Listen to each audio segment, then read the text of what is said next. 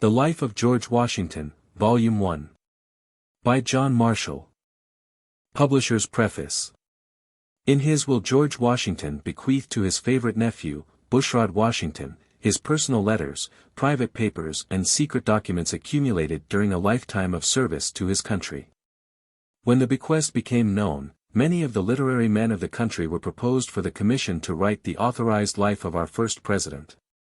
Bushrod Washington's choice fell upon John Marshall, Chief Justice of the Supreme Court.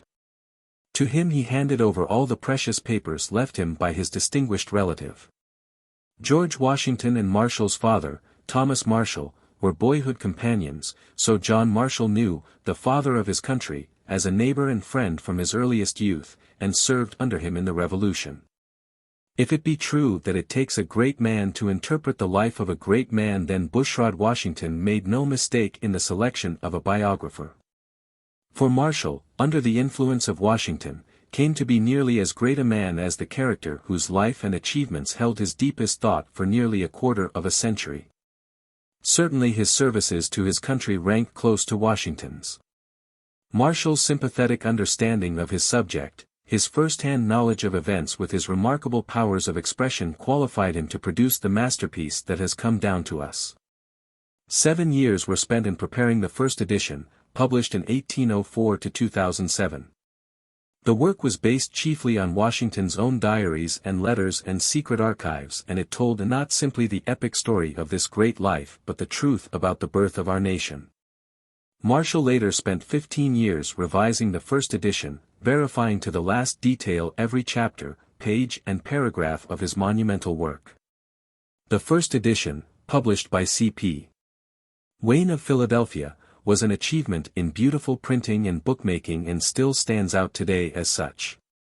The present publishers have followed the format of the original edition but have used the revised text which Marshall spent so many years in perfecting. Washington's personality lives on in John Marshall's great biography. He still has the power to raise up men to greatness as he did during his lifetime. The precepts, the principles, and the shining example of this foremost of self-educated, self-made Americans have the power to uplift and start toward new heights of achievement, all who come in contact with him.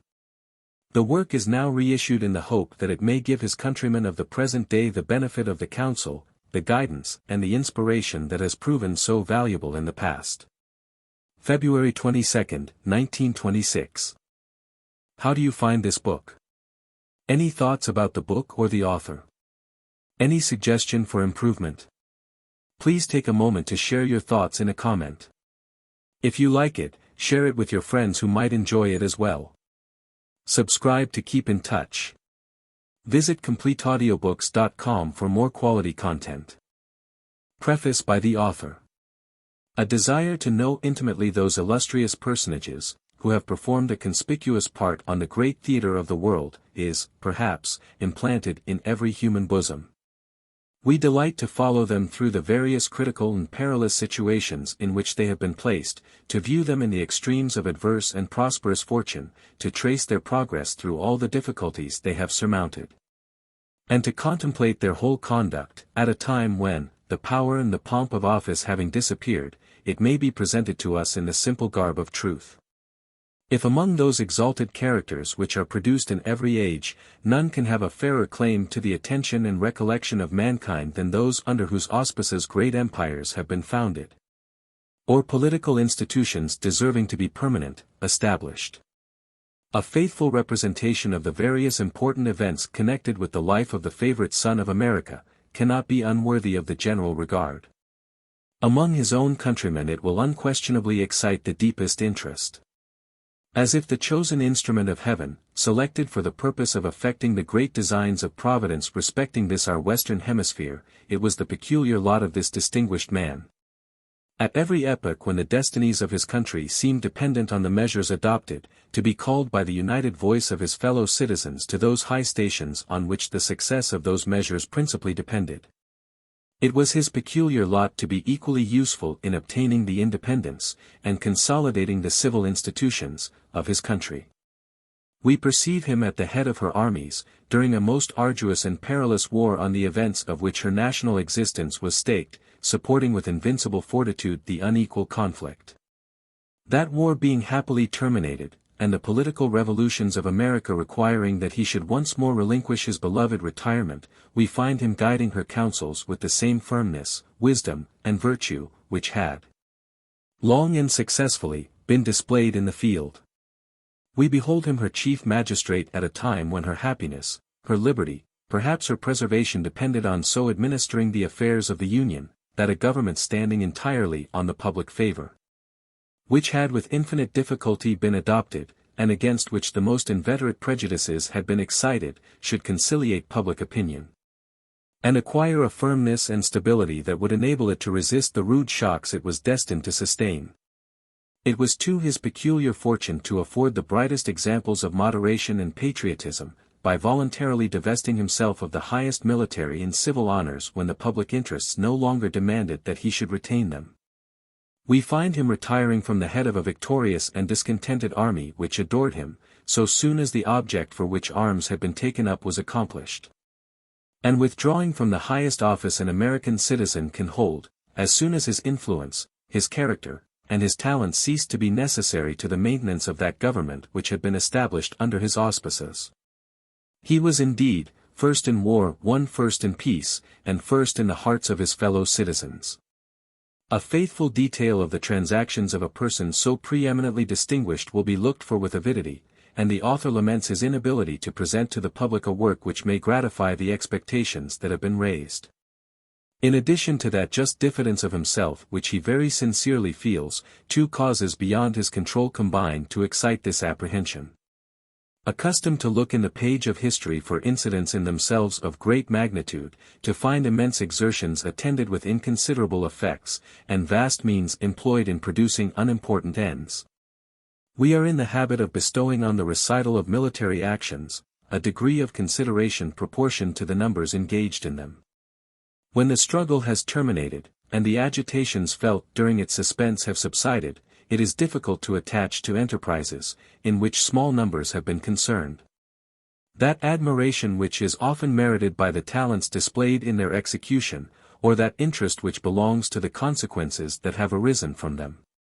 The long and distressing contest between Great Britain and these states did not abound in those great battles which are so frequent in the wars of Europe. Those who expect a continued succession of victories and defeats, who can only feel engaged in the movements of vast armies, and who believe that a hero must be perpetually in action, will be disappointed in almost every page of the following history. Seldom was the American chief in a condition to indulge his native courage in those brilliant achievements to which he was stimulated by his own feelings, and a detail of which interests, enraptures, and astonishes the reader.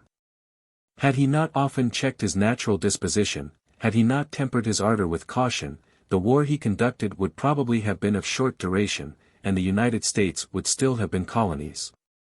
At the head of troops most of whom were perpetually raw because they were perpetually changing, who were neither well fed, paid, clothed, nor armed, and who were generally inferior, even in numbers, to the enemy.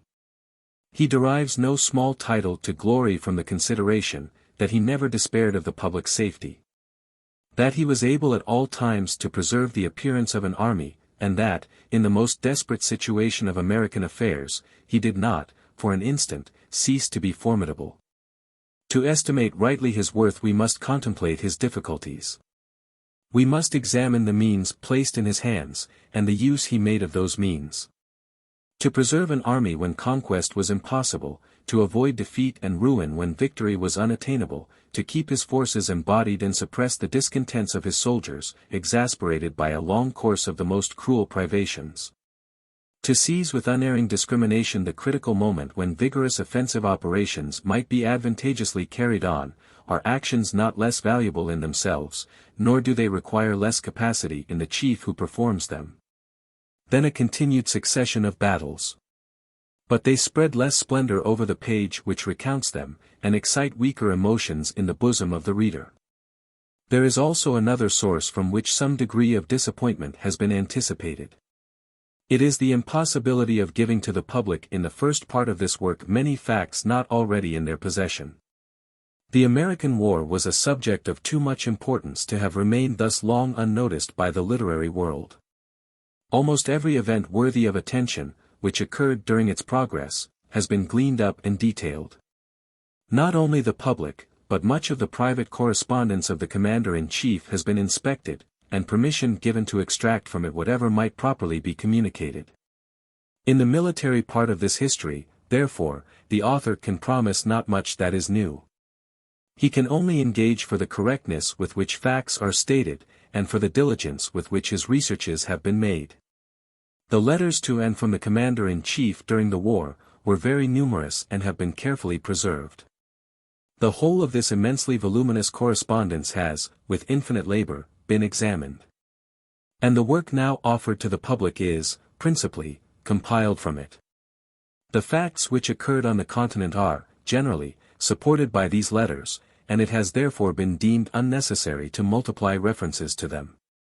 But there are many facts so connected with those events, in which the general performed a principal part, that they ought not to be omitted, and respecting which his correspondence cannot be expected to furnish satisfactory information. Such facts have been taken from the histories of the day, and the authority relied on for the establishment of their verity has been cited. Dodsley's Annual Register, Belsham, Gordon, Ramsay, and Stedman have, for this purpose, been occasionally resorted to, and are quoted for all those facts which are detailed in part on their authority. Their very language has sometimes been employed without distinguishing the passages, especially when intermingled with others, by marks of quotation. And the author persuades himself that this public declaration will rescue him from the imputation of receiving aids he is unwilling to acknowledge, or of wishing, by a concealed plagiarism, to usher to the world, as his own, the labors of others. In selecting the materials for the succeeding volumes, it was deemed proper to present to the public as much as possible of General Washington himself.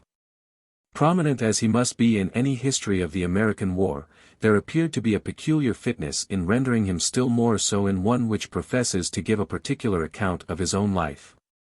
His private opinions therefore.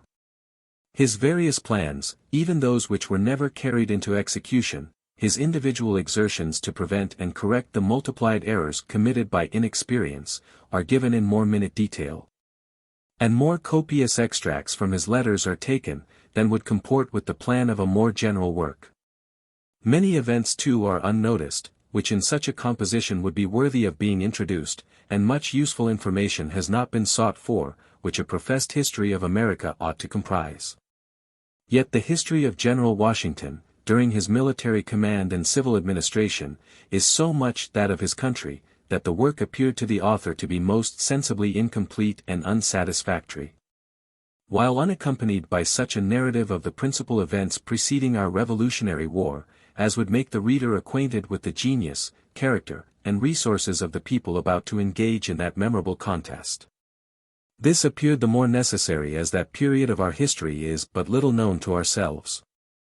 Several writers have detailed very minutely the affairs of a particular colony, but the desideratum is a composition which shall present in one connected view, the transactions of all those colonies which now form the United States. Chapter 1. Commission of Cabot. His Voyage to America. Views of Discovery relinquished by Henry VII. Resumed by Elizabeth. Letters patent to Sir Humphrey Gilbert. His Voyages and Death. Patent to Sir Walter Raleigh. Voyage of Sir Richard Grenville. Colonists carried back to England by Drake. Grenville arrives with other colonists. They are left on Roanoke Island. Are destroyed by the Indians. Arrival of John White. He returns to England for succor. Raleigh assigns his patent. Patent to Sir Thomas Gates and others. Code of laws for the proposed colony drawn up by the King. The United States of America extend, on the Atlantic, from the Bay of Passamaquoddy in the 45th, to Cape Florida in the 25th degree of north latitude. And thence, on the Gulf of Mexico, including the small adjacent islands to the mouth of the Sabine, in the 17th degree of west longitude from Washington. From the mouth of the Sabine to the Rocky Mountains, they are separated from Spanish America by a line which pursues an irregular northwestern direction to the 42° degree of north latitude, whence it proceeds west, to the Pacific. On the north they are bounded by the British provinces, from which, between the Lake of the Woods and the Rocky, or Stony Mountains, they are separated by the 49th parallel of north latitude. Their northern boundary, west of these mountains, has not yet been adjusted.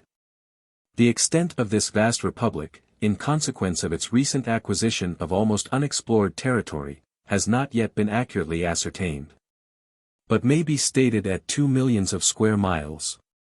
Its population, which began on the Atlantic, and is traveling rapidly westward, amounted in 1820, according to the census of that year, to 9,654,415 persons. The enumerations which have been made under the authority of government, show an augmentation of numbers at the rate of about 34% in 10 years. And it is probable, that for many years to come, this ratio will not be materially changed. Public sentiment, to which the policy of the government conforms, is opposed to a large military establishment. And the distance of the United States from the great powers of the world, protects them from the danger to which this policy might otherwise expose them. The Navy has become an object of great interest to the nation, and may be expected to grow with its resources. In April 1816, Congress passed an act appropriating $1 million annually, to its gradual increase, and authorizing the construction of 9 ships, to rate not less than 74 guns each, and of 12, to rate not less than 44 guns each. The execution of this act is in rapid progress.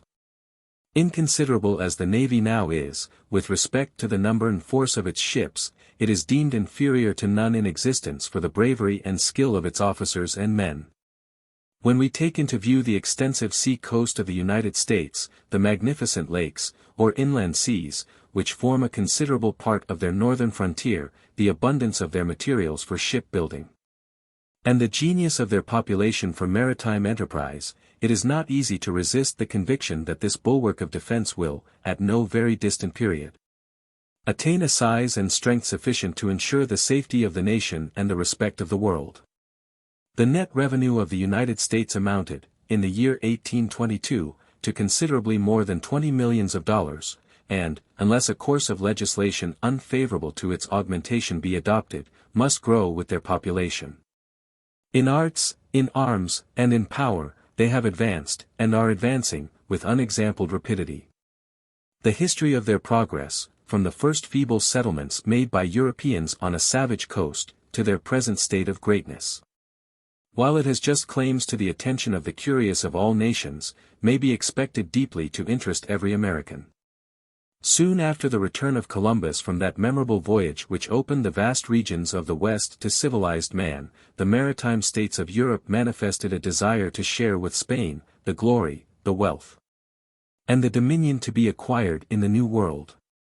By no one of these states, was this desire carried into action more promptly than by England. Henry VII had received communications from Columbus, during the tedious and uncertain negotiations of that great man, at the dilatory court of Ferdinand, which prepared him for the important discoveries afterwards made, and inclined him to countenance the propositions of his own subjects for engaging in similar adventures.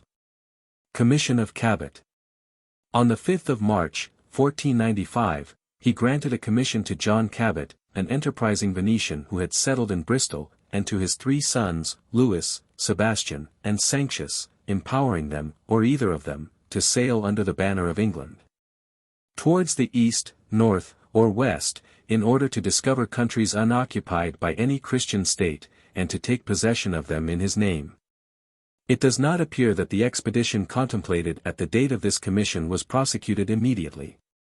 But in May 1496, Cabot, with his second son, Sebastian, sailed from Bristol in a small squadron, consisting of 1 ship furnished by the king, and 4 barks fitted out by merchants of that city, and, steering almost due west, discovered the islands of Newfoundland and St. John's, and, soon afterward, reached the continent of North America, along which he sailed from the 56th to the 38th degree of north latitude, in the vain hope of discovering a passage into the Pacific.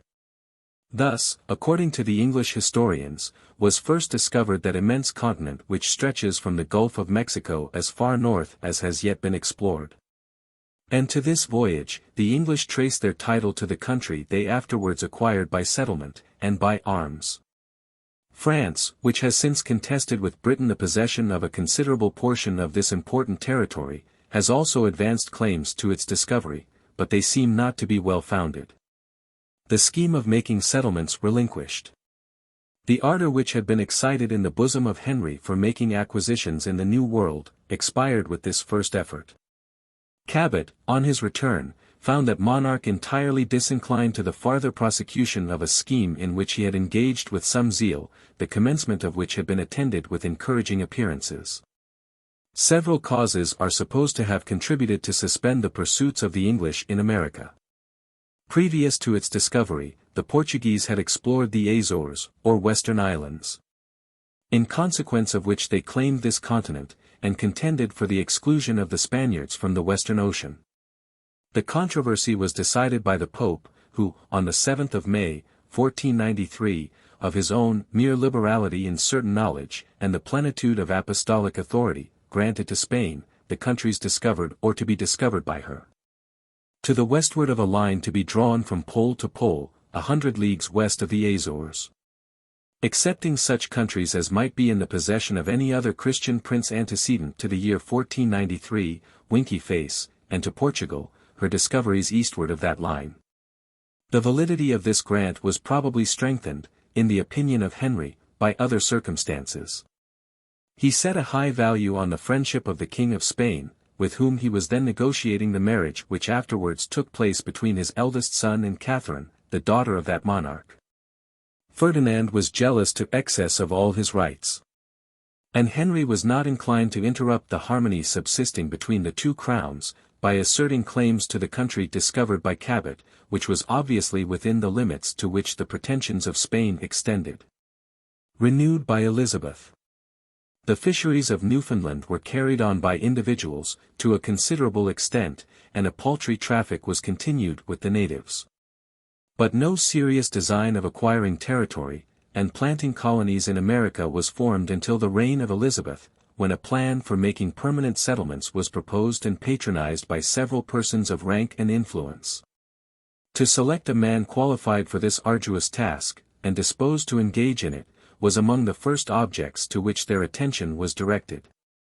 Sir Humphrey Gilbert had rendered himself conspicuous by his military services, and by a treatise concerning the Northwest Passage, in which great ingenuity and learning are stated by Dr. Robertson, to be mingled with the enthusiasm, the credulity, and sanguine expectation which incite men to new and hazardous undertakings. On this gentleman the adventurers turned their eyes, and he was placed at the head of the enterprise. On the 11th of June, 1578, he obtained letters patent from the Queen, vesting in him the powers that were required, on receiving which, he, with the associates of his voyage, embarked for America. But his success did not equal his expectations. The various difficulties inseparable from the settlement of a distant, unexplored country, inhabited only by savages, the inadequacy of the supplies which could be furnished for a colony by the funds of a few private individuals. The misfortune of having approached the continent too far towards the north, where the cold barren coast of Cape Breton was rather calculated to repel than invite a settlement, have been assigned as the probable causes of his failure. 3. 2 expeditions conducted by this gentleman ended disastrously. In the last, he himself perished, having done nothing farther in the execution of his patent, than taking possession of the island of Newfoundland, in the name of Elizabeth. Sir Walter Raleigh, alike distinguished by his genius, his courage, and the severity of his fate, had been deeply interested in the adventures in which his half-brother, Sir Humphrey Gilbert, had wasted his fortune. And was not deterred by their failure, or by the difficulties attending such an enterprise, from prosecuting with vigor, a plan so well calculated to captivate his bold and romantic temper. Patent to Sir Walter Raleigh. On the 26th of March, he obtained a patent from the Queen. And, on the 27th of April, dispatched 2 small vessels under the command of Captains Amadas and Barlow for the purpose of visiting the country, and of acquiring some previous knowledge of those circumstances which might be essential to the welfare of the colony he was about to plant. To avoid the error of Gilbert in holding too far north, Amadas and Barlow took the route by the Canaries, and the West India Islands, and approached the North American continent towards the Gulf of Florida. On the 2d of July, they touched at a small island situate on the inlet into Pamplico Sound, whence they proceeded to Roanoke, near the mouth of Albemarle Sound. After employing a few weeks in traffic with the Indians, from whom they collected some confused accounts respecting the neighboring continent, they took with them 2 of the natives, who willingly accompanied them, and embarked for England, where they arrived on the 15th of September. The splendid description which they gave of the soil, the climate, and the productions of the country they had visited, so pleased Elizabeth, that she bestowed on it the name of Virginia, as a memorial that it had been discovered during the reign of a virgin queen. For Raleigh, encouraged by their report to hasten his preparations for taking possession of the property, fitted out a squadron consisting of 7 small ships, laden with arms, ammunition, provisions, and passengers, which sailed from Plymouth on the 9th of April, under the command of Sir Richard Grenville, who was his relation, and interested with him in the patent voyage of Sir Richard Grenville. Having taken the southern route, and wasted some time in cruising against the Spaniards, Sir Richard did not reach the coast of North America, until the close of the month of June. He touched at both the islands on which Amadas and Barlow had landed, and made some excursions into different parts of the continent around Pamplico, and Albemarle Sounds. First Colony. Having established a colony, consisting of 108 persons, in the island of Roanoke, an incommodious station, without any safe harbor, he committed the government of it to Mr. Ralph Lane, and, on the 25th of August, sailed for England. 5. An insatiate passion for gold, attended by an eager desire to find it in the bowels of the earth, for a long time the disease of Europeans in America, became the scourge of this feeble settlement. The English flattered themselves that the country they had discovered could not be destitute of those mines of the precious metals with which Spanish America abounded. The most diligent researches were made in quest of them, and the infatuating hope of finding them stimulated the colonists to the utmost exertions of which they were capable. The Indians soon discerned the object for which they searched with so much avidity, and amused them with tales of rich mines in countries they had not yet explored. Seduced by this information, they encountered incredible hardships, and, in this vain search wasted that time which ought to have been employed in providing the means of future subsistence. Mutual suspicion and disgust between them and the natives ripened into open hostility. And, the provisions brought from England being exhausted, they were under the necessity of resorting for food to the precarious supplies which could be drawn from the rivers and woods. In this state of distress, they were found, in June, by Sir Francis Drake, who was then returning from a successful expedition against the Spaniards in the West Indies. He agreed to supply them with about 100 men, 4 months' provisions, and a small vessel, but, before she could be brought into a place of security, and the men and stores disembarked, she was driven out to sea by a sudden and violent storm. Colonists carried back to England by Drake. Discouraged by this misfortune, and worn out with fatigue and famine, the colonists unanimously determined to abandon the colony, and were, at their own request, taken on board the fleet which sailed for England. 6. Thus terminated the first English colony planted in America. The only acquisition made by this expensive experiment, was a better knowledge of the country and its inhabitants. Grenville plants a second colony. A few days after the departure of Drake with Lane and his associates, a small vessel which had been dispatched by Raleigh with a supply of provisions, reached its place of destination. Not finding the colonists, this vessel returned to England. Soon after its departure, Sir Richard Grenville arrived with 3 ships and ample supplies. Having searched in vain for the colonists he had left, and being unable to conjecture their fate, he placed 15 men in the island with provisions for 2 years, for the purpose of retaining possession of the country, and returned to England. Destroyed by the Indians. This small party was soon destroyed by the Indians. Not discouraged by the ill success which had thus far attended his efforts to make a settlement in America, Raleigh, in the following year, fitted out 3 ships under the command of Captain John White, and, it is said, directed the colony to be removed to the waters of the Chesapeake, which bay had been discovered by Lane in the preceding year. Instructed by Calamity, he adopted more efficacious means for preserving and continuing the colony than had before been used. The number of men was greater, they were accompanied by some women, and their supply of provisions was more abundant. Mr. White was appointed their governor, 12 assistants were assigned him as a council, and a charter incorporating them by the name of the governor and assistants of the city of Raleigh in Virginia, was granted them. Third colony arrives. Thus prepared for a permanent settlement, they arrived in July at Roanoke, where they received the melancholy intelligence of the loss of their countrymen who had been left there by Sir Richard Grenville. They determined, however, to remain at the same place, and began to make the necessary preparations for their accommodation. Aware of the danger to be apprehended from the hostile disposition of their neighbors, they endeavored to effect a reconciliation with the natives, one of whom, who had accompanied Amadas and Barlow to England, and who was distinguished by his unshaken attachment to the English, was christened, and styled Lord of Dassa-Mon-Peak, an Indian nation in the neighborhood. 7. About the same time the first child of English parentage was born in America. She was the daughter of Ananias Dare, and, after the place of her birth, was named Virginia. Soon perceiving their want of many things essential to the preservation and comfortable subsistence of a new settlement, the colonists, with one voice, deputed their governor to solicit those specific aids which their situation particularly and essentially required. On his arrival in England, he found the whole nation alarmed at the formidable preparations for their invasion, made by Philip II. of Spain.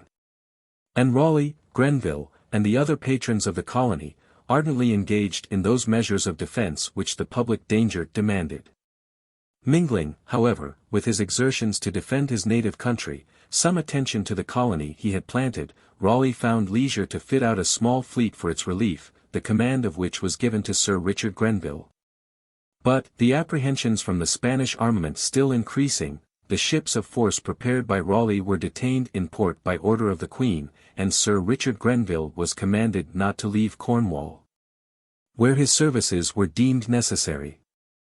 On the 22d of April, White put to sea with 2 small barks, but, instead of hastening to the relief of his distressed countrymen, wasted his time in cruising, and, being beaten by a superior force, was totally disabled from prosecuting his voyage. 8. Raleigh assigns his patent. The attention of Raleigh being directed to other more splendid objects, he assigned his patent to Sir Thomas Smith and a company of merchants in London. After this transfer, a year was permitted to elapse before any effort was made for the relief of the colony. In March, 3 ships fitted out by the company, in one of which Mr. White embarked, sailed from Plymouth. But, having cruelly and criminally wasted their time in plundering the Spaniards in the West Indies, they did not reach Hatteras until the month of August. Third colony lost. They fired a gun to give notice of their arrival, and sent a party to the place where the colony had been left, but no vestige of their countrymen could be found. In attempting the next day to go to Roanoke, one of the boats, in passing a bar, was half filled with water, another was overset, and 6 men were drowned. 2 other boats were fitted out with 19 men to search the island thoroughly on which the colony had been left. At the departure of Mr. White, it was in contemplation to remove about 50 miles into the country. And it had been agreed that, should the colonists leave the island, they would carve the name of the place to which they should remove, on some tree, door, or post, with the addition of a cross over it, as a signal of distress, if they should be really distressed at the time of changing their situation.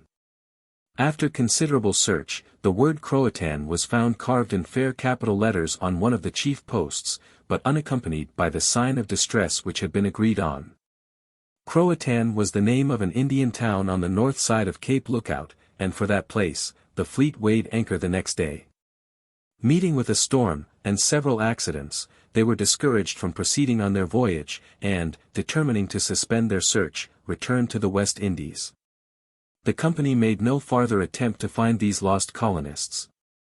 Nor has the time or the manner of their perishing ever been discovered. 9. Voyage of Gosnold. The subsequent voyages made by the English to North America were for the sole purpose of traffic, and were unimportant in their consequences, until the year 1602, when one was undertaken by Bartholomew Gosnold, which contributed greatly to the revival of the then dormant spirit of colonizing in the New World. He sailed from Falmouth in a small bark with 32 men, and steering nearly west, reached the American continent, on the 11th of May, in about 43 degrees of north latitude. Finding no good harbor at this place, Gosnold put to sea again and stood southward. The next morning, he descried a promontory which he called Cape Cod, and, holding his course along the coast as it stretched to the southwest, touched at 2 islands, the first of which he named Martha's Vineyard, and the second, Elizabeth's Island. Having passed some time at these places, examining the country, and trading with the natives, he returned to England. 10. This voyage was completed in less than 4 months, and was attended with important consequences. Gosnold had found a healthy climate, a rich soil, good harbors, and a route which shortened considerably the distance to the continent of North America. He had seen many of the fruits known and prized in Europe, blooming in the woods, and had planted European grain which grew rapidly. Encouraged by this experiment, and delighted with the country, he formed the resolution of transporting thither a colony, and of procuring the co-operation of others by whom his plan might be supported. So unfortunate however had been former attempts of this sort, that men of wealth and rank, though strongly impressed by his report of the country, were slow in giving full faith to his representations, and in entering completely into his views.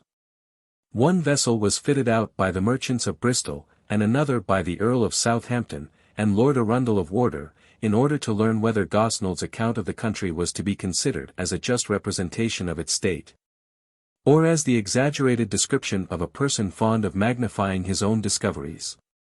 Both returned with a full confirmation of his veracity, and with the addition of so many new circumstances in favor of the country, as greatly increased the desire of settling it. Richard Hakluyt, Prebendary of Westminster, a man of distinguished learning and intelligence, contributed more than any other by his judicious exertions, to form an association sufficiently extensive, powerful, and wealthy, to execute the often renewed, and often disappointed project of establishing colonies in America. At length, such an association was formed, and a petition was presented to James I, who had succeeded to the crown of England, praying the royal sanction to the plan which was proposed. That pacific monarch was delighted with it, and immediately acceded to the wishes of its projectors. Patent to Sir Thomas Gates and others. On the 10th of April, letters patent were issued under the Great Seal of England, to the petitioners, Sir Thomas Gates and his associates, granting to them those territories in America, lying on the sea coast, between the 34th and 45th degrees of north latitude, and which either belonged to that monarch, or were not then possessed by any other Christian prince or people. And also the islands adjacent thereto, or within 100 miles thereof. They were divided, at their own desire, into 2 companies. One, consisting of certain knights, gentlemen, merchants, and other adventurers of the city of London, and elsewhere, was called the first colony, and was required to settle between the 34th and 41st degrees of north latitude. The other, consisting of certain knights, gentlemen, merchants, and other adventurers of Bristol, Exeter, Plymouth, and elsewhere, was named the second colony, and was ordered to settle between the 38th and 45th degrees of north latitude. Yet so that the colony last formed should not be planted within 100 miles of the prior establishment. The adventurers were empowered to transport so many English subjects as should be willing to accompany them, who, with their descendants, were, at all times, to enjoy the same liberties, within any other dominions of the Crown of England, as if they had remained, or were born, within the realm. A council consisting of 13, to be appointed and removed at the pleasure of the Crown, was established for each colony, to govern it according to such laws as should be given under the sign manual and privy seal of England. 2 other boards to consist also of 13 persons each, and to be appointed by the King, were invested with the superior direction of the affairs of the colonies. The adventurers were allowed to search for, and open mines of gold, silver, and copper, yielding 1/5 of the 2 former metals, and 1/15 of the last, to the king. And to make a coin which should be current both among the colonists and natives. The President and Council were authorized to repel those who should, without their authority, attempt to settle, or trade, within their jurisdiction, and to seize, and detain the persons, and effects, of such intruders. Until they should pay a duty of 2 1/2 per centum ad valorem, if subjects, but of 5 per centum if aliens. These taxes were to be applied, for 21 years, to the use of the adventurers, and were afterwards to be paid into the royal exchequer. Code of laws for the colony drawn up by the king.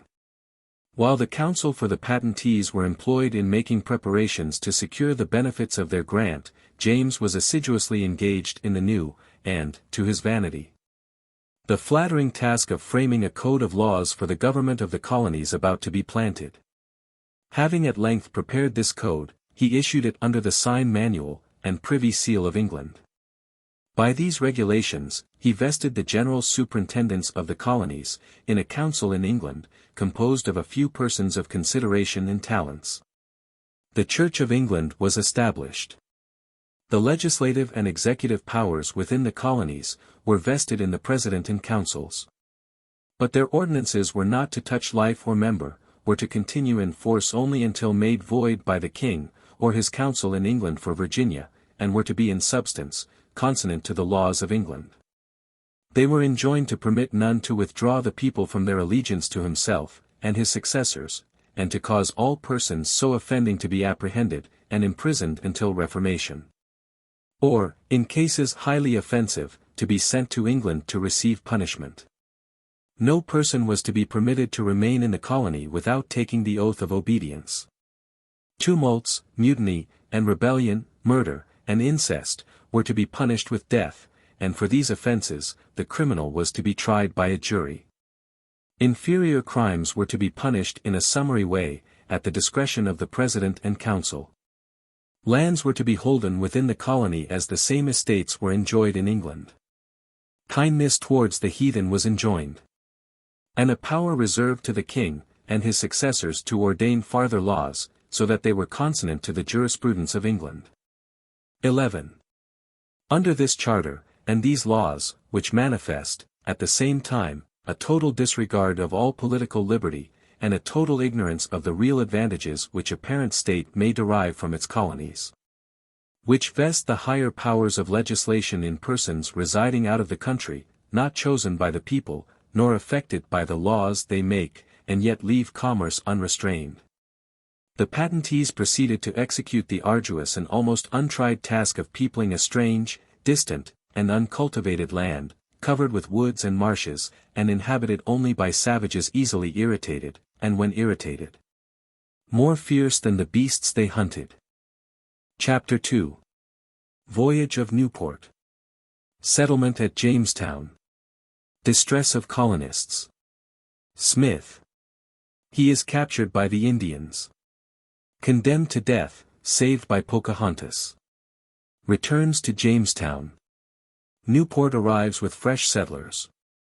Smith explores the Chesapeake. Is chosen president. New charter.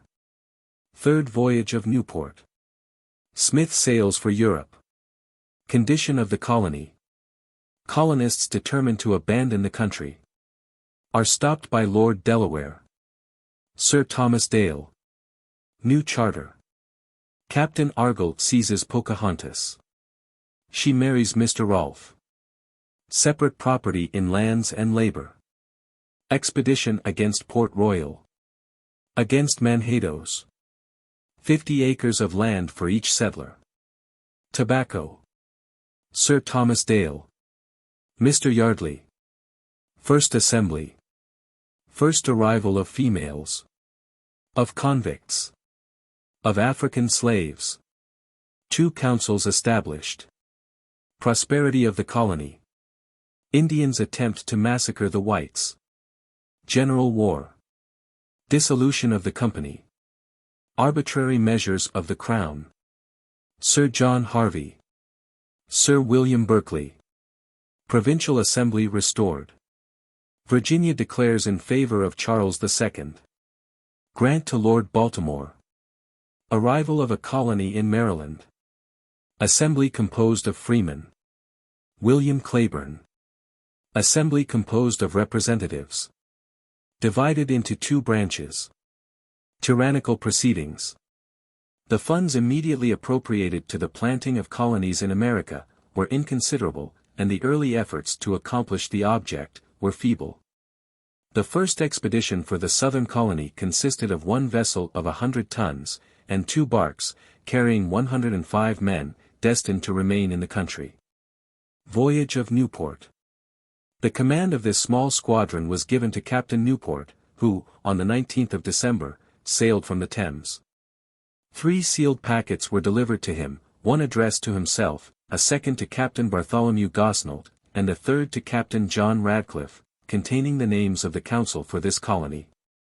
These packets were accompanied with instructions directing that they should be opened, and the names of His Majesty's council proclaimed, within 24 hours after their arrival on the coast of Virginia, and not before.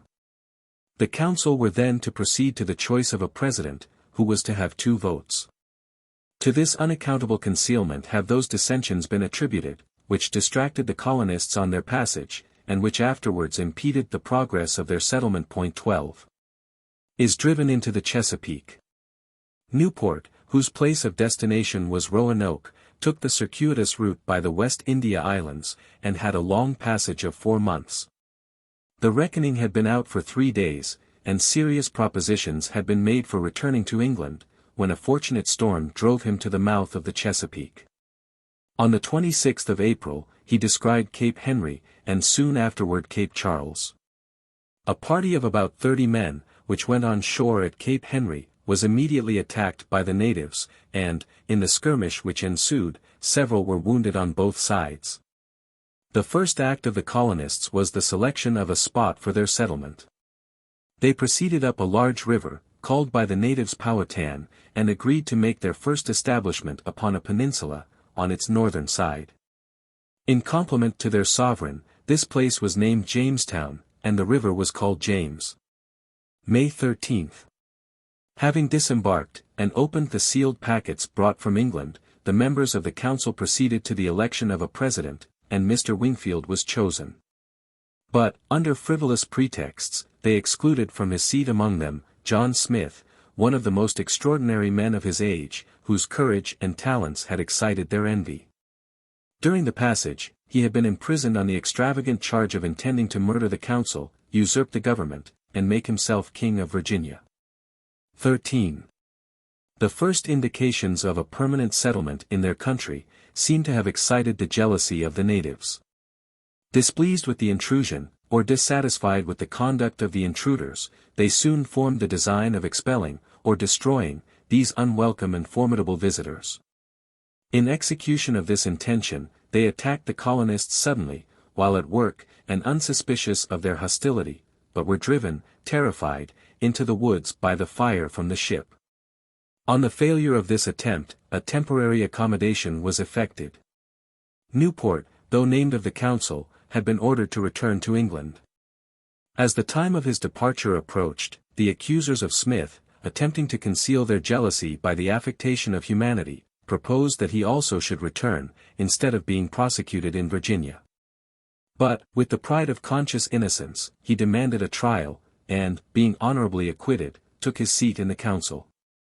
About the 15th of June, Newport sailed for England, leaving behind him one of the barks, and about 100 colonists. While he remained, they had partaken of the food allowed the sailors.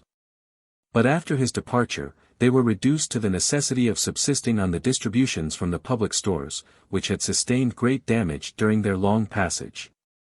These were both scanty, and unwholesome. The allowance to each man, for a day, being only a pint of worm-eaten wheat and barley. This wretched food increased the malignity of the diseases generated by the climate, among men exposed to all its rigors. Before the month of September, 50 of the company were buried, among whom was Bartholomew Gosnold, who had planned the expedition, and had contributed greatly towards its prosecution. Their distress was increased by internal dissension. The president was charged with embezzling the best stores of the colony, and with feasting at his private table, on beef, bread, and aqua vitae, while famine and death devoured his fellow adventurers. The odium against him was completed by the detection of an attempt to escape from them and their calamities, in the bark which had been left by Newport. In the burst of general indignation which followed the discovery of this meditated desertion, he was deposed, and Radcliffe chosen to succeed him. 14. As misfortune is not unfrequently the parent of moderation and reflection, this state of misery produced a system of conduct towards the neighboring Indians, which, for the moment, disarmed their resentments, and induced them to bring in such supplies as the country afforded at that season. It produced another effect of equal importance. A sense of imminent and common danger called forth those talents which were fitted to the exigency, and compelled submission to them. On Captain Smith, who had preserved his health unimpaired, his spirits unbroken, and his judgment unclouded, amidst this general misery and dejection, all eyes were turned, and in him, all actual authority was placed by common consent. His example soon gave energy to others. He erected such rude fortifications as would resist the sudden attacks of the savages, and constructed such habitations as, by sheltering the survivors from the weather, contributed to restore and preserve their health, while his own accommodation gave place to that of all others. In the season of gathering corn, he penetrated into the country at the head of small parties, and by presents and caresses to those who were well disposed, and by attacking with open force, and defeating those who were hostile, he obtained abundant supplies. While thus actively and usefully employed abroad, he was not permitted to withdraw his attention from the domestic concerns of the colony. Incapacity for command is seldom accompanied by a willingness to relinquish power. And it will excite no surprise that the late president saw, with regret, another placed above him. As unworthy minds most readily devise unworthy means, he sought, by intriguing with the factious, and fomenting their discontents, to regain his lost authority. And when these attempts were disconcerted, he formed a conspiracy with some of the principal persons in the colony, to escape in the bark, and thus to desert the country. The vigilance of Smith detected these machinations, and his vigor defeated them. 15. Smith is captured by the Indians. The prospect which now presented itself of preserving the colony in quiet and plenty, until supplies could be received from England, was obscured by an event which threatened, at first, the most disastrous consequences. In attempting to explore Chickahominy River to its source, Smith was discovered and attacked by a numerous body of Indians. And in endeavoring, after a gallant defense, to make his escape, he sank up to his neck in a swamp, and was obliged to surrender. The wonder and veneration which he excited by the exhibition of a mariner's compass, saved him from immediate death. He was conducted in triumph, through several towns, to the palace of Powhatan. The most potent king in that part of the country, is condemned to death, who doomed him to be put to death by placing his head upon a stone, and beating out his brains with a club. At the place of execution, with his head bowed down to receive the blow, he was rescued from a fate which appeared to be inevitable, by that enthusiastic and impassioned humanity which, in every climate, and in every state of society, finds its home in the female bosom. Saved by Pocahontas. Pocahontas, the king's favorite daughter, then about 13 years of age, whose entreaties for his life had been ineffectual, rushed between him and the executioner, and folding his head in her arms, and laying hers upon it, arrested the fatal blow. Her father was then prevailed upon to spare his life, and he was sent back to Jamestown. 16. Returns to Jamestown. On arriving at that place, after an absence of 7 weeks, he found the colony reduced to 38 persons, who seemed determined to abandon a country which appeared to them so unfavorable to human life. He came just in time to prevent the execution of this design. Alternately employing persuasion, threats, and even violence, he induced the majority to relinquish their intention. Then turning the guns of the fort on the bark, on board which were the most determined, he compelled her to remain, or sink in the river. 17. By a judicious regulation of intercourse with the Indians, over whom he had gained considerable influence, he restored plenty to the colony. and preserved it until the arrival of 2 vessels which had been dispatched from England under the command of Captain Newport, with a supply of provisions and instruments of husbandry, and with a reinforcement of 120 persons. Composed of many gentlemen, several refiners, goldsmiths, and jewelers, and a few laborers. The influence of Smith disappeared with the danger which had produced it, and was succeeded by an improvident relaxation of discipline, productive of the most pernicious consequences. 18. A glittering earth mistaken for gold dust. About this time, a shining earth, mistaken by the colonists for gold dust, was found in a small stream of water near Jamestown. Their raging thirst for gold was re-excited by this incident.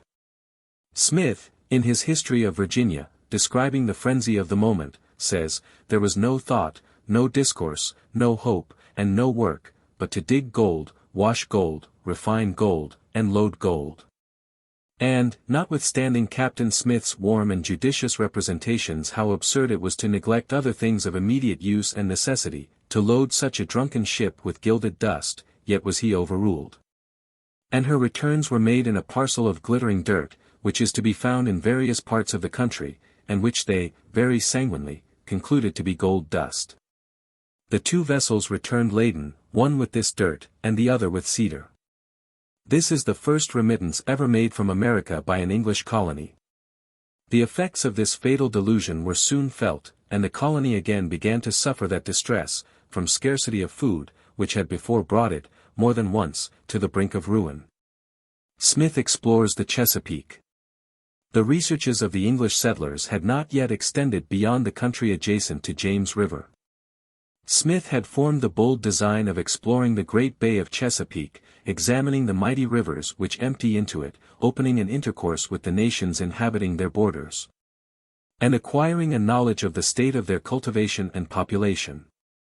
Accompanied by Dr. Russell, he engaged in this hardy enterprise in an open boat of about 3 tons burthen, and with a crew of 13 men. On the 2d of June, he descended the river in company with the last of Newport's 2 vessels, and, parting with her at the Capes, began his survey at Cape Charles. With great fatigue and danger, he examined every river, inlet, and bay, on both sides of the Chesapeake, as far as the mouth of the Rappahannock. His provisions being exhausted, he returned, and arrived at Jamestown on the 21st of July. He found the colony in the utmost confusion and disorder. All those who came last with Newport were sick, the danger of famine was imminent, and the clamor against the President was loud and universal. The seasonable arrival of Smith restrained their fury. The accounts he gave of his discoveries, and the hope he entertained that the waters of the Chesapeake communicated with the South Sea, extended their views and revived their spirits. They contented themselves with deposing their president, and, having in vain urged Smith to accept that office, elected his friend Mr. Scrivener as vice president. After employing 3 days in making arrangements for obtaining regular supplies, and for the government of the colony, Smith again sailed with 12 men, to complete his researches into the countries on the Chesapeake. From this voyage he returned on the 7th of September, having advanced as far as the river Susquehanna and visited all the countries on both shores of the bay. He entered most of the large creeks, sailed up many of the great rivers to their falls, and made accurate observations on the extensive territories through which he passed, and on the various tribes inhabiting them, with whom he, alternately, fought, negotiated, and traded. In every situation, he displayed judgment, courage, and that presence of mind which is essential to the character of a commander. And never failed, finally, to inspire the savages he encountered, with the most exalted opinion of himself and of his nation. When we consider that he sailed above 3,000 miles in an open boat. When we contemplate the dangers and the hardships he encountered, when we reflect on the valuable additions he made to the stock of knowledge respecting America, we shall not hesitate to say that few voyages of discovery, undertaken at any time, reflect more honor on those engaged in them.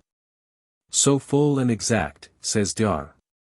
Robertson, are his accounts of that large portion of the American continent comprehended in the 2 provinces of Virginia and Maryland, that after the progress of information and research for a century and a half, His map exhibits no inaccurate view of both countries, and is the original, on which all subsequent delineations and descriptions have been formed. 20. Ruins of the old brick church built at Jamestown in 1639. Settled by the English in 1607, on the banks of the James River about 32 miles from its mouth, it was at Jamestown that the first legislative assembly in America was held in 1619. And here in the same year slavery was first introduced into the original 13 colonies. The site of the settlement, which was originally a peninsula, but is now an island, is owned by the Association for the Preservation of Virginia Antiquities. Besides the ruins of the church shown here, those of the fort and of 2 or 3 houses built more than 100 years before the Declaration of Independence was signed are still standing. On his return from this expedition, Smith was chosen president of the council, and, yielding to the general wish, accepted the office. Soon after, Newport arrived with an additional supply of settlers, among whom were the 2 first females who had ventured to the present colony, but he came without provisions. The judicious administration of the president, however, supplied the wants of the colonists, and restrained the turbulent. Encouraged by his example, and coerced by his authority, a spirit of industry and subordination was created among them, which was the parent of plenty and of peace. 21. The company in England, though disappointed in the hope of discovering a passage to the Pacific, and of finding mines of the precious metals, still indulged in golden dreams of future wealth. To increase their funds, as well as their influence and reputation, by the acquisition of additional numbers, to explain and enlarge their powers and privileges, and to ensure a colonial government conforming to their own views and wishes. The company petitioned for a new charter, which was granted on the 23d of May. New Charter. Some of the first nobility and gentry of the country, and most of the companies of London, with a numerous body of merchants and tradesmen, were added to the former adventurers, and they were all incorporated by the name of the Treasurer and Company of Adventurers of the City of London, for the first colony in Virginia. To them were granted, in absolute property, the lands extending from Cape or Point Comfort, along the sea coast, 200 miles to the northward, and from the same point, along the sea coast, 200 miles to the southward. And up into the land, throughout, from sea to sea, west and northwest. And also all the islands lying within 100 miles of the coast of both seas of the precinct aforesaid, to be holden as of the manor of East Greenwich, in free and common socage, and paying, in lieu of all services, 1/5 of the gold and silver that should be found. The corporation was authorized to convey, under its common seal, particular portions of these lands to subjects or denizens, on such conditions as might promote the intentions of the grant.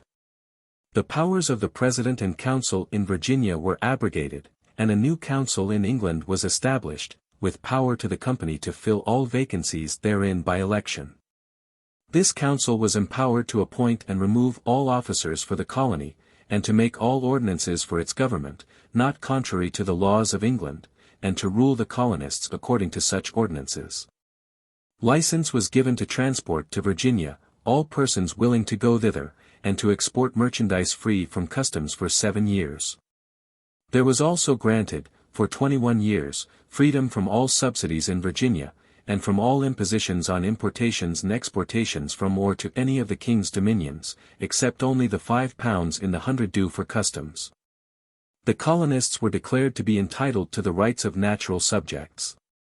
The governor was empowered to establish martial law in case of rebellion or mutiny. And, to prevent the superstitions of the Church of Rome from taking root in the plantation, it was declared that none should pass into Virginia, but such as shall have first taken the oath of supremacy. 22. The company, being thus enlarged, and enabled to take more effective measures for the settlement of the country, soon fitted out 9 ships, with 500 emigrants. Lord Delaware was constituted governor and captain general for life. And several other offices were created. Third voyage of Newport. The direction of the expedition was again given to Newport, to whom, and Sir Thomas Gates, and Sir George Somers, powers were severally granted to supersede the existing administration, and to govern the colony until the arrival of Lord Delaware. With singular indiscretion, the council omitted to establish precedents among these gentlemen, who, being totally unable to settle this important point among themselves, agreed to embark on board the same vessel, and to be companions during the voyage. They were parted from the rest of the fleet in a storm, and driven on Bermudas. Having on board 150 men, a great portion of the provisions destined for the colony, and the new commission and instructions of the council. The residue of the squadron arrived safely in Virginia. A great part of the new company, says Mr. Stith, consisted of unruly sparks, packed off by their friends to escape worse destinies at home. And the rest were chiefly made up of poor gentlemen, broken tradesmen, rakes and libertines, footmen, and such others as were much fitter to spoil and ruin a commonwealth, than to help to raise or maintain one. This lewd company, therefore, were led by their seditious captains into many mischiefs and extravagancies. They assumed to themselves the power of disposing of the government, and conferred it sometimes on one, and sometimes on another. Today the old commission must rule, tomorrow the new, and next day neither. So that all was anarchy and distraction. The judgment of Smith was not long suspended. With the promptness and decision which belong to vigorous minds, he determined that his own authority was not legally revoked until the arrival of the new commission, and therefore resolved to continue its exercise. Incapable of holding the reins of government with a feeble hand, he exhibited, on this emergency, that energy and good sense which never deserted him when the occasion required them. After imprisoning the chief promoters of sedition, and thereby restoring regularity in obedience, he, for the double purpose of extending the colony, and of preventing the mischiefs to be apprehended from so many turbulent spirits collected in Jamestown, detached 100 men to the falls of James River, under the command of West, and the same number to Nansemond, under that of Martin. These persons conducted their settlements with so little judgment, that they soon converted all the neighboring Indians into enemies. After losing several parties, they found themselves in absolute need of the support and direction of Smith. These were readily afforded, until a melancholy accident deprived the colony of the aid of a man whose talents had, more than once, rescued it from that desperate condition into which folly and vice had plunged it. Returning from a visit to the detachment stationed at the falls of James River, his powder bag took fire, while he was sleeping in the boat, and, in the explosion, he was so severely wounded as to be confined to his bed. Smith returns to England. Being unable to obtain the aid of a surgeon in the colony, he embarked for England about the beginning of October. State of the colony. At his departure, the colony consisted of about 500 inhabitants. They were furnished with 3 ships, 7 boats, commodities ready for trade, 10 weeks' provision in the public stores, 6 mares and a horse, a large stock of hogs and poultry, some sheep and goats, utensils for agriculture, nets for fishing. 100 trained and expert soldiers well acquainted with the Indians, their language and habitations, 24 pieces of ordnance, and 300 muskets, with a sufficient quantity of arms and ammunition. 23. The fair prospects of the colony were soon blasted by a course of folly and crime, of riot and insubordination. Numerous pretenders advanced their claims to the supreme command. The choice at length fell upon Captain Percy, who derived much consideration from his virtues, as well as from his illustrious family. But his talents, at no time equal to this new and difficult station, were rendered still less competent to the task, by a long course of ill health. Being generally confined by sickness to his bed, he was incapable of maintaining his authority. And total confusion ensued, with its accustomed baneful consequences. The Indians, no longer awed by the genius and vigor of Smith, attacked the colony on all sides. West and Martin, after losing their boats and nearly half their men, were driven into Jamestown. The stock of provisions was lavishly wasted, and famine added its desolating scourge to their other calamities. After devouring the skins of their horses, and the Indians they had killed, the survivors fed on those of their companions who had sunk under such accumulated misery. The recollection of these tremendous sufferings was long retained, and, for many years, this period was distinguished by the name of the starving time. 24. In 6 months, the colony was reduced, by these distresses, to 60 persons, who could not have survived 10 days longer, when they were relieved from this state of despair by the arrival of Sir Thomas Gates, Sir George Somers, and Captain Newport, from Bermuda. They abandoned the country. The determination to abandon the country was immediately taken, and the wretched remnant of the colony embarked on board the vessels, and sailed for England. None dropped a tear, says Mr. Chalmer, because none had enjoyed one day of happiness. Stopped by Lord Delaware. Fortunately, they met Lord Delaware, who prevailed on them to return, and, on the 10th of June, resettled them at Jamestown. By mildness of temper, attention to business, and judicious exercise of authority, this nobleman restored order and contentment to the colony, and again impressed the Indians with respect for the English name. Unfortunately, ill health obliged him to resign the government which he placed in the hands of Mr. Percy, and sailed for the West Indies, leaving in the colony about 200 persons in possession of the blessings of health, plenty, and peace. Sir Thomas Dale. On the 10th of May, Sir Thomas Dale, who had been appointed to the government, arrived with a fresh supply of men and provisions, and found the colony relapsing into a state of anarchy, idleness, and want. It required all the authority of the new governor to maintain public order, and to compel the idle and the dissolute to labor. Some conspiracies having been detected, he proclaimed martial law, which was immediately put in execution. This severity was then deemed necessary, and is supposed to have saved the settlement. 25. In the beginning of August, Sir Thomas Gates, who had been appointed to succeed Sir Thomas Dale, arrived with 6 ships, and a considerable supply of men and provisions. After receiving this addition to its numbers, the colony again extended itself up James River, and several new settlements were made. Extravagant accounts of the fertility of Bermuda having reached England, the company became desirous of obtaining it as a place from which Virginia might be supplied with provisions. Application was therefore made to the Crown for a new patent, to comprehend this island. And, in March, a charter was issued, granting to the Treasurer and Company all the islands situate in the ocean within 300 leagues of the coast of Virginia.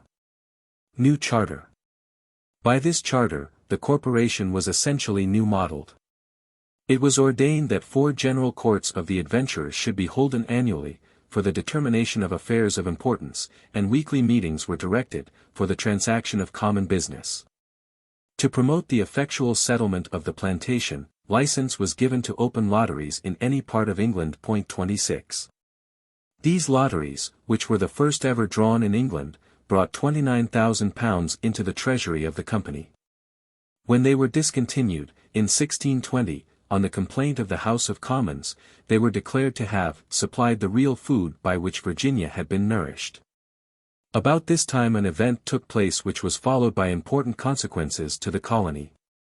Provisions in Jamestown continuing to be scarce, and supplies from the neighboring Indians, with whom the English were often at war, being necessarily uncertain, Captain Argall, with 2 vessels, was sent round to the Potomac for a cargo of corn. While obtaining the cargo, he understood that Pocahontas, who had remained steadfast in her attachment to the English, had absented herself from the home of her father, and lay concealed in the neighborhood. Captain Argall seizes Pocahontas. By bribing some of those in whom she confided, Argall prevailed on her to come on board his vessel, where she was detained respectfully, and brought to Jamestown. He was induced to take this step by the hope that the possession of Pocahontas would give the English an ascendancy over her father, who was known to dote on her. In this, however, he was disappointed. Powhatan offered corn and friendship, if they would first restore his daughter, but, with a loftiness of spirit which claims respect, rejected every proposition for conciliation which should not be preceded by that act of reparation. During her detention at Jamestown, she made an impression on the heart of Mr. Rolfe, a young gentleman of estimation in the colony, who succeeded in gaining her affections. They were married with the consent of Powhatan, who was entirely reconciled to the English by that event, and continued, ever after, to be their sincere friend. This connection led also to a treaty with the Chickahominies, a brave and daring tribe, who submitted themselves to the English, and became their tributaries. 27.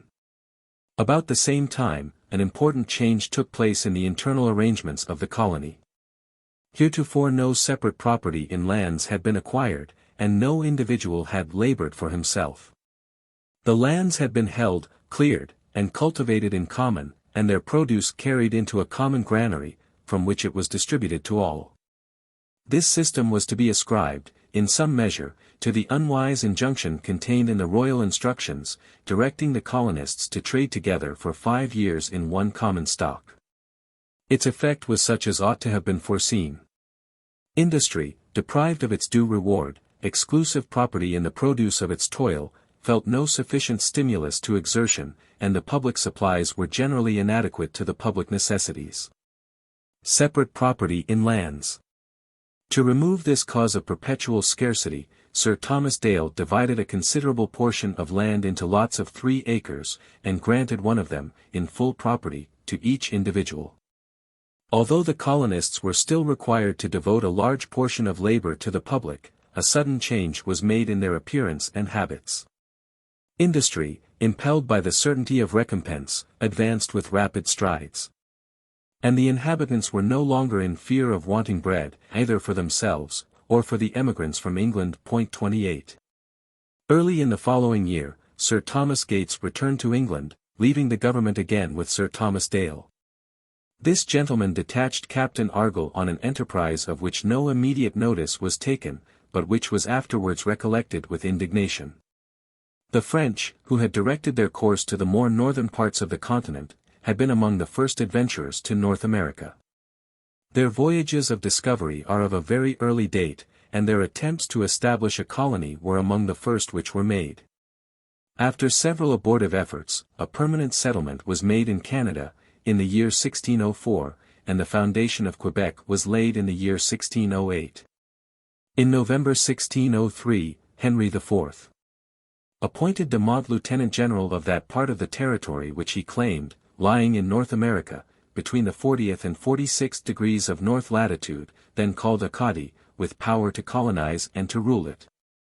And he soon afterwards granted to the same gentleman and his associates, an exclusive right to the commerce of peltry in Acadie and the Gulf of St. Lawrence. In consequence of these grants, a settlement was formed in the subsequent year, on that coast, near the river St. Croix, and in 1605, Port Royal was built on a more northern part of the Bay of Fundy. The colony, receiving not much support from France, was feeble and unprosperous, but retained quiet possession of the country. In a time of profound peace, the expedition of Argall was directed against it. He found it totally unprepared for defense. The inhabitants, who had assiduously and successfully cultivated the friendship of the Indians, were scattered abroad in the woods, engaged in their several pursuits. And a ship and bark just arrived from France, laden with articles necessary for the use of the colony, were surprised in port, and their cargoes taken to Jamestown. After the departure of Argall, the French resumed their former station. The pretext for this predatory expedition was, that the French, by settling in Acadie, had invaded the rights of the English, acquired by the first discovery of the continent. Argall also paid a visit to New York, then in possession of the Dutch. Which country he claimed under the pretext that Captain Hudson was an Englishman, and could not transfer the benefit of his discoveries from his sovereign. He demanded possession of the place. And the Dutch governor, being unable to resist, peaceably submitted both himself and his colony to the King of England, and the governor of Virginia under him, and consented to pay a tribute. Argall then continued his voyage to Jamestown. But another governor soon afterwards arriving from Amsterdam with better means of asserting the title of his nation, the payment of the tribute was refused, and the place put in a state of defense. 29. 50 acres of land laid off for each settler. The advantages resulting to the colony from allowing each individual to labor, in part for himself, having soon become apparent, the system of working in common to fill the public stores, seems to have been totally relinquished. And, not long afterwards, 50 acres of land, promised by the rules of the company to each emigrant, were surveyed and delivered to those having the title. Tobacco. About the same time, tobacco was first cultivated in Virginia. This plant, although detested by the king, who even wrote a pamphlet against it, which he styled a counterblast, although discountenanced by the leading members of Parliament, and even by the company, who issued edicts against its cultivation. Although extremely unpleasant to persons not accustomed to it, and disagreeable in its effects, surmounted all opposition, and has, by an unaccountable caprice, been brought into general use, and become one of the most considerable staples of America. 30. Yeardley. In the spring of the following year, Sir Thomas Dale sailed for England, leaving the government in the hands of Mr. George Yeardley, who, after a lax administration of 1 year, was succeeded by Captain Argall. Argall was a man of talents and energy, but selfish, haughty, and tyrannical. He continued martial law during a season of peace, and a Mr. Brewster, who was tried under this arbitrary system, for contemptuous words spoken of the governor, was sentenced to suffer death. He obtained with difficulty an appeal to the Treasurer and Company in England, by whom the sentence was reversed. 31. While martial law was, according to Stith, the common law of the land, the governor seems to have been the sole legislator. His general edicts marked the severity of his rule. He ordered that merchandise should be sold at an advance of 25 per centum, and tobacco taken in payment at the rate of 3 shillings per pound, under the penalty of 3 years' servitude to the company.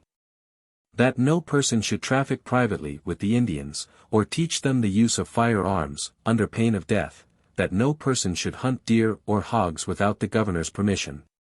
That no man should shoot, unless in his own necessary defense, until a new supply of ammunition should arrive, on pain of a year's personal service. That none should go on board the ships at Jamestown, without the governor's leave. That every person should go to church on Sundays and holidays, under the penalty of slavery during the following week for the first offense, during a month for the second, and during a year and a day for the third. The rigor of this administration necessarily exciting much discontent, the complaints of the Virginians at length made their way to the company. Mr. Yeardley. Lord Delaware being dead, Mr. Yeardley was appointed Captain General, with instructions to examine the wrongs of the colonists, and to redress them. 32. The new governor arrived in April, and soon after, to the inexpressible joy of the inhabitants, declared his determination to convoke a colonial assembly. This is an important era in the history of Virginia.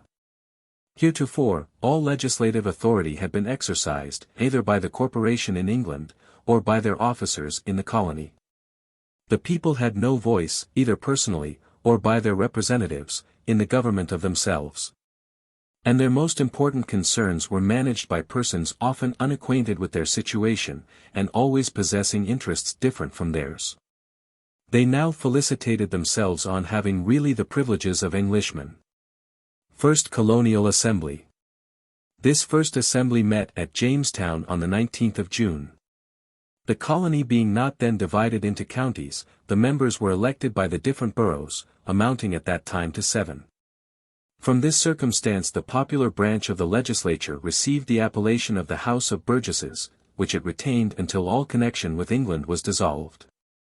The assembly, composed of the governor, the council, and burgesses, met together in one apartment, and there discussed the various matters which came before them.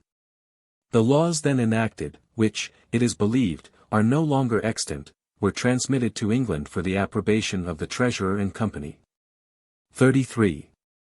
Although the emigrations from England continued to be considerable, few females had crossed the Atlantic.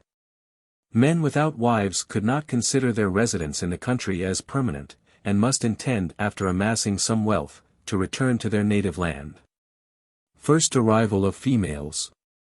To remove this impediment to the population of the colony, 90 girls, of humble fortune and spotless character, were transported by the company to Virginia. And in the subsequent year, they were followed by 60 of the same description. They were received by the young planters as a blessing which substituted domestic happiness for the cheerless gloom of solitude. And the face of the country was essentially changed. 30 For the prospect of becoming parents was accompanied with the anxieties for the welfare of their children, and the education of youth soon became an object of attention. The necessity of seminaries of learning was felt, and several steps were taken towards founding the college, afterwards established by William and Mary. And of convicts. About the same time the company received orders from the king to convey to Virginia 100 idle and dissolute persons, then in custody of the Knight Marshal. These were the first convicts transported to America. The policy which dictated this measure was soon perceived to be not less wise than it was humane. Men who, in Europe, were the pests of the body politic, made an acceptable addition to the stock of labor in the colony. And, in a new world, where the temptations to crime seldom presented themselves, many of them became useful members of society. Heretofore the commerce of Virginia had been engrossed by the corporation. In the year 1620, this distressing and unprofitable monopoly was given up, and the trade was open to all. African slaves. The free competition produced by this change of system was of essential advantage to the colony, but was the immediate cause of introducing a species of population which has had vast influence on the past, and may affect the future destinies of America, to an extent which human wisdom can neither foresee nor control. A Dutch vessel, availing itself of this commercial liberty, brought into James River 20 Africans, who were immediately purchased as slaves. 35. 2 councils established. In July, the company passed an ordinance establishing a frame of government for the colony. This instrument provided that there should be 2 supreme councils in Virginia, the one to be called the Council of State, to be appointed and displaced by the Treasurer and Company, and to assist the governor with advice on executive subjects. The other to be denominated the General Assembly, and to consist of the governor, the Council of State, and burgesses, to be chosen for the present, by the inhabitants of every town, hundred, or settlement, in the colony, 2 for each. The Assembly was empowered to enact general laws for the government of the colony, reserving a negative to the governor. Its acts were not to be in force until confirmed by the General Court in England, and the ratification returned under its seal. On the other hand, no order of the General Court was to bind the colony until assented to by the Assembly. A controversy concerning the importation of tobacco into the European dominions of the Crown, which had for some time existed between the King and the Company, was, at length, adjusted. The King had demanded high duties on that article, while he permitted its importation from the dominions of Spain, and also restrained its direct exportation from Virginia, to the warehouses of the Company in Holland. To which expedient his exactions had driven them. It was at length agreed that they should enjoy the sole right of importing that commodity into the kingdom, for which they should pay a duty of 9 pence per pound, in lieu of all charges. And that the whole production of the colony should be brought to England. The industry, population, and produce of the colony, were now greatly increased. At peace with the Indians, they had extended their settlements to the Rappahannock and to the Potomac.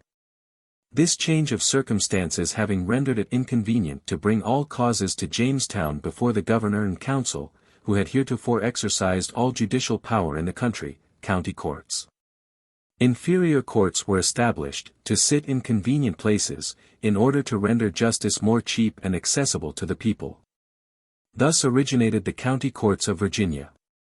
In this year the cup of prosperity, which the colonists had begun to taste, was dashed from their lips by an event which shook the colony to its foundation. In 1618, Powhatan died, and was succeeded, in his dominions and in his influence over all the neighboring tribes, by Opechancanough, a bold and cunning chief, as remarkable for his jealousy and hatred of the new settlers, as for his qualifications to execute the designs suggested by his resentments. He renewed, however, the stipulations of Powhatan, and, for a considerable time, the general peace remained undisturbed. The colonists, unsuspicious of danger, observed neither the Indians nor their machinations.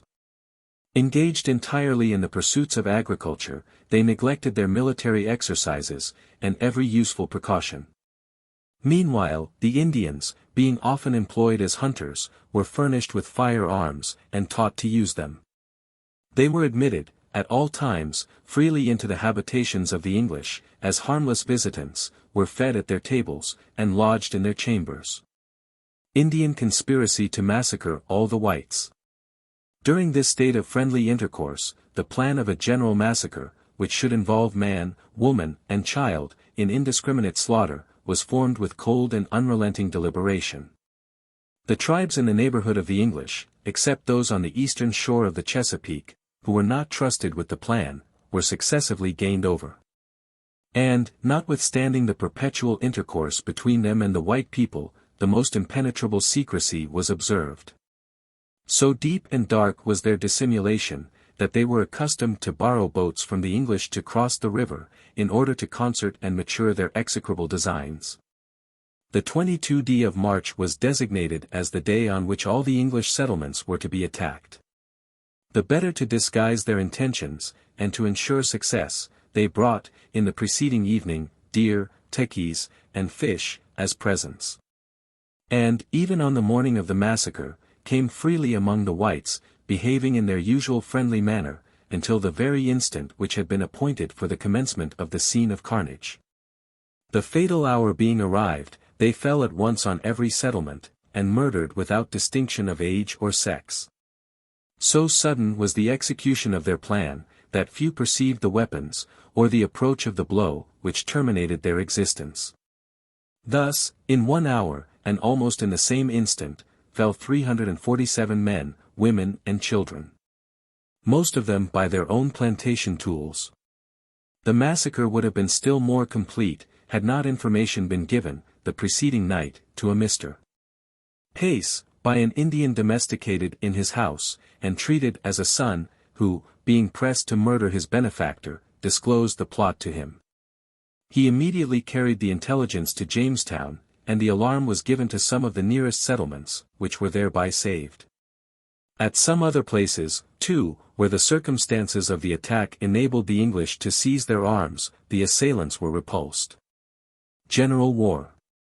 This horrible massacre was succeeded by a vindictive and exterminating war, in which the wiles of the Indians were successfully retaliated on themselves. During this disastrous period, many public works were abandoned. The college institution was deserted, the settlements were reduced from 80 to 8, and famine superadded its afflicting scourge to the accumulated distresses of the colony. 36. As soon as intelligence of these calamitous events reached England, a contribution was made by the adventurers for the relief of the sufferers, arms from the Tower were delivered to the Treasurer and Company. And several vessels were dispatched with those articles which might best alleviate such complicated distress. Dissension and dissolution of the Company. But the dissolution of the Company was rapidly approaching. That corporation contained many men of the first rank and talents in the nation, who in their assemblies, were in habits of discussing the measures of the Crown with the accustomed freedom of a popular body. Two violent factions, which assumed the regular appearance of court and country parties, divided the company, and struggled for the ascendancy. James endeavored to give the preponderance to the court party, but his endeavors were unsuccessful. And his failure disposed him to listen to complaints against a corporation, whose deliberations he found himself unable to control. To their mismanagement he ascribed the slow progress made by the colony, and the heavy losses that had been sustained. 37. After hearing both the corporation and their accusers, the Privy Council determined to issue a commission, appointing persons to be named by the Crown, to inquire into the affairs of Virginia from the earliest settlement of the province, and to report thereon to the government. This commission seized the charters, books, and papers of the company, and all letters and packets brought from the colony were ordered to be laid unopened before the Privy Council. Their report attributed the misfortunes of the colony to the corporation in England.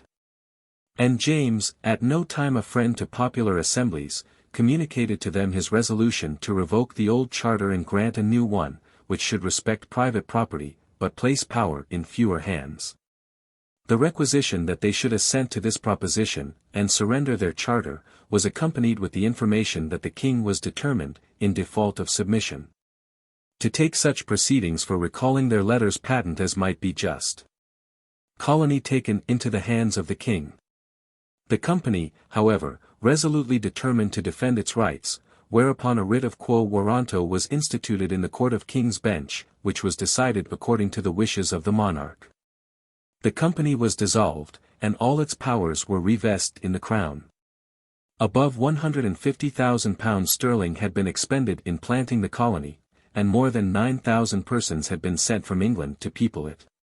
Yet, at the dissolution of the company, the annual imports from Virginia did not exceed £20,000 in value, and the population of the country was reduced to about 1,800 persons.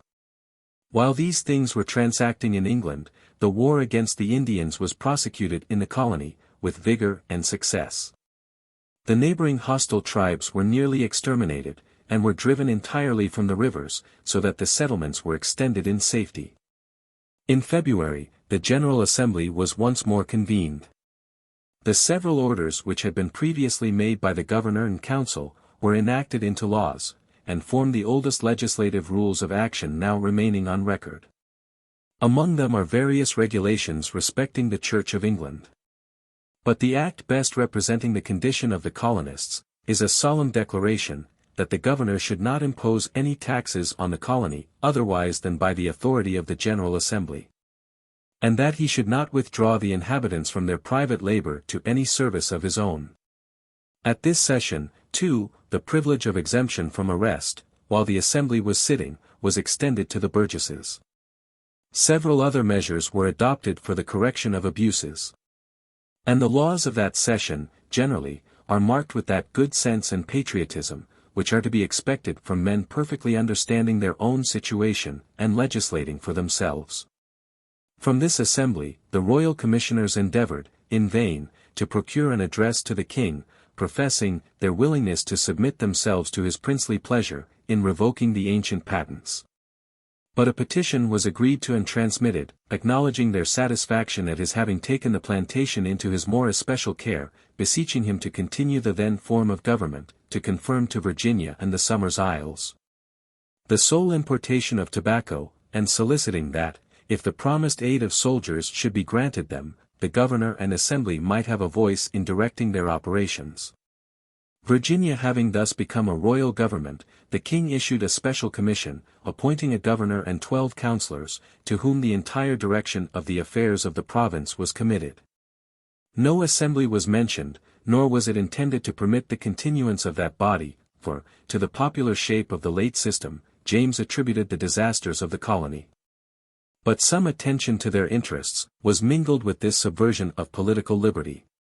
Yielding to the petitions of the English Parliament and of the colonists, he issued a proclamation prohibiting the growth of tobacco in the kingdom, and the importation of it into England or Ireland, except from Virginia, or the Somers Isles, and in vessels belonging to his subjects. His death prevented the completion of a legislative code for the colony, which he had commenced, and which he flattered himself, would remedy all the ills that had been experienced. Charles I.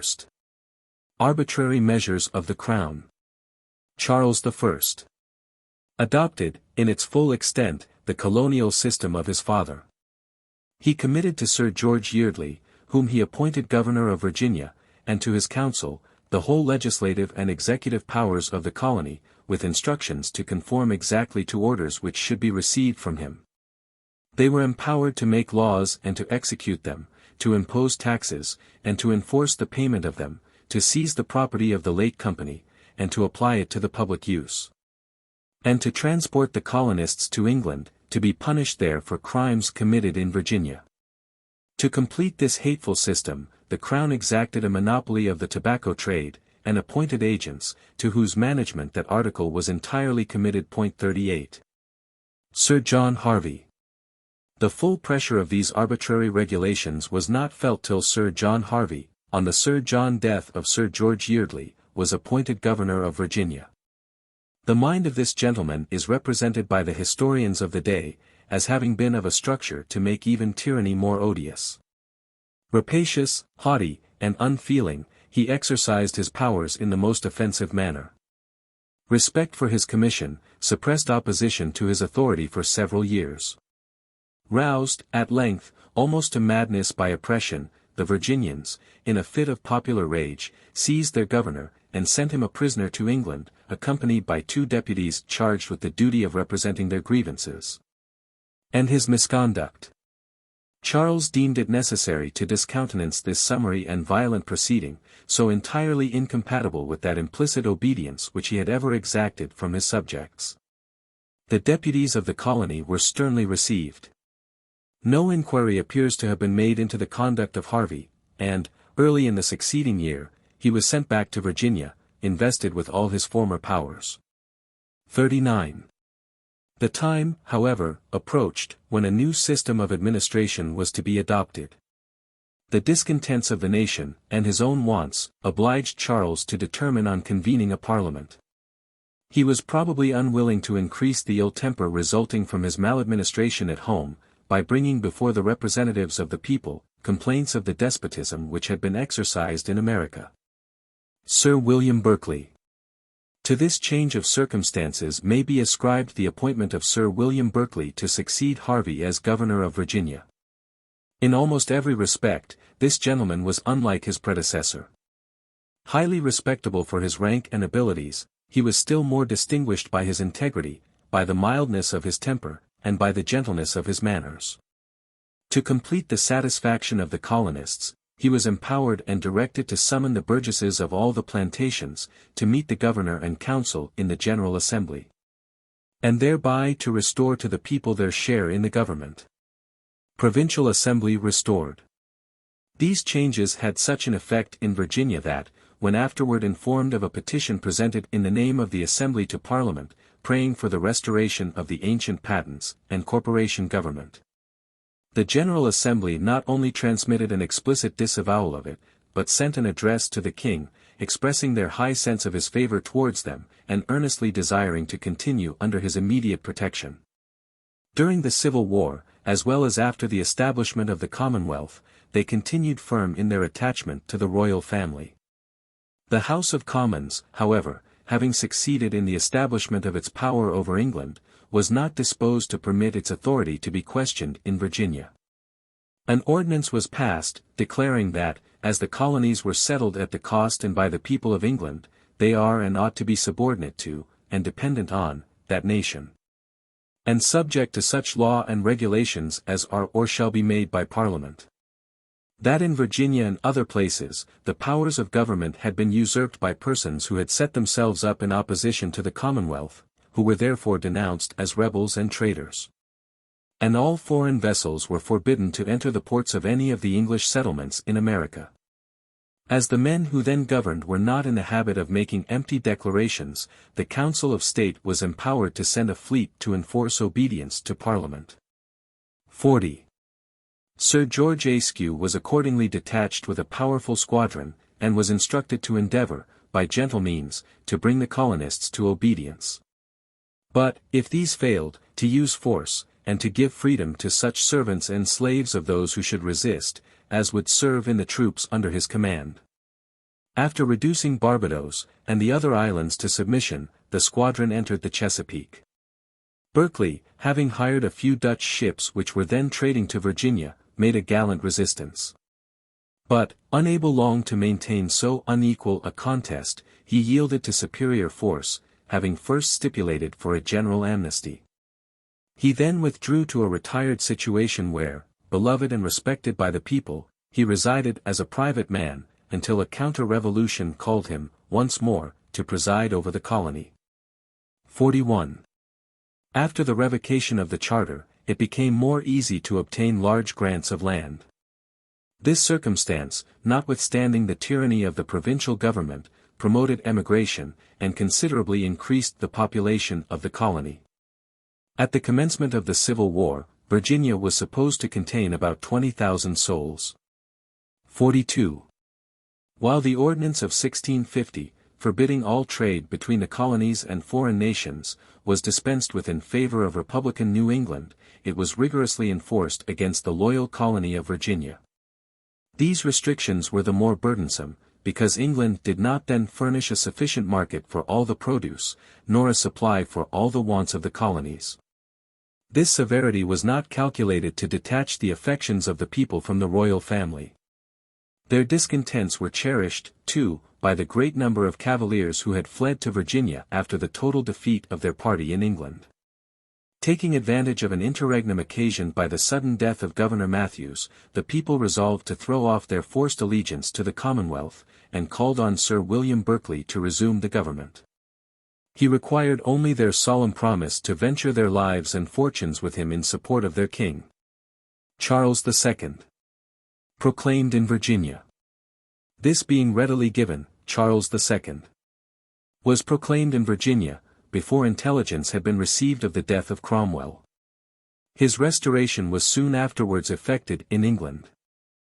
And this rash measure not only escaped chastisement, but became a meritorious service of which Virginia long boasted, and which was not entirely forgotten by the Prince. 43.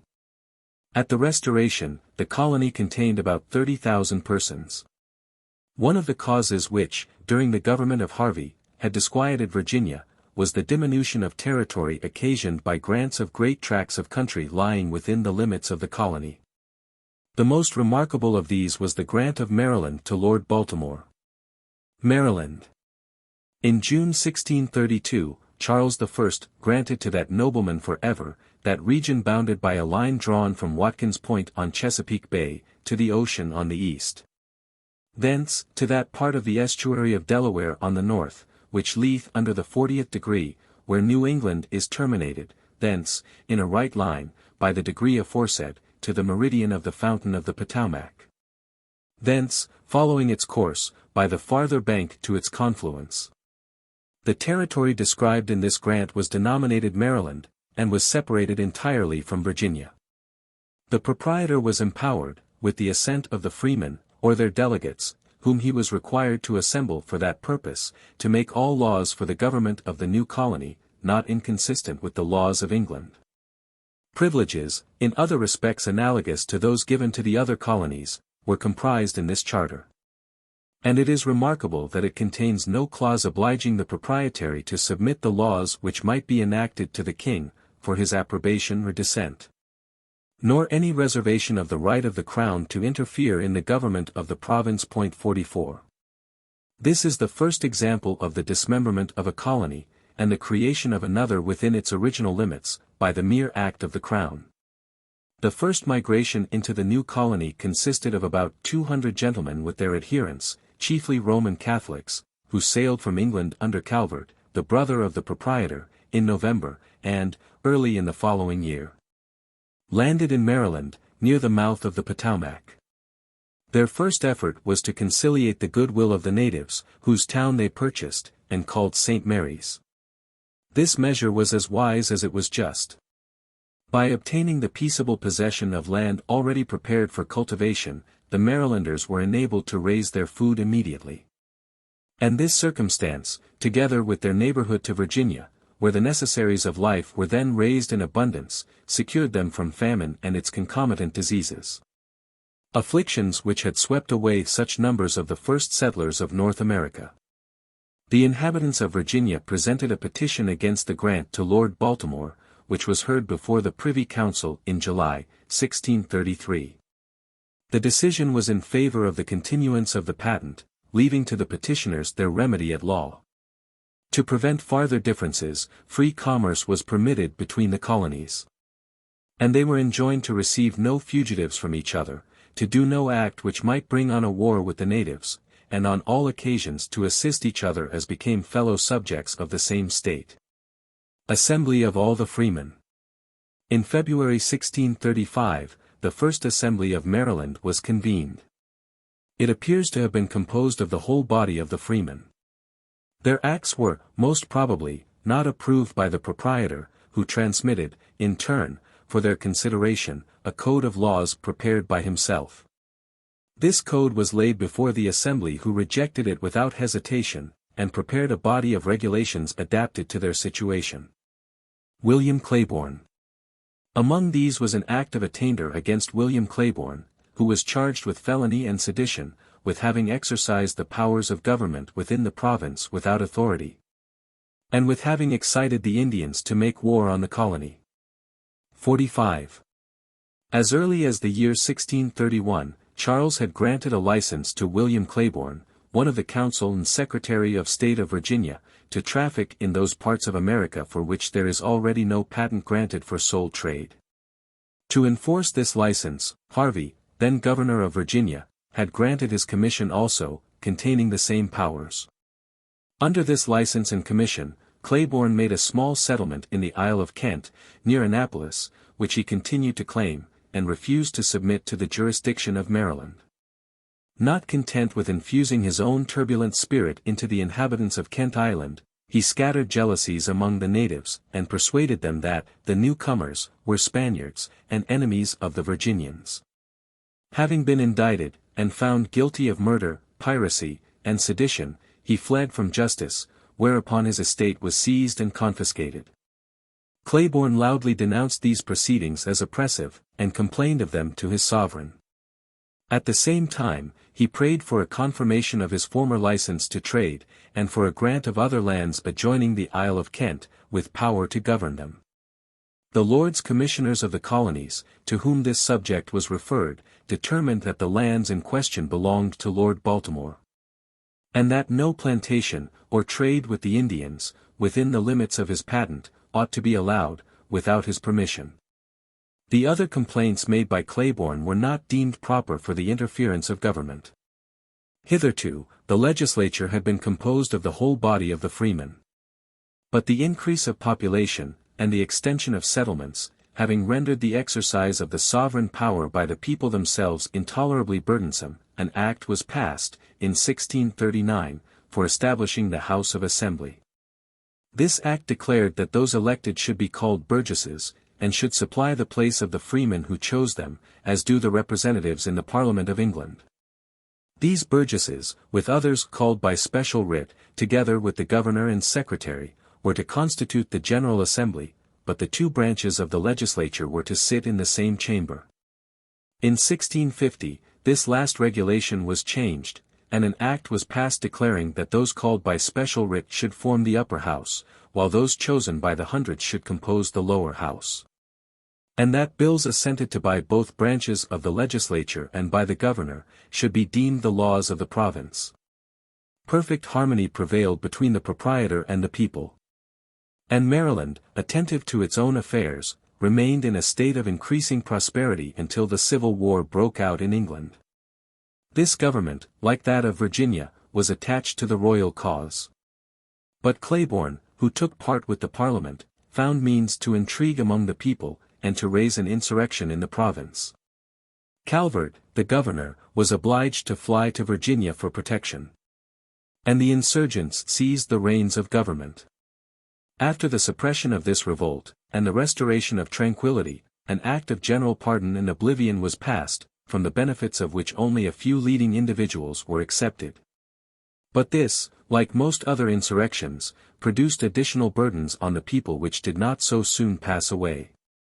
A duty, for 7 years, of 10 shillings on every hundredweight of tobacco exported in Dutch bottoms, was granted to the proprietor, the one half of which was appropriated to satisfy claims produced by the recovery and defense of the province.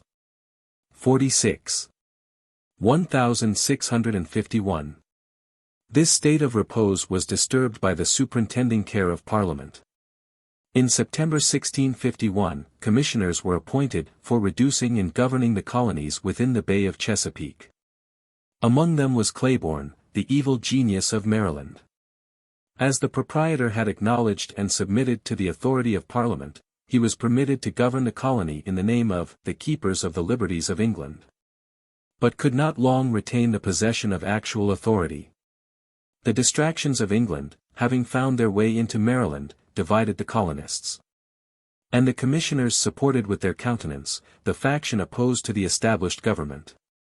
The contentions generated by this state of things, at length broke out in a civil war, which terminated in the defeat of the governor and the Roman Catholics.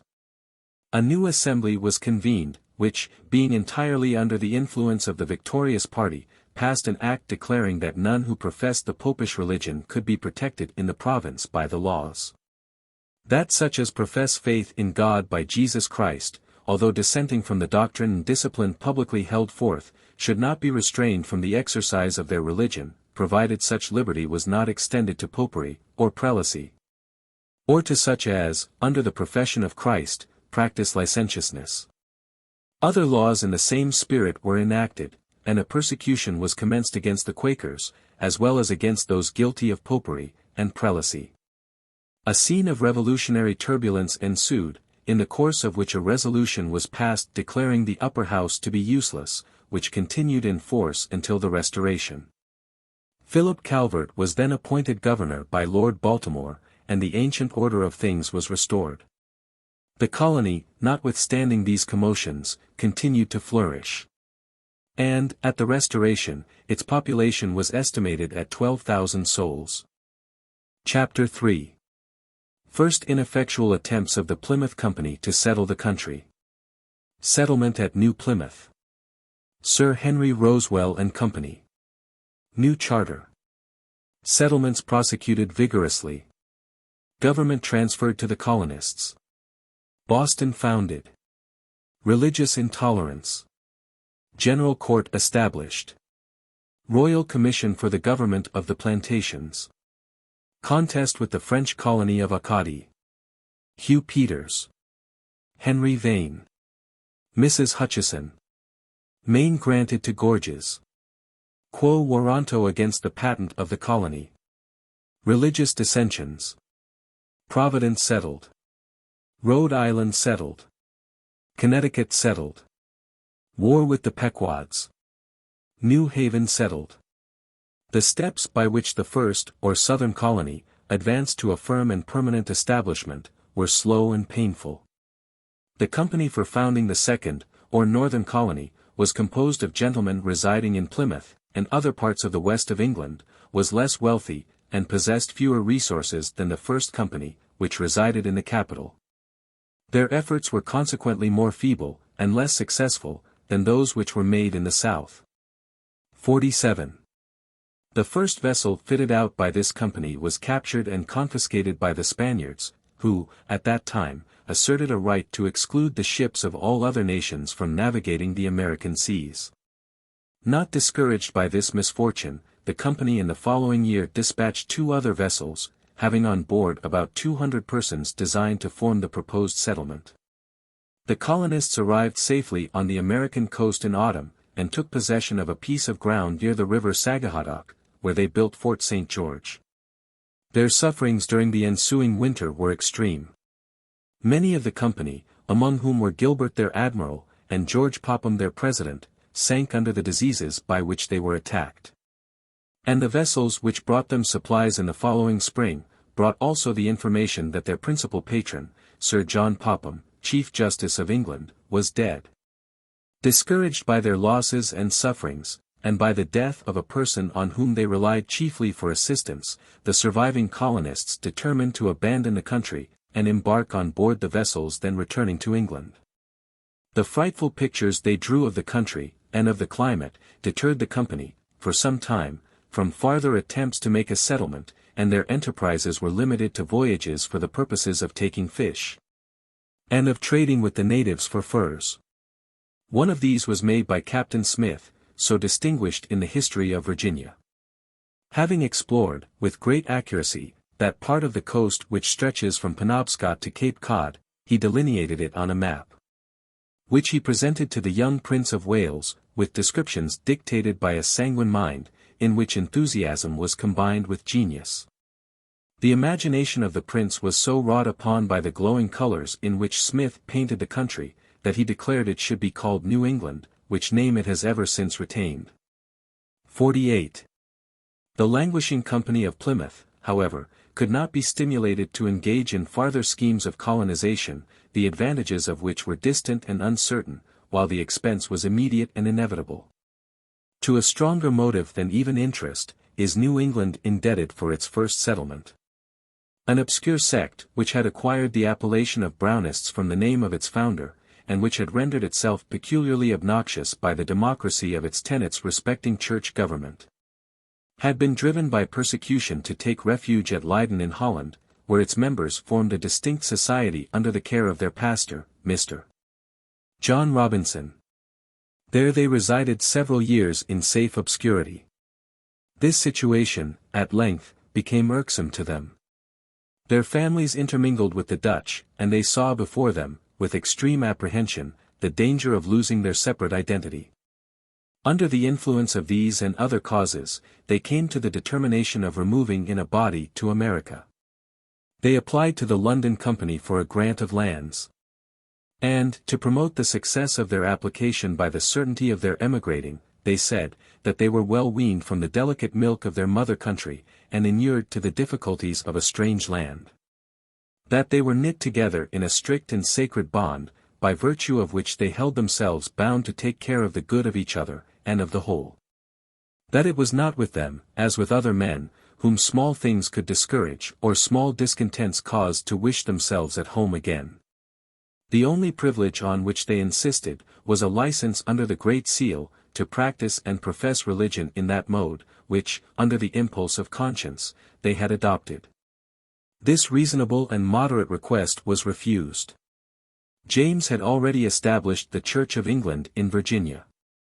And, although he promised to connive at their nonconformity, and not to molest them while they demeaned themselves peaceably, he positively refused to give that explicit and solemn pledge of security, which they required. This, for a short time, suspended their removal.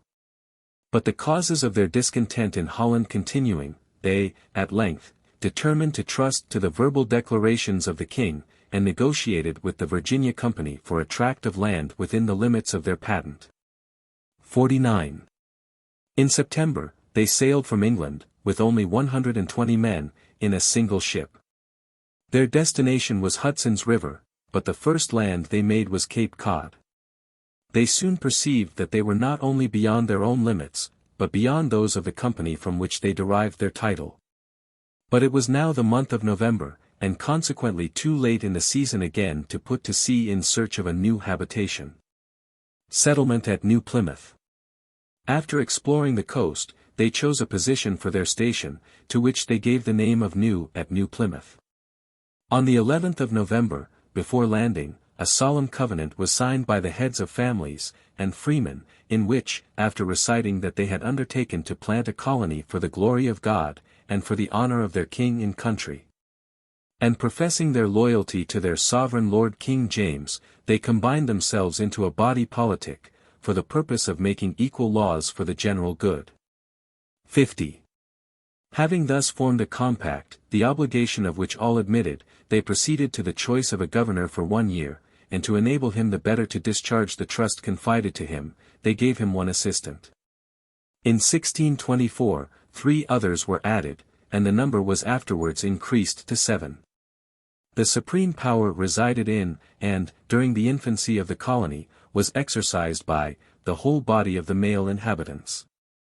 They assembled together, occasionally, to determine on all subjects of public concern, nor was a House of Representatives established until the year 1639. They adopted the laws of England as a common rule of action, adding occasionally municipal regulations. Some of the changes in their penal code strongly marked their character and circumstances. While only a moderate fine was imposed on forgery, fornication was punished with whipping, and adultery with death. 51. Misguided by their religious theories, they fell into the same error which had been committed in Virginia, and, in imitation of the primitive Christians, threw all their property into a common stock, labored jointly for the common benefit, and were fed from the common stores. This regulation produced, even in this small and enthusiastic society, its constant effect. They were often in danger of starving, and severe whipping, administered to promote labor, only increased discontent. The colonists landed at a season of the year which was unfavorable to the establishment of a new settlement. The winter, which was intensely cold, had already commenced, and they were not in a condition to soften its rigors. Before the return of spring, 50 of them perished with maladies increased by the hardships to which they were exposed, by the scarcity of food, and by the almost total privation of those comforts to which they had been accustomed. The survivors, as the season moderated, encountered new difficulties. Their attention to the means of providing for their future wants was interrupted by the necessity of taking up arms to defend themselves against the neighboring savages. Fortunately for the colonists, the natives had been so wasted by pestilence, the preceding year, that they were easily subdued, and compelled to accept a peace, on equitable terms. The colonists were supported, under these multiplied distresses, by the hope of better times, and by that high gratification which men exasperated by persecution and oppression, derived from the enjoyment of the rights of conscience, and the full exercise of the powers of self-government. From their friends in England, they received occasional but scanty supplies, and continued to struggle against surrounding difficulties, with patience and perseverance. They remained in peace, alike exempt from the notice and oppression of government. Yet, in consequence of the unproductiveness of their soil, and their adherence to the pernicious policy of a community of goods and of labor, they increased more slowly than the other colonies, and, in the year 1630, amounted to only 300 souls. Until the year 1630, they possessed no other title to their lands than is derived from occupancy. In that year they obtained a grant from the New Plymouth Company, but were never incorporated as a body politic by royal charter. Having received no powers from the Parliament or King, and being totally disregarded by the Plymouth Company, they remained a mere voluntary association, yielding obedience to laws, and to magistrates, formed and chosen by themselves. In this situation they continued undisturbed, and almost unknown, more tolerant and more moderate than their neighbors, until their union with a younger, and more powerful sister, who advanced with a growth unusually rapid to a state of maturity. 52. The original Company of Plymouth, having done nothing effectual towards settling the territory which had been granted to them, and being unable to preserve the monopoly of their trade and fisheries, applied to James for a new and more enlarged patent.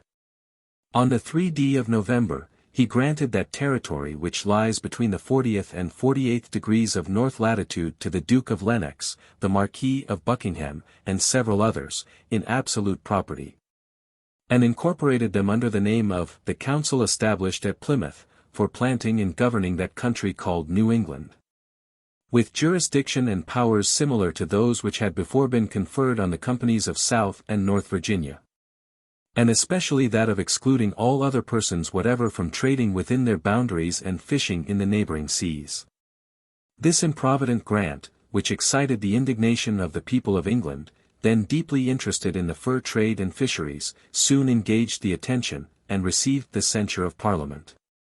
The patentees were compelled to relinquish their odious monopoly, and, being thus deprived of the funds on which they had relied to furnish the expense of supporting new settlements, they abandoned the design of attempting them. New England might have remained long unoccupied by Europeans, had not the same causes, which occasioned the emigration of the Brownists, still continued to operate. The persecution to which the Puritans were exposed, increased their zeal and their numbers. In despair of obtaining at home a relaxation of those rigorous penal statutes under which they had long smarted, they looked elsewhere for that toleration which was denied them in their native land. Understanding that their brethren in New Plymouth were permitted to worship their Creator according to the dictates of conscience, their attention was directed towards the same coast. And several small emigrations were made, at different times, to Massachusetts Bay, so termed from the name of the sachem who was sovereign of the country. Mr. White, a nonconforming minister at Dorchester, formed an association of several gentlemen, who had imbibed puritanical opinions, for the purpose of conducting a colony to the Bay of Massachusetts, and rendering it an asylum for the persecuted of his own persuasion. Sir Henry Rosewell and others. In prosecution of these views, a treaty was concluded with the Council of Plymouth for the purchase of part of New England. And that corporation, in March 1627, sold to Sir Henry Rosewell and others, all that part of New England lying 3 miles to the south of Charles River, and 3 miles north of Merrimack River, and extending from the Atlantic to the South Sea. A small number of planters and servants were, soon afterwards, dispatched under Endicott, who, in September, laid the foundation of Salem, the first permanent town in Massachusetts. 53. The purchasers perceived their inability to accomplish the settlement of the extensive regions they had acquired, without the aid of more opulent partners. These were soon found in the capital. But they required that a new charter should be obtained from the Crown, comprehending their names, which should confirm the grant to the Council of Plymouth, and confer on the grantees the powers of government. So seldom is man instructed by the experience of others, that, disregarding the lessons furnished by Virginia, they likewise required that the supreme authority should be vested in persons residing in London. The proprietors having acceded to these requisitions, application was made to Charles for a patent conforming to them, which issued on the 4th day of March, 1628. This charter incorporated the grantees by the name of the Governor and Company of Massachusetts Bay in New England. The whole executive power was vested in a governor, a deputy governor, and 18 assistants. To be named, in the first instance, by the Crown, and afterwards elected by the Company. The governor, and 7, or more, of the assistants, were authorized to meet in monthly courts, for the dispatch of such business as concerned the company, or settlement. The legislative power was vested in the body of the proprietors, who were to assemble 4 times a year in person, under the denomination of the General Court. And besides electing freemen, and the necessary officers of the company, were empowered to make ordinances for the good of the community, and the government of the plantation and its inhabitants. Provided they should not be repugnant to the laws of England. Their lands were to be holden in free and common socage. And the same temporary exemption from taxes, and from duties on exports and imports, which had been granted to the colony of Virginia, was accorded to them. As in the Charter of Virginia, so in this, the colonists and their descendants were declared to be entitled to all the rights and privileges of natural-born subjects. The patent being obtained, the governor and council engaged with ardor in the duties assigned them. To support the expenses of a fresh embarkation, it was resolved that every person subscribing £50 should be entitled to 200 acres of land as the first dividend. 5 vessels sailed in May, carrying about 200 persons, who reached Salem in June. At that place they found Endicott, to whom they brought a confirmation of his commission as governor. The colony consisted of 300 persons, 100 of whom removed to Charlestown. Religion, which had stimulated them to remove from their native land, became the first object of their care in the country they had adopted. Being zealous Puritans, they concurred in the institution of a church, establishing that form of policy, which has since been denominated independent. A confession of faith was drawn up to which the majority assented. And an association was formed in which they covenanted with the Lord, and with each other, to walk together in all his ways, as he should be pleased to reveal himself to them. Pastors, and other ecclesiastical officers, were chosen, who were installed into their sacred offices, by the imposition of the hands of the brethren. 54. A church being thus formed, several were received as members who gave an account of their faith and hope as Christians, and those only were admitted into the communion, whose morals and religious tenets were approved by the elders. 55. Pleased with the work of their hands, and believing it to be perfect, they could tolerate no difference of opinion. Just escaped from persecution, they became persecutors themselves. Some few of their number, attached to the ritual of the Church of England, were dissatisfied with its total abolition, and, withdrawing from communion with the Church, met apart, to worship God in the manner they deemed most proper. At the head of this small number were 2 of the first patentees, who were also of the council. They were called before the governor, who, being of opinion that their nonconformity in conversation tended to sedition, sent them to England. The opposition ceased when deprived of its leaders. 56. The following winter brought with it the calamities which must be uniformly sustained by the first emigrants into a wilderness, where the cold is severe, and the privations almost universal. In the course of it, nearly half their number perished, lamenting that they did not live to see the rising glories of the faithful. The fortitude, however, of the survivors, was not shaken. Nor were their brethren in England deterred from joining them. Religion supported the colonists under all their difficulties. And the intolerant spirit of the English hierarchy diminished, in the view of the Puritans in England, the dangers and the sufferings to be encountered in America. And disposed them to forego every other human enjoyment, for the consoling privilege of worshipping the Supreme Being according to their own opinions.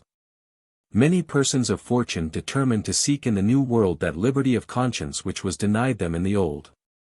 But, foreseeing the misrule inseparable from the residence of the legislative power in England, they demanded, as preliminary to their emigration, that the powers of government should be transferred to New England, and be exercised in the colony. The company had already incurred expenses for which they saw no prospect of a speedy reimbursement, and although they doubted the legality of the measure, were well disposed by adopting it, to obtain such important aid. Government transferred to Massachusetts Bay. A general court was therefore convened, by whom it was unanimously resolved that the patent should be transferred, and the government of the colony removed from London to Massachusetts Bay. It was also agreed that the members of the corporation remaining in England should retain a share in the trading stock and profits for the term of 7 years. 57. Such was the effect of this revolution in the system of government, that, early in the following year, 1,500 persons, among whom were several of family and fortune, embarked, at an expense of upwards of £20,000. And arrived at Salem in July. Boston founded.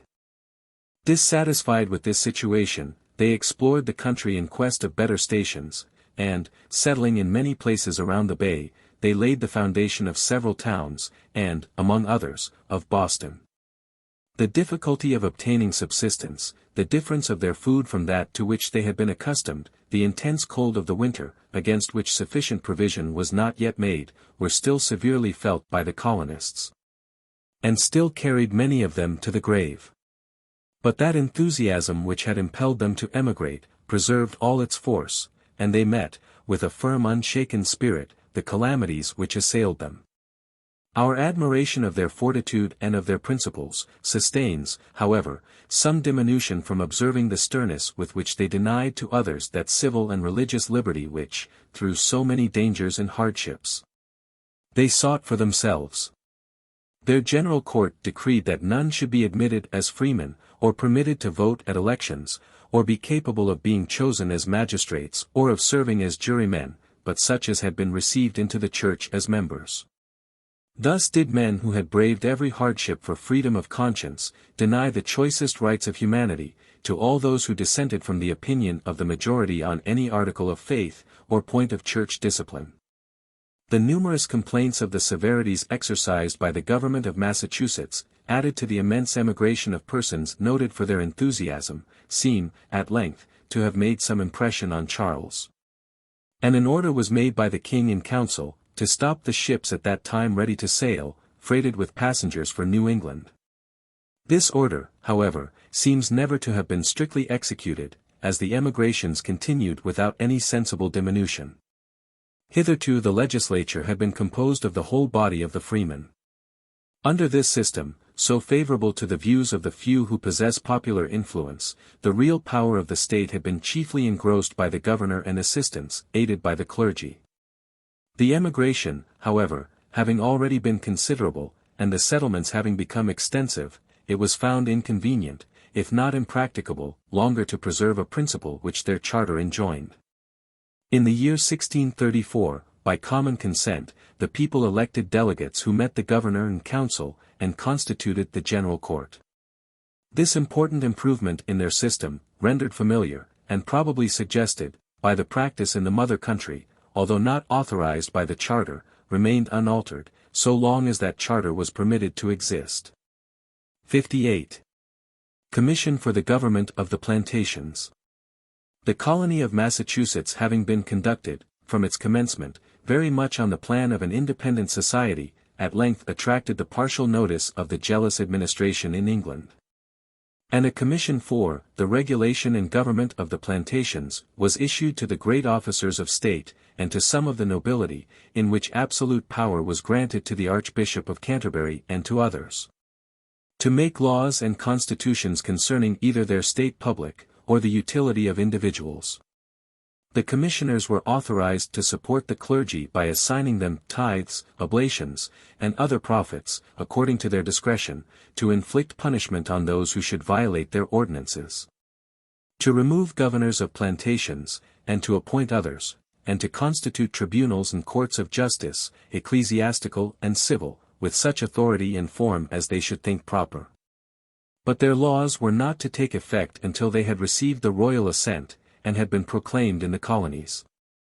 The commissioners were also constituted a committee to hear complaints against a colony, its governor or other officers, with power to remove the offender to England for punishment. They were farther directed to cause the revocation of such letters patent, granted for the establishment of colonies, as should, upon inquiry, be found to have been unduly obtained, or to contain a grant of liberties hurtful to the royal prerogative. 59. From the first settlement at Salem, the colony of Massachusetts had cultivated the friendship of their neighbors of New Plymouth. The bonds of mutual amity were now rendered more strict, not only by some appearances of a hostile disposition among the natives, but by another circumstance which excited alarm in both colonies. The voyages for discovery and settlement, made by the English and French, to the coast of North America, having been nearly contemporaneous, their conflicting claims soon brought them into collision with each other. The same lands were granted by the sovereigns of both nations, and, under these different grants, actual settlements had been made by the French as far south and west as St. Croix, and, by the English, as far north and east as Penobscot.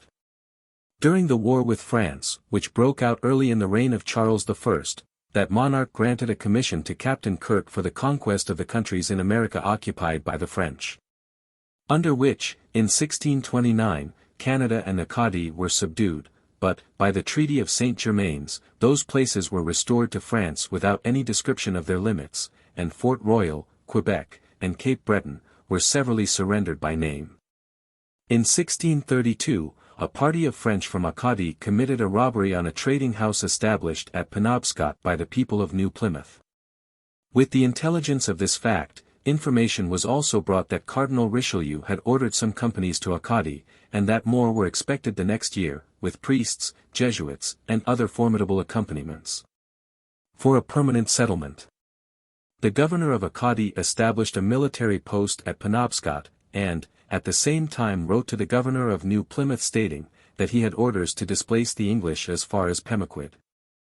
Not being disposed to submit quietly to this invasion of territory, the government of New Plymouth undertook an expedition for the recovery of the fort at Penobscot, consisting of an English ship of war under the command of Captain Girling, and a bark with 20 men belonging to the colony. The garrison received notice of this armament, and prepared for its reception by fortifying and strengthening the fort. In consequence of which Girling, after expending his ammunition and finding himself too weak to attempt the works by assault, applied to Massachusetts for aid. That colony agreed to furnish 100 men, and to bear the expense of the expedition by private subscription, but a sufficient supply of provisions, even for this small corps, could not be immediately obtained, and the expedition was abandoned.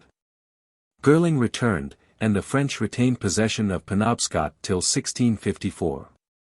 The apprehensions entertained of these formidable neighbors contributed, in no small degree, to cement the union between Massachusetts and Plymouth. 60. 2 persons, afterwards distinguished in English annals, arrived this year in Boston. One was Hugh Peters, the coadjutor and chaplain of Oliver Cromwell, the other was Mr. Henry Vane, the son of Sir Henry Vane, who was, at that time a privy councillor of great credit with the king. The mind of this young gentleman was so deeply imbued with the political and religious opinions of the Puritans, that he appeared ready to sacrifice, for the enjoyment of them, all his bright prospects in his native land. His mortified exterior, his grave and solemn deportment, his reputation for piety and wisdom, his strong professions of attachment to liberty and to the public good, added to his attention to some of the leading members in the church. Won rapidly the affections of the people, and he was chosen their governor. His administration commenced with more external pomp than had been usual, or would seem to be congenial either with his own professions, or with the plain and simple manners of the people whom he governed. When going to court or church, he was always preceded by 2 sergeants who walked with their halberds. Yet his popularity sustained no diminution, until the part he took in the religious controversies of the country detached from him many of its most judicious inhabitants.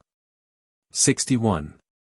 Independent of the meetings for public worship on every Sunday, of the stated lecture in Boston on every Thursday, and of occasional lectures in other towns, there were frequent meetings of the brethren of the churches, for religious exercises.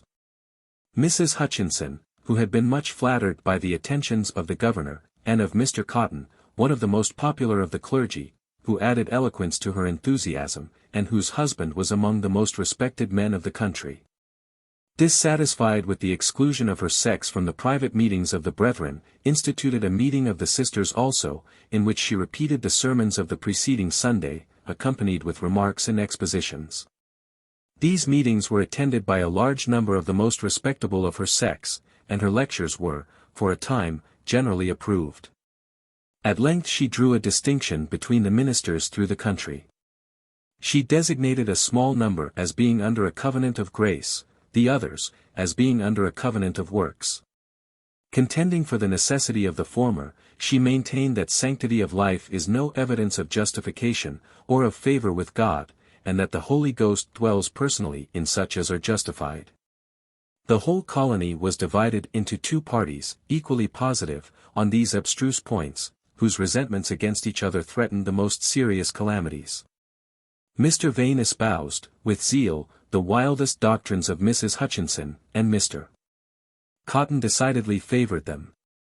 The Lieutenant Governor Mr. Winthrop, and the majority of the churches, were of the opposite party. Many conferences were held, days of fasting and humiliation were appointed, a general synod was called.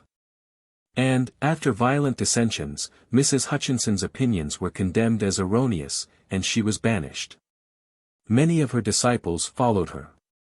Vane, in disgust, quitted America, unlamented even by those who had lately admired him.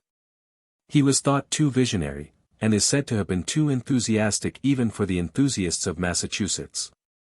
The patentees, having no common object to prosecute, resolved to divide their lands. And, in the expectation of receiving a deed of confirmation for the particular portion which fortune should allot to each, cast lots, in the presence of James, for the shares each should hold in severalty.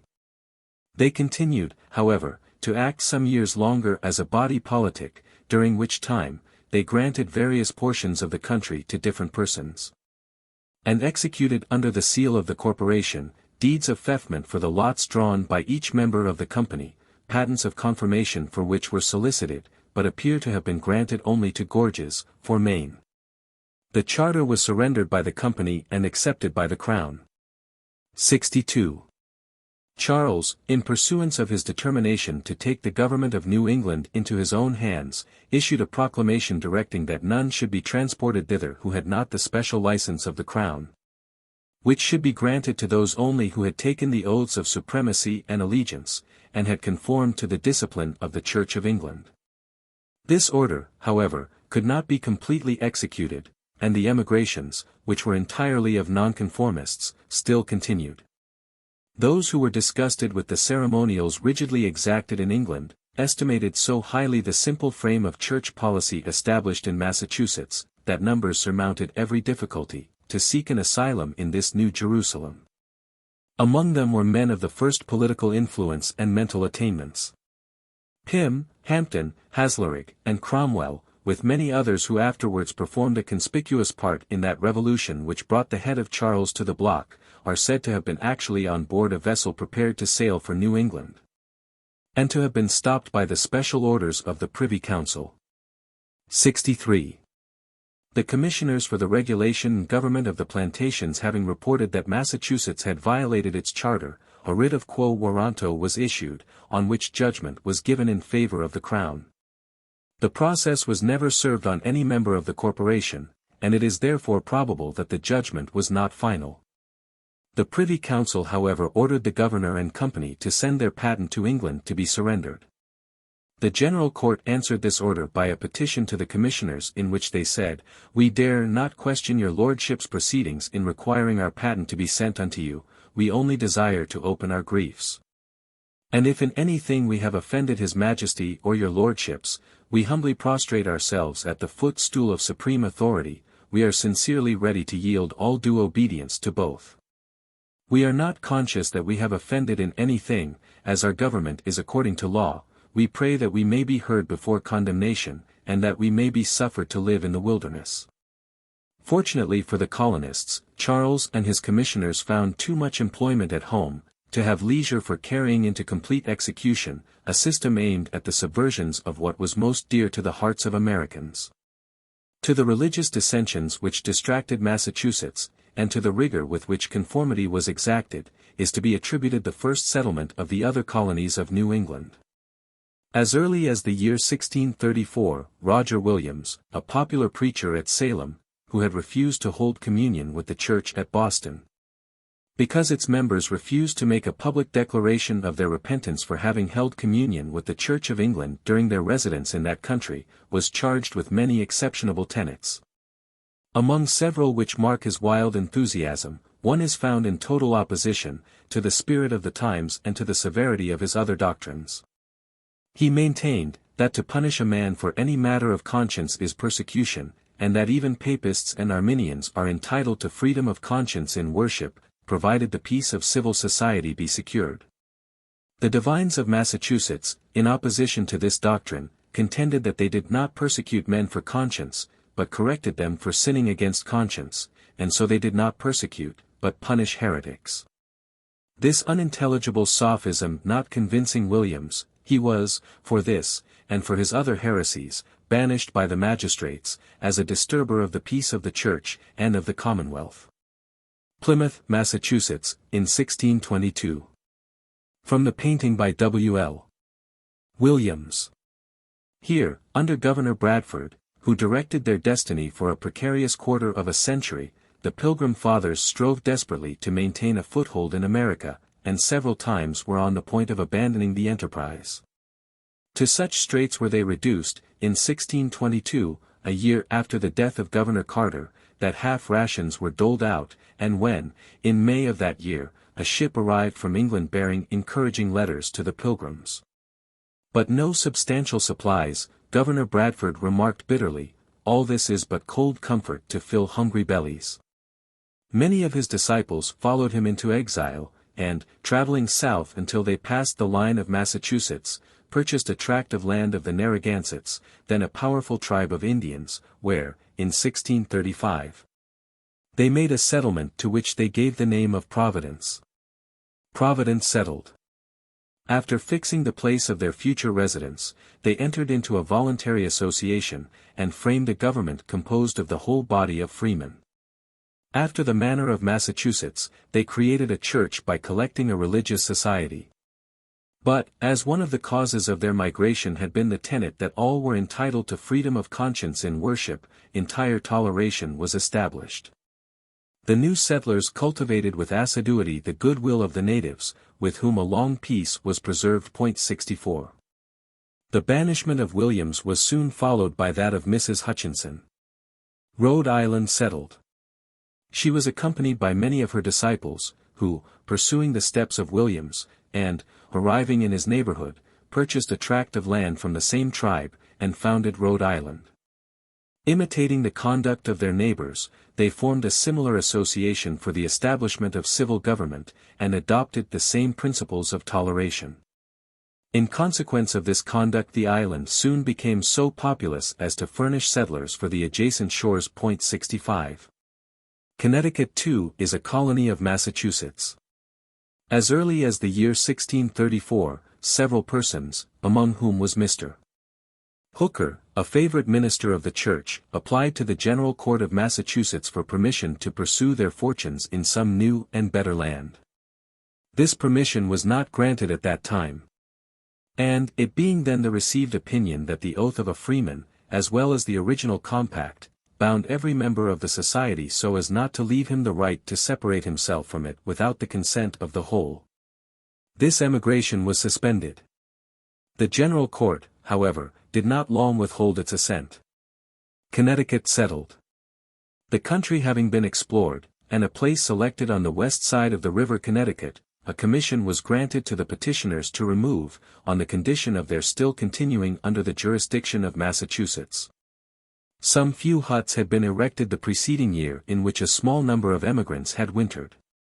And, the fall succeeding, about 60 persons traversed the wilderness in families.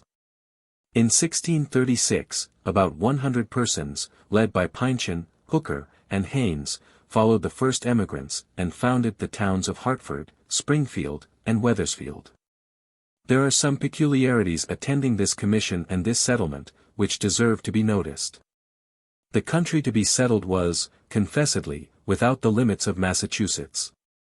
Yet Roger Ludlow was authorized to promulgate the orders which might be necessary for the plantations, to inflict corporal punishment, imprisonment, and fines, to determine all differences in a judicial way, and to convene the inhabitants in a general court, if it should be necessary.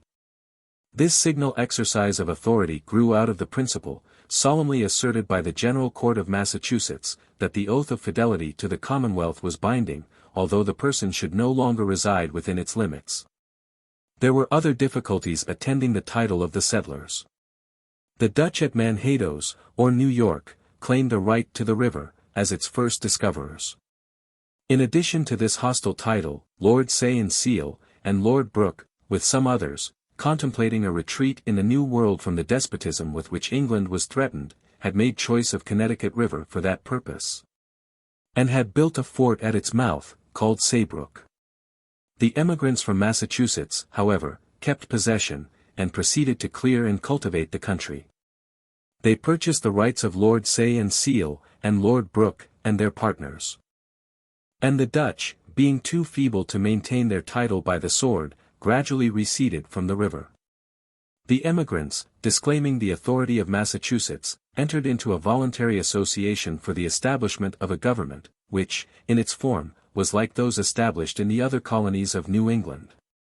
The principal difference between their constitution and that of Massachusetts was, that they imparted the right of freemen to those who were not members of the Church. 66. These new establishments gave great and just alarm to the Pequods, a powerful tribe of Indians on the south of Massachusetts. They foresaw their own ruin in this extension of the English settlements. And the disposition excited by this apprehension soon displayed itself in private murders, and other acts of hostility.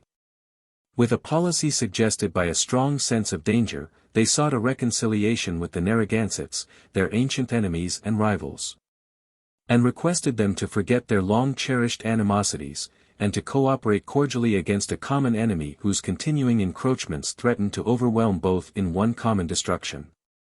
Noticing the rapid progress of the English settlements, they urged, with reason, that, although a present friendship subsisted between the Narragansetts and the newcomers, yet all, in turn, must be dispossessed of their country.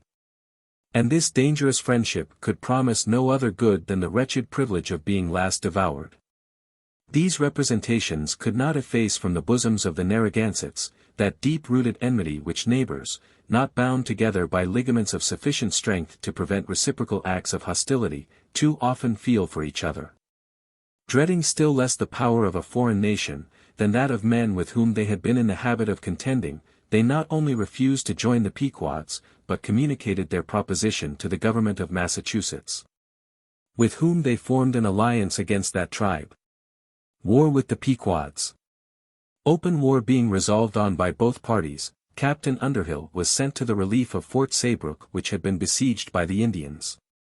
And the three colonies, Massachusetts, Plymouth, and Connecticut, agreed to march their united forces into the country of the Pequods, to effect their entire destruction. The troops of Connecticut were first in motion. Those of Massachusetts were detained by the controversy concerning the covenant of works, and of grace, which had insinuated itself into all the transactions of that colony. Their little army, when collected, found itself divided by this metaphysical point. And the stronger party, believing that the blessing of God could not be expected to crown with success the arms of such unhallowed men as their opponents in faith on this question, refused to march until their small band was purified by expelling the unclean, and introducing others whose tenets were unexceptionable. While this operation was performing, the troops of Connecticut, reinforced by a body of friendly Indians and by a small detachment from Saybrook, determined to march against the enemy. The Pequods had taken two positions which they had surrounded with palisadoes, and had resolved to defend. The nearest was on a small eminence surrounded by a swamp near the head of Mystic River. Against this fort the first attack was made. The Indians, deceived by a movement of the vessels from Saybrook to Narragansett, believed the expedition to have been abandoned, and celebrated, in perfect security, the supposed evacuation of their country. About daybreak, while they were asleep, the English approached, and the surprise would have been complete, had they not been alarmed by the barking of a dog. They immediately gave the war whoop, and flew undismayed to arms. The English rushed to the attack, forced their way through the works, and set fire to the Indian wigwams. The confusion soon became general, and almost every man was killed or taken.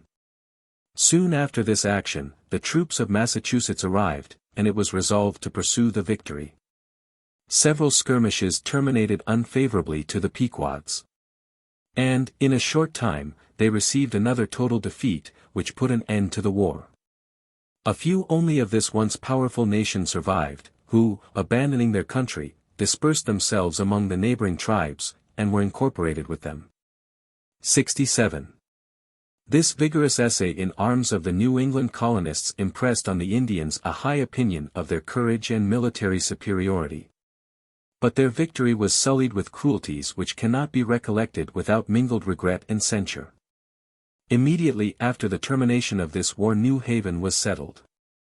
A small emigration from England conducted by Eaton and Davenport, arrived at Boston in June. New Haven settled. Unwilling to remain where power and influence were already in the hands of others, they refused to continue within the jurisdiction of Massachusetts. And, disregarding the threats at Manhattoes, settled themselves west of Connecticut River, on a place which they named New Haven. Their institutions, civil and ecclesiastical, were in the same spirit with those of their elder sister, Massachusetts. The colony was now in a very flourishing condition. 21,200 emigrants had arrived from England. And, although they devoted great part of their attention to the abstruse points of theology which employed the casuists of that day, they were not unmindful of those solid acquisitions which permanently improved the condition of man. Sober, industrious, and economical, they labored indefatigably in opening and improving the country, and were unremitting in their efforts to furnish themselves with those supplies which are to be drawn from the bosom of the earth. Of these, they soon raised a surplus for which fresh emigrants offered a profitable market. And their foreign trade in lumber, added to their fish and furs, furnished them with the means of making remittances to England for those manufactures which they found it advantageous to import. Their fisheries had become so important as to attract the attention of government. For their encouragement, a law was passed exempting property employed in catching, curing, or transporting fish, from all duties and taxes, and the fishermen, and ship builders, from militia duty. By the same law, all persons were restrained from using cod or bass fish for manure. Chapter 4. Massachusetts claims New Hampshire and part of Maine. Dissensions among the inhabitants. Confederation of the New England colonies. Rhode Island excluded from it. Separate chambers provided for the two branches of the legislature. New England takes part with Parliament. Treaty with Acadie. Petition of the Nonconformists. Disputes between Massachusetts and Connecticut. War between England and Holland. Machinations of the Dutch at Manhattoes among the Indians. Massachusetts refuses to join the United Colonies in the war. Application of New Haven to Cromwell for assistance. Peace with the Dutch.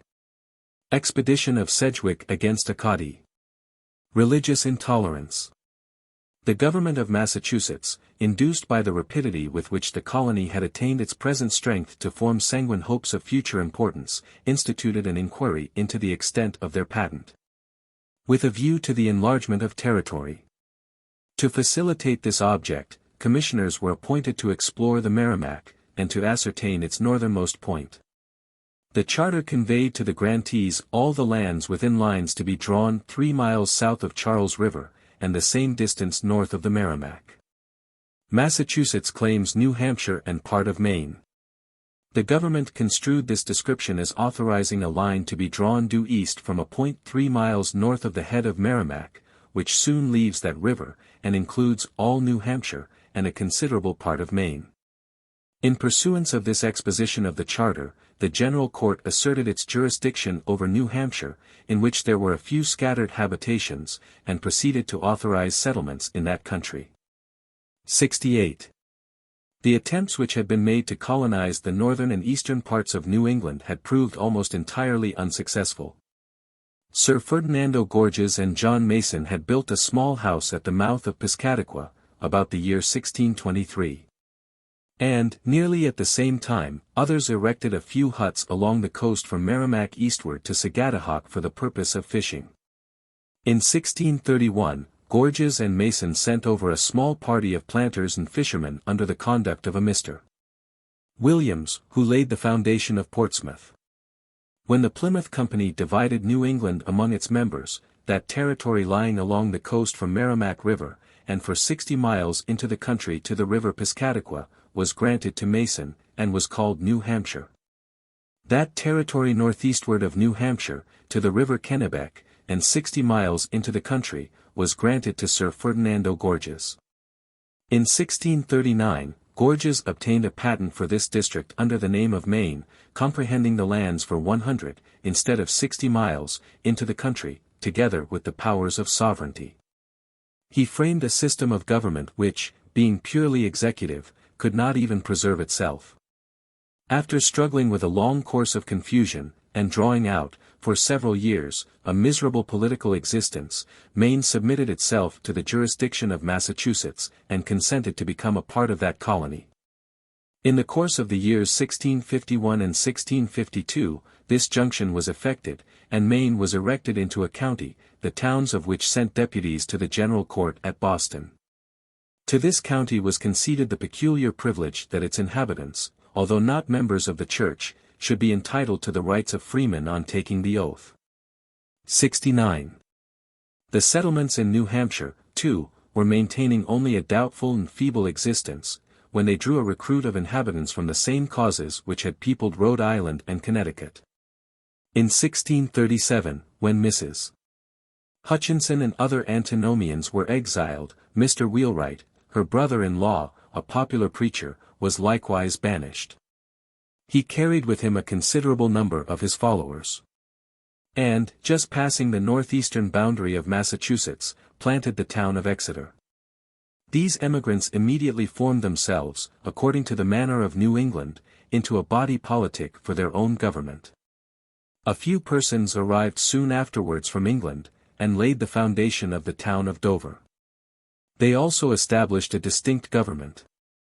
Their first act proved to be the source of future discord. The majority chose one Underbill as governor. But a respectable minority was opposed to his election. To this cause of discontent was added another of irresistible influence. They were divided on the subject of the covenant of works, and of grace. These dissensions soon grew into a civil war, which was happily terminated by Williams, who was, according to the practice of small societies torn by civil broils, invited by the weaker party to its aid. He marched from Portsmouth at the head of a small military force, and, banishing the governor, and the leaders of the antinomian faction, restored peace to this distracted village.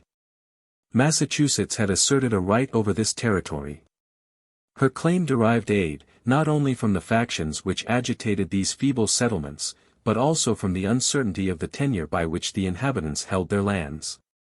Only the settlers at Portsmouth had acquired a title from Mason.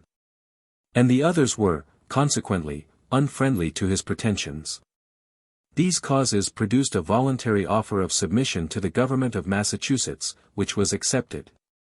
And the General Court passed an order, declaring the inhabitants of Piscataqua to be within their jurisdiction, with the privileges of participating in all their rights and of being exempted from all public charges, other than those which shall arise for, or among themselves, or from any action, or course that may be taken for their own good or benefit. Under the protecting wing of this more powerful neighbor, New Hampshire attained the growth which afterwards enabled her to stand alone, and long remembered with affection the benefits she had received. 70.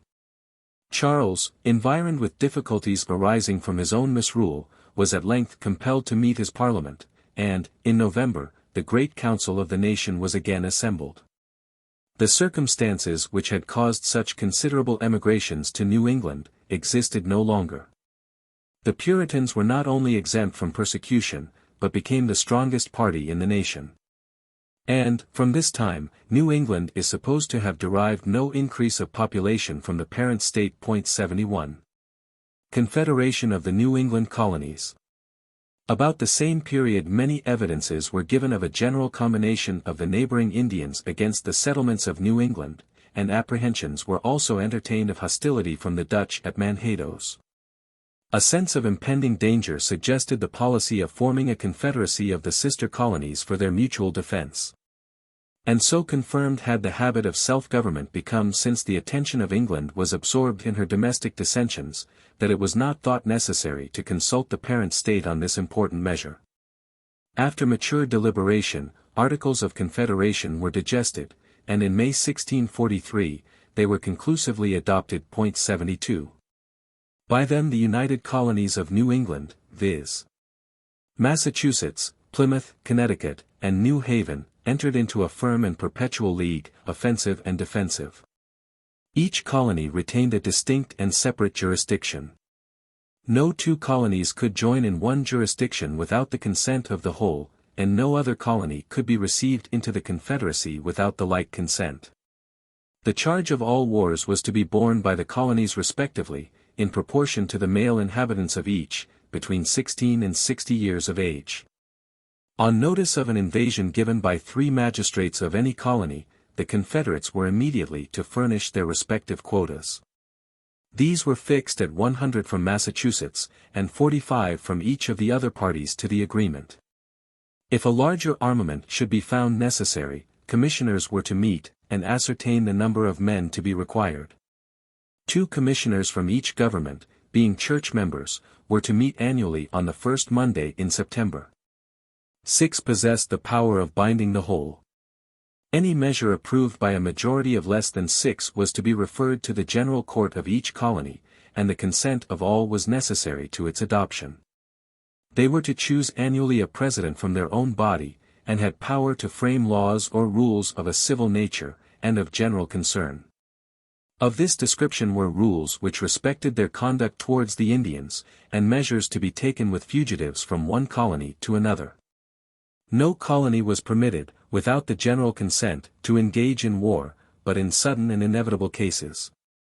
If, on any extraordinary meeting of the commissioners, their whole number should not assemble, any 4 who should meet were empowered to determine on a war, and to call for the respective quotas of the several colonies.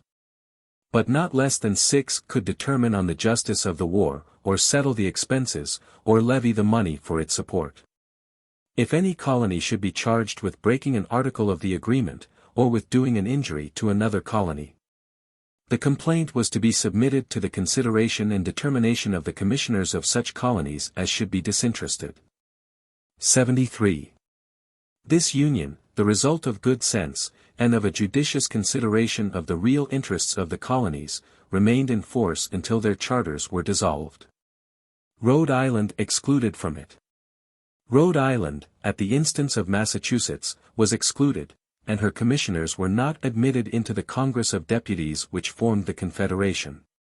On her petitioning at a subsequent period to be received as a member, her request was refused, unless she would consent to be incorporated with Plymouth. This condition being deemed inadmissible, she never was taken into the Confederacy.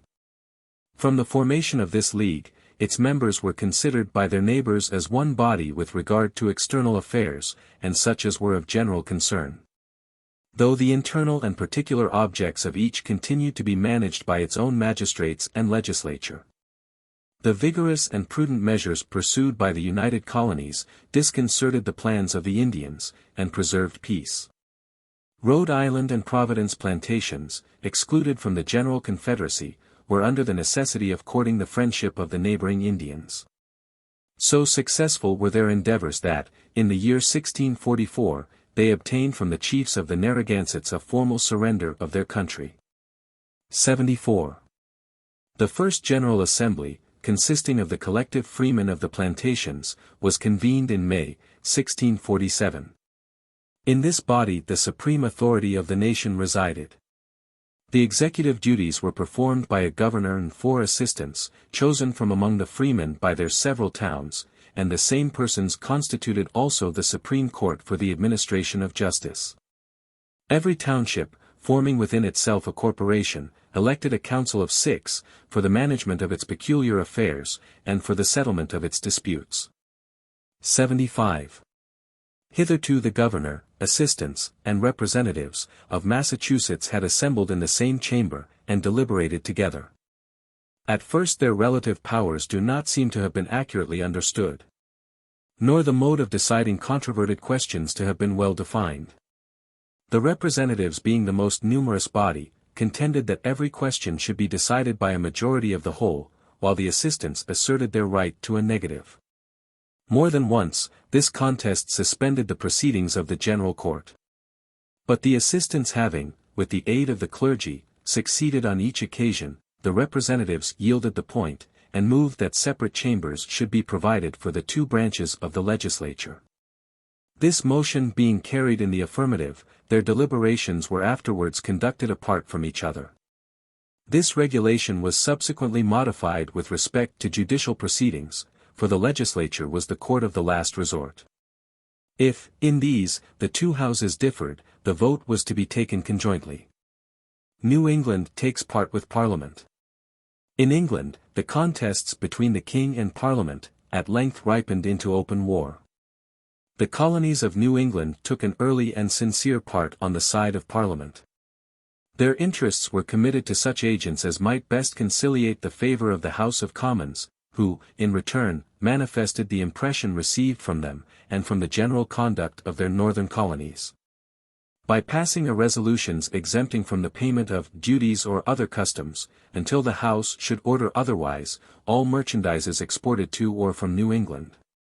76 and, in 1644, the General Court passed an ordinance declaring, that what person soever shall by word, writing, or action, endeavour to disturb our peace directly or indirectly by drawing a party under pretence that he is for the King of England, and such as join with him against the Parliament, shall be accounted as an offender of a high nature against this Commonwealth, and to be proceeded with either capitally or otherwise, according to the quality and degree of his offence. Provided always that this shall not be extended against any merchants, strangers and shipmen that come hither merely for trade or merchandise, albeit they should come from any of those parts that are in the hands of the King, and such as adhere to him against the Parliament, carrying themselves here quietly, and free from railing, or nourishing any faction, mutiny, or sedition among us as aforesaid. 77. These manifestations of mutual kindness were not interrupted by an ordinance of Parliament, passed in 1643, appointing the Earl of Warwick, Governor-in-Chief and Lord High Admiral of the Colonies, with a council of 5 peers, and 12 commoners, to assist him, and empowering him, in conjunction with his associates, to examine the state of their affairs, to send for papers and persons, to remove governors and officers, appointing others in their places, and to assign over to them such part of the powers then granted as he should think proper. Jealous as were the people of New England of measures endangering their liberty, they do not appear to have been alarmed at this extraordinary exercise of power. So true is it that men close their eyes on encroachments committed by that party to which they are attached, in the delusive hope that power, in such hands, will always be wielded against their adversaries, never against themselves. This prosperous state of things was still farther improved by a transaction which is the more worthy of notice as being an additional evidence of the extent to which the colonies of New England then exercised the powers of self-government. Treaty with Acadie. A treaty of peace and commerce was entered into between the Governor of Massachusetts, styling himself Governor of New England, and Monsieur d'Aulnay, Lieutenant General of the King of France in Acadie. This treaty was laid before the commissioners for the colonies and received their sanction. The rigid adherence of Massachusetts to the principle of withholding the privilege of a freeman from all who dissented from the majority in any religious opinion, could not fail to generate perpetual discontents. Petition of the Nonconformists. A petition was presented to the General Court, signed by several persons highly respectable for their situation and character, but, not being church members, excluded from the common rights of society. complaining that the fundamental laws of England were not acknowledged by the colony, and that they were denied those civil and religious privileges to which they were entitled, as freeborn Englishmen, of good moral conduct. Their prayer to be admitted to the rights, or to be relieved from the burdens, of society, was accompanied with observations conveying a very intelligible censure on the proceedings of the colony, and a threat of applying to Parliament, should the prayer of their petition be rejected. The most popular governments not being always the most inclined to tolerate opinions differing from those of the majority, this petition gave great offense, and its signers were required to attend the court. Their plea, that the right to petition government was sacred, was answered by saying that they were not accused for petitioning, but for using contemptuous and seditious expressions. They were required to find sureties for their good behavior, and, on refusing to acknowledge their offense, were fined at the discretion of the court. An appeal from this decision having been refused, they sent deputies to lay their case before Parliament, but the clergy exerted themselves on the occasion. And the celebrated Cotton, in one of his sermons, asserted that if any should carry writings or complaints against the people of God in that country to England, it would be as Jonas in the ship. A storm having risen during the passage, the mariners, impressed with the prophecy of Cotton, insisted that the obnoxious papers should be thrown overboard, and the deputies were constrained to consign their credentials to the waves. On their arrival in England, they found Parliament but little disposed to listen to their complaints. The agents of Massachusetts had received instructions to counteract their efforts, and the governments of New England were too high in favor to admit of a rigid scrutiny into their conduct. 78. In some of the internal dissensions which agitated Massachusetts, Winthrop, a man of great influence, always among their first magistrates, and often their governor, was charged while deputy governor with some arbitrary conduct. He defended himself at the bar, in the presence of a vast concourse of people, and, having been honorably acquitted, addressed them from the bench, in a speech which was highly approved. As this speech tends to illustrate the political opinions of the day, an extract from it may not be unworthy of regard. The questions, he said, which have troubled the country of late, and from which these disturbances in the state have arisen, have been about the authority of the magistrate and the liberty of the people. Magistracy is certainly an appointment from God. We take an oath to govern you according to God's law, and our own. And if we commit errors, not willingly, but for want of skill, you ought to bear with us, because, being chosen from among yourselves, we are but men, and subject to the like passions as yourselves. Nor would I have you mistake your own liberty. There is a freedom of doing what we list, without regard to law or justice. This liberty is indeed inconsistent with authority. But civil, moral, and federal liberty, consists in every man's enjoying his property, and having the benefit of the laws of his country, which is very consistent with a due subjection to the civil magistrate. And for this you ought to contend, with the hazard of your lives. 79. During the remnant of his life, he was annually chosen governor. About this time, a controversy which had long subsisted between Massachusetts and Connecticut, was terminated. The latter, for the purpose of maintaining Saybrook, had laid a duty on all goods exported from Connecticut River. The inhabitants of Springfield, a town of Massachusetts lying on the river, having refused to pay this duty, the cause was laid before the commissioners of the United Colonies. And, after hearing the parties, those of Plymouth and New Haven adjourned the final decision of the case until the next meeting, in order to hear farther objections from Massachusetts, but directed that, in the meantime, the duty should be paid. At the meeting in 1648, Massachusetts insisted on the production of the patent of Connecticut. It was perfectly well known that the original patent could not be procured.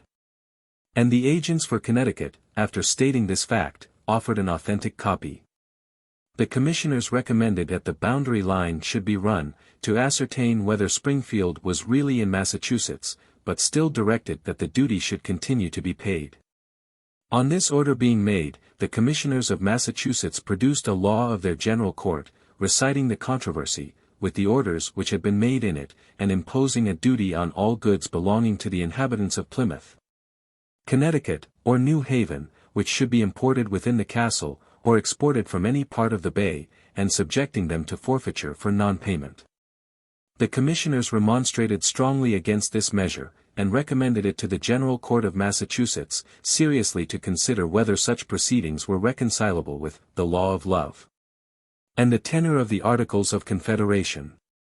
In the meantime, they begged to be excused from all farther agitations concerning Springfield. In this state of the controversy Fort Saybrook was consumed by fire, and Connecticut forbore to rebuild it, or to demand the duty.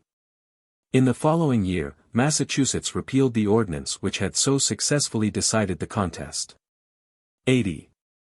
Thus does a member of a confederacy, feeling its own strength, and the weakness of those with whom it is associated, deride the legitimate decisions of the federal body, when opposed to its own interest or passions, and obey the general will only when that will is dictated by itself. Although, while civil war raged in the mother country, New England had been permitted to govern itself as an independent nation, Parliament seems to have entertained very decisive opinions respecting the subordination of the provinces and its own controlling power. The measures taken for giving effect to these opinions involved all the colonies equally. The Council of State was authorized to displace governors and magistrates, and to appoint others. Massachusetts was required to take a new patent, and to hold its courts, not in the name of the colony, but in the name of the Parliament.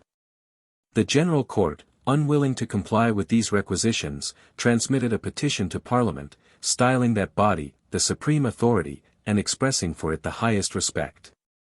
They stated their uniform attachment to Parliament during the Civil War, the aid they had given, and the losses they had sustained. After speaking of the favors they had received, they expressed the hope that it will not go worse with them than it did under the late king, and that the frame of this government will not be changed, and governors and magistrates imposed on them against their will. They declared, however, their entire submission to the will of Parliament, and, avowing for that body the most zealous attachment, prayed a favorable answer to their humble petition. But the United Colonies had lately given great umbrage by supplying Virginia and Barbados, then enemies of the Commonwealth, with warlike stores and other commodities. It was also matter of real complaint that their exemption from the payment of duties enabled them to enrich themselves at the expense of others, and a revocation of their privileges in this respect was seriously contemplated. Yet the requisitions concerning their charter were never complied with, and do not appear to have been repeated. 81. In this year, war was declared by England against Holland.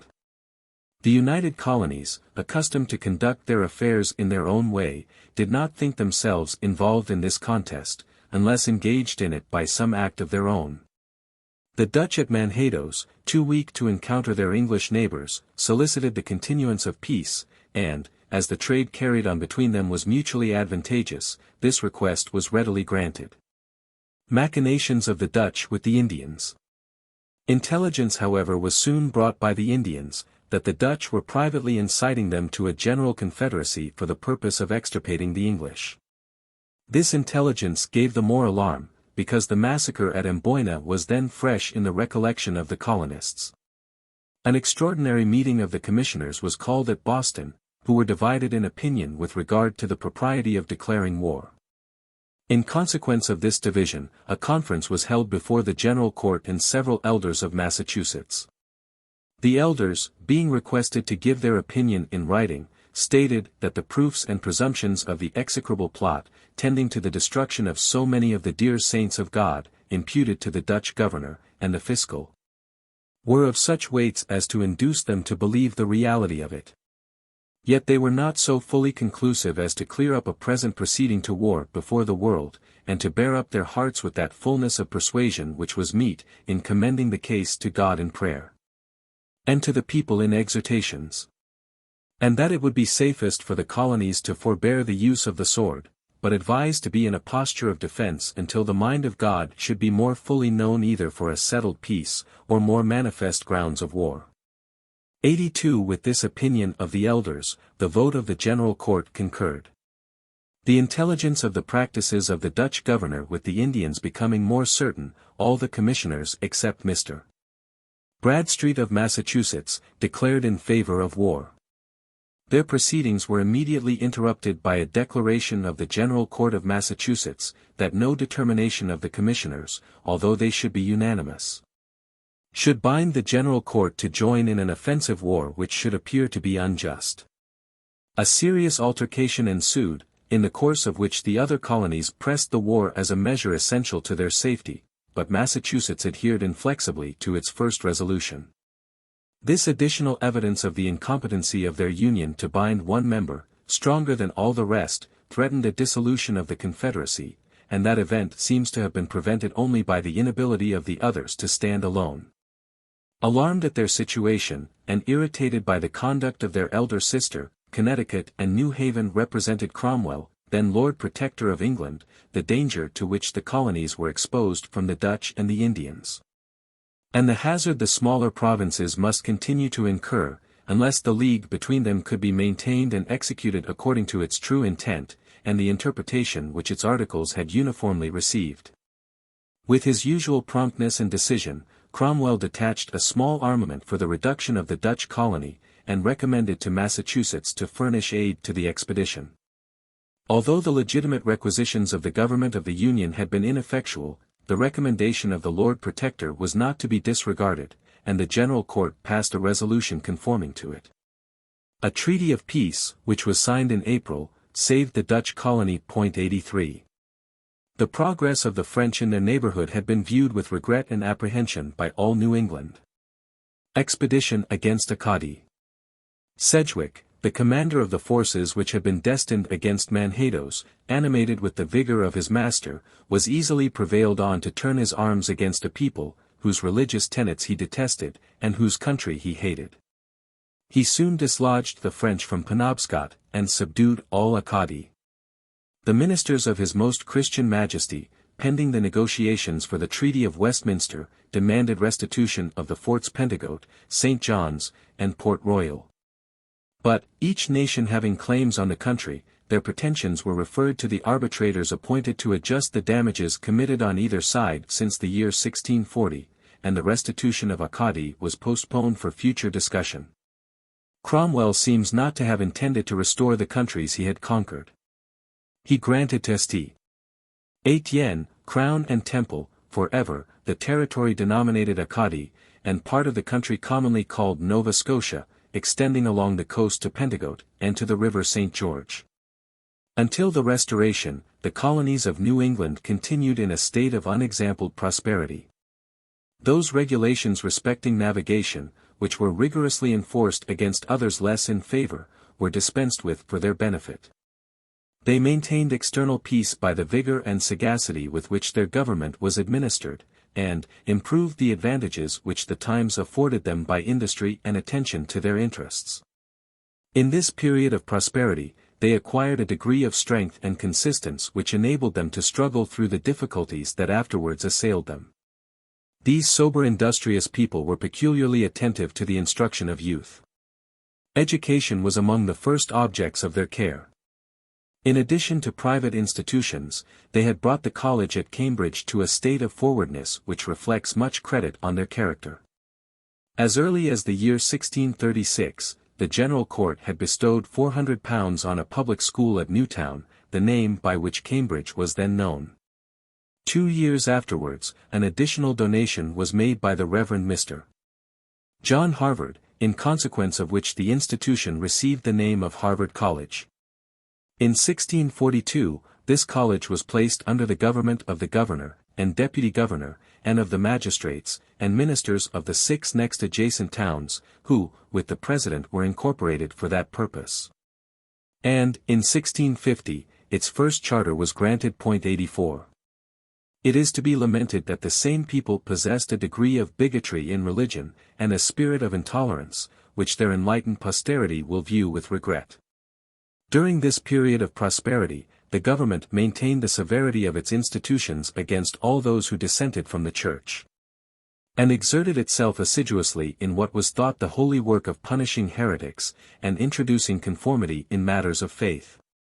In this time, the sect denominated Quakers appeared.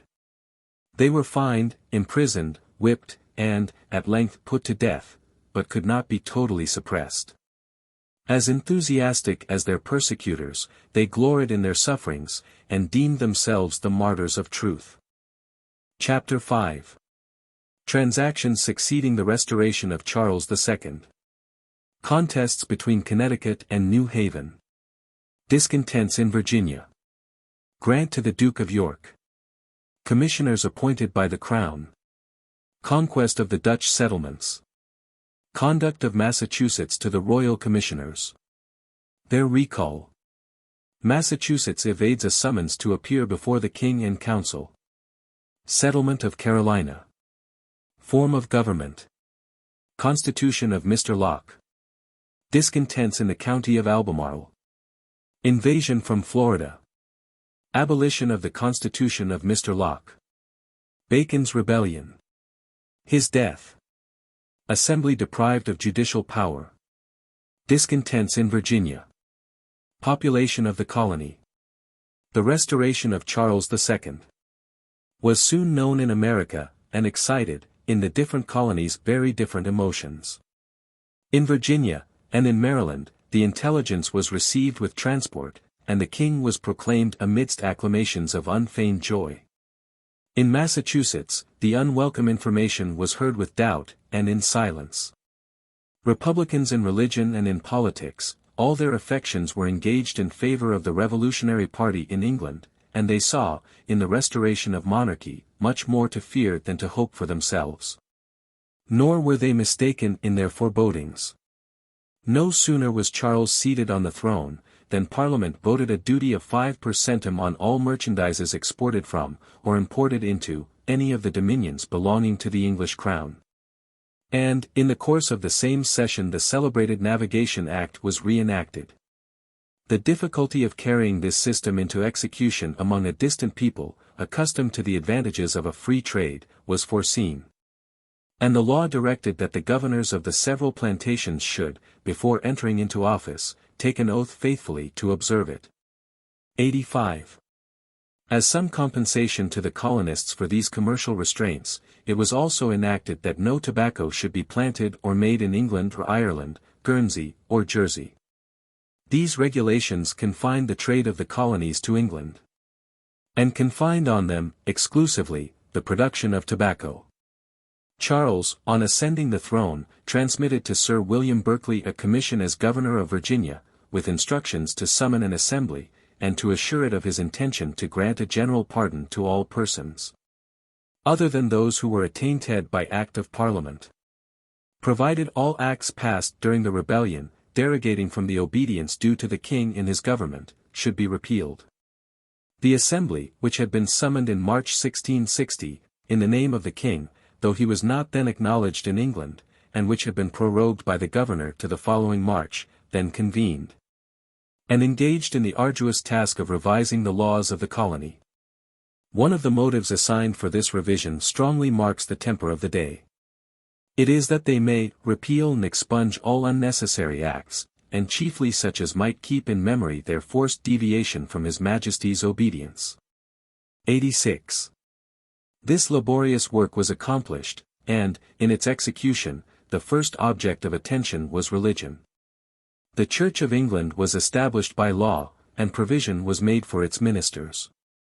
To preserve the purity and unity of its doctrines and discipline, those only who had been ordained by some bishop in England, and who should subscribe an engagement to conform to the Constitution of the Church of England and the laws there established, could be inducted by the governor, and no others were permitted to preach. The day of the execution of Charles I was ordered to be kept as a fast, and the anniversaries of the birth, and of the restoration of Charles II, to be celebrated as holy days. The duties on exports and tonnage were rendered perpetual.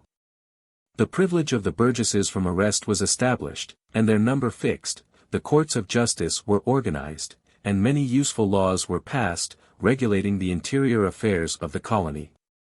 87. An effort was made to encourage manufactures, especially that of silk. For each pound of that article which should be raised, a premium of 50 pounds of tobacco was given. And every person was enjoined to plant a number of mulberry trees proportioned to his quantity of land, in order to furnish food for the silkworm.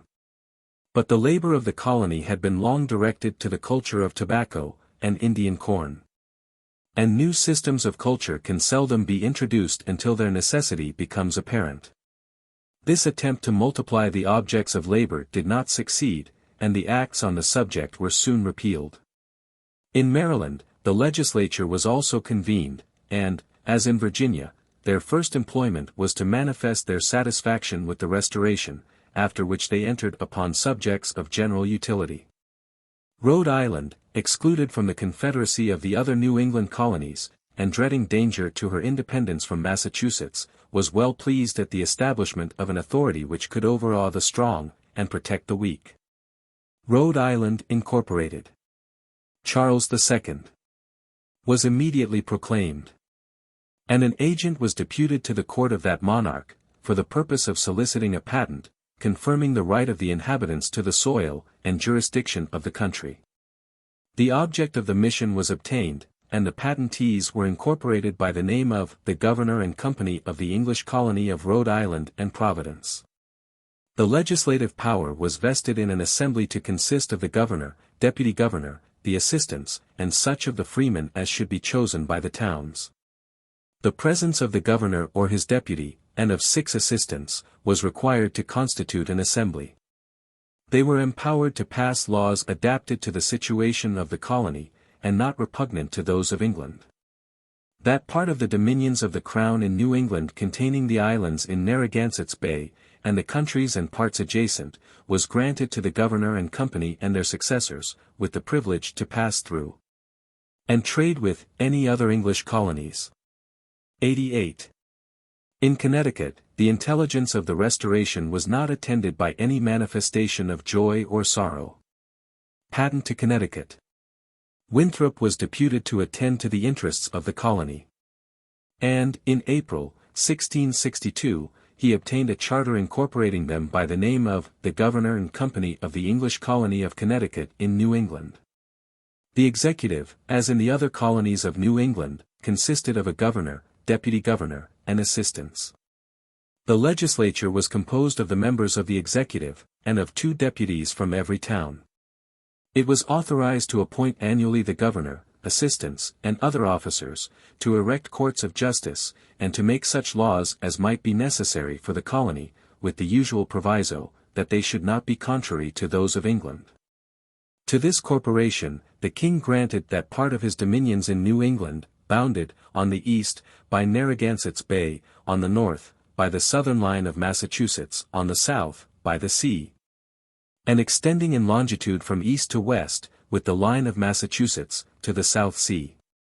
Contest between Connecticut and New Haven.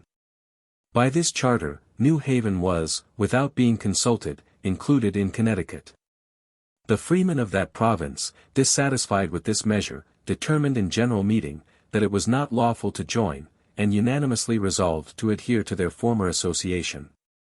A committee was appointed to address the Assembly of Connecticut on this interesting subject. They insisted, not that the charter was void, but that it did not include them.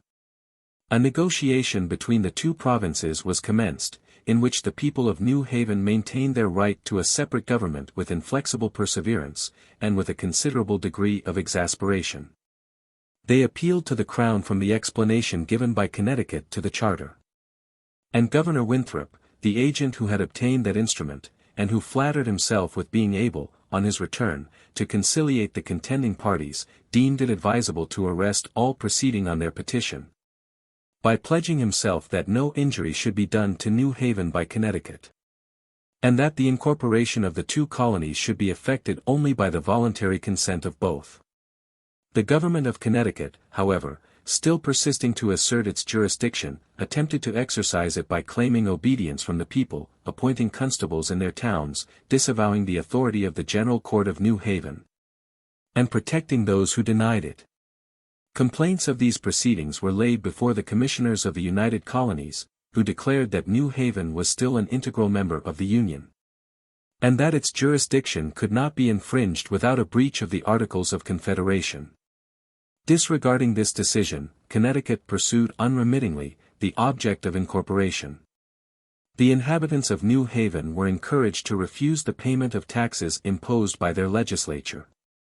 And, when distress was made on the disobedient, assistance was obtained from Hartford. These proceedings seemed only to increase the irritation on the part of New Haven, where a deep sense of injury was entertained, and a solemn resolution taken to break off all farther treaty on the subject. This state of things was entirely changed by a piece of intelligence which gave the most serious alarm to all New England.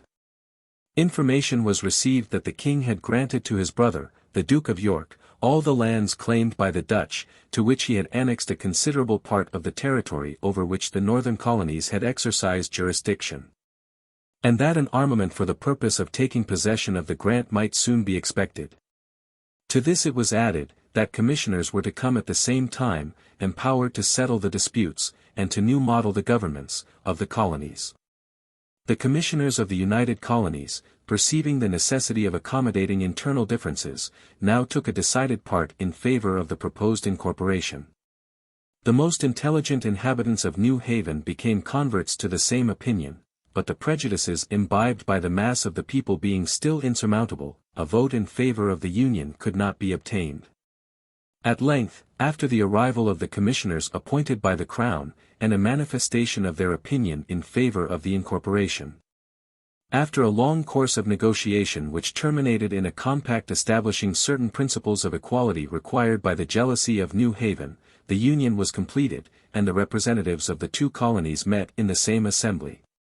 During the frequent changes which took place in England after the death of Cromwell, Massachusetts preserved a cautious neutrality, and seemed disposed to avail herself of any favorable occurrences, without exposing herself to the resentments of that party which might ultimately obtain the ascendancy. Although expressly ordered, she did not proclaim Richard as Lord Protector. Nor did she take any step to recognize the authority of Parliament. The first intelligence of the restoration of Charles was received with the hesitation of men who are unwilling to believe a fact too well supported by evidence to be discredited. And when they were informed of it in a manner not to be questioned, they neither proclaimed the king, nor manifested, by any public act, their admission of his authority.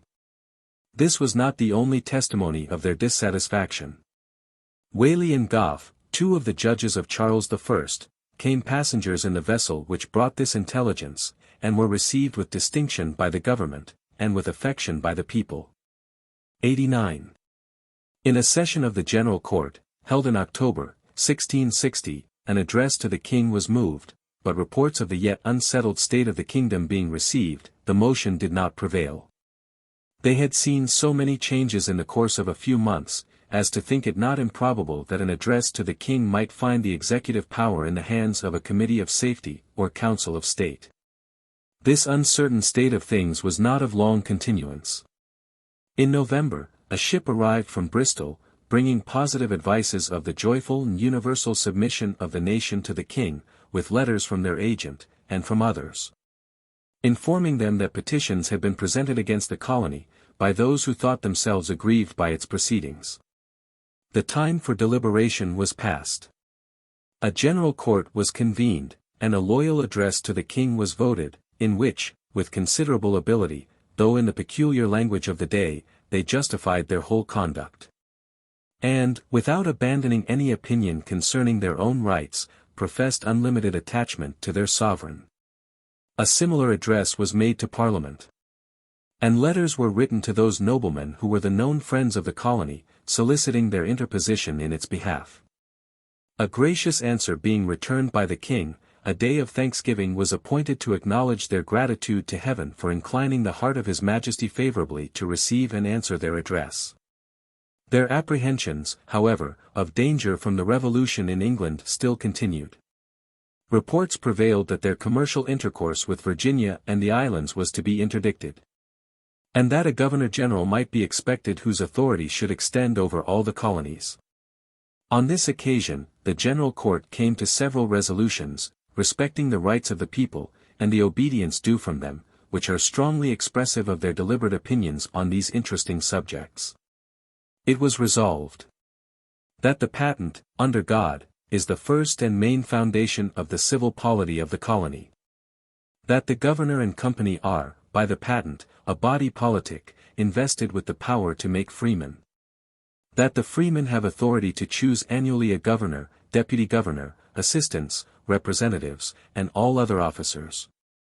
That the government thus constituted hath full power, both legislative and executive, for the government of all the people, whether inhabitants or strangers, without appeals, save only in the case of laws repugnant to those of England. That the government is privileged by all means, even by force of arms, to defend itself both by land and sea, against all who should attempt injury to the plantation or its inhabitants, and that in their opinion, any imposition prejudicial to the country, contrary to any just law of theirs, not repugnant to the laws of England, would be an infringement of their rights. 90. These strong and characteristic resolutions were accompanied by a recognition of the duties to which they were bound by their allegiance. These were declared to consist, in upholding that colony as belonging of right to His Majesty, and not to subject it to any foreign prince, in preserving his person and dominions, and in settling the peace and prosperity of the king and nation, by punishing crimes, and by propagating the gospel. 91. It was, at the same time, determined that the royal warrant, which had been received some time before, for apprehending Whaley and Gough, ought to be faithfully executed. These persons however were permitted to escape to Connecticut, where they were received with every demonstration of regard, and to remain during life in New England, only taking care not to appear in public. At length, in August 1661, it was determined to proclaim the king. But, as if unable to conceal the reluctance with which this step was taken, an order was made, on the same day, prohibiting all disorderly behavior on the occasion, and, in particular, directing that no man should presume to drink His Majesty's health, which, adds the order, he hath in a special manner forbid. Farther intelligence being received from England of the increasing complaints against the government of Massachusetts, agents were deputed with instructions to represent the colonists as loyal and obedient subjects, to remove any ill impressions that had been made against them, and to learn the disposition of His Majesty toward them, but to do nothing which might prejudice their charter. The agents, who engaged reluctantly in a service from which they rightly augured to themselves censure rather than approbation, were received more favorably than had been expected. They soon returned with a letter from the king, confirming their charter, and containing a pardon for all treasons committed during the late troubles, with the exception of those only who were attainted by Act of Parliament. But the royal missive also required that the General Court should review its ordinances, and repeal such of them as were repugnant to the authority of the Crown, that the oath of allegiance should be taken by every person, that justice should be administered in the King's name, that all who desired it, should be permitted to use the Book of Common Prayer, and to perform their devotions according to the ceremonials of the Church of England, and that freeholders of competent estates, not vicious, should be allowed to vote in the election of officers, though they were of different persuasions in church government. 92. These requisitions gave much disquiet, and that alone seems ever to have been complied with which directed judicial proceedings to be carried on in the name of the king. The agents on their return were ill received by the people, and were considered as having sacrificed the interests of their country, because, with the agreeable, were mingled some bitter though unavoidable ingredients. During these transactions, the Parliament of England proceeded to complete its system of confining the trade of the colonies to the mother country.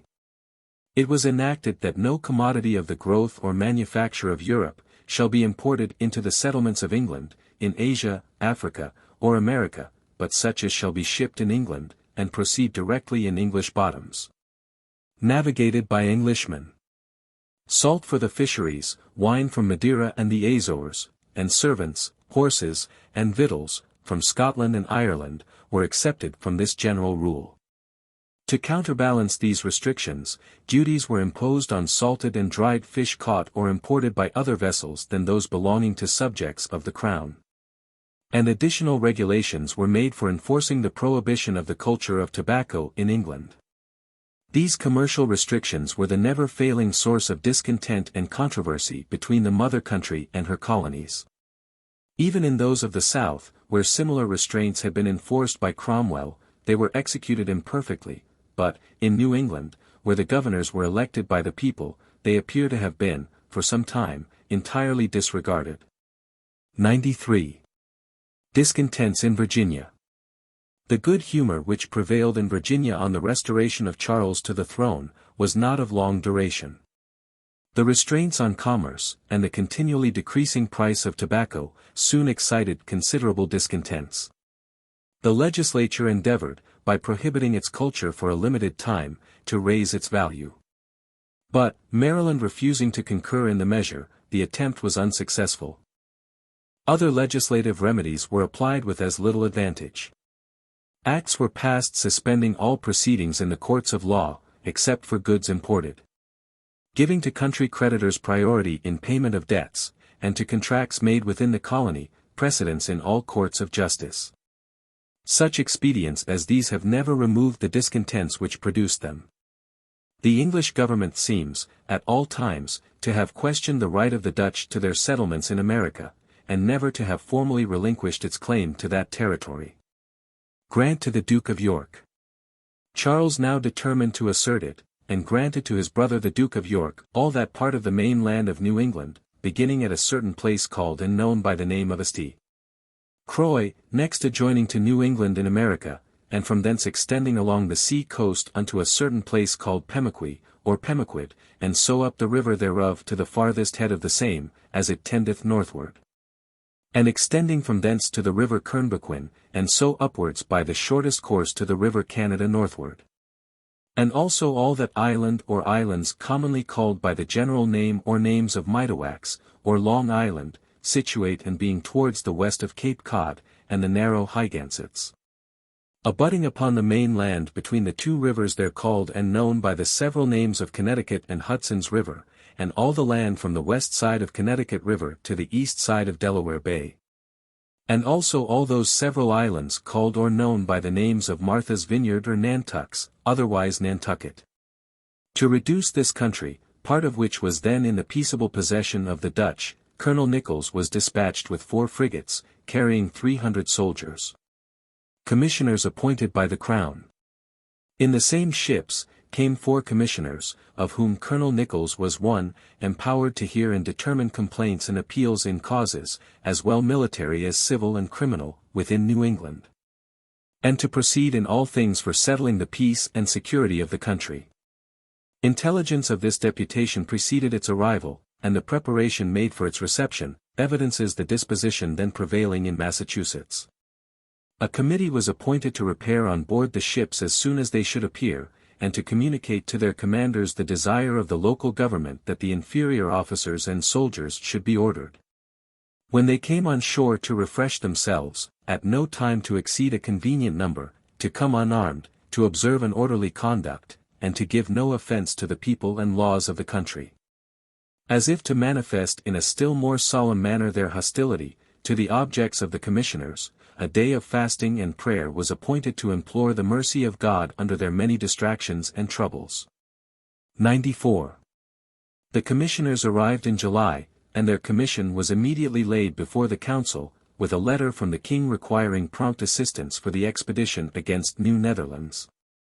The General Court, which was immediately convened, after having first resolved that they would bear faith and true allegiance to His Majesty, and adhere to their patent, so dearly obtained, and so long enjoyed, by undoubted right in the sight of God and man, determined to raise 200 men for the expedition. In the meantime Colonel Nichols proceeded to Manhattan's conquest of the Dutch colony. The auxiliary force raised by Massachusetts was rendered unnecessary by the capitulation of New Amsterdam, which was soon followed by the surrender of the whole province. The year after Captain Argall had subdued Manhattan's, the garrison, having obtained a reinforcement from Holland, returned to their ancient allegiance. In 1621, the States General made a grant of the country to the West India Company, who erected a fort called Good Hope on Connecticut, which they denominated Fresh River, and another called Nassau on the east side of Delaware Bay. The fort on Connecticut River, however, did not protect that frontier against the people of New England, who continued to extend their settlements towards the south. The Dutch remonstrated in vain against these encroachments, and were under the necessity of receding as their more powerful neighbors advanced, until the eastern part of Long Island and the country within a few miles of the Hudson were relinquished. Farther south, the Dutch had built Fort Casimir, now New Castle, on the Delaware. This fort was taken from them by the Swedes, who claimed the western shore of that river, but was retaken by the Dutch, who, at the same time, conquered Christina, and received the submission of the few Swedes who were scattered on the margin of the river. They also made a settlement at Cape Henlopen, which attracted the attention of Lord Baltimore, who sent a commission to New Castle ordering the Dutch governor to remove beyond the 40th degree of north latitude, to which his lordship's claim extended. This mandate however was not obeyed. On the appearance of Colonel Nichols before New Amsterdam, Stuyvesant, the governor, was disposed to defend the place, but the inhabitants, feeling no inclination for the contest, took part with their invaders. And Stuyvesant was compelled to sign a capitulation, by which he surrendered the town to the English, stipulating for the inhabitants their property, and the rights of free denizens.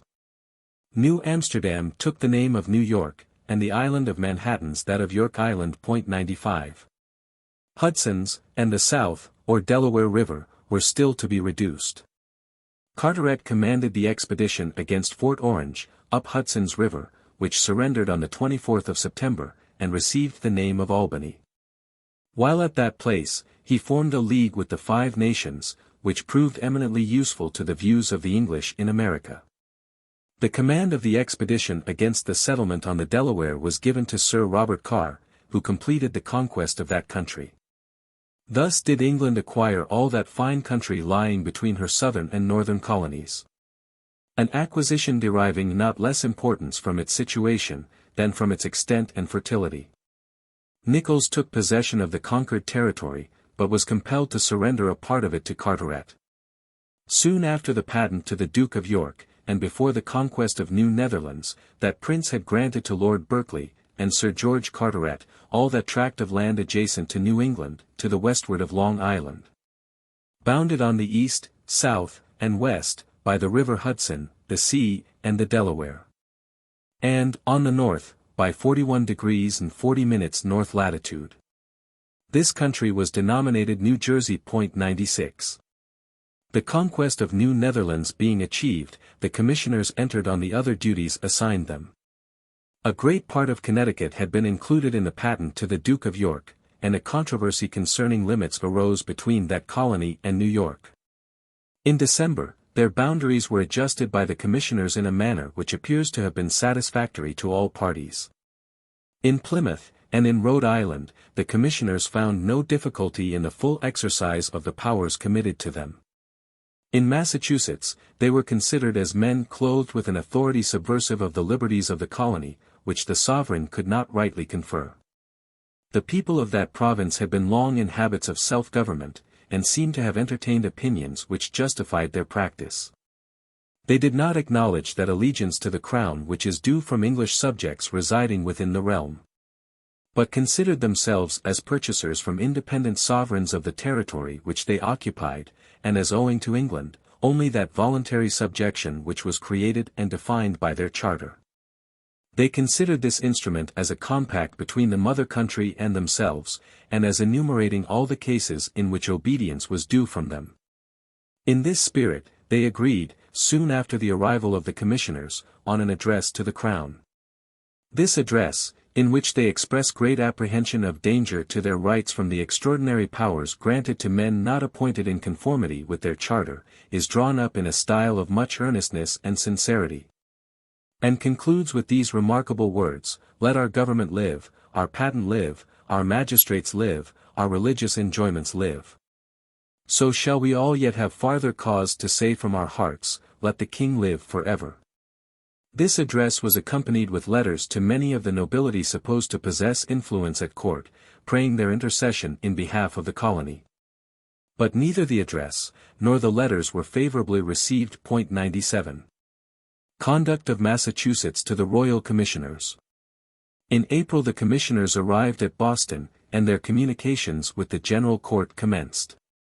The suspicions which these two bodies entertained of each other, opposed great obstacles to any cordial cooperation between them. The papers, on the part of the commissioners, display high ideas of their own authority, as the representatives of the Crown, and a preconceived opinion that there was a disposition in the government to resist that authority. Those on the part of the General Court manifest a wish to avoid a contest with the Crown, and a desire to gratify His Majesty, so far as professions of loyalty and submission could gratify him. But they manifest also a conviction of having done nothing improper, and a steadfast determination to make no concession incompatible with their rights. With these impressions, the correspondence soon became an altercation. The commissioners, finding their object was to be obtained neither by reasoning, nor by threats, attempted a practical assertion of their powers by summoning the parties before them, in order to hear and decide a complaint against the governor and company. The General Court, with a decision which marked alike their vigor, and the high value they placed on their privileges, announced by sound of trumpet, their disapprobation of this proceeding, which they termed inconsistent with the laws and established authority, and declared that, in observance of their duty to God and to His Majesty, and of the trust reposed in them by His Majesty's good subjects in the colony, they could not consent to such proceedings, nor countenance those who would so act, or such as would abet them. As a ground of compromise, the court stated their willingness to hear the case themselves in the presence of the commissioners, who would thereby be enabled to understand its merits. But this proposition was at once rejected, and every effort towards reconciliation proved unavailing. 98. From Massachusetts, the commissioners proceeded to New Hampshire and Maine. They decided in favor of the claims of Mason and Gorges, and erected a royal government in each province, appointed justices of the peace, and exercised other acts of sovereignty, after which they returned to Boston. The General Court, declaring that their proceedings to the eastward tended to the disturbance of the public peace, asked a conference on the subject, which was refused with a bitterness of expression that put an end to all farther communication between the parties. Massachusetts, soon afterwards, re-established her authority both in New Hampshire and Maine. They are recalled. Charles, on being informed of these transactions, recalled his commissioners, and ordered the General Court to send agents to England, to answer the complaints made against its proceedings. The court, having more than once experienced the benefits of procrastination, affected at first to disbelieve the authenticity of the letter, and afterwards excused themselves from sending agents by saying that the ablest among them could not support their cause better than had already been done. During these transactions in the north, new colonies were forming in the south. In the year 1663, that tract of country extending from the 36th degree of north latitude to the river St. Matthew, was made a province by the name of Carolina, and granted to Lord Clarendon, the Duke of Albemarle, Lord Craven, Lord Berkeley, Lord Ashley, Sir George Carteret, Sir John Culleton, and Sir William Berkeley, in absolute property for ever. This charter bears a strong resemblance to that of Maryland, and was probably copied from it. Settlement of Carolina. The proprietors took immediate measures for the settlement of their colony. Its constitution consisted of a governor, to be chosen by themselves from 13 persons nominated by the colonists, and an assembly to be composed of the governor, council, and representatives of the people, who should have power to make laws not contrary to those of England, which were to remain in force until the descent of the proprietors should be published. Perfect freedom in religion was promised. And, as an inducement to emigration, 100 acres of land, at the price of a halfpenny for each acre, were allowed for every freeman, and 50 for every servant, who should, within the space of 5 years, be settled in the province. A small settlement had been made on Albemarle Sound by some emigrants from Virginia, the superintendence of which had been conferred by the proprietors, on Sir William Berkeley, then governor of that colony, with instructions to visit it, to appoint a governor and council of 6 persons for the management of its affairs, and to grant lands to the inhabitants on the same terms that those in Virginia might be obtained. The attention of the proprietors was next turned to the country south of Cape Fear, which, as far as the river St. Matthew, was erected into a county by the name of Clarendon. Considerable numbers from Barbados emigrated into it, one of whom, Mr. John Yeamans, was appointed commander-in-chief, and, in 1665, a separate government was erected in it, similar to that in Albemarle.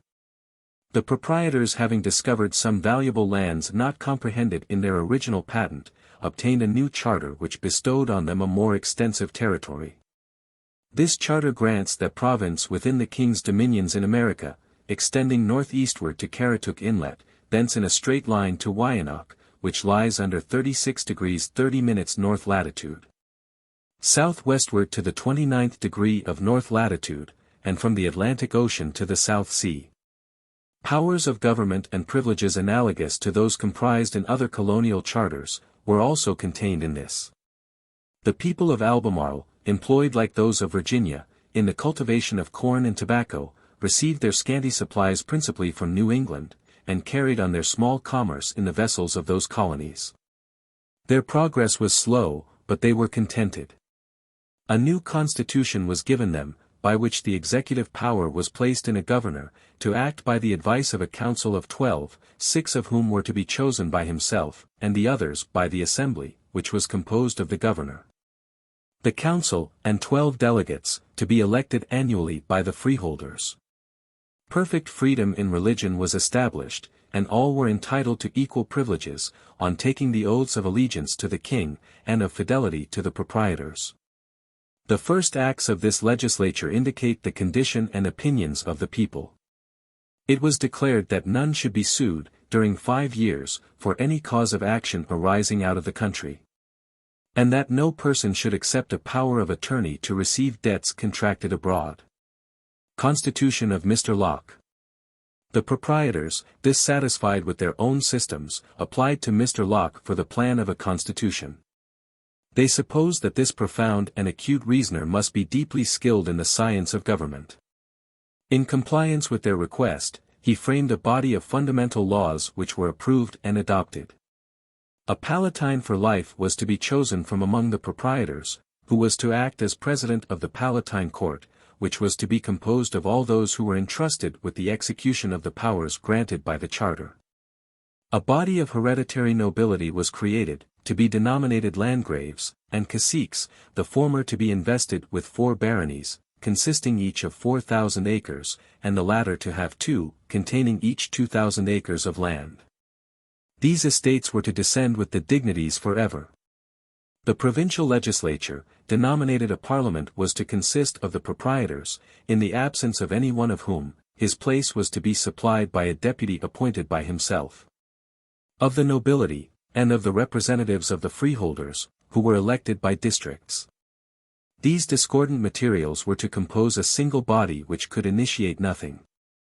The bills to be laid before it were to be prepared in a grand council composed of the governor, the nobility, and the deputies of the proprietors, who were invested also with the executive power. At the end of every century, the laws were to become void without the formality of a repeal. Various judicatories were erected, and numerous perplexing regulations were made. This constitution, which was declared to be perpetual, soon furnished additional evidence, to the many afforded by history, of the great but neglected truth. That experience is the only safe school in which the science of government is to be acquired. And that the theories of the closet must have the stamp of practice, before they can be received with implicit confidence. The Duke of Albemarle was chosen the first Palatine, but did not long survive his election. And Lord Berkeley was appointed his successor. The other proprietors were also named to high offices, and Mr. Locke was created a landgrave. After this change of constitution, the attention of the proprietors was first directed to the south. A settlement was made at Port Royal, under the conduct of William Sale, who had been appointed governor of that part of the coast which lies southwest of Cape Carteret.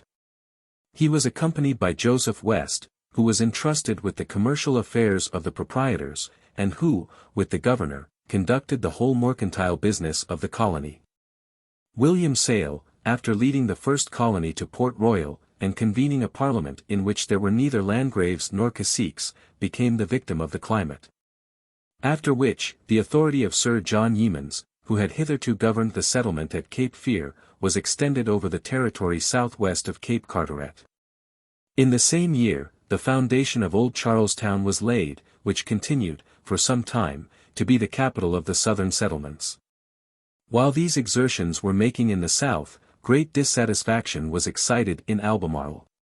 In 1670, Stevens, the governor, had been ordered to introduce into that settlement the constitution prepared by Mr. Locke. This innovation was strenuously opposed. And the discontent it produced was increased by a rumor, which was not the less mischievous for being untrue, that the proprietors designed to dismember the province. There was also another cause which increased the ill humor pervading that small society. The proprietors attempted to stop the trade carried on in the vessels of New England, and the attempt produced the constant effect of such measures, much ill temper both on the part of those who carried on the traffic, and of those for whom it was conducted. At length, these discontents broke out into open insurrection. The insurgents, led by Culpeper, who had been appointed Surveyor General of Carolina, obtained possession of the country, seized the revenues, and imprisoned the president, with 7 deputies who had been named by the proprietors. Having taken possession of the government, they established courts of justice, appointed officers, called a parliament, and, for several years, exercised the powers of an independent state. Yet they never, formally, disclaimed the power of the proprietors. All this time, the tithables of Albemarle, a term designating all the men, with the Negroes and Indian women, between 16 and 60 years of age, amounted only to 1,400. And the exports consisted of a few cattle, a small quantity of Indian corn, and about 800,000 weight of tobacco. About this time, an event occurred in the southern settlements, showing as well the poverty of the people, as the manner in which the affairs of the proprietors were conducted. Joseph West, their agent, was appointed to succeed Yeamans in the government, and, the colony being unable to pay his salary, the plantation, and mercantile stock of the proprietors, were assigned to him in satisfaction of his claims. In England, the opinion had been long entertained that the southern colonies were adapted to the production of those articles which succeed in the warmer climates of Europe. In pursuance of this opinion, Charles, in 1679, employed 2 vessels to transport foreign Protestants into the southern colony for the purpose of raising wine, oil, silk, and other productions of the South. And, to encourage the growth of these articles, exempted them, for a limited time, from taxation. The effort, however, did not succeed. Old Charlestown being found an inconvenient place for the seat of government, the present Charleston became the metropolis of South Carolina. This situation was deemed so unhealthy, that directions were given to search out some other position for a town. The seat of government, however, remained unaltered until the connection with Great Britain was dissolved. Carolina continued to increase slowly in wealth and population without any remarkable incident, except the invasion of its most southern settlement by the Spaniards from St. Augustine. This was occasioned, in part, by the jealousy with which the English colony inspired its neighbors, but was principally, and immediately attributable to the countenance given, in Charleston, to the buccaneers who then infested those seas, and who were particularly hostile to the Spaniards. It was with difficulty the colonists were prevented by the proprietors from taking ample vengeance for this injury. Their resentments, though restrained, were not extinguished. And, until the annexation of the Floridas to the British Crown, these colonies continued to view each other with distrust and enmity. The dissatisfaction of the colony with its constitution grew with its population. After some time a settled purpose was disclosed, to thwart and oppose the wishes of the proprietors in everything. Constitution of Mr. Locke abandoned. Wearied with a continued struggle to support a system not adapted to the condition of the people, the proprietors at length abandoned the Constitution of Mr. Locke, and restored the ancient form of government. 99. Discontents of Virginia. The discontents which arose in Virginia soon after the Restoration, continued to augment. To the regularly decreasing price of tobacco, and the restraints imposed on commerce by the Acts of Navigation, other causes of dissatisfaction were soon added. Large grants of land were made to the favorites of the Crown, and considerable burdens were produced, and injuries inflicted by the hostility of the Indians. Agents were deputed to remonstrate against these improvident grants, as well as to promote the views of the colony with regard to other objects of great moment, and a considerable tax was imposed to support the expense of the deputation. They are said to have been on the point of obtaining the objects of their mission, when all farther proceedings were suspended in consequence of a rebellion, which, for a time, wore a very serious aspect. Bacon's Rebellion. At the head of the insurgents was Colonel Nathaniel Bacon, a gentleman who had received his education, in England, at the Inns of Court, and had been appointed a member of the council soon after his arrival in Virginia. Young, bold, and ambitious. Possessing an engaging person, and commanding elocution, he was well calculated to rouse and direct the passions of the people. Treading the path by which ambition marches to power, he harangued the people on their grievances, increased their irritation against the causes of their disgust, and ascribed the evils with which they thought themselves oppressed to those who governed them, while he professed no other object than their good. He declaimed particularly against the languor with which the Indian War had been prosecuted, and, striking the note to which their feelings were most responsive, declared that, by proper exertions, it might have been already terminated. The people, viewing him as their only friend, and believing the zeal he manifested to be produced solely by his devotion to their cause, gave him their whole confidence and elected him their general.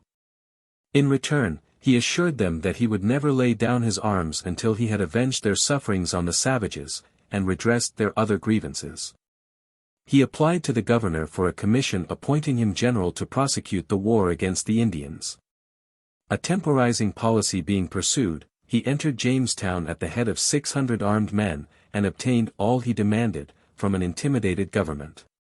No sooner had he withdrawn from the capital than the governor, at the request of the assembly which was then in session, issued a proclamation declaring him a rebel, and commanding his followers to deliver him up, and to retire to their respective homes.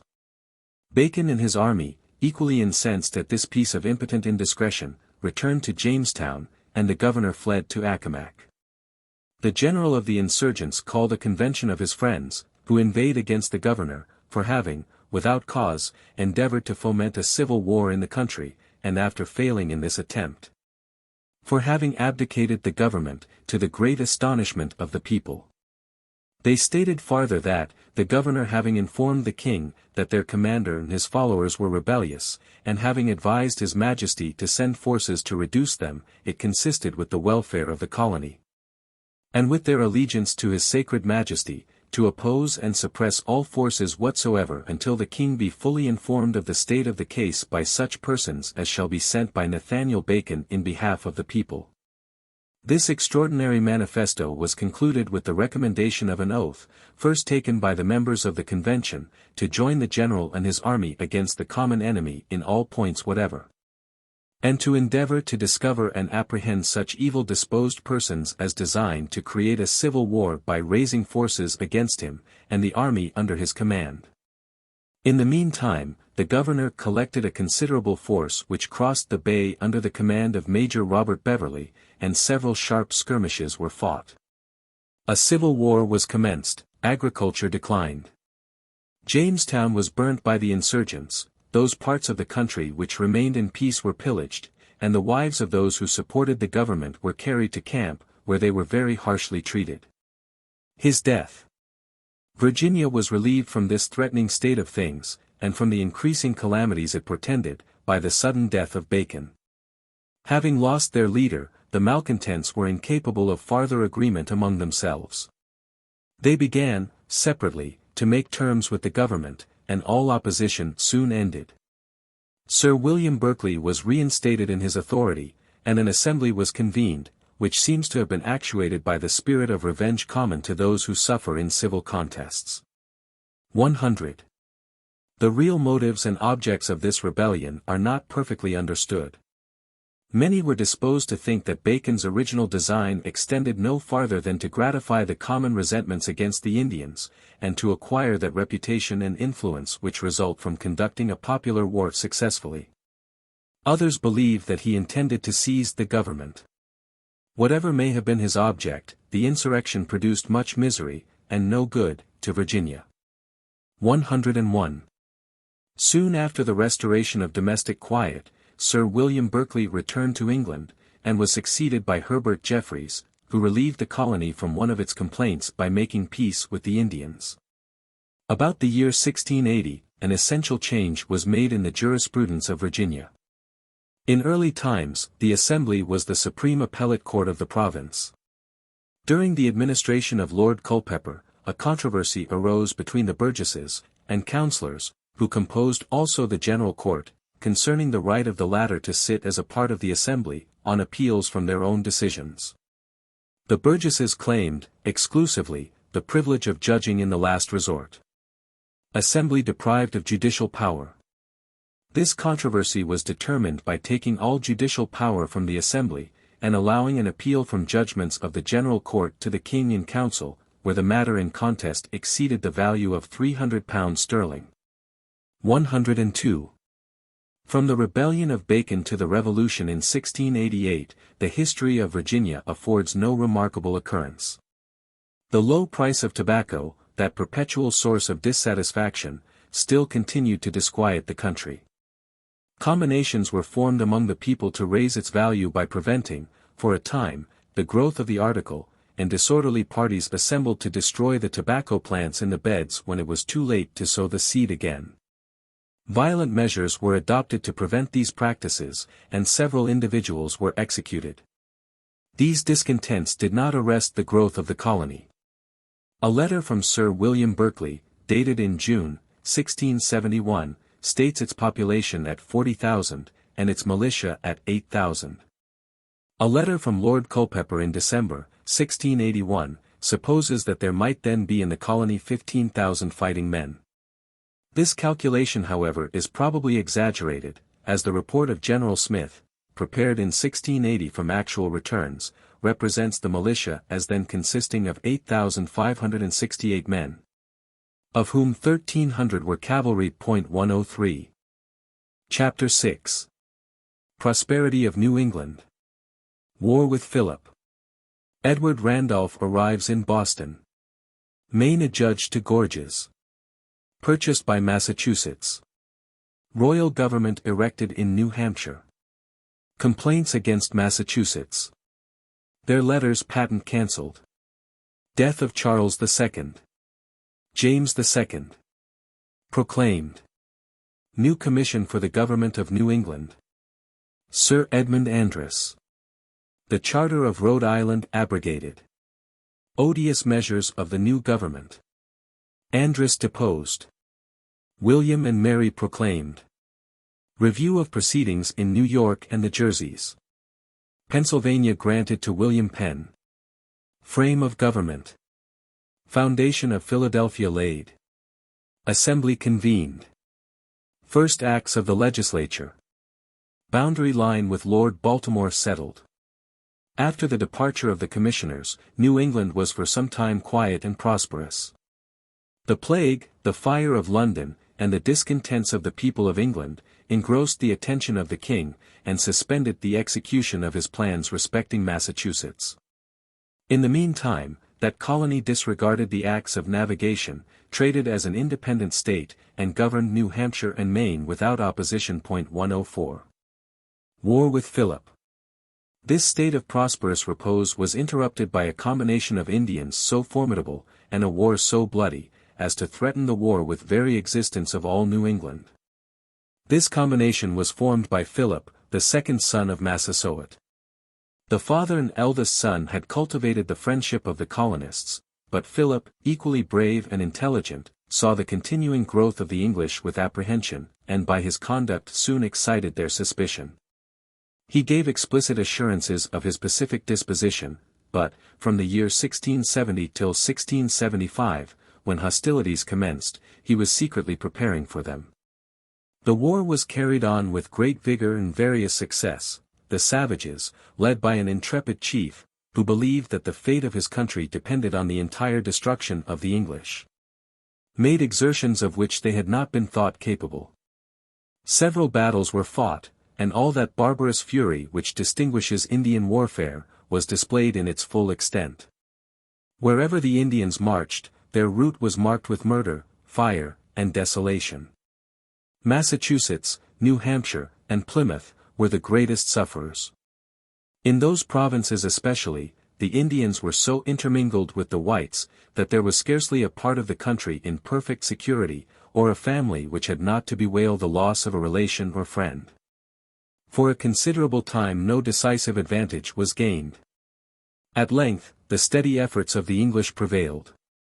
And in August 1676, when the tide of success was running strong in favor of the colonists, Philip, after losing his family and chief counselors, was himself killed by one of his own nation, whom he had offended. After his death, the war was soon terminated by the submission of the Indians. Never had the people of New England been engaged in so fierce, so bloody, and so desolating a conflict. Though the warriors of the nation of which Philip was prince, were estimated at only 500 men, he had, by alliances, increased his force to 3,000. In this estimate the Eastern Indians are not included. Many houses, and flourishing villages were reduced to ashes, and 600 persons were either killed in battle, or murdered privately. 105. While this war was raging with its utmost violence, the government of Massachusetts was under the necessity of directing a part of its attention to the claims of Mason and Gorges. The efforts of Charles to procure an appearance of the colony before the council having proved ineffectual, he determined to give judgment in its absence, unless an appearance should be entered within 6 months. Edward Randolph. Edward Randolph, who was dispatched to give notice of this determination, arrived in Boston in the summer of 1676. And, as other letters brought by the same vessel gave assurance that this resolution would be adhered to, the General Court hastened the departure of deputies to represent the colony, and support its interests. Maine adjudged to Gorges. It was the opinion of the King in Council that the line of Massachusetts did not run more than 3 miles north of the Merrimack, and Maine was adjudged to Gorges. The claim of Mason to New Hampshire being confined to the soil, all title to which, though so long exercised, was now waived by Massachusetts. And the terra tenants not being before the court, that part of the case was decided so far only as respected the boundary of Massachusetts, which, being against the pretensions of that colony, its jurisdiction over New Hampshire ceased. Charles had been for some time treating for the purchase both of New Hampshire and Maine, which he intended to bestow on his favorite son, the Duke of Monmouth, but his poverty had prevented the contract. Massachusetts, though not ignorant of this fact, finding that the decision respecting Maine would be in favor of Gorges, purchased his title for £1,200 sterling. The offended monarch insisted on a relinquishment of the contract. But Massachusetts, apologizing for what had been done, retained the purchase, and governed the country as a subordinate province. 106. Royal Government in New Hampshire. New Hampshire having become a distinct colony, a royal government was erected in that province. The legislature of which voted an affectionate address to Massachusetts, avowing a willingness to have retained their ancient connection, had such been the pleasure of their common sovereign. The temper and conduct of Massachusetts remaining unchanged, the charges against its government were renewed. The complaints of the Quakers were perseveringly urged. And the neglect of the acts of navigation, constituted a serious accusation against the colony. The General Court, in a letter to their agents, declared these acts to be an invasion of the rights, liberty, and property of the subjects of His Majesty in the colony, they not being represented in Parliament. But as His Majesty had signified his pleasure that they should be conformed to, they had made provision by a law of the colony that they should be strictly attended to from time to time, although it greatly discouraged trade, and was a great damage to His Majesty's plantation. Their agents gave correct information of the state of things in England, and assured them that only a fair compliance with the regulations respecting trade could secure them from an open breach with the Crown. These honest representations produced the usual effect of unwelcome truths. They diminished the popularity of the agents, and excited a suspicion in Boston that they had not supported the interests of the colony with sufficient zeal. On their return, they brought with them a letter containing the requisitions of the king, and were soon followed by Randolph, who had been appointed collector at Boston. The General Court began to manifest some disposition to appease their sovereign, and passed several laws for this purpose. But still declined complying with his directions to send agents with full powers to attend to the new ordering of the province, and the collector encountered insuperable obstacles in his attempts to execute the laws of trade. Almost every suit he instituted for the recovery of penalties or forfeitures was decided against him, at the costs of the prosecutor. These difficulties induced him to return to England, to solicit additional powers, which were equally disregarded. The complaints of the king on these subjects were answered by professions of loyalty, and by partial compliances with the demands of the crown, but the main subject of contest remained unaltered. At length, being convinced that the king was determined to annul the charter, Massachusetts so far yielded to his will, as to appoint agents to represent the colony. But persons empowered to submit to such regulations as might be made by government, were, in other words, persons appointed to surrender the charter. They were therefore instructed not to do, or consent to, anything that might infringe the liberties granted by charter, or the government established thereby. These powers were declared to be insufficient. And the agents were informed that, unless others, in every respect satisfactory, should be immediately obtained, it was His Majesty's pleasure that a quo warranto should be issued without delay. This unpleasant intelligence was immediately communicated to the General Court, accompanied with information of the proceedings which had lately taken place in England. In that country, many corporations had surrendered their charters. And, on the refusal of London, a quo warranto had issued against the city, which had been decided in favour of the Crown.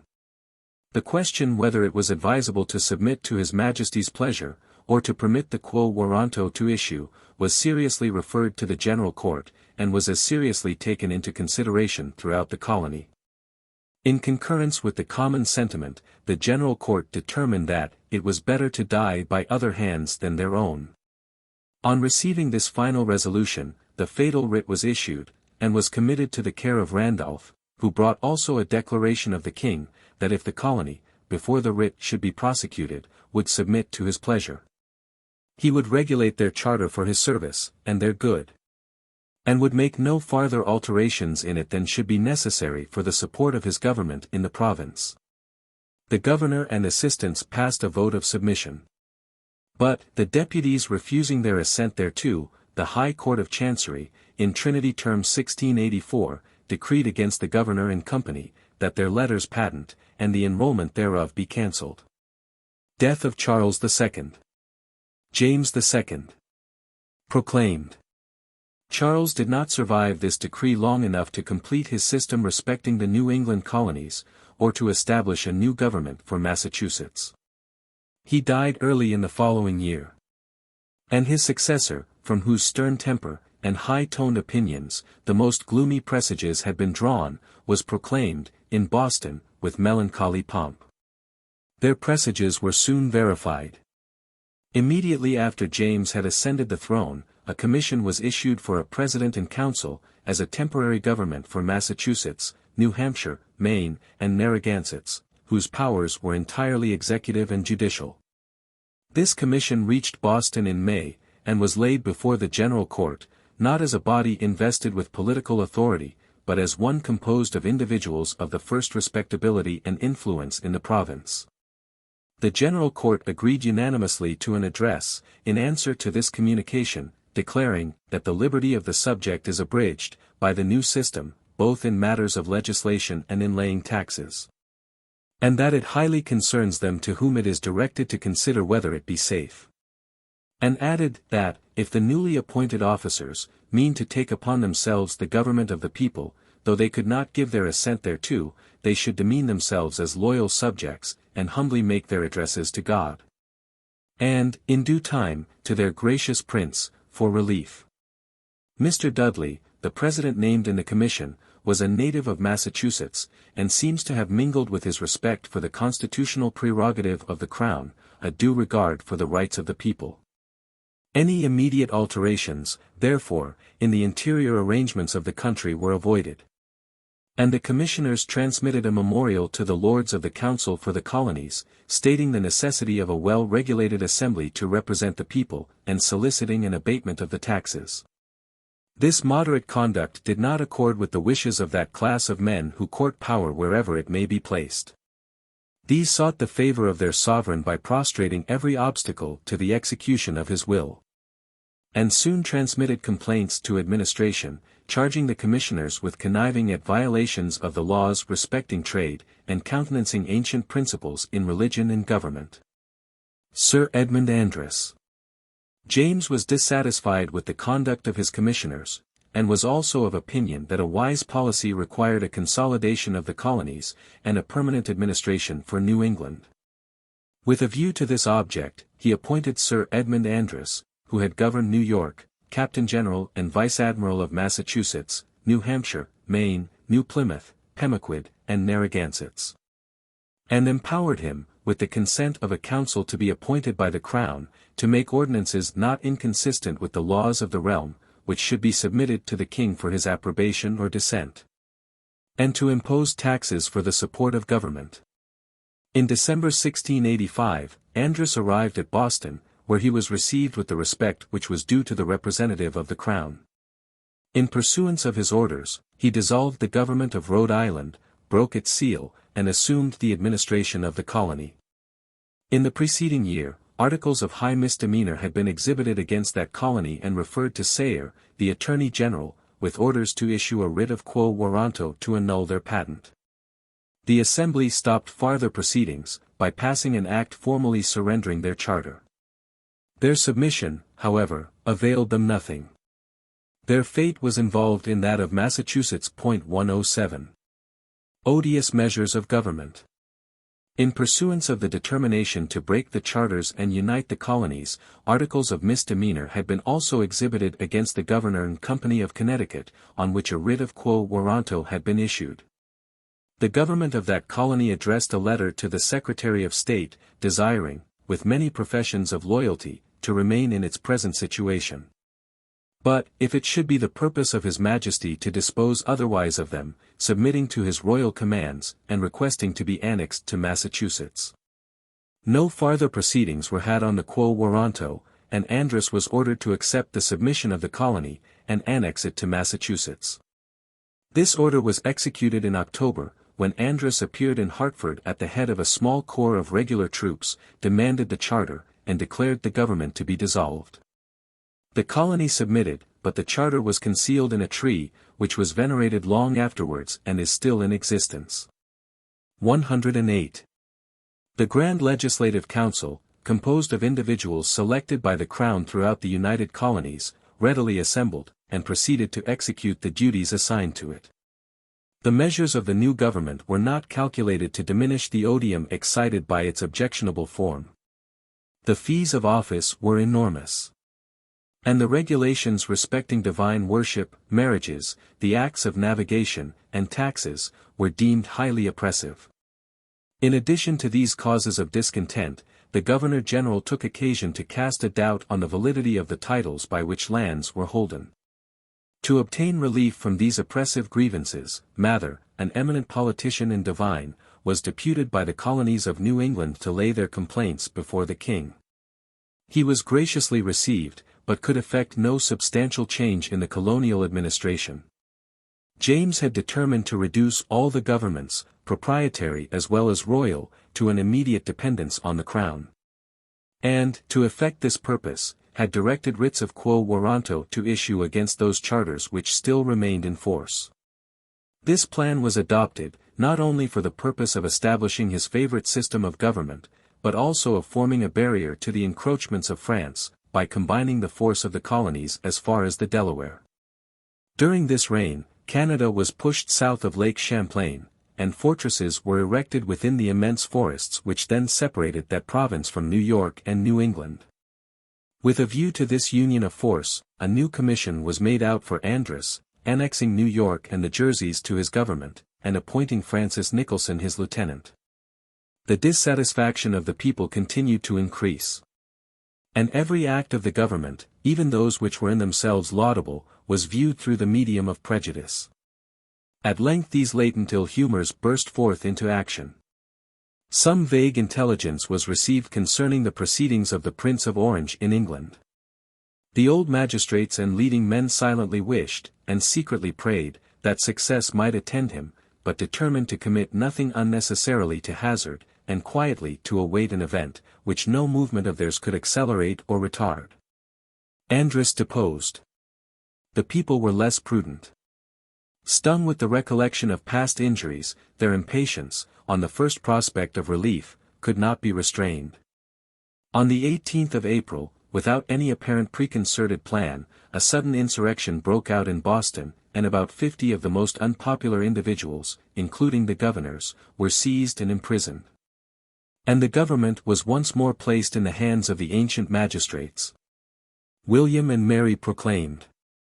All apprehensions of danger from this precipitate measure were soon quieted by the information that William and Mary had been crowned King and Queen of England. They were immediately proclaimed in Boston with unusual pomp, and with demonstrations of proclaimed unaffected joy. 109. The example of Massachusetts was quickly followed by Connecticut and Rhode Island. Andros was no sooner known to be in prison than he was deposed also in Connecticut, and, in both colonies the ancient form of government was restored. In New Hampshire a convention was called, which determined to re-annex that colony to Massachusetts, and deputies were elected to represent them in the general court. This reunion continued to be their wish, but was opposed by the king, who, in 1692, appointed for it a distinct governor.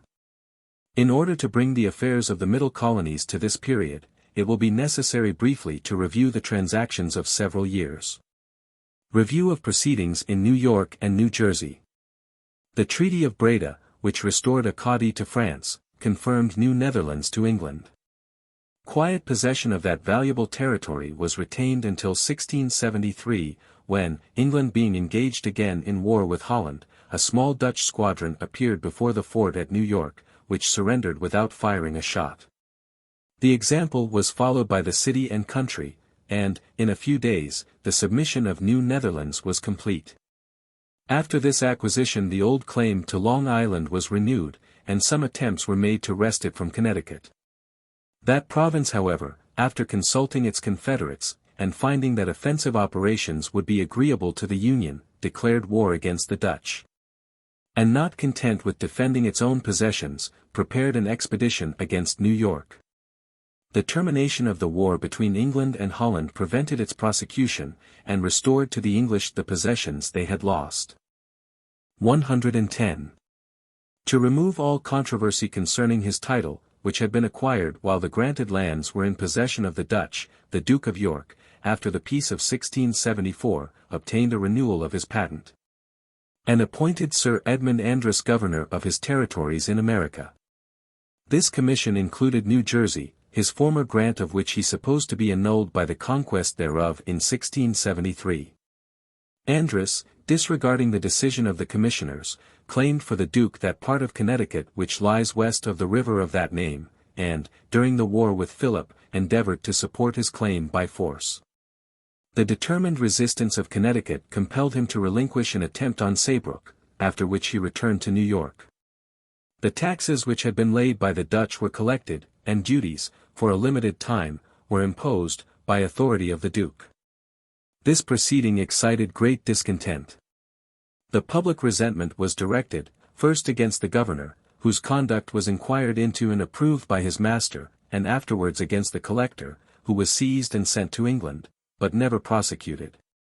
The representatives of the Duke in New York, feeling the difficulty of governing a high-spirited people on principles repugnant to all their settled opinions, repeatedly, but ineffectually, urged him to place the colony on the same footing with its neighbors, by creating a local legislature, one branch of which should be elected by the people. It was not until the year 1683, when the revenue laws were about to expire, when the right of the Duke to re-enact them was denied in America, and doubted in England, that he could be prevailed on to appoint a new governor with instructions to convene an assembly.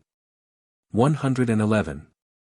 In 1674, Lord Berkeley assigned his interest in the Jerseys to William Penn and his associates. They afterwards acquired the title of Sir George Carteret also, and immediately conveyed one half of their interest to the Earl of Perth and others, who, in 1683, obtained a conveyance from the Duke of York directly to themselves. During these transactions, continual efforts were made to re-annex the Jerseys to New York. Carteret had endeavored to participate in the advantages of commerce by establishing a port at Amboy. But Andros seized and condemned the vessels trading thither, and was supported by the Duke in this exercise of power.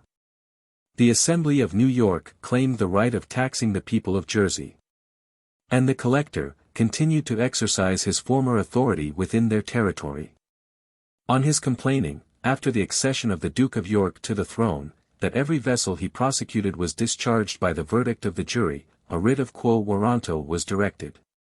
The English judges did not then hold their offices during good behavior, and the proprietors of East Jersey, confident that the cause would be decided against them, surrendered their patent to the Crown, praying only a grant of the soil. The Jerseys were, soon afterwards, annexed to New England. 112. Dongan, who, in 1683, had succeeded Andros in the government of New York, took a deep interest in the affairs of the Five Nations, who had been engaged in bloody wars with Canada. The French, by establishing a settlement at Detroit, and a fort at Michilimackinac, had been enabled to extend their commerce among the numerous tribes of Indians who hunted on the banks of the Great Lakes and the upper branches of the Mississippi. They excluded the people of New York from any share in this gainful commerce, in consequence of which Dongan solicited and obtained permission to aid the Five Nations. This order, however, was soon countermanded. And a treaty was concluded, stipulating that no assistance should be given to the savages by the English colonists, soon after which Dongan was recalled, and New York was annexed to New England. From the accession of James to the throne, he had discontinued the assemblies of New York, and empowered the governor, with the consent of his council, to make laws, as near as might be, to those of England. The reinstatement of this arbitrary system gave general disgust, and, together with the apprehension that the Roman Catholic religion would be established, prepared the people of New York, as well as those of the other colonies, for that revolution which wrested power from hands accustomed to abuse it. On receiving intelligence of the revolution at Boston, the militia were raised by a Captain Jacob Leisler, who took possession of the fort in the name of King William, and drove Nicholson, the lieutenant governor, out of the country. This event gave rise to two parties, who long divided New York, and whose mutual animosities were the source of much uneasiness and mischief to the province. 113. Pennsylvania granted to William Penn. William Penn, having gained some knowledge of the country west of the Delaware, formed the design of acquiring that territory as a separate estate. On his petition, a charter was issued in 1681, granting to him, in absolute property, by the name of Pennsylvania, that tract of country bounded on the east by the river Delaware, extending westward 5 degrees of longitude, stretching to the north from 12 miles north of New Castle to the 43rd degree of latitude, and limited on the south by a circle of 12 miles, drawn round New Castle to the beginning of the 40th degree of latitude. In this charter, the acts of navigation were recognized, a local legislature was created, and provision made that a duplicate of its laws should be transmitted, within 5 years, to the king in council. Any of which that were repugnant to those of England, or inconsistent with the authority of the crown, might be declared void in 6 months. This charter conveyed nearly the same powers and privileges with that of Maryland, but recognized the right of Parliament to tax the colony. Penn soon commenced the settlement of the province, and immediately asserted a claim to a part of the territory which had been supposed by Lord Baltimore to be within the bounds of Maryland. In this claim originated a controversy between the two proprietors, productive of considerable inconvenience and irritation to both. He published a frame of government for Pennsylvania, the chief intention of which was declared to be for the support of power in reverence with the people, and to secure the people from the abuse of power. That they may be free by their just obedience, and the magistrates honorable for their just administration, for liberty without obedience is confusion, and obedience without liberty is slavery. This scheme of fundamental law contains many provisions indicating good sense and just notions of government, but was too complex for an infant settlement. And, after many fruitless attempts to amend it, was laid aside, and a more simple form was adopted, resembling in its principal features, those established in the other colonies, which remained until the proprietary government itself was dissolved. In August 1682, Penn obtained from the Duke of York a conveyance of the town of New Castle, with the territory 12 miles around it, and that tract of land extending thence southward, on the Delaware, to Cape Henlopen. Soon after this grant was issued, he embarked for America, accompanied by about 2,000 emigrants, and, in the October following, landed on the banks of the Delaware. In addition to the colonists sent out by himself, he found, on his arrival, several small settlements of Swedes, Dutch, Finlanders, and English, amounting to about 3,000 persons. Penn cultivated the goodwill of the natives, from whom he purchased such lands as were necessary for the present use of the colonists. Foundation of Philadelphia. At this time the foundation of Philadelphia was laid, which we are assured contained near 100 houses within 12 months from its commencement. An assembly was convened which, instead of being composed of all the freemen, according to the frame of government, was, at the request of the people themselves, constituted of their representatives. Among the laws which were enacted was one annexing the territories lately purchased from the Duke of York to the province, and extending to them all its privileges. Universal freedom in religion was established. And every foreigner who promised allegiance to the king, and obedience to the proprietor was declared a freeman. 114. In the hope of extending his limits to the Chesapeake, Penn, soon after his arrival, met Lord Baltimore for the purpose of adjusting their boundaries. The patent of that nobleman calls for the 40th degree of north latitude, and he proposed to determine the intersection of that degree with the Delaware by actual observation. Penn, on the contrary, insisted on finding the 40th degree by mensuration from the Capes of Virginia, the true situation of which had been already ascertained. Each adhering firmly to his own proposition, the controversy was referred to the Committee of Plantations, who, after the Crown had descended on James, decided that the peninsula between the bays of Chesapeake and Delaware should be divided into 2 equal parts by a line drawn from the latitude of Cape Henlopen to the 40th degree, and adjudged that the land lying from that line towards the Delaware should belong to His Majesty, and the other moiety to Lord Baltimore. This adjudication was ordered to be immediately executed. Pennsylvania was slow in acknowledging the Prince and Princess of Orange. The government continued to be administered in the name of James for some time after his abdication was known. At length, however, William and Mary were proclaimed, and Penn had the address to efface the unfavorable impressions which this delay was calculated to make on them. Chapter 7. New Charter of Massachusetts. Affairs of New York. War with France. Schenectady destroyed. Expedition against Port Royal. Against Quebec. Acadie recovered by France. Pemaquid taken. Attempt on St. John's. Peace. Affairs of New York. Of Virginia. Disputes between England and France respecting boundary in America. Recommencement of hostilities. Quotas of the respective colonies. Treaty of neutrality between France and the Five Nations. Expedition against Port Royal. Incursion into Massachusetts. Plan for the invasion of Canada. Port Royal taken. Expedition against Quebec. Treaty of Utrecht.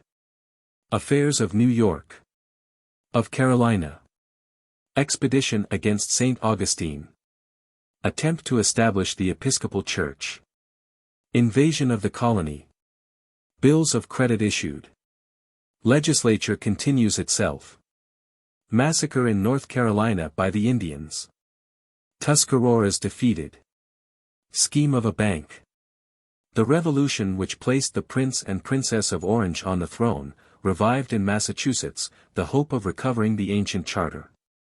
Elections were held by authority of the temporary government, and the representatives requested the council to exercise, until orders should be received from England, the powers and authorities vested in that body by the charter. The council acceded to this proposition, and the ancient system was re-established. It was soon perceived by the agents of Massachusetts that the old charter would not be restored, and that the king was determined to retain the appointment of the governor in his own hands. The colony, however, was authorized to exercise the powers of government according to the ancient system, until a new arrangement should be made. The vessel by which these directions were transmitted, carried also orders that Sir Edmund Andros, and those imprisoned with him should be sent to England. The General Court deputed additional agents, with instructions to solicit the confirmation of their beloved charter, but these solicitations were ineffectual. New charter. The king was inflexible. And, at length, a new charter was framed, introducing some changes which affected radically the independence that had been long practically possessed by the colony. The governor was to be appointed by the crown, was enabled to call, adjourn, prorogue, and dissolve the assembly at pleasure. He had the appointment solely of all military officers. And, with the consent of his council, of all officers belonging to the courts of justice. Sir William Phipps, the first governor, arrived in May, and immediately issued writs for a General Assembly, which met in June, and accepted the charter. Though a considerable party had been formed to oppose it.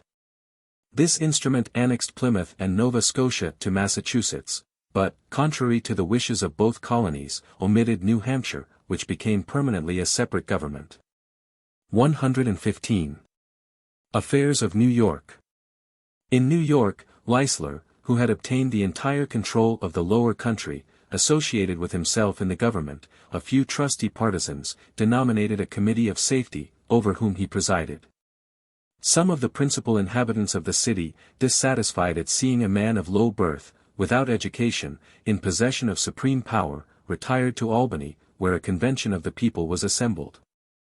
Who determined to hold the fort and country for the king and queen, but not to submit to the authority of Leisler. On receiving intelligence of these transactions, Jacob Milborne was detached with a small force to reduce the place. But, finding that the people adhered to the convention, and that his harangues against James and Popery made no impression on them, he returned to New York. The next spring he appeared again before the fort. And, being favored by an irruption of the Indians, obtained possession of it. The principal members of the convention absconded, upon which their effects were seized and confiscated. This harsh measure produced resentments which were transmitted from father to son. Leisler retained the supreme power, without farther opposition, until the arrival of Sir Henry Sloughter, who had been appointed governor of the province. Though informed of the commission which Sloughter bore, this infatuated man refused to yield the government to him, and showed a disposition, without the ability, to resist. This ill-judged obstinacy threw the governor, who soon obtained possession of the fort, into the arms of the opposite party. Leisler and Milborne were arrested, tried for high treason, condemned, and executed. Their estates were confiscated, but were afterwards restored to their families. 116. While these things were passing in the interior, the colonies of New England and New York were engaged in a bloody and desolating war with the French of Canada, and with the Indians. The English people had long viewed with apprehension, the advances of France towards universal dominion, and with infinite disgust, the influence of Louis XIV. In their cabinet. On the elevation of the Prince of Orange to the throne, they entered with alacrity into all his views for opposing barriers to the power, and restraints on the ambition, of that haughty monarch. War with France. The war which was proclaimed between the two nations, extended itself to their possessions in America. De Calliers, who sailed from Canada to France in 1688, had formed a plan for the conquest of New York, which was adopted by his government. Cafanier commanded the ships which sailed from Rochefort on this expedition, subject however to the Count de Frontignac, who was general of the land forces destined to march from Canada by the route of the River Sorrel and of Lake Champlain. The fleet and troops arrived at Chebucto, whence the Count proceeded to Quebec, leaving orders with Cafanier to sail to New York. On reaching Quebec, the Count found all Canada in the utmost distress. In the preceding summer, 1,200 warriors of the Five Nations had suddenly landed on the island of Montreal, and put to death about 1,000 of the inhabitants whom they found in perfect security. The place was again attacked in October, and the lower part of the island entirely destroyed. In consequence of these calamitous events, Fort Frontenac, on Lake Ontario, was evacuated, and 2 vessels which had been constructed there were burnt. Count Frontenac, who, in his 68th year, possessed the activity of youth, after remaining a few days on shore, re-embarked in a canoe for Montreal. In the hope of conciliating the Five Nations, he held a great council with them at Onondago, where the Indians showed some disposition towards a peace without concluding one. To influence their deliberations, and raise the depressed spirits of the Canadians, he sent out several parties against the English colonies. That against New York, consisting of about 200 French, and some Indians. After marching 22 days with their provisions on their backs, through a wilderness covered deep with snow, arrived, on 8th of February, 1690, about 11 at night, at Schenectady, a village a few miles northwest of Albany. Schenectady destroyed. Finding the gates open and unguarded, they immediately entered the town, the inhabitants of which were asleep, and, dividing themselves into small parties, invested every house at the same time. No alarm was given until the doors were broken open, and then was commenced the perpetration of those barbarities which add so much to the ordinary horrors of war. The whole village was instantly in flames.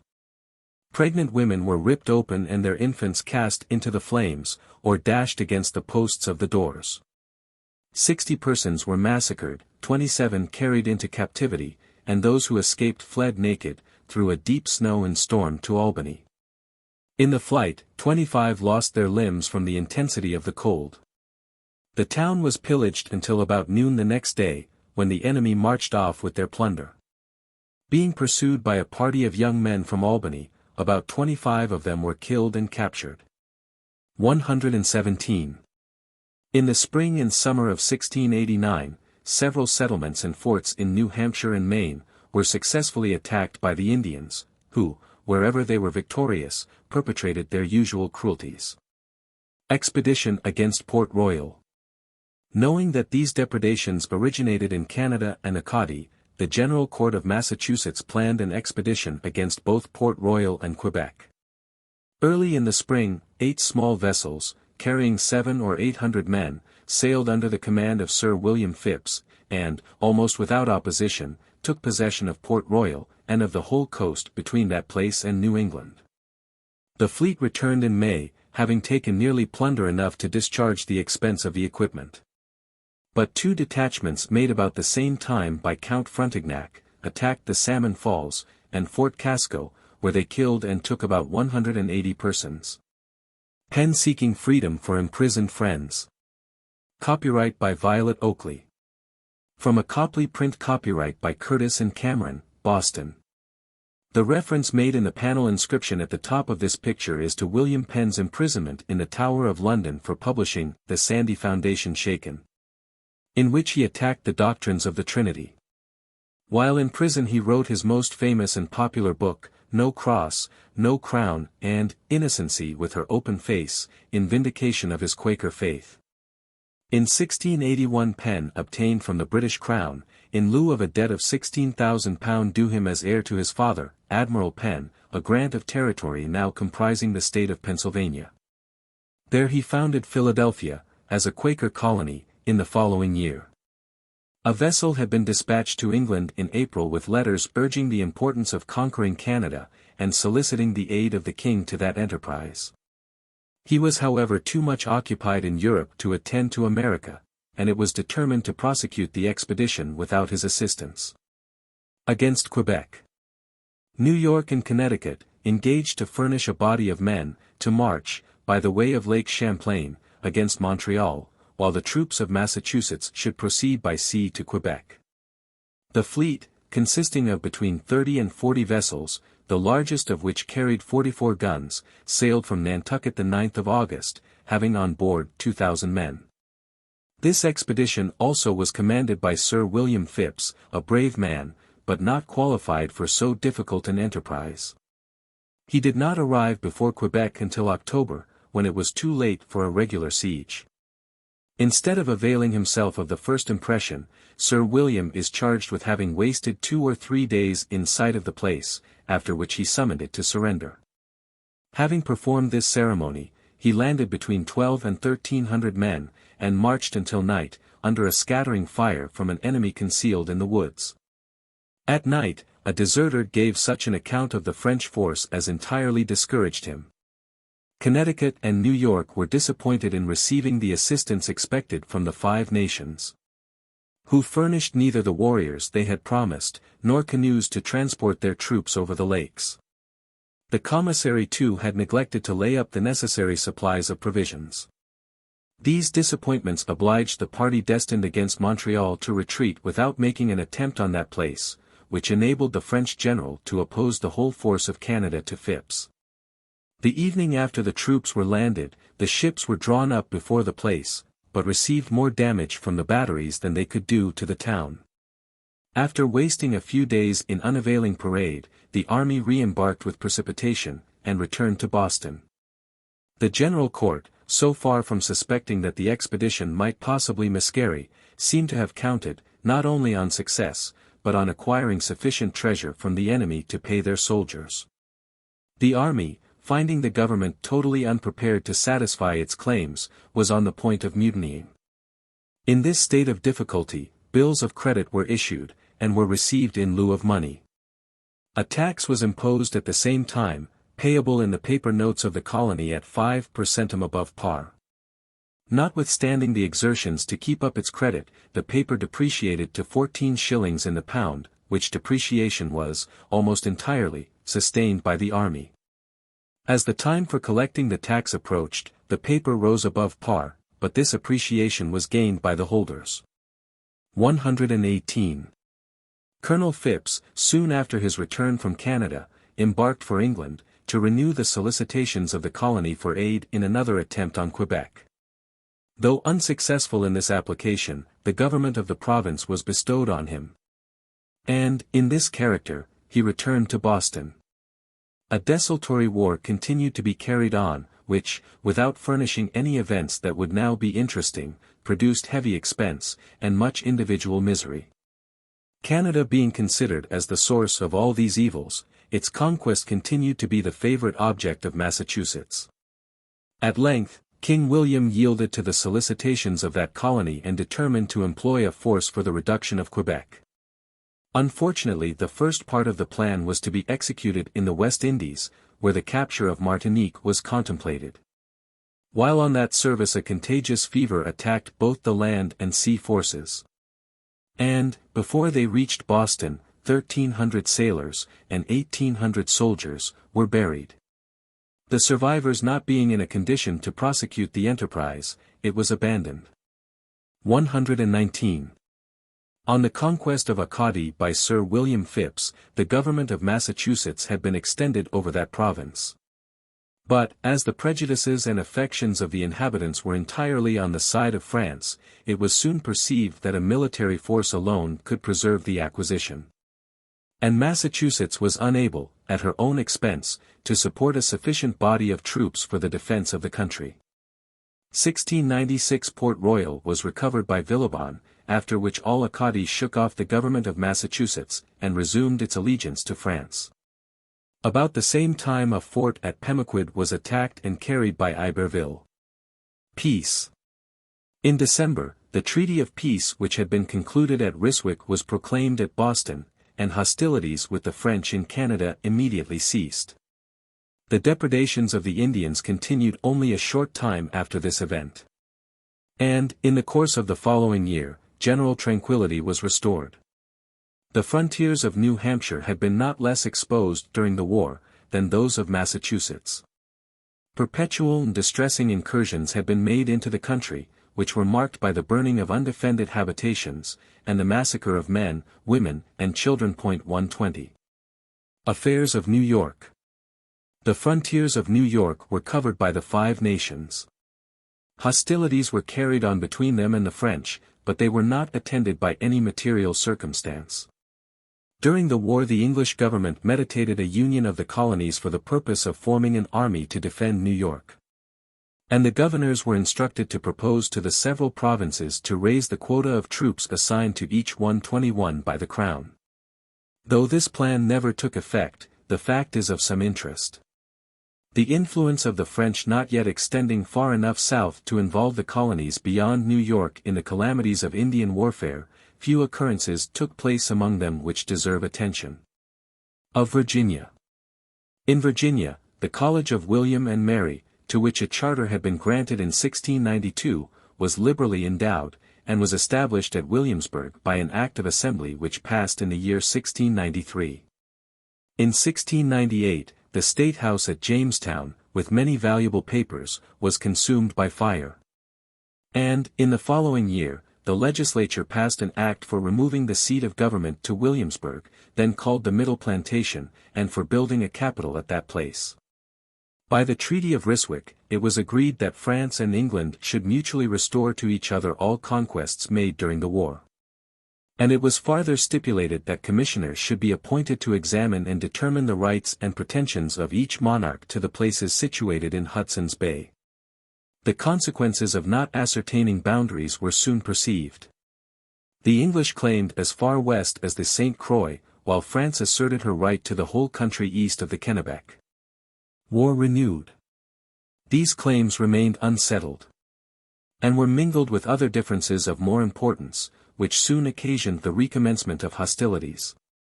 The whole weight of the war in America fell on New England. Previous to its commencement, the Earl of Bellomont, who was at that time governor of New York as well as of Massachusetts and of New Hampshire, had required that the quotas of men assigned by the Crown to the different colonies for the defense of New York, should be furnished. This requisition however was not complied with, and, before hostilities began, a treaty of neutrality was negotiated between the Five Nations and the Governor of Canada, which was assented to by Lord Cornbury, then Governor of New York. This treaty preserved the peace of that province, but left Massachusetts and New Hampshire to struggle with the combined force of the French and their Indian allies, a struggle which seems to have been viewed by New York with the utmost composure.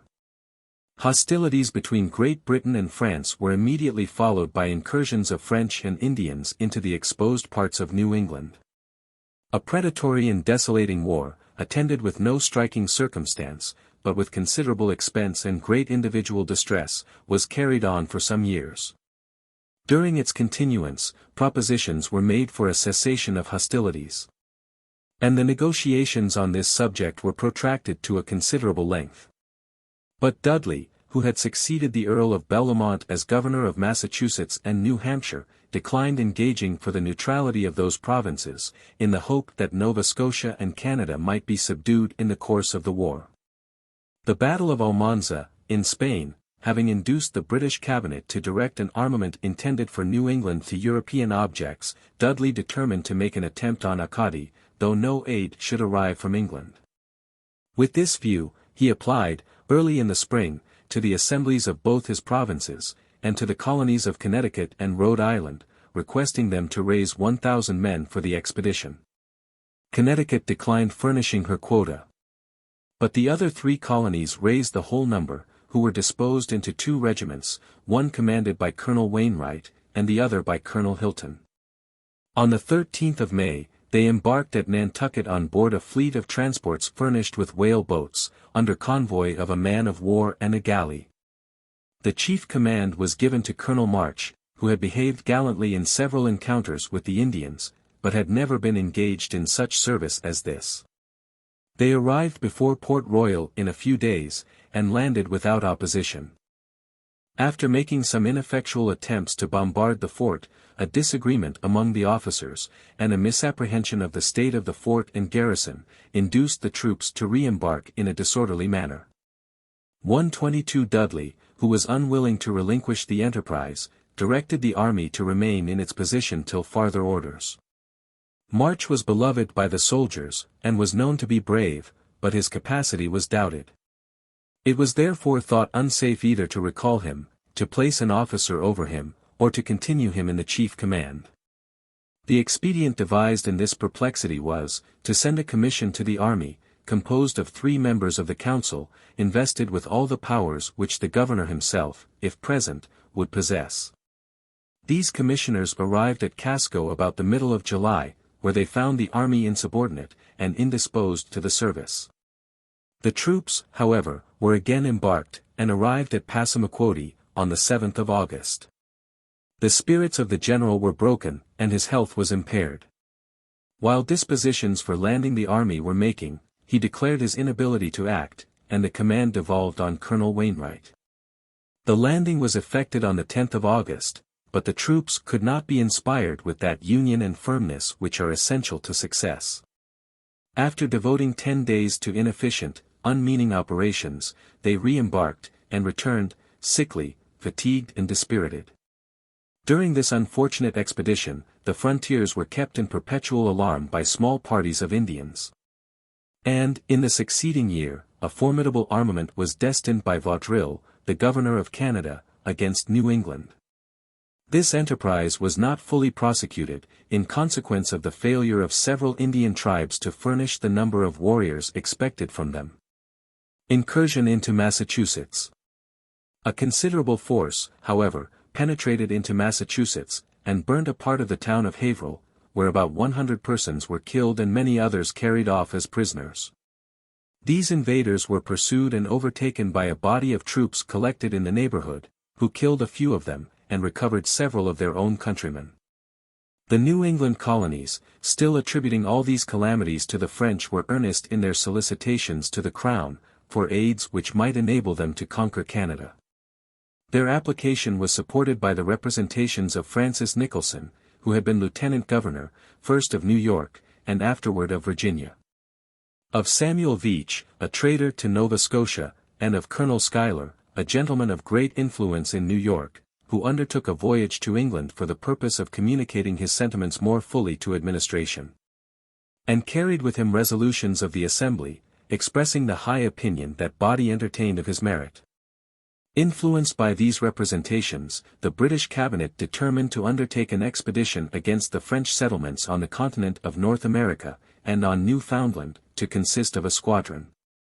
Having on board 5 regiments of regular troops, which were to be at Boston by the middle of May, 1709, where they were to be joined by 1,200 men to be raised in Massachusetts and Rhode Island.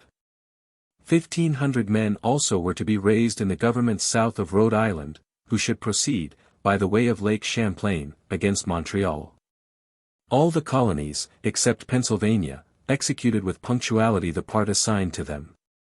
Nicholson, who was appointed to command the troops destined against Montreal, marched to Wood Creek, where he was ordered to continue, until the arrival of the forces from Europe, that the two armies might cooperate with each other.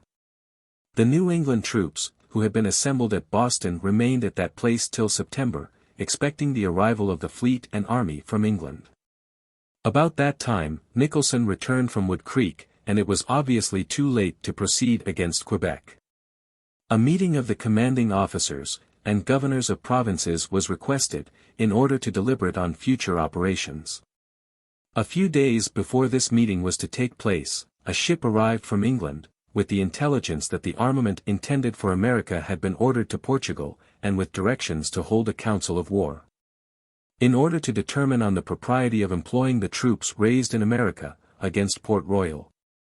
In which event the ships of war then at Boston were to aid the expedition. The commanders of the ships, except Captain, afterwards Admiral, Matthews, refused to engage in this service.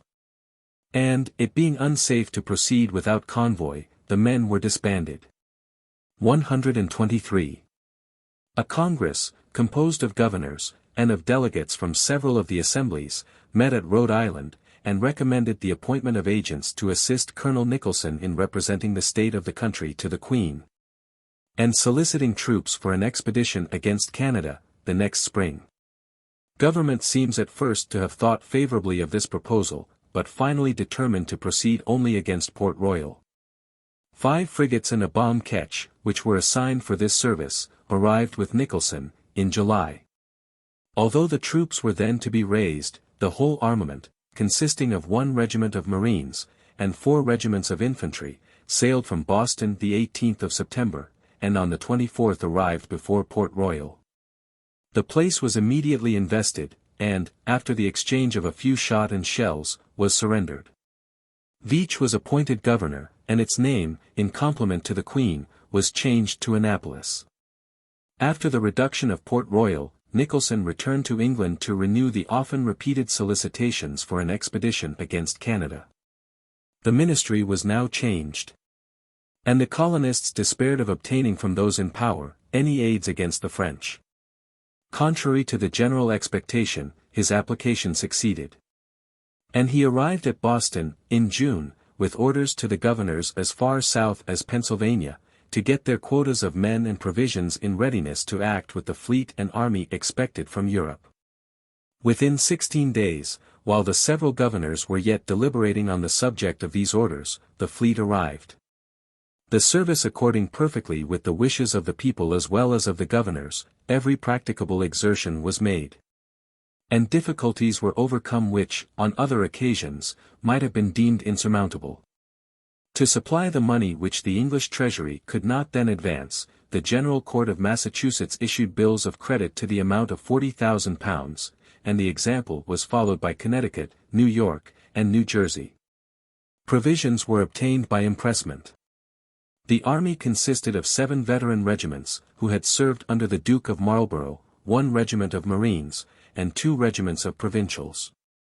Amounting, in the whole, to 6,500 men, a force equal to that which afterwards reduced Quebec, when in a much better state of defense. This armament sailed from Boston on the 30th of July. Their sanguine hopes were all blasted in one fatal night. On the 23rd of August, in the river St. Lawrence, the weather being thick and dark, 8 transports were wrecked on Egg Island, near the north shore, and 1,000 persons perished. The next day the fleet put back, and was 8 days beating down the river against an easterly wind, which, in 2, would have carried it to Quebec. After holding a fruitless consultation respecting an attempt on Placentia, the expedition was abandoned, and the squadron sailed for England.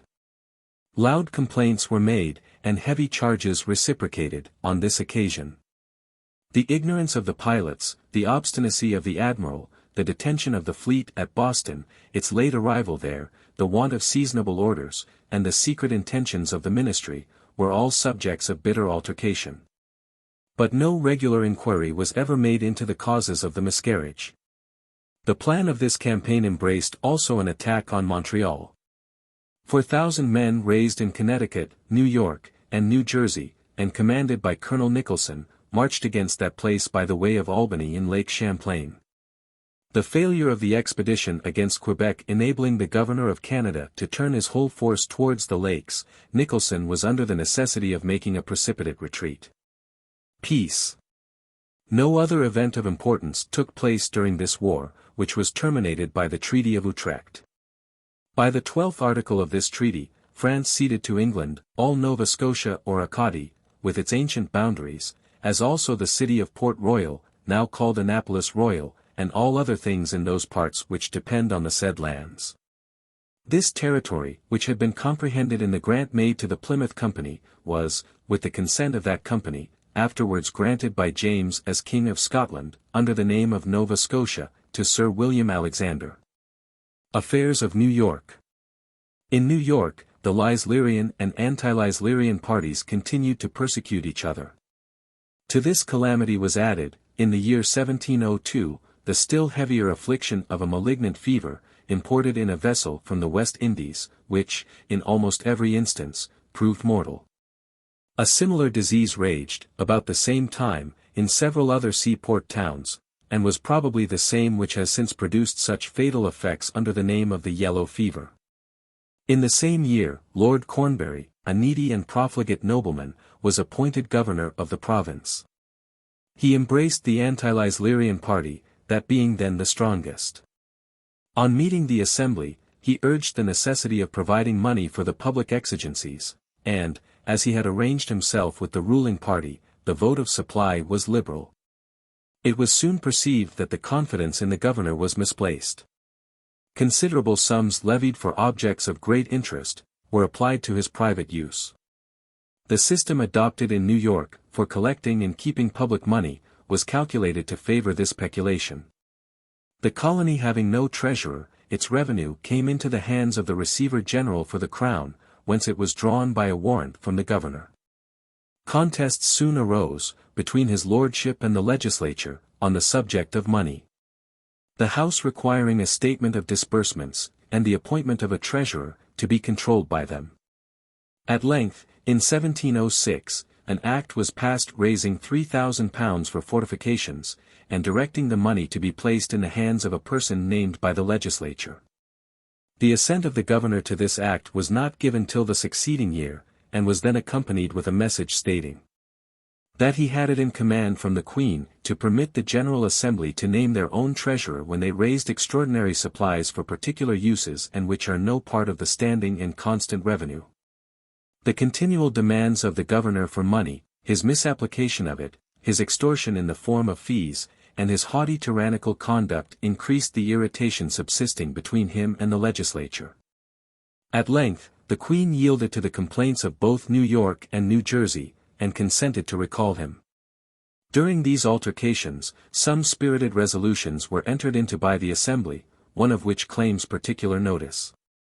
It is in these words, resolved, that the imposing and levying of any moneys upon Her Majesty's subjects in this colony, under any pretence or colour whatsoever, without their consent in General Assembly, is a grievance and violation of the people's property. This strong assertion of a principle, which afterwards dismembered the British Empire, then passed away without notice. It was probably understood to be directed only against the assumption of that power by the governor. 124. In Carolina, the vexatious contests with the proprietors still continued. The public attention was for a time diverted from these, by hostilities with their neighbors of Florida.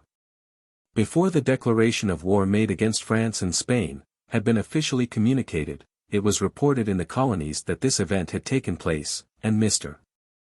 Moore, the governor of the southern settlements, proposed to the Assembly an expedition against St. Augustine.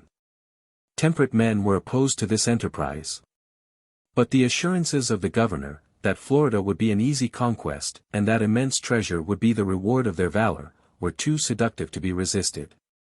A great majority of the Assembly declared in favor of the expedition, and voted the sum of £2,000 for its prosecution. 600 militia were embodied for the service, and an equal number of Indians engaged as auxiliaries. Expedition against St. Augustine. In the plan of operations which had been concerted, Colonel Daniel was to move by the inland passage, with a party of militia and Indians, and attack the town by land. While the governor, with the main body, should proceed by sea, and block up the harbor. Colonel Daniel executed his part of the plan with promptitude and vigor. He advanced against the town, which he entered and plundered before the governor reached the harbor. The Spaniards, however, had been apprised of the preparations making at Charleston, and had laid up provisions for 4 months, in the castle, into which they retired, as Daniel entered the town. On the arrival of the governor, the place was completely invested, but, it being impossible to carry the castle without battering artillery, Colonel Daniel was dispatched to Jamaica for cannon, bombs, and mortars. During his absence, 2 small Spanish vessels of war were seen off the mouth of the harbor, upon which the governor raised the siege, abandoned his transports, and made a precipitate retreat to Carolina. Colonel Daniel returned soon afterwards, and, having no suspicion that the siege was raised, stood in for the harbor. He fortunately discovered his situation in time to escape, though with much difficulty. This rash and ill-conducted expedition entailed on the colony a debt of £6,000. The ignominy attached to it was soon wiped off by one that was attended with better success. The Appalachian Indians, who were attached to the Spaniards, had become extremely troublesome to the inhabitants of the frontiers. The governor, at the head of a body of militia and friendly Indians, marched into the heart of their settlements, laid their towns in ashes, made several prisoners, and compelled them to sue for peace, and submit to the British government. 125. Governor Johnson. Soon after this transaction, Sir Nathaniel Governor Johnson, who had been appointed to succeed Mr. Moore, arrived in Charleston. He endeavored, but ineffectually, to turn the attention of the colonists to the culture of silk. This article, as well as cotton, was neglected, and rice became the great staple of the country. Attempt to establish the Episcopal Church. During his administration, the contests between the proprietors and the people increased. An attempt to establish the Episcopal Church was added to other pre-existing causes of discord. The colony having been settled by emigrants from different nations, of different religious persuasions, the indiscreet endeavor to produce uniformity could not fail to increase their irritation. The influence of the governor in the legislature obtained the passage of such acts as were necessary for his purpose, but many petitions against them were laid before Parliament. And the House of Lords presented so decisive an address to Her Majesty on the subject, that a writ of quo warranto against the charter was directed. This measure, however, was not put in execution. And the attention of the colonists was diverted, for a time, from these intestine broils, by the appearance of danger from abroad. Spain claimed the whole country, as part of Florida, and was preparing an expedition to enforce this claim. Governor Johnson, who had acquired some military skill in European service, having received intelligence of these preparations, made great exertions to fortify the entrance into the harbor of Charleston, and to put the province in a state of defense. There was reason to rejoice that these precautions were used, for, although no armament arrived from Europe, yet an expedition planned in the Havana was carried into execution. Colony invaded. A French frigate and 4 armed Spanish sloops, commanded by Monsieur Lefebvre, sailed for Charleston, with orders to touch at St. Augustine for men. His force is said to have amounted to about 800. A government cruiser descried this squadron off the bar of St. Augustine, and brought the intelligence to Charleston. Scarcely had the captain delivered his information, when signals from Sullivan's Island announced its appearance off the coast. The alarm was immediately given, and the militia of the town were under arms. In the evening the fleet reached Charleston Bar, but deferred attempting to pass it until the morning. After consuming a day in sounding the South Bar, the Spanish flotilla crossed it, and anchored above Sullivan's Island. The governor then directed some pieces of heavy artillery to be placed in the vessels in the harbor, and gave the command of them to William Rhett. A summons to surrender being rejected, a party of the enemy landed on James Island, and burnt a few houses. Another party, consisting of 160 men, landed, about the same time, on the opposite side of the river. Both these were attacked and defeated. Encouraged by this success, Johnson determined to attack the invaders by sea. In execution of this determination, Rhett, with 6 small vessels, proceeded down the river to the place where the hostile flotilla rode at anchor, which, at his approach, precipitately recrossed the bar. For some days it was believed that the enterprise was abandoned, but while the inhabitants were rejoicing at their deliverance, advice was received that a ship of force had been seen in Suey Bay, and had landed a number of men. On examining his prisoners, the governor was informed that the enemy had expected a ship of war with a reinforcement of 200 men, under the command of Monsieur Arbuzet. Taking his measures with the promptness of an experienced officer, he ordered Captain Fenwick to pass the river, and march against the detachment which had landed. While Rhett, with 2 small armed vessels, sailed round by sea, with orders to meet the ship in Suey Bay. Fenwick came up with the party on shore, charged them briskly, and drove them to their ship, which, on the appearance of Rhett, surrendered without firing a shot. The prize with about 90 prisoners was brought up to Charleston. Thus was terminated with the loss of near 300 men killed and prisoners, among the latter of whom were the general and some naval officers, the invasion of Carolina by Monsieur Lefebvre.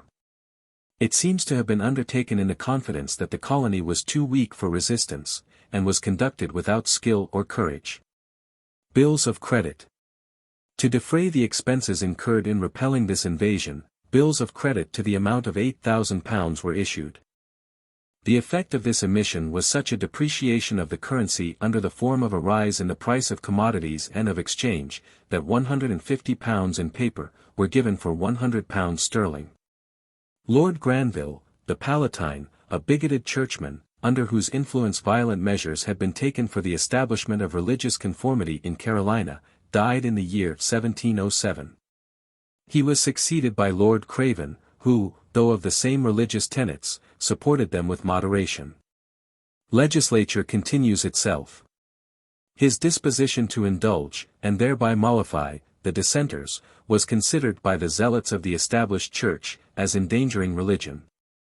And the legislature, which was elected under the influence of the late Palatine, and of his governor, dreading a change in the administration, adopted the extraordinary measure of continuing itself, for 2 years. And for the time and term of 18 months after the change of government, whether by the death of the present governor, or the succession of another in his time.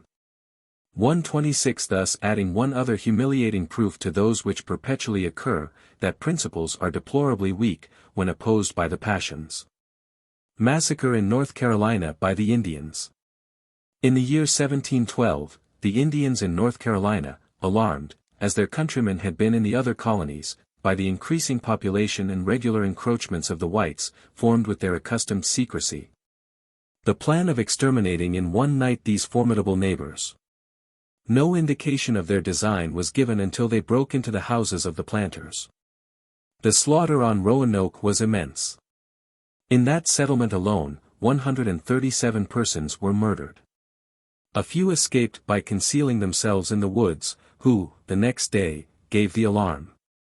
The remaining whites were collected together in a place of safety, and guarded by the militia until assistance could be received from South Carolina. This was prompt and effectual. The Assembly at Charleston voted £4,000 for the service, and Colonel Barnwell was detached with 600 militia, and 360 Indians, to the relief of the afflicted North Carolinians. Indians defeated. With the utmost celerity he passed through the difficult and dangerous wilderness which then separated the northern from the southern settlements. And, attacking the savages with unexpected fury, killed 300 of them, and made 100 prisoners. The survivors retreated to the Tuscarora town, and took refuge within a wooden breastwork, in which they were surrounded by the whites. After sustaining considerable loss, they sued for peace and obtained it, but soon afterwards abandoned their country, and united themselves with the Iroquois, or Five Nations. The expense of this expedition greatly transcended the scanty means of South Carolina. To supply the exigencies of government, and to promote the convenience of commerce, the legislature determined to issue £48,000 in bills of credit, to be denominated bank bills.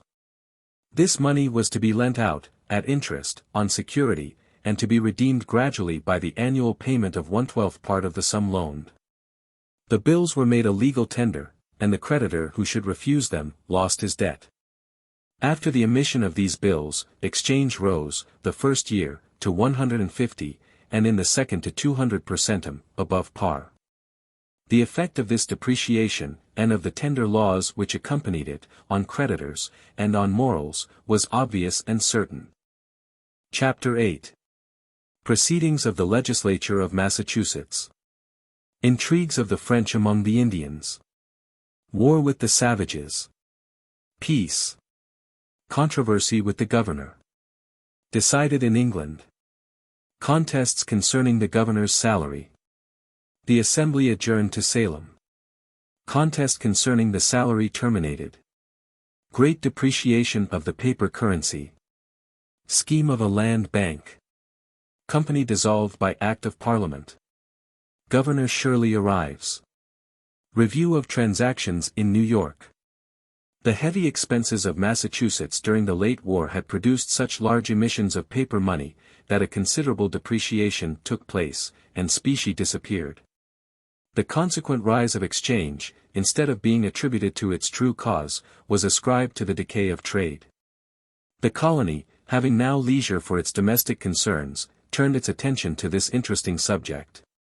Affairs of Massachusetts. 3 parties were formed. The first, a small one, actuated by the principle that honesty is the best policy, was in favor of calling in the paper money, and relying on the industry of the people, to replace it with a circulating medium of greater stability. The second proposed a private bank, which was to issue bills of credit, to be received by all the members of the company, but at no certain value compared with gold and silver. It was not intended to deposit specie in the bank for the redemption of its notes as they might be offered, but to pledge real estates as security that the company would perform its engagements. The third party was in favor of a loan of bills from the government, to any of the inhabitants who would mortgage real estate to secure their repayment in a specified term of years. The interest to be paid annually, and applied to the support of government. The first party, perceiving its numerical weakness, joined the third, and the whole province was divided between a public and private bank. At length, the party for the public bank prevailed in the general court, and £50,000 were issued and placed in the hands of trustees. To be lent for 5 years, at an interest of 5% per annum, 1/5 part of the principal to be paid annually. This scheme failing to improve the commerce of the colony, Governor Shute, who had succeeded Dudley, reminded the Assembly of the bad state of trade, which he ascribed to the scarcity of money, and recommended the consideration of some effectual measures to supply this want. The result of this recommendation was a second loan of £100,000 for 10 years, to be placed in the hands of commissioners in each county, in proportion to its taxes. The whole currency soon depreciated to such a degree, that the entire sum in circulation did not represent more real value, than was represented by that which was circulating before the emission. The governor had now sufficient leisure, and the general court furnished him with sufficient motives, to reflect on the policy he had recommended. An attempt to raise his salary as money depreciated, did not succeed, and only the usual nominal sum was voted for his support. In Massachusetts, peace abroad was the signal for dissension at home. Independent in her opinions and habits, she had been accustomed to consider herself rather as a sister kingdom, acknowledging one common sovereign with England, than as a colony. The election of all the branches of the legislature, a principle common to New England, contributed, especially while the mother country was occupied with her own internal divisions, to nourish these opinions and habits. Although the new charter of Massachusetts modified the independence of that colony, by vesting the appointment of the governor in the crown, yet the course of thinking which had prevailed from the settlement of the country had gained too much strength to be immediately changed. And Massachusetts sought, by private influence over her chief magistrate, to compensate herself for the loss of his appointment. With this view, it had become usual for the general court to testify its satisfaction with his conduct by presents. And this measure was also adopted in other colonies.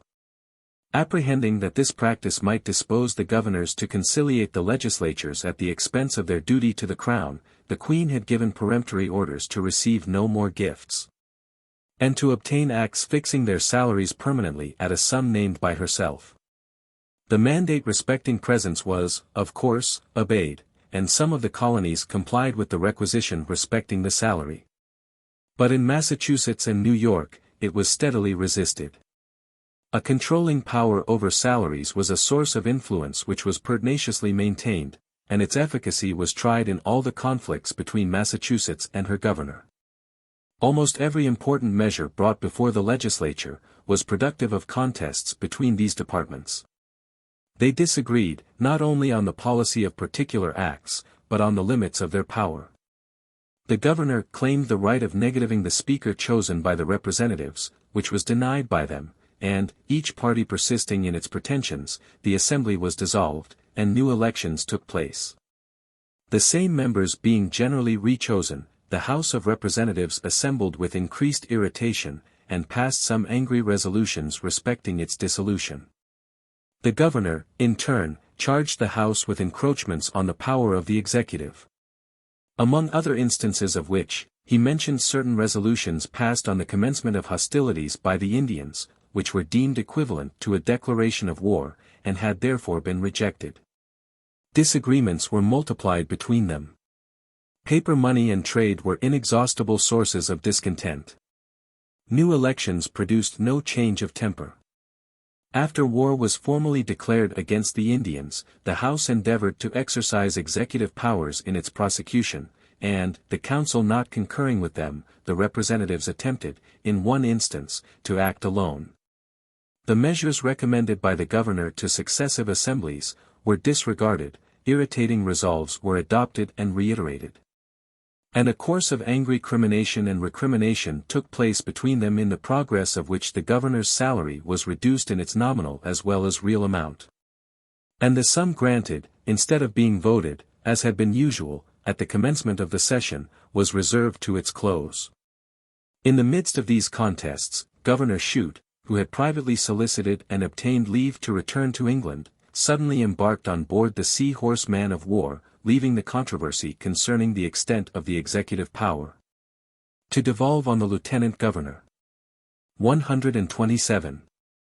The House of Representatives persisted in asserting its control over objects which had been deemed within the province of the executive, but its resolutions were generally negatived by the council.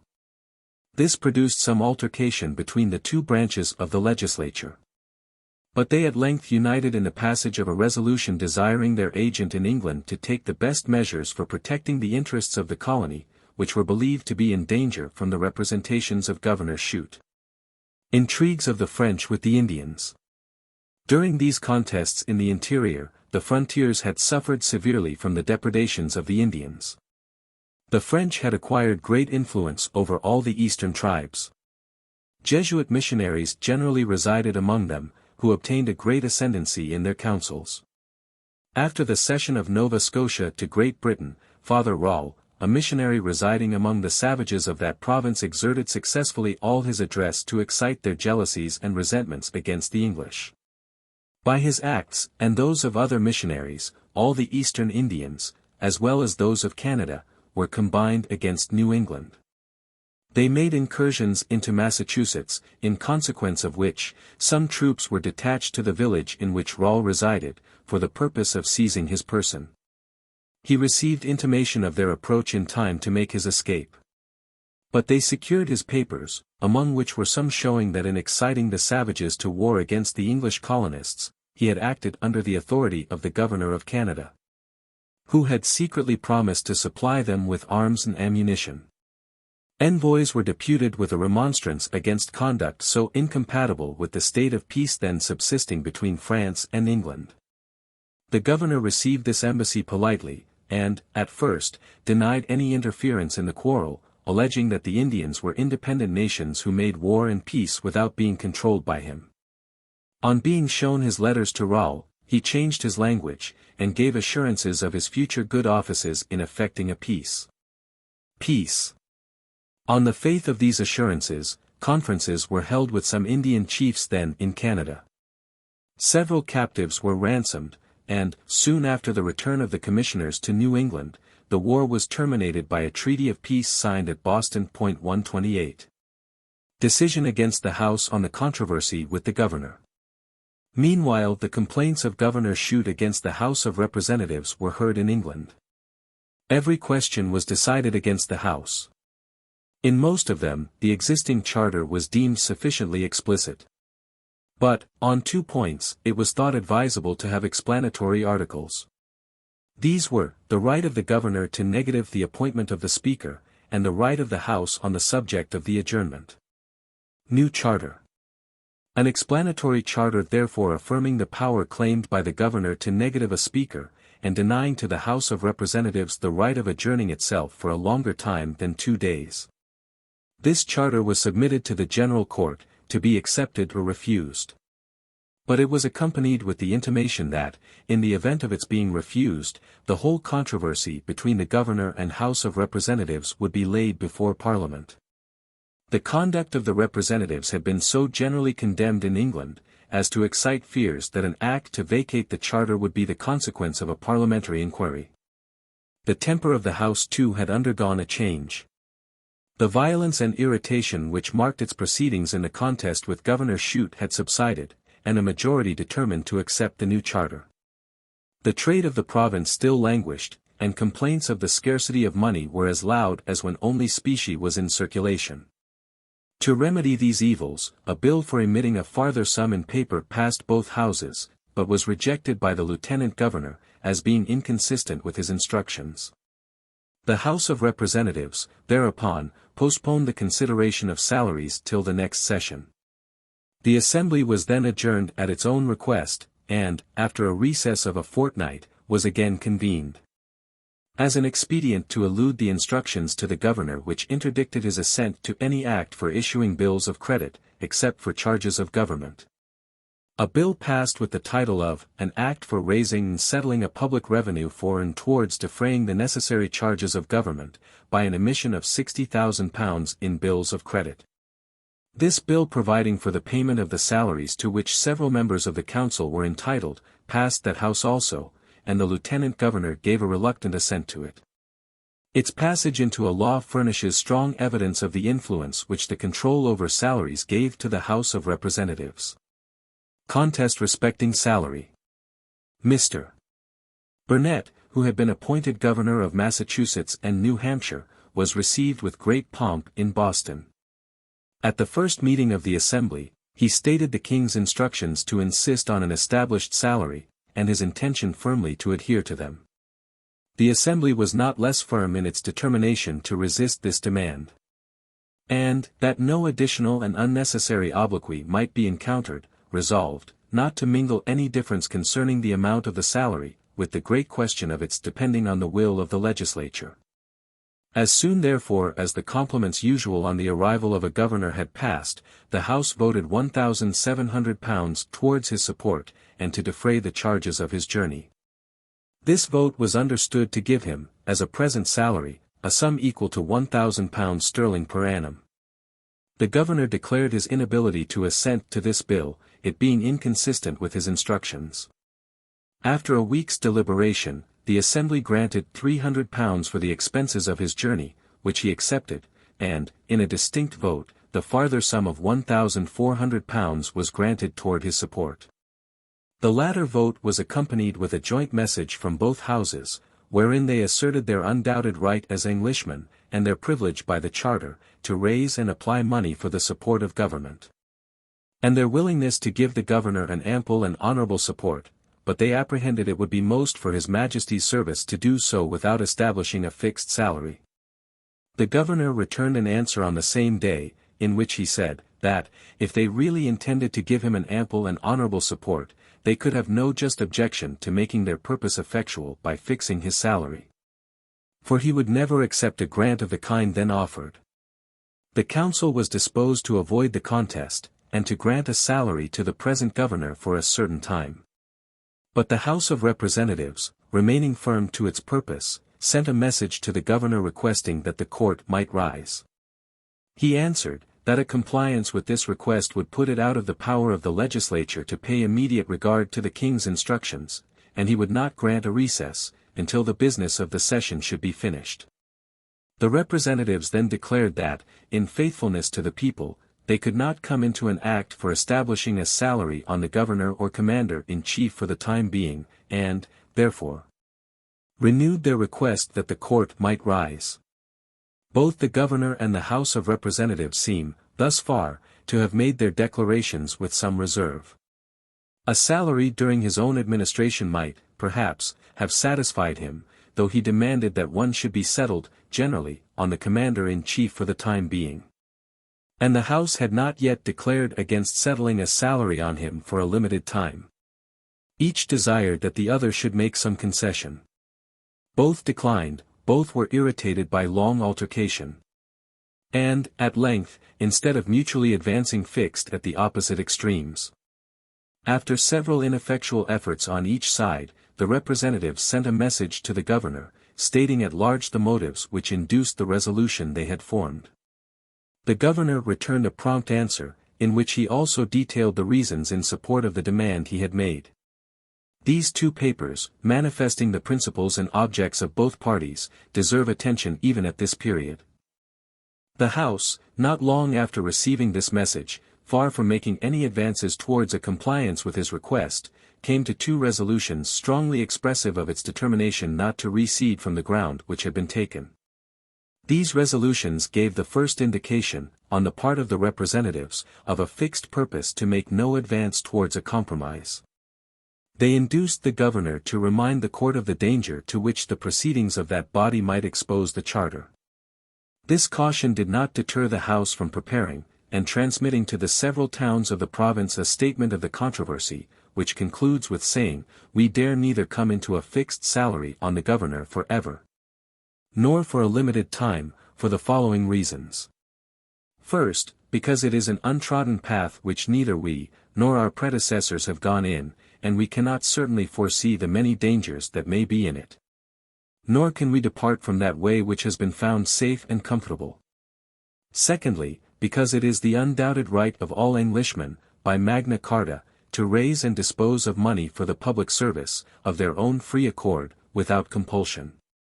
Thirdly, because it must necessarily lessen the dignity and freedom of the House of Representatives, in making acts, and raising and applying taxes, and, consequently, cannot be thought a proper method to preserve that balance in the three branches of the legislature, which seems necessary to form, maintain, and uphold the Constitution.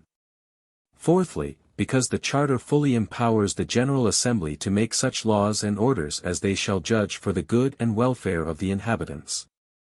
And if they, or any part of them, judge this not to be for their good, they neither ought nor could come into it, for, as to act beyond or without the powers granted in the Charter might justly incur the King's displeasure.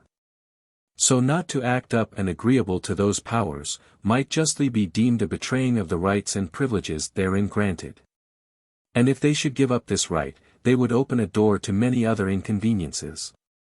Many messages passed in quick succession between the governor and the House, in the course of which the arguments stated in the papers which have been mentioned, were enlarged and diversified. At length, the House repeated its request for an adjournment, but the governor replied that, unless His Majesty's pleasure had due weight with them, their desires would have very little with him. The council now interposed with a resolution declaring, that it is expedient for the court to ascertain a sum as a salary for His Excellency's support, as also the term of time for its continuance. This resolution was transmitted to the House of Representatives, and immediately rejected. After much controversy, a small seeming advance towards an accommodation was made. Instead of voting a salary, as had been usual, for half a year, a grant was made to the governor of £3,000, equal to £1,000 sterling, to enable him to manage the affairs of the province. This was generally understood to be a salary for a year. The governor having withheld his assent from this vote, the House entreated him to accept the grant. And added, "We cannot doubt but that succeeding assemblies, according to the ability of the province, will be very ready to grant as ample a support, and if they should not, your Excellency will then have an opportunity of showing your resentment." The governor however persisted to withhold his assent from the vote. The colony generally, and especially Boston, was opposed to a compliance with the instructions of the Crown. At a general meeting of the inhabitants, the town passed a vote, purporting to be unanimous against fixing a salary on the governor. Adjournment of the Assembly to Salem. In consequence of this vote, and of an opinion that the members of the House were influenced by the inhabitants of the town, the governor determined to change the place at which the court should hold its session. And on the 24th of October, adjourned it to the 30th then to meet at Salem, in the country of Essex. Change of place did not change the temper of the House. This was not, as in the contests with Governor Shute, an angry altercation, into which the representatives were precipitated by a restless and encroaching temper, but a solemn and deliberate stand, made in defense of a right believed to be unquestionable, and of a principle deemed essential to the welfare of the colony. The ground taken was considered well, and maintained with firmness. Votes and messages of the same tenor with those which have been often repeated, continued to pass between the representatives and the governor, until the subject was entirely exhausted. Each party being determined to adhere to its principles, the House met and adjourned daily, without entering on business. In the meantime, the governor received no salary. To the members of Boston, who had not been accustomed to the expense of attending the legislature at a distant place, a compensation, above their ordinary wages, was made by that town. The House, firmly persuaded of the propriety of its conduct, prepared a memorial to the King praying a change in the royal instructions to the governor. Agents were appointed to represent the General Court in England, and a vote was passed for defraying the expenses attendant on the business. The Council refused to concur in this vote, because the agents had been appointed by the House of Representatives singly. And the measure must have been abandoned for want of money, had not the inhabitants of Boston raised the sum required, by subscription. Letters were soon received from these agents, enclosing a report from the Board of Trade, before whom they had been heard by counsel, entirely disapproving the conduct of the House. The letters also indicated that, should the House persist in its refusal to comply with the King's instructions, the affair might be carried before Parliament. But, should even this happen, the agents thought it more advisable that the salary should be fixed by the Supreme Legislature, than by that of the province. It was better, they said, that the liberties of the people should be taken from them, than given up by themselves. The governor, at length, refused to sign a warrant on the Treasury for the wages of the members. One branch of the legislature, he said, might as well go without their pay as the other. The act, and the reason for it, were alike unsatisfactory to the House. Death of Governor Burnet. After a recess from the 20th of December to the 2d of April, the General Court met again at Salem. Repeated meetings at that place having produced no accommodation, the governor adjourned the legislature to Cambridge. A few days after the commencement of the session, he was seized with a fever, of which he died. Mr. Burnet is said to have possessed many valuable qualities. And, had he not been engaged, by a sense of duty, in this long contest, he would, in all probability, have been a favorite of the province. 129. Arrival of Governor Belcher. Mr. Belcher, who succeeded Burnet, arrived at Boston early in August, where he was cordially received. At the first meeting of the General Court, he pressed the establishment of a permanent salary, and laid before them his instructions, in which it was declared that, in the event of the continued refusal of the Assembly, His Majesty will find himself under the necessity of laying the undutiful behavior of the province before the legislature of Great Britain, not only in this single instance, but in many others of the same nature and tendency. Whereby it manifestly appears that this Assembly, for some years last past, have attempted, by unwarrantable practices, to weaken, if not cast off, the obedience they owe to the Crown, and the dependence which all colonies ought to have on the mother country. At the close of these instructions, His Majesty added his expectation, that they do forthwith comply with this proposal, as the last signification of our royal pleasure to them on this subject. And if the said Assembly shall not think fit to comply therewith, it is our will and pleasure, and you are required, immediately, to come over to this kingdom of Great Britain, in order to give us an exact account of all that shall have passed on this subject, that we may lay the same before our Parliament. The House proceeded, as in the case of Governor Burnet, to make a grant to Mr. Belcher of £1,000 currency for defraying the expense of his voyage, and as a gratuity for his services while the agent of the colony in England. And, some time after, voted a sum equal to £1,000 sterling to enable him to manage the public affairs, but fixed no time for which the allowance was made. The Council concurred in this vote, adding an amendment, and that the same sum be annually allowed for the Governor's support.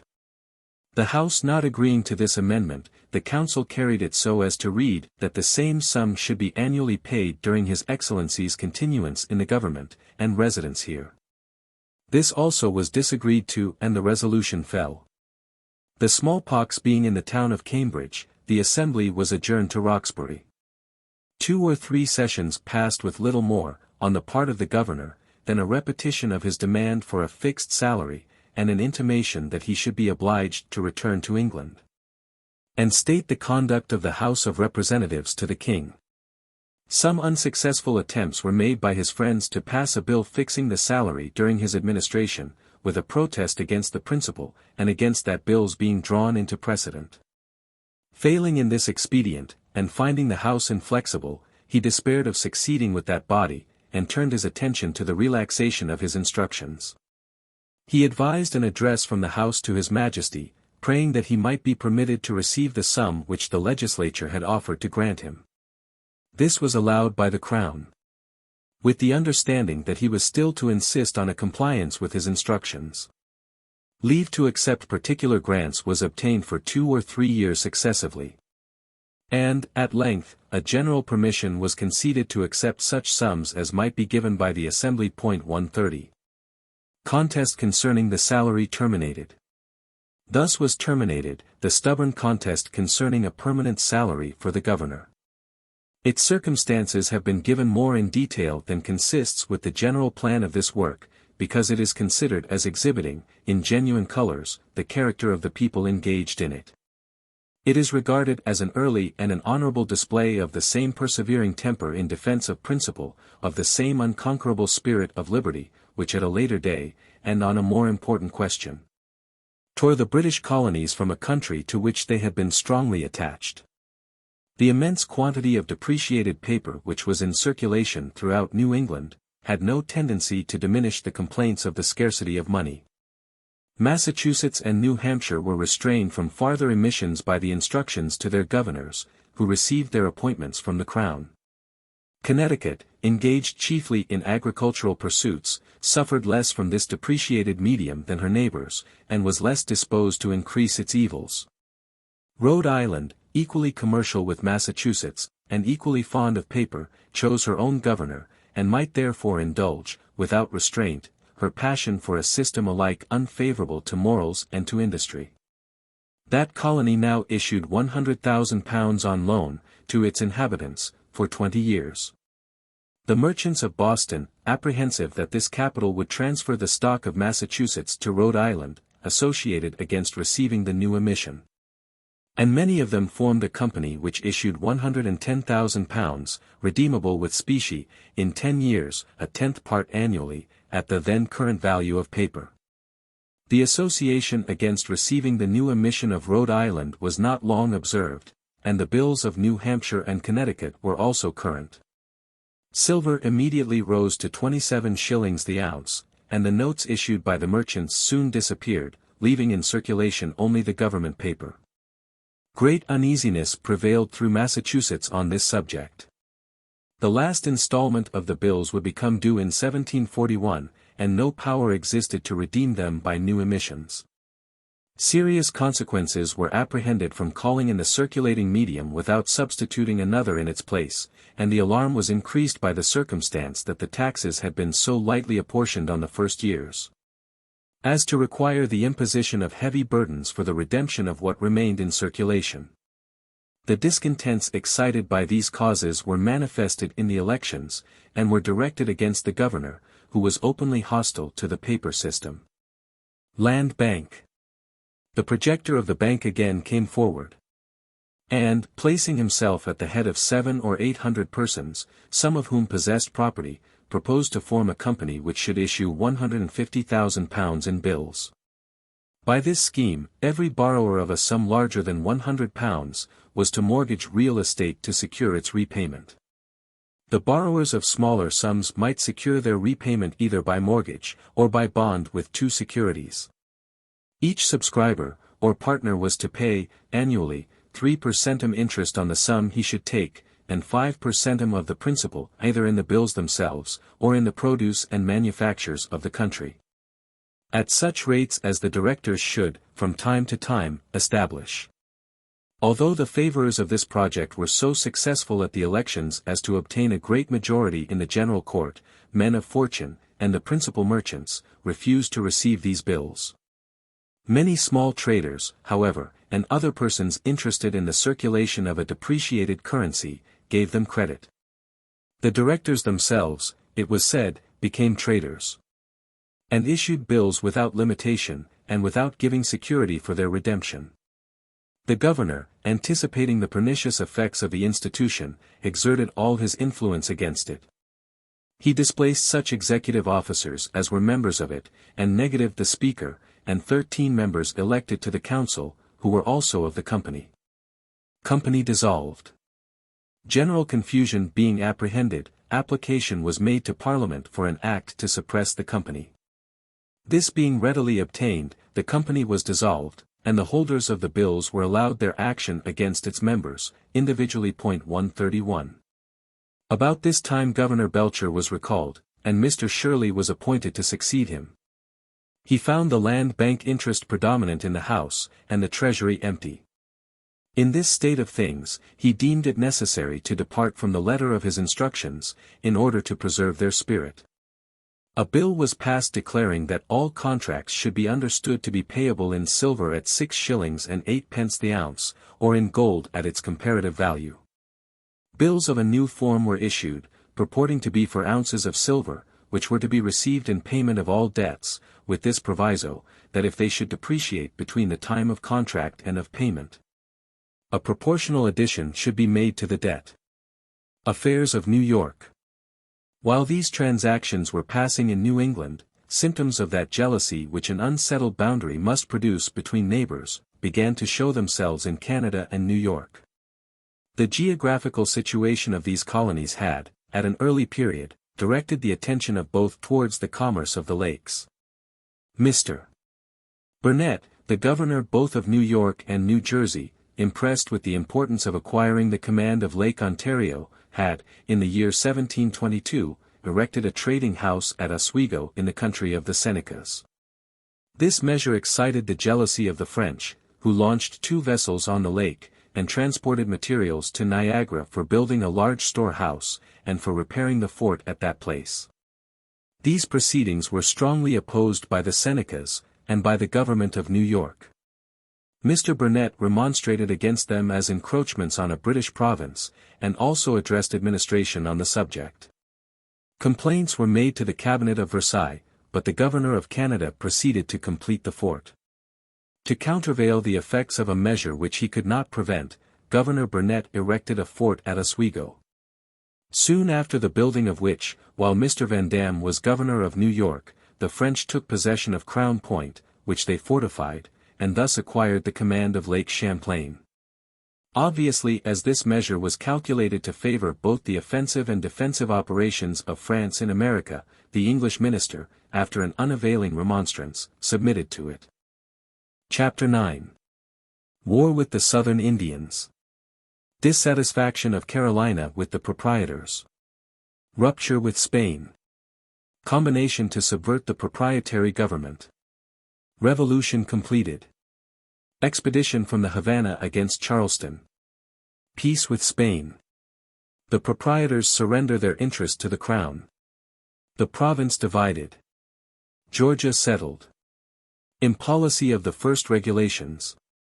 Intrigues of the Spaniards with the slaves of South Carolina. Insurrection of the slaves. In Carolina, the contests between the inhabitants and the proprietors, added to the favor with which the Queen heard the complaints of the dissenters, had turned the attention of the people towards the Crown, and produced a strong desire to substitute the regal, for the proprietary government.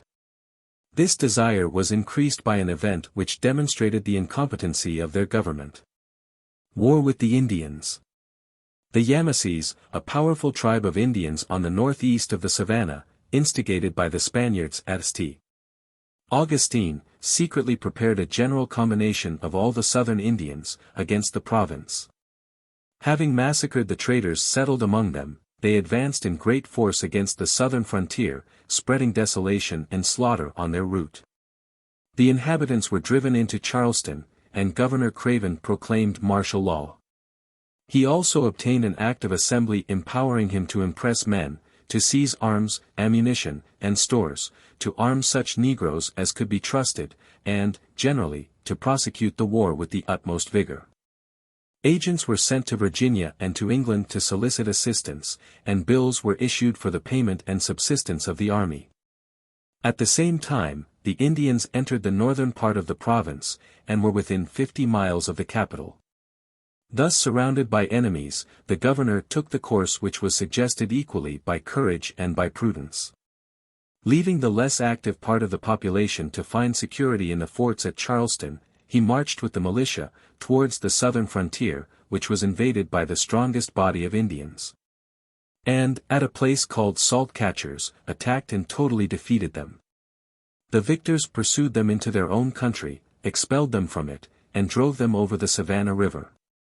The fugitives found protection in Florida, where they made a new settlement, from which they continued long afterwards, to make distressing incursions into Carolina. The agent who had been sent by the legislature to England to implore the protection of the proprietors, had received ulterior instructions, should he not succeed with them, to apply directly to the king. Being dissatisfied with his reception by the proprietors, he petitioned the House of Commons, who addressed the king, praying his interposition, and immediate assistance to the colony. The king referred the matter to the Lords Commissioners of Trade and Plantations, whose report was unfavorable to the application, because the province of Carolina was a proprietary government. They were of opinion that, if the colony was to be protected at the expense of the nation, its government ought to be vested in the crown. On receiving this opinion, the proprietors, in a general meeting, avowed their inability to protect the province, and declared that, unless His Majesty would graciously please to interpose, they could foresee nothing but the utter destruction of his faithful subjects in those parts. A government unable to afford protection to the people, was ill adapted to the situation of Carolina. The dissatisfaction growing out of this cause was still farther augmented by the unpopular, and, in some instances, unwise acts of the proprietors. To relieve the distress produced by war, considerable sums of paper money had been issued. And the proprietors, on the complaint of the merchants, of London engaged in the trade of the province, had given instructions to reduce the quantity in circulation. The Assembly had appropriated the country of the Yamassees, to the use of such of His Majesty's European subjects, as would settle it.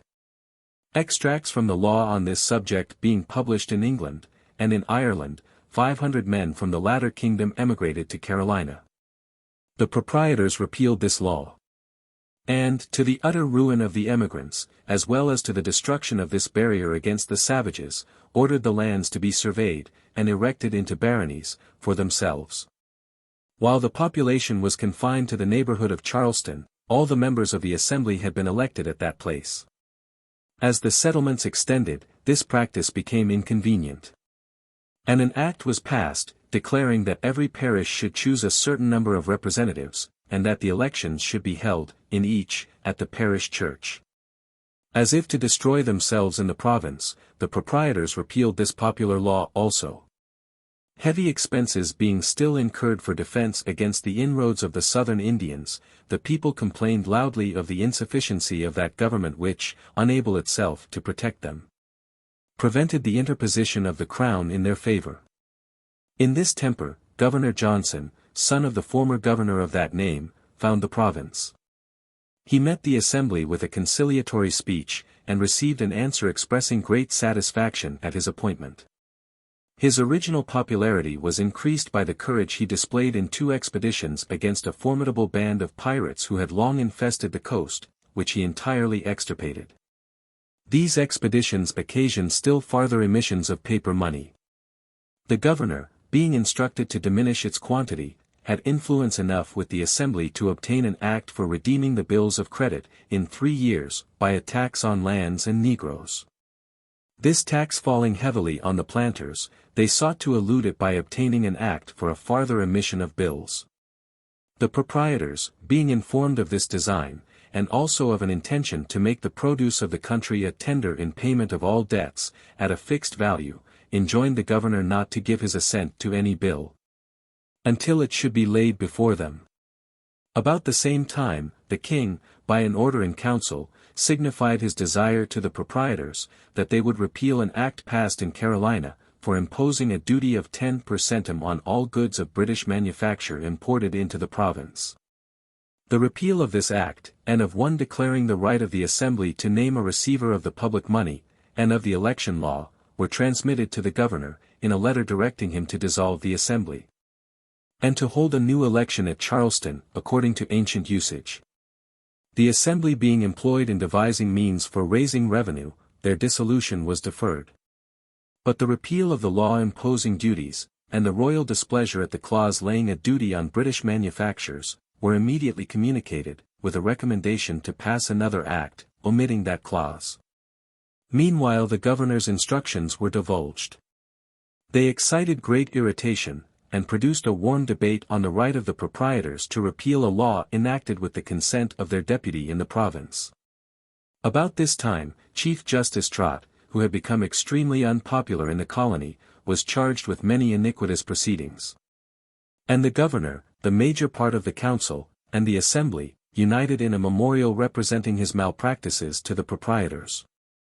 Mr. Young was deputed their agent to enforce these complaints. Soon after his arrival in London, he presented a memorial to the proprietors, detailing the proceedings of Carolina, and stating the objections of the Assembly to the right of their lordships to repeal laws, which had been approved by their deputies. This memorial was very unfavorably received, and the members of the council who had subscribed it, were displaced. The proprietors asserted their right to repeal all laws passed in the province, approved the conduct of the Chief Justice, censured that of the governor in disobeying their instructions respecting the dissolution of the Assembly, and repeated their orders on this subject. However the governor might disapprove the instructions given him, he did not hesitate to obey them. The new council was summoned, the Assembly was dissolved, and writs were issued for electing another at Charleston. The public mind had been gradually prepared for a revolution, and these irritating measures completed the disgust with which the people viewed the government of the proprietors. An opportunity to make the change so generally desired was soon afforded. War with Spain. A rupture having taken place between Great Britain and Spain, advice was received from England of a plan formed in the Havana for the invasion of Carolina. The governor convened the council, and such members of the assembly as were in town, and laid his intelligence before them. He, at the same time, stated the ruinous condition of the fortifications, and proposed that a sum for repairing them should be raised, by voluntary subscription, of which he set the example by a liberal donation. The assembly declared a subscription to be unnecessary, as the duties would afford an ample fund for the object. The repeal of the law imposing them was said to be utterly void, and would be disregarded. Combination to subvert the government. The members of the new assembly, though they had not been regularly convened at Charleston, had held several private meetings in the country to concert measures of future resistance. They had drawn up an association for uniting the whole province in opposition to the proprietary government, which was proposed to the militia at their public meetings, and subscribed almost unanimously. This confederacy was formed with such secrecy and dispatch, that, before the governor was informed of it, almost every inhabitant of the province was engaged in it. The members of the assembly, thus supported by the people, resolved to subvert the power of the proprietors. The governor, who resided in the country, had no intimation of these secret meetings and transactions, until he received a letter from a committee of the representatives of the people, offering him the government of the province under the king. It having been determined to submit no longer to that of the proprietors. Mr. Johnson resolved to suppress this spirit of revolt, and hastened to town in order to lay the letter before his council. They advised him to take no notice of it, until the legislature should be regularly convened. On meeting, the assembly declared, that the laws, pretended to be repealed, continued to be in force. And that no power, other than the General Assembly, could repeal them, that the writs under which they were elected were void, inasmuch as they had been issued by advice of an unconstitutional council, that the representatives cannot, therefore, act as an assembly, but as a convention delegated by the people to prevent the utter ruin of the government, and, lastly, that the Lords Proprietors had unhinged the frame of the government, and forfeited their right thereto. And that an address be prepared to desire the Honorable Robert Johnson, the present governor, to take on himself the government of the province in the name of the king. The address was signed by Arthur Middleton, as president of the convention, and by 22 members. After several unavailing efforts, on the part of the assembly, to induce Mr. Johnson to accept the government under the king, and, on his part, to reinstate the government of the proprietors, he issued a proclamation dissolving the assembly, and retired into the country. The proclamation was torn from the hands of the officer, and the assembly elected Colonel James Moore chief magistrate of the colony. Revolution completed. After proclaiming him in the name of the king, and electing a council, the legislature published a declaration stating the revolution that had taken place, with the causes which produced it. And then proceeded, deliberately to manage the affairs of the province. While Carolina was effecting this revolution, the agent of the colony obtained a hearing before the lords of the Regency and Council in England, the king being then in Hanover, who were of opinion that the proprietors had forfeited their charter. They ordered the Attorney General to take out a scire facias against it, and appointed Francis Nicholson provisional governor of the province under the king. He was received with universal joy. And the people of Carolina passed, with great satisfaction, from the proprietary government to the immediate dominion of the crown. The proprietors surrender to the crown. This revolution was completed by an agreement between the crown and 7 of the proprietors, whereby, for the sum of £17,500 sterling, they surrendered their right and interest both in the government and soil.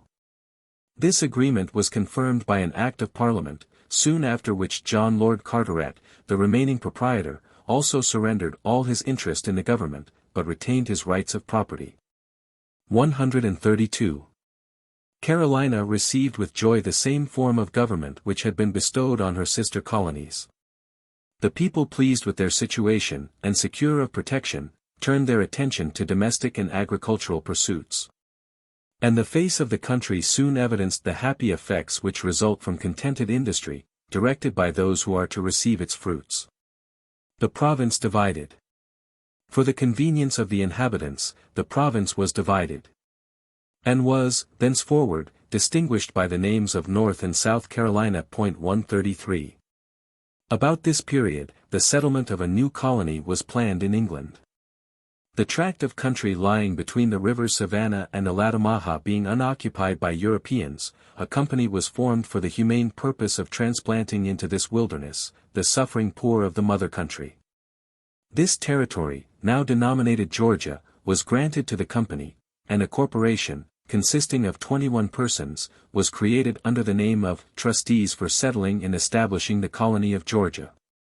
Large sums of money were subscribed for transporting, and furnishing with necessaries, such poor people as should be willing to pass the Atlantic, and to seek the means of subsistence in a new world. 116 persons embarked at Gravesend, under the conduct of Mr. James Oglethorpe, one of the trustees, who, after landing at Charleston, proceeded to the tract of country allotted for the new colony, and laid the foundation of the town of Savannah, on the river which bears that name. Georgia settled. A small fort was erected on its bank, in which some guns were mounted, and a treaty was held with the Creek Indians, from whom the cession of a considerable tract was obtained. The trustees continued to make great efforts for the accomplishment of their object, and settled several companies of emigrants in Georgia. Unfortunately, the wisdom of their regulations did not equal the humanity of their motives. Totally unacquainted with the country they were to govern, they devised a system for it, rather calculated to impede than to promote its population. Considering each male inhabitant both as a soldier and a planter, to be provided with arms and ammunition for defense as well as with utensils for cultivation. They adopted the pernicious resolution of introducing such tenures for holding lands as were most favorable to a military establishment. Impolicy of the first regulation.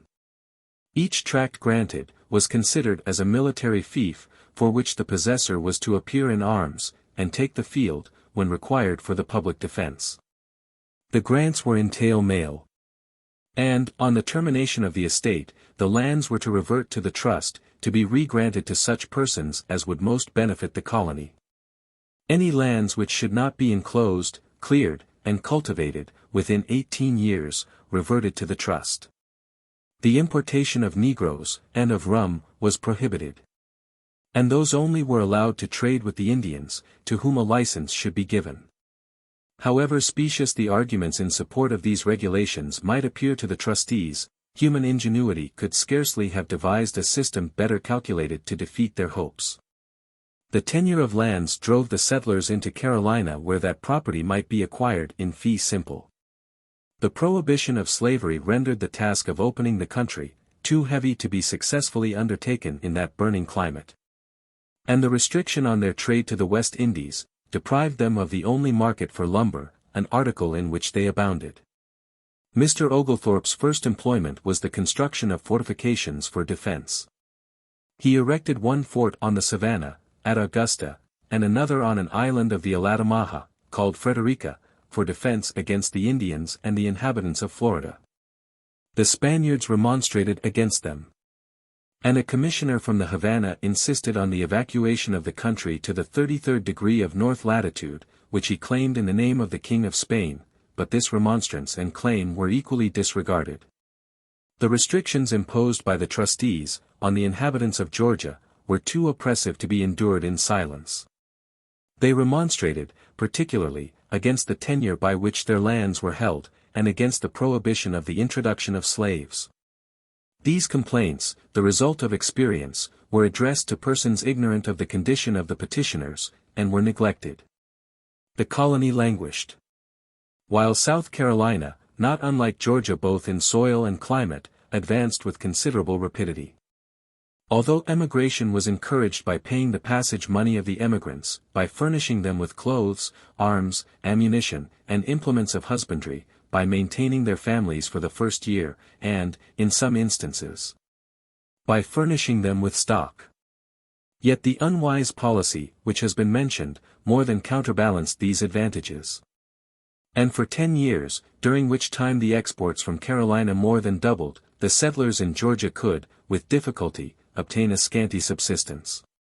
The differences between Great Britain and Spain not admitting of adjustment, both nations prepared for war. The Spaniards strengthened East Florida. And the British government ordered a regiment, consisting of 600 effective men, into Georgia. The command of the troops, both of Georgia and Carolina, was given to Major General Oglethorpe, who fixed his headquarters at Frederica.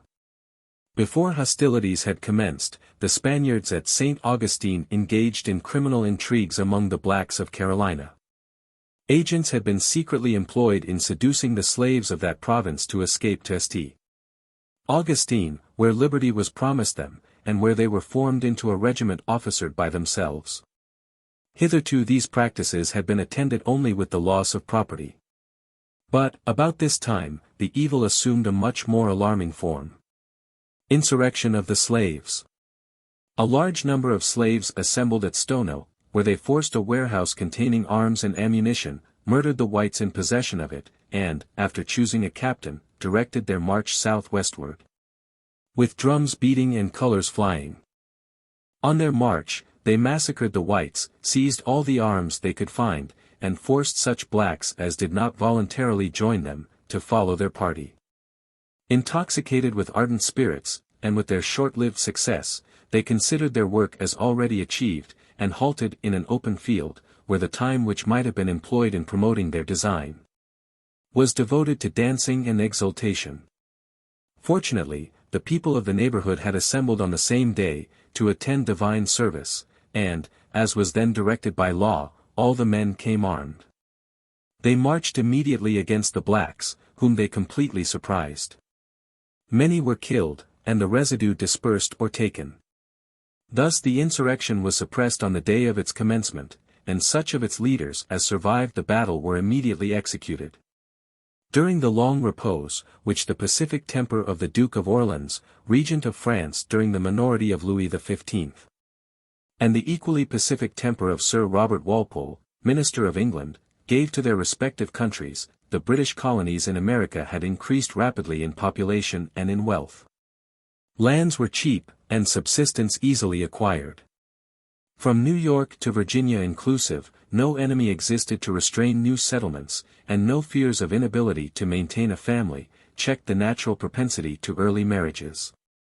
The people were employed in cultivating the earth, and in spreading themselves over the vast regions which were open to them, and, during this period, their history furnishes none of those remarkable events which interest posterity. Chapter 10. War declared against Spain. Expedition against St. Augustine. Georgia invaded. Spaniards land on an island in the Altamaha. Appearance of a fleet from Charleston. Spanish army re-embarks. Hostilities with France. Expedition against Louisbourg. Louisbourg surrenders. Great plans of the belligerent powers. Misfortunes of the armament under the Duc d'Anville. The French fleet dispersed by a storm. Expedition against Nova Scotia. Treaty of Aix-la-Chapelle. Paper money of Massachusetts redeemed. Contests between the French and English respecting boundaries. Statement respecting the discovery of the Mississippi. Scheme for connecting Louisiana with Canada. Relative strength of the French and English colonies. Defeat at the Little Meadows. Convention at Albany. Plan of Union. Objected to both in America and Great Britain. The increasing complaints of the merchants, and the loud clamors of the nation, at length forced the minister to abandon his Pacific system, and war was declared against Spain. A squadron commanded by Admiral Vernon was detached to the West Indies, with instructions to act offensively, and General Oglethorpe was ordered to annoy the settlements in Florida. He planned an expedition against St. Augustine, and requested the assistance of South Carolina. That colony, ardently desiring the expulsion of neighbors alike feared and hated, entered zealously into the views of the general, and agreed to furnish the men and money he requested. A regiment, commanded by Colonel Vanderdusen, was immediately raised in Virginia and the two Carolinas. A body of Indians was also engaged, and Captain Price, who commanded the small fleet on that station, promised his cooperation. These arrangements being made, and the mouth of St. John's River, on the coast of Florida, being appointed as the place of rendezvous, General Oglethorpe hastened to Georgia, to prepare his regiment for the expedition. Those unexpected impediments, which always embarrass military movements conducted by men without experience, having delayed the arrival of his northern troops, Oglethorpe entered Florida at the head of his own regiment, aided by a party of Indians, and invested Diego, a small fort about 25 miles from St. Augustine, which capitulated after a short resistance. He then returned to the place of rendezvous, where he was joined by Colonel Vanderdusen, and by a company of Highlanders under the command of Captain Mintosh. A few days after which, he marched with his whole force, consisting of about 2,000 men, to Fort Musa, in the neighborhood of St. Augustine, which was evacuated on his approach. The general now perceived that the enterprise would be attended with more difficulty than had been anticipated. In the time which intervened between his entering Florida and appearing before the town, supplies of provisions had been received from the country, and 6 Spanish half-galleys carrying long brass 9-pounders, and 2 sloops laden with provisions, had entered the harbor. Finding the place better fortified than had been expected, he determined to invest it completely, and to advance by regular approaches. In execution of this plan, Colonel Palmer, with 95 Highlanders, and 42 Indians, remained at Fort Musa, while the army took different positions near the town, and began an ineffectual bombardment from the island of Anastasia. The general was deliberating on a plan for forcing the harbor and taking a nearer position, when Colonel Palmer was surprised, and his detachment cut to pieces. At the same time some small vessels from the Havana, with a reinforcement of men and supply of provisions, entered the harbor through the narrow channel of the Matanzas. The army began to despair of success. And the provincials, enfeebled by the heat, dispirited by sickness, and fatigued by fruitless efforts, marched away in large bodies. The navy being ill supplied with provisions, and the season for hurricanes approaching, Captain Price was unwilling to hazard His Majesty's ships on that coast. The general, laboring under a fever, finding his regiment, as well as himself, worn out with fatigue, and rendered unfit for action by disease, reluctantly abandoned the enterprise, and returned to Frederica. The colonists, disappointed and chagrined by the failure of the expedition, attributed this misfortune entirely to the incapacity of the general, who was not less dissatisfied with them. Whatever may have been the true causes of the failure, it produced a mutual and injurious distrust between the general and the colonists. 134. The events of the war soon disclosed the dangers resulting from this want of confidence in General Oglethorpe, and, still more, from the want of power to produce a co-operation of the common force for the common defense. Spain had ever considered the settlement of Georgia as an encroachment on her territory, and had cherished the intention to seize every proper occasion to dislodge the English by force. With this view, an armament consisting of 2,000 men, commanded by Don Antonio de Redondo, embarked at the Havana, under convoy of a strong squadron, and arrived at St. Augustine in May. The fleet having been seen on its passage, notice of its approach was given to General Oglethorpe, who communicated the intelligence to Governor Glenn of South Carolina, and urged the necessity of sending the troops of that province to his assistance. Georgia being a barrier for South Carolina, the policy of meeting an invading army on the frontiers of the former, especially one containing several companies composed of Negroes who had fled from the latter, was too obvious not to be perceived, yet either from prejudice against Oglethorpe, or the disposition inherent in separate governments to preserve their own force for their own defense, Carolina refused to give that general any assistance. Its attention was directed entirely to the defense of Charleston, and the inhabitants of its southern frontier, instead of marching to the camp of Oglethorpe, fled to that city for safety. In the meantime, the general collected a few Highlanders, and Rangers of Georgia, together with as many Indian warriors as would join him, and determined to defend Frederica. Georgia invaded.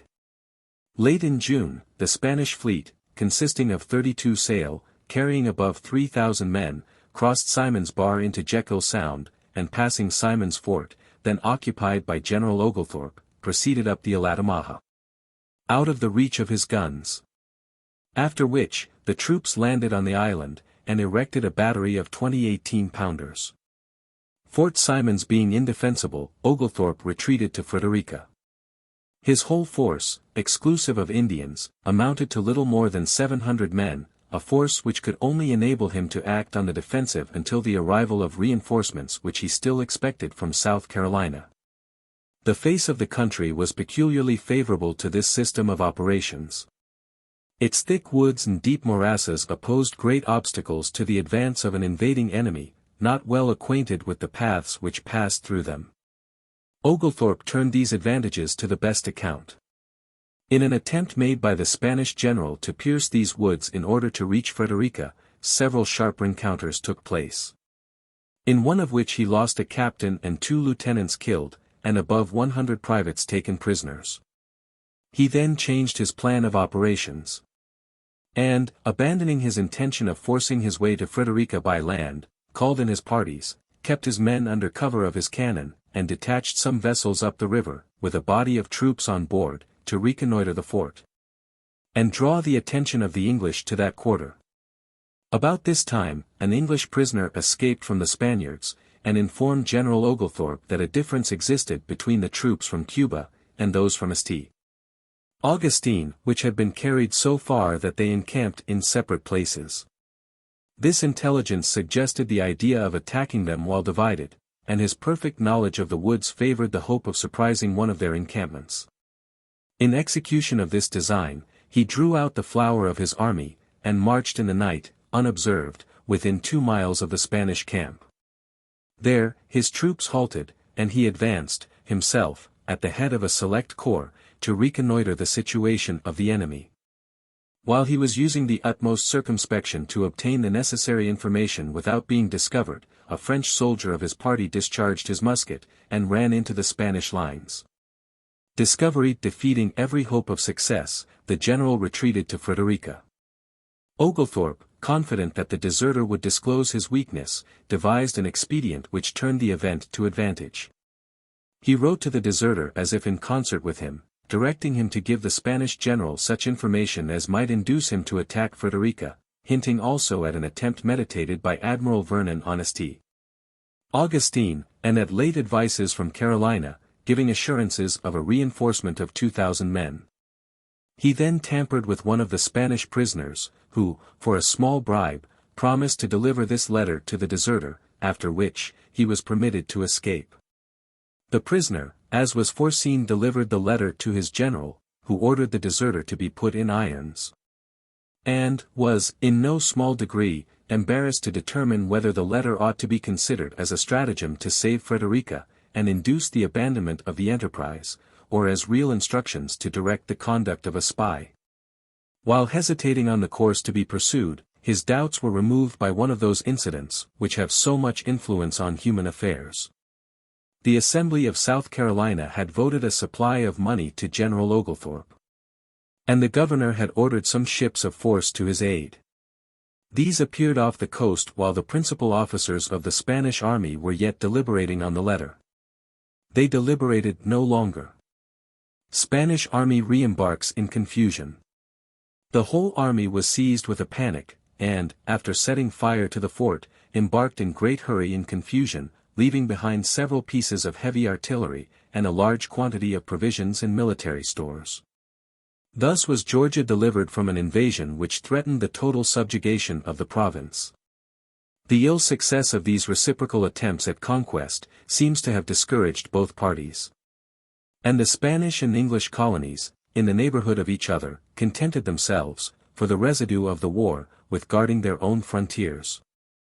The connection between the branches of the House of Bourbon was too intimate for the preservation of peace with France, during the prosecution of war against Spain. Both nations expected and prepared for hostilities. War had commenced in fact, though not in form, on the continent of Europe. But as they carried on their military operations as auxiliaries, in support of the contending claims of the Elector of Bavaria, and the Queen of Hungary, to the imperial throne, They preserved in America a suspicious and jealous suspension of hostility, rather than a real peace. This state of things was interrupted by a sudden incursion of the French into Nova Scotia. Hostilities with France. The governor of Cape Breton, having received information that France and Great Britain had become principals in the war, took possession of de Canseau with a small military and naval force, and made the garrison and inhabitants prisoners of war. This enterprise was followed by an attempt on Annapolis, which was defeated by the timely arrival of a reinforcement from Massachusetts.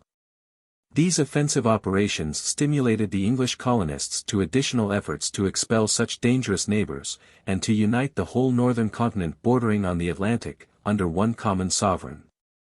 The island of Cape Breton, so denominated from one of its capes, lies between the 45th and 47th degree of north latitude, at the distance of 15 leagues from Cape Ray, the southwestern extremity of Newfoundland. Its position rendered the possession of it very material to the commerce of France, and the facility with which the fisheries might be annoyed from its ports, gave it an importance to which it could not otherwise have been entitled. 30 millions of livres, 135, and the labor of 25 years, had been employed on its fortifications. From its strength, and still more from the numerous privateers that issued from its ports, it had been termed the Dunkirk 136 of America. On this place, Governor Shirley meditated an attack. The prisoners taken at Canseau, and others who had been captured at sea and carried to Louisbourg, were sent to Boston. The information they gave, if it did not originally suggest this enterprise, contributed greatly to its adoption. They said that de Vivier had gone to France to solicit assistance for the conquest of Nova Scotia, in the course of the ensuing campaign. And that the store ships from France for Cape Breton, not having arrived on the coast until it was blocked up with ice, had retired to the West Indies.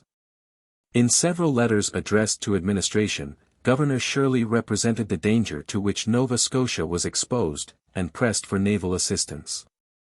These letters were sent by Captain Riall, an officer of the garrison which had been taken at Canseau, whose knowledge of Louisbourg, of Cape Breton, and of Nova Scotia, enabled him to make such representations to the Lords of the Admiralty as were calculated to promote the views of the northern colonies. The governor was not disappointed. Orders were dispatched to Commodore Warren, then in the West Indies, to proceed towards the north, early in the spring, and to employ such a force as might be necessary to protect the northern colonies in their trade and fisheries, as well as to distress the enemy. On these subjects, he was instructed to consult with Shirley, to whom orders of the same date were written, directing him to assist the king's ships with transports, men, and provisions. Such deep impression had the design of taking Louisbourg made on the mind of Shirley, that he did not wait for intelligence of the reception given to his application for naval assistance. He was induced to decide on engaging in the enterprise, even without such assistance, by the representations of Mr. Vaughan, son of the lieutenant governor of New Hampshire, a man of a sanguine and ardent temper, who could think nothing impracticable which he wished to achieve. Mr. Vaughan had never been at Louisbourg, but had learned something of the strength of the place, from fishermen and others, and the bold turn of his mind suggested the idea of surprising it.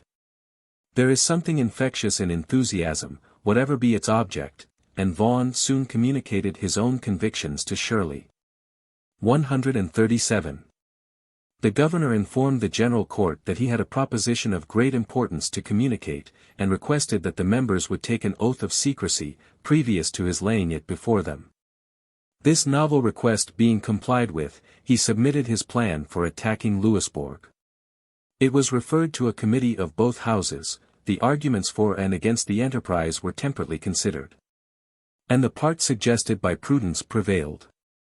The expedition was thought too great, too hazardous, and too expensive. The report of the committee was approved by the House of Representatives, and the expedition was supposed to be abandoned.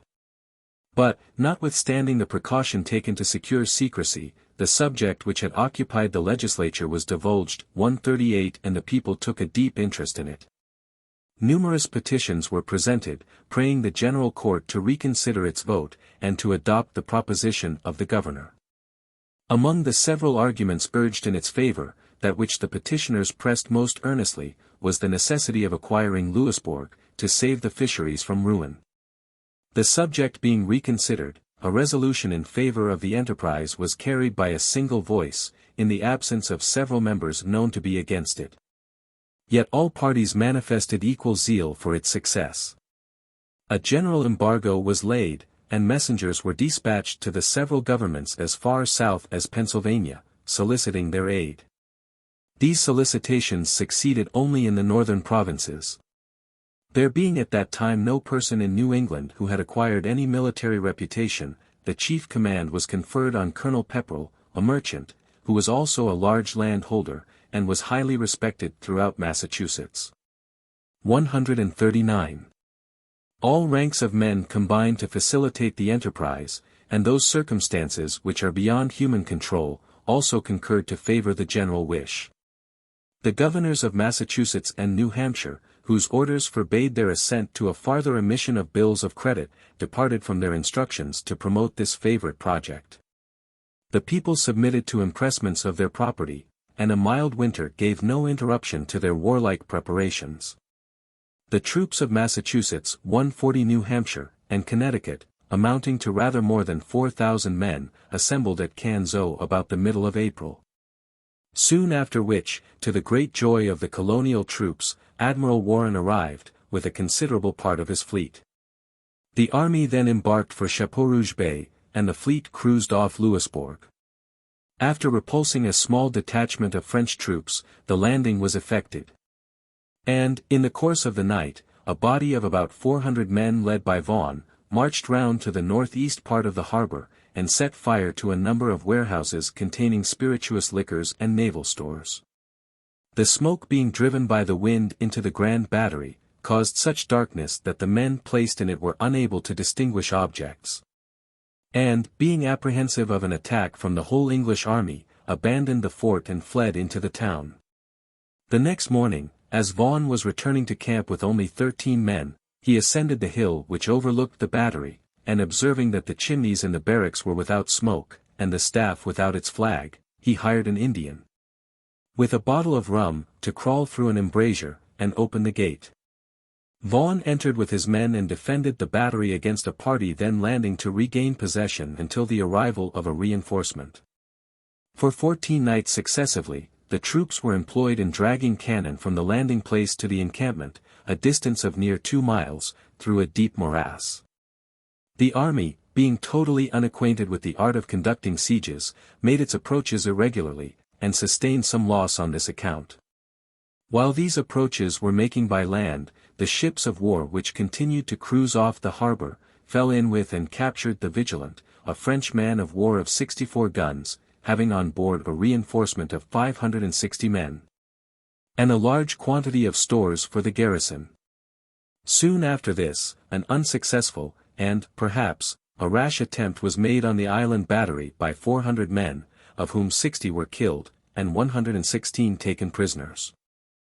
All these prisoners, as if by previous concert, exaggerated the numbers of the besieging army, a deception which was favored by the unevenness of the ground, and the dispersed state of the troops, and which probably contributed to the surrender of the place.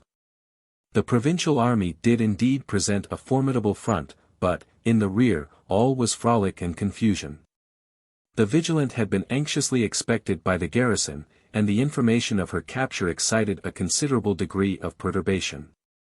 This event, with the erection of some works on the high cliff at the lighthouse, by which the island battery was much annoyed, and the preparations evidently making for a general assault, determined Duchambon, the governor of Louisbourg, to surrender.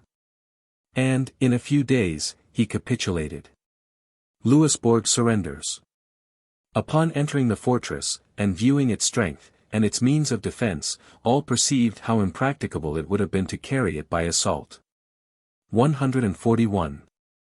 The joy excited in the British colonies by the success of the expedition against Louisbourg was unbounded. Even those who had refused to participate in its hazards and expense, were sensible of its advantages, and of the luster it shed on the American arms. Although some disposition was manifested in England, to ascribe the whole merit of the conquest to the navy, Colonel Pepperell received, with the title of baronet, the more substantial reward of a regiment in the British service. To be raised in America. And the same mark of royal favor was bestowed on Governor Shirley.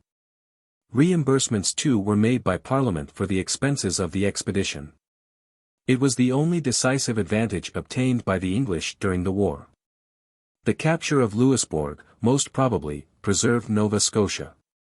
De Vivier, who had embarked for France to solicit an armament for the conquest of that province, sailed, in July, 1745, with 7 ships of war, and a body of land forces. He was ordered to stop at Louisbourg, and thence to proceed in the execution of his plan. Hearing, at sea, of the fall of that place, and that a British squadron was stationed at it, he relinquished the expedition against Nova Scotia, and returned to Europe. The British Empire on the American continent consisted, originally, of 2 feeble settlements unconnected with, and almost unknown to each other. For a long time the southern colonies, separated from those of New England by an immense wilderness, and by the possessions of other European powers, had no intercourse with them, except what was produced by the small trading vessels of the north, which occasionally entered the rivers of the south. Neither participated in the wars or pursuits of the other, nor were they, in any respect, actuated by common views, or united by common interest. The conquest of the country between Connecticut and Maryland laid a foundation, which the settlement of the middle colonies completed, for connecting these disjoined members, and forming one consolidated whole, capable of moving and acting in concert. This gradual change, unobserved in its commencement, had now become too perceptible to be longer overlooked, and, henceforward, the efforts of the colonies, were in a great measure combined, and directed to a common object. France, as well as England, had extended her views with her settlements, and, after the fall of Louisbourg, the governments of both nations meditated important operations for the ensuing campaign in America. Great plans of the belligerents. France contemplated, not only the recovery of Cape Breton and Nova Scotia, but the total devastation of the sea coast, if not the entire conquest of New England. Britain, on her part, calculated on the reduction of Canada, and the entire expulsion of the French from the American continent. Shirley repaired to Louisbourg, after its surrender, where he held a consultation with Warren and Pepperell on the favorite subject of future and more extensive operations against the neighboring possessions of France. From that place he wrote pressingly to administration, for reinforcements of men and ships to enable him to execute his plans. The capture of Louisbourg gave such weight to his solicitations that, in the following spring, the Duke of Newcastle, then Secretary of State, addressed a circular letter to the governors of the provinces as far south as Virginia, requiring them to raise as many men as they could spare, and hold them in readiness to act according to the orders that should be received.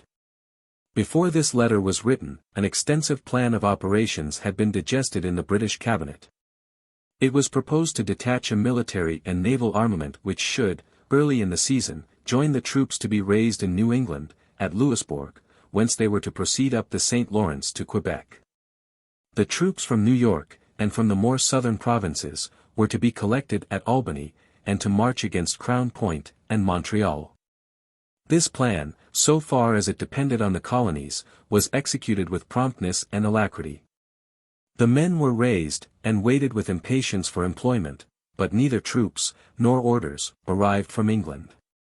The fleet destined for this service, sailed 7 times from Spithead, and was compelled as often, by contrary winds, to return. Late in the season, the military commanders in America, despairing of the succors promised by England, determined to assemble a body of provincials at Albany, and make an attempt on Crown Point. While preparing for the execution of this plan, they received accounts stating that Annapolis was in danger from a body of French and Indians assembled at Minas. Upon which, orders were issued for the troops of Massachusetts, Rhode Island, and New Hampshire, to embark for Nova Scotia. Before these orders could be executed, intelligence was received which directed their attention to their own defense. It was reported that a large fleet and army, under the command of the Duke d'Anville, had arrived in Nova Scotia, and the views of conquest, which had been formed by the northern colonies, were converted into fears for their own safety. For 6 weeks, continual apprehensions of invasion were entertained, and the most vigorous measures were taken to repel it. From this state of anxious solicitude, they were at length relieved by the arrival of some prisoners set at liberty by the French, who communicated the extreme distress of the fleet. This formidable armament consisted of near 40 ships of war, 7 of which were of the line, of 2 artillery ships, and of 56 transports laden with provisions and military stores, carrying 3,500 land forces, and 40,000 stand of small arms, for the use of the Canadians and Indians. The French fleet dispersed by a storm. The fleet sailed in June, but was attacked by such furious and repeated storms, that many of the ships were wrecked, and others dispersed. In addition to this disaster, the troops were infected with a disease which carried them off in great numbers. While lying in Chibucto, under these circumstances, a vessel which had been dispatched by Governor Shirley to Admiral Townsend at Louisbourg, with a letter stating his expectation that a British fleet would follow that of France to America, was intercepted by a cruiser, and brought in to the admiral. These dispatches were opened in a council of war, which was considerably divided respecting their future conduct. This circumstance, added to the calamities already sustained, so affected the commander-in-chief, that he died suddenly. The vice-admiral fell by his own hand, and the command devolved on Monsieur Le Jonquière, governor of Canada, who had been declared chef d'escadre after the fleet sailed. The design of invading New England was relinquished, and it was resolved to make an attempt on Annapolis. With this view the fleet sailed from Chibucto, but was again overtaken by a violent tempest which scattered the vessels composing it.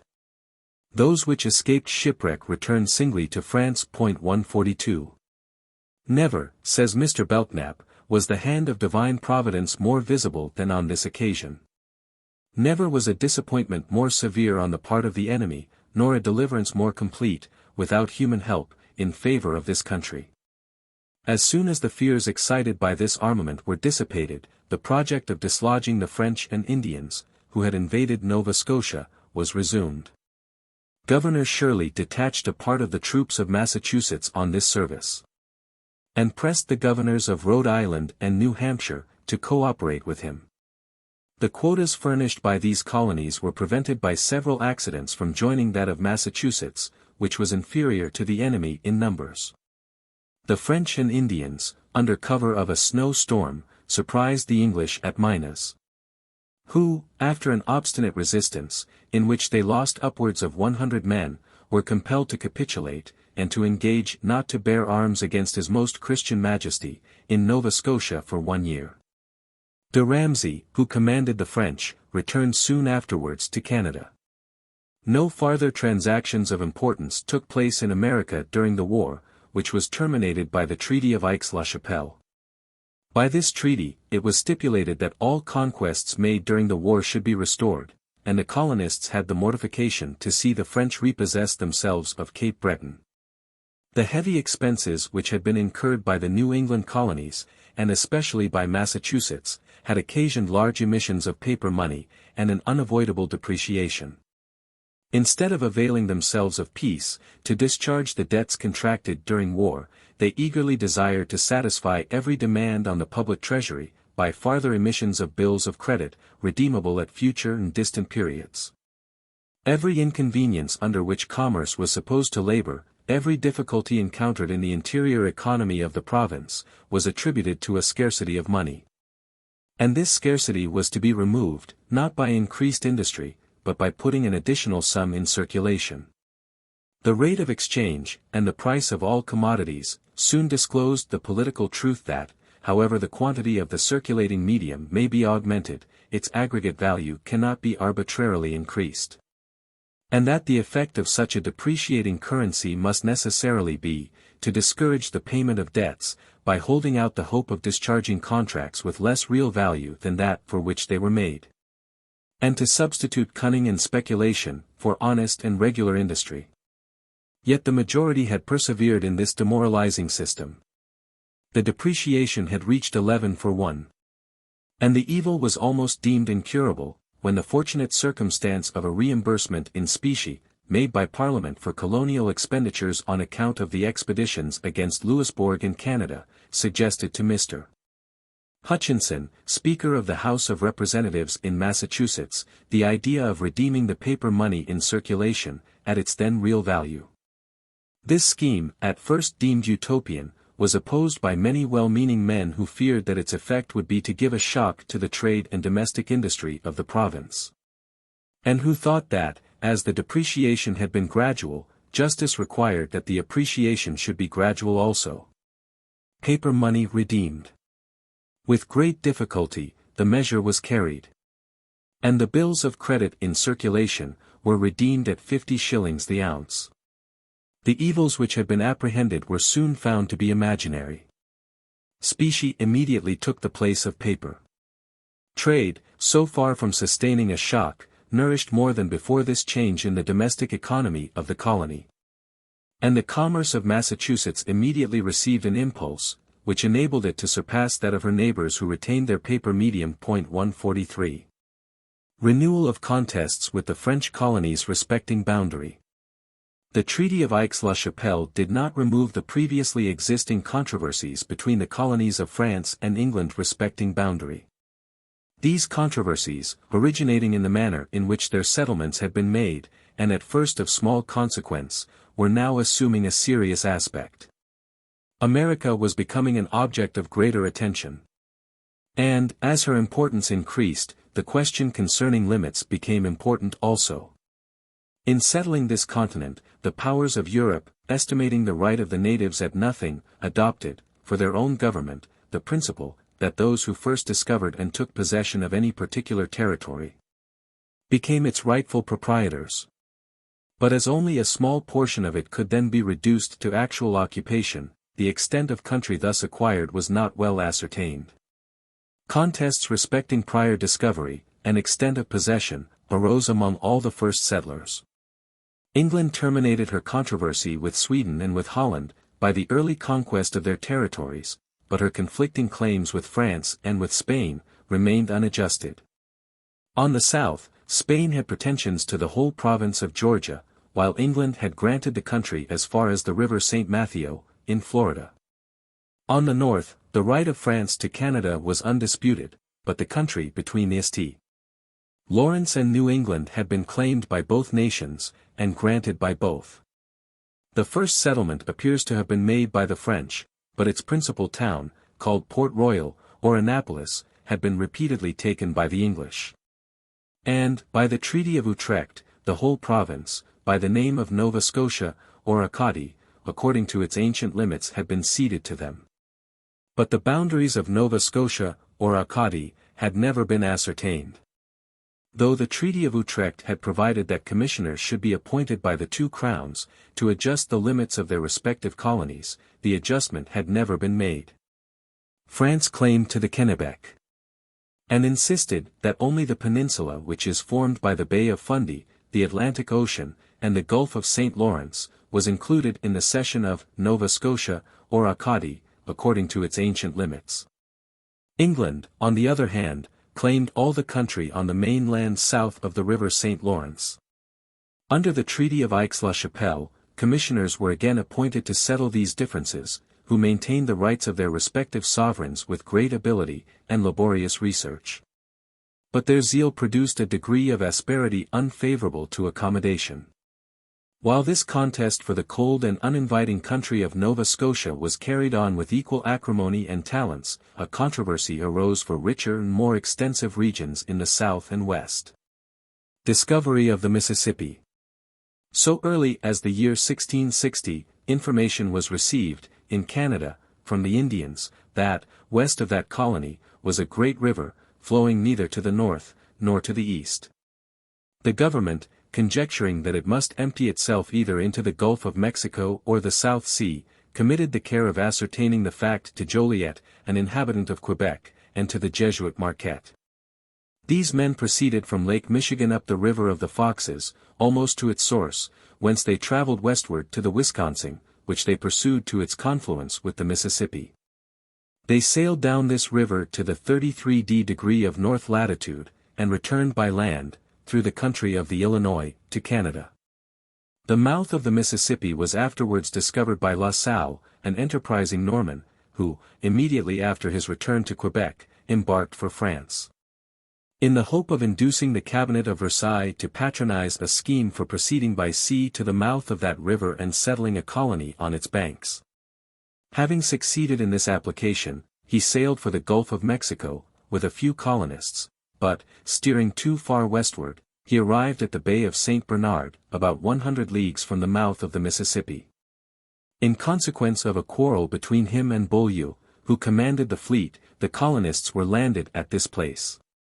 La Salle was, soon afterwards, assassinated by his own men. And his followers were murdered or dispersed by the Spaniards and the Indians. Several other attempts were made by the French to settle the country.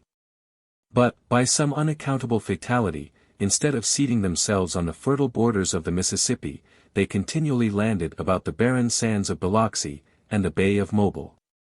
It was not until the year 1722, that the miserable remnant of those who had been carried thither at various times, was transplanted to New Orleans, nor until the year 1731, that the colony began to flourish. Scheme for connecting Louisiana with Canada. It had received the name of Louisiana, and soon extended itself by detached settlements, up the Mississippi and its waters, towards the Great Lakes. 144 As it advanced northward, the vast and interesting plan was formed of connecting it with Canada by a chain of forts. The fine climate and fertile soil of upper Louisiana enabling it to produce and maintain an immense population, rendered it an object which promised complete gratification to the views of France. While the extent given to it by that nation, excited the most serious alarm among the colonies of Britain. The charters granted by the Crown of England to the first adventurers, having extended from the Atlantic to the South Sea, their settlements had regularly advanced westward, in the belief that their title to the country in that direction could not be controverted. The settlements of the French, stretching from north to south, necessarily interfered with those of the English. Their plan, if executed, would completely environ the English.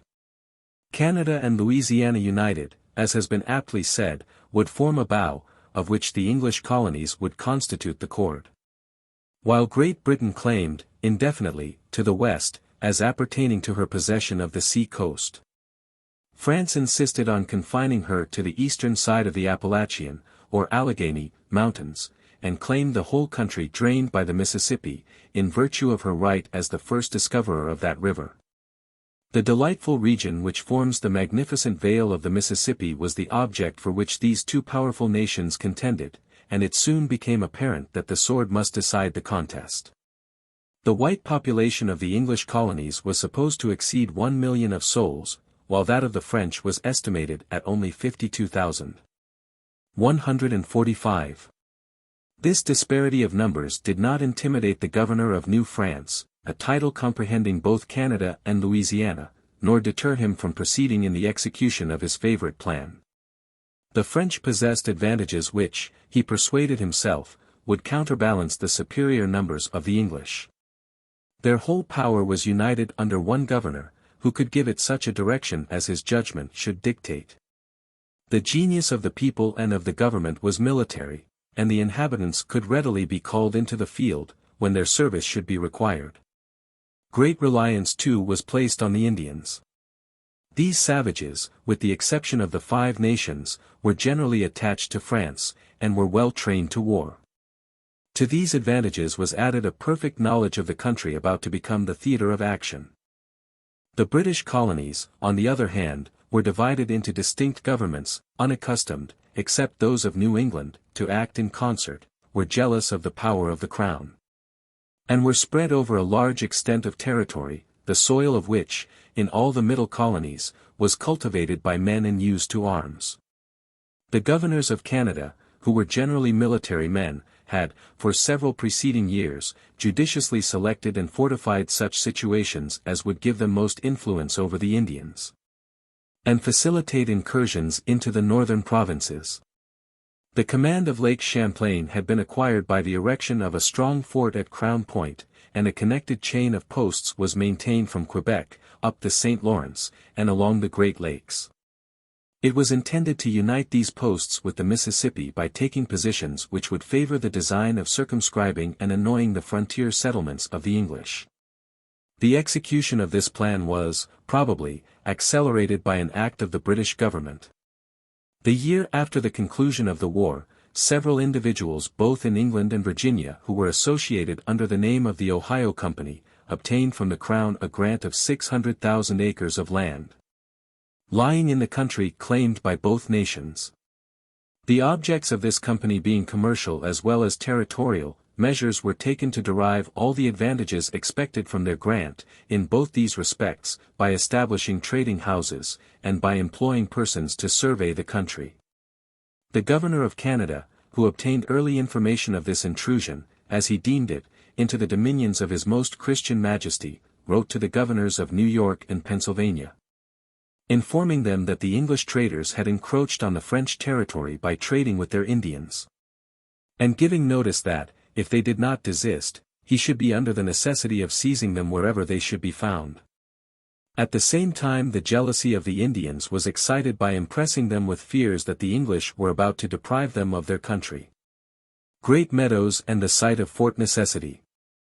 On this battleground in the western Pennsylvania wilderness, which marked the beginning of the French and Indian War, July 3, 1754. A force of 400 men under young Major Washington was defeated by 900 French and Indian allies, and for the first and last time in his military career Washington surrendered. He stipulated, however, that he and his troops were to have safe conduct back to civilization, and agreed not to build a fort west of the Allegheny Mountains for a year. Washington was then 22 years old.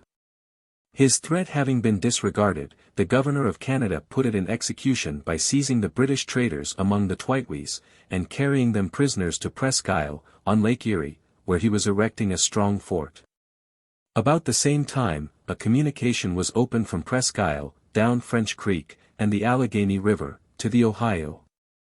This communication was kept up by detachments of troops, posted at proper distances from each other, in works capable of covering them from an attack made only with small arms. 146. This territory having been granted as part of Virginia, to the Ohio Company, who complained loudly of these aggressions, Dinwiddie, the lieutenant governor of that province, laid the subject before the Assembly, and dispatched Major Washington, the gentleman who afterwards led his countrymen to independence, with a letter to the commandant of the French forces on the Ohio, requiring him to withdraw from the dominions of His Britannic Majesty. This letter was delivered at a fort on the river Le Boeuf, the western branch of French Creek, to Monsieur le Gardeur d'Esti Pierre, the commanding officer on the Ohio, who replied that he had taken possession of the country by the directions of his general, then in Canada, to whom he would transmit the letter of the lieutenant governor, and whose orders he should implicitly obey. Preparations were immediately made, in Virginia, to assert the rights of the British Crown, and a regiment was raised for the protection of the frontiers. Early in the spring, Major Washington had advanced with a small detachment from this regiment into the country to be contended for, where he fell in with and defeated a party of French and Indians who were approaching him in a manner indicating hostile designs. On being joined by the residue of his regiment, the command of which had devolved on him, he made great exertions to preoccupy the post at the confluence of the Allegheny and Monongahela rivers. But, on his march thither, was met by a much superior body of French and Indians, who attacked him in a small stockade hastily erected at the Little Meadows, and compelled him, after a gallant defense, to capitulate. Defeat at the Little Meadows. The French had already taken possession of the ground to which Washington was proceeding, and, having driven off some militia, and workmen sent thither by the Ohio Company, had erected thereon a strong fortification called Fort Duquesne. The Earl of Holderness, Secretary of State, perceiving war to be inevitable, and aware of the advantages of union, and of securing the friendship of the 5 nations, had written to the governors of the respective colonies recommending these essential objects, and, at the same time, ordering them to repel force by force, and to take effectual measures to dislodge the French from their posts on the Ohio. Convention at Albany. At the suggestion of the commissioners for the plantations, a convention of delegates from the several colonies met at Albany, to hold a conference with the 5 nations on the subject of French encroachments, and to secure their friendship in the approaching war. Availing himself of this circumstance, Governor Shirley had recommended to the other governors to instruct their commissioners on the subject of union. Ample powers for this object were given to the delegates of Massachusetts, and those of Maryland were instructed to observe what others should propose respecting it. But no direct authority for concerting any system to call out and employ the strength of the colonies, was given by any other of the governments. The Congress, consisting of delegates from New Hampshire, Massachusetts, Rhode Island, Connecticut, Pennsylvania, and Maryland, with the Lieutenant Governor and Council of New York, after endeavoring to secure the friendship of the 5 nations by large presents, directed a committee, consisting of 1 member for each colony, to draw and report a plan of union. Plan of Union. A Plan 147 was reported, which was approved on the 4th of July. Its essential principles were, that application be made for an Act of Parliament authorizing the formation of a Grand Council to consist of delegates from the several legislatures, and a President General, to be appointed by the Crown, and to be invested with a negative power. This council was to enact laws of general import, to apportion their quotas of men and money on the several colonies, to determine on the building of forts, to regulate the operations of armies, and to concert all measures for the common protection and safety. The delegates of Connecticut alone dissented from this plan. That cautious people feared that the powers vested in the President General might prove dangerous to their welfare. In England, the objections were of a different character. The colonies had, in several instances, manifested a temper less submissive than was required, and it was apprehended that this union might be the foundation of a concert of measures opposing the pretensions of supremacy maintained by the mother country. This confederation, therefore, notwithstanding the pressure of external danger, did not prevail. It was not supported in America, because it was supposed to place too much power in the hands of the king. And it was rejected in England from the apprehension that the colonial assemblies would be rendered still more formidable by being accustomed to cooperate with each other.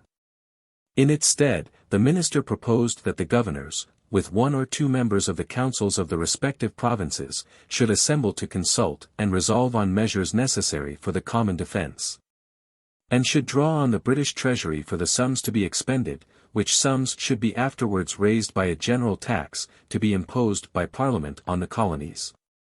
This proposition, being entirely subversive of all the opinions which prevailed in America, was not pressed for the present.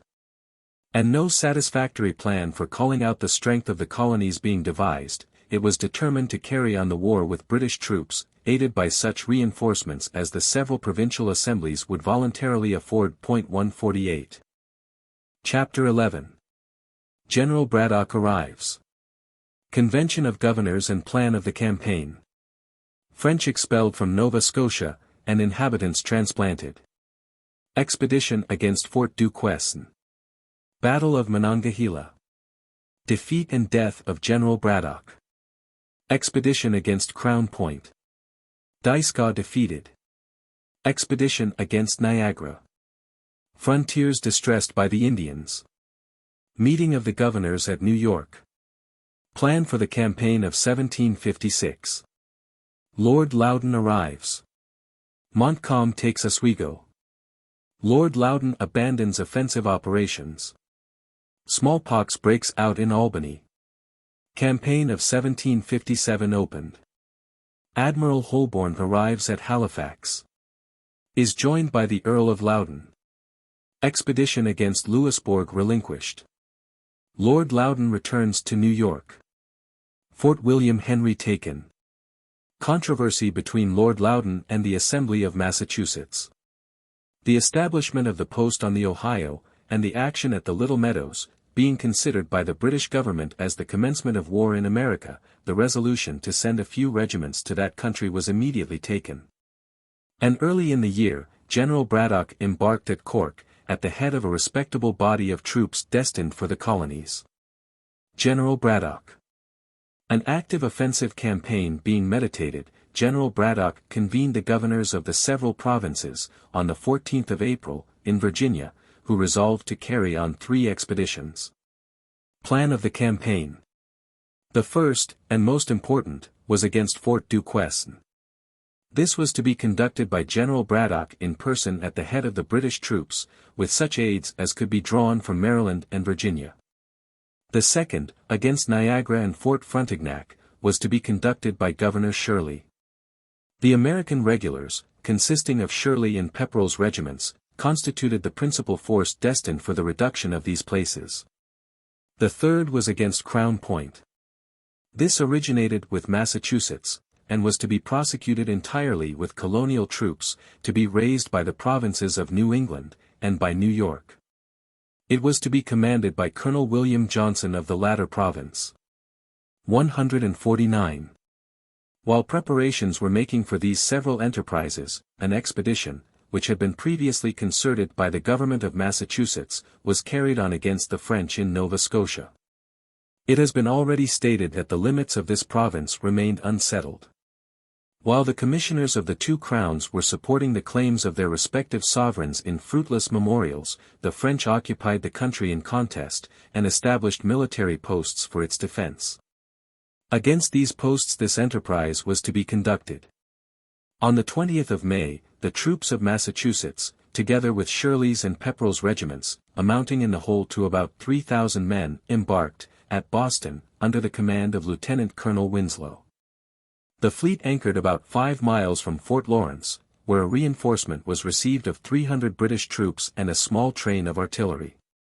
The whole army, commanded by Lieutenant Colonel Monckton, immediately after landing, marched against Beauséjour, the principal post held by the French in that country. At the river Mussaquack, which the French considered as the western boundary of Nova Scotia, some slight works had been thrown up with the intention of disputing its passage. After a short conflict, the river was passed with the loss of only 1 man, and, in 5 days, Beauséjour capitulated. French expelled from Nova Scotia. Other small places fell in succession, and, in the course of the month of June, with the loss of only 3 men killed, the English acquired complete possession of the whole province of Nova Scotia. The recovery of this province was followed by one of those distressing measures which involve individuals in indiscriminate ruin, and aggravate the calamities of war. Nova Scotia having been originally settled by France, its inhabitants were, chiefly, of that nation. In the Treaty of Utrecht, it was stipulated for the colonists that they should be permitted to hold their lands on condition of taking the oaths of allegiance to their new sovereign. With this condition they refused to comply, unless permitted to qualify it with a proviso that they should not be required to bear arms in defense of the province. Though this qualification, to which the commanding officer of the British forces acceded, was afterwards disallowed by the Crown, yet the French inhabitants continued to consider themselves as neutrals. Their devotion to France, however, would not permit them to conform their conduct to the character they had assumed. In all the contests for the possession of their country, they were influenced by their wishes rather than their duty. And 300 of them were captured with the garrison of Beauséjour. Their continuance in the country, during the obstinate conflict which was commencing, would, it was feared, endanger the colony. And to expel them from it, leaving them at liberty to choose their place of residence, would be to reinforce the French in Canada. A council was held by the executive of Nova Scotia aided by the Admirals Boscawen and Morty, for the purpose of deciding on the destiny of these unfortunate people. And the severe policy was adopted of removing them from their homes, and dispersing them through the other British colonies. The inhabitants transported. This harsh measure was immediately put in execution. And the miserable inhabitants of Nova Scotia were, in one instant, reduced from ease and contentment to a state of beggary. Their lands, and movables, with the exception of their money and household furniture, were declared to be forfeited to the Crown, and, to prevent their return, the country was laid waste, and their houses reduced to ashes. 150. As soon as the Convention of Governors had separated, General Braddock proceeded from Alexandria to a fort at Wills Creek, afterwards called Fort Cumberland, at that time the most western post in Virginia or Maryland. From which place the army destined against Fort Duquesne was to commence its march. The difficulties of obtaining wagons, and other necessary supplies for the expedition, and delays occasioned by opening a road through an excessively rough country.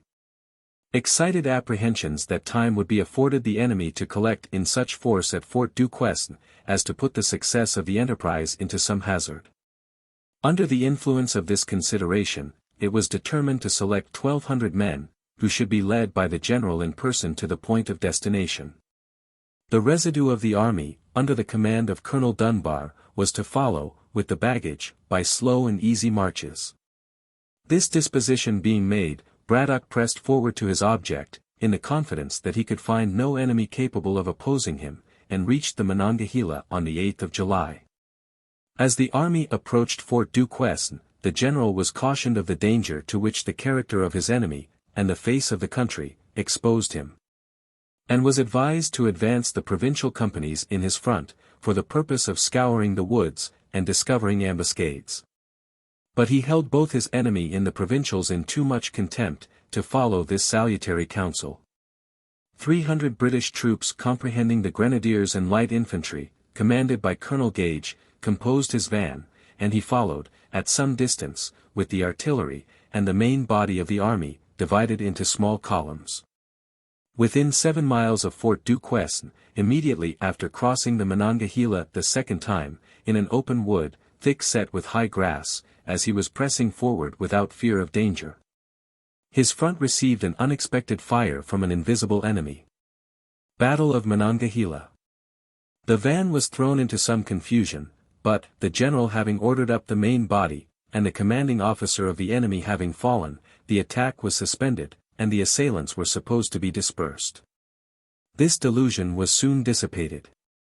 The attack was renewed with increased fury, the van fell back on the main body, and the whole army was thrown into utter confusion. The general possessed personal courage in an eminent degree, but was without experience in that species of war, in which he was engaged, and seems not to have been endowed with that rare fertility of genius which adapts itself to the existing state of things, and invents expedients fitted to the emergency. In the impending crisis, he was peculiarly unfortunate in his choice of measures. Neither advancing nor retreating, he exerted his utmost powers to form his broken troops, under an incessant and galling fire, on the very ground where they had been attacked. In his fruitless efforts to restore order, every officer on horseback except Mr. Washington, one of his aides-de-camp, was killed or wounded. At length, after losing 3 horses, the general himself received a mortal wound, upon which his regulars fled in terror and confusion. Fortunately, the Indian enemy was arrested by the plunder found on the field, and the pursuit was soon given over. The provincials exhibited an unexpected degree of courage, and were among the last to leave the field. Death of Braddock. The defeated troops fled precipitately to the camp of Dunbar, where Braddock expired of his wounds. Their panic was communicated to the residue of the army. As if affairs had become desperate, all the stores, except those necessary for immediate use, were destroyed, and the British troops were marched to Philadelphia, where they went into quarters. The western parts of Pennsylvania, Maryland, and Virginia, were left exposed to the incursions of the savages, the frontier settlements were generally broken up, and the inhabitants were driven into the interior. So excessive was the alarm, that even the people of the interior entertained apprehensions for their safety, and many supposed that the seaboard itself was insecure. The 2 northern expeditions, though not so disastrous as that against Fort Duquesne, were neither of them successful.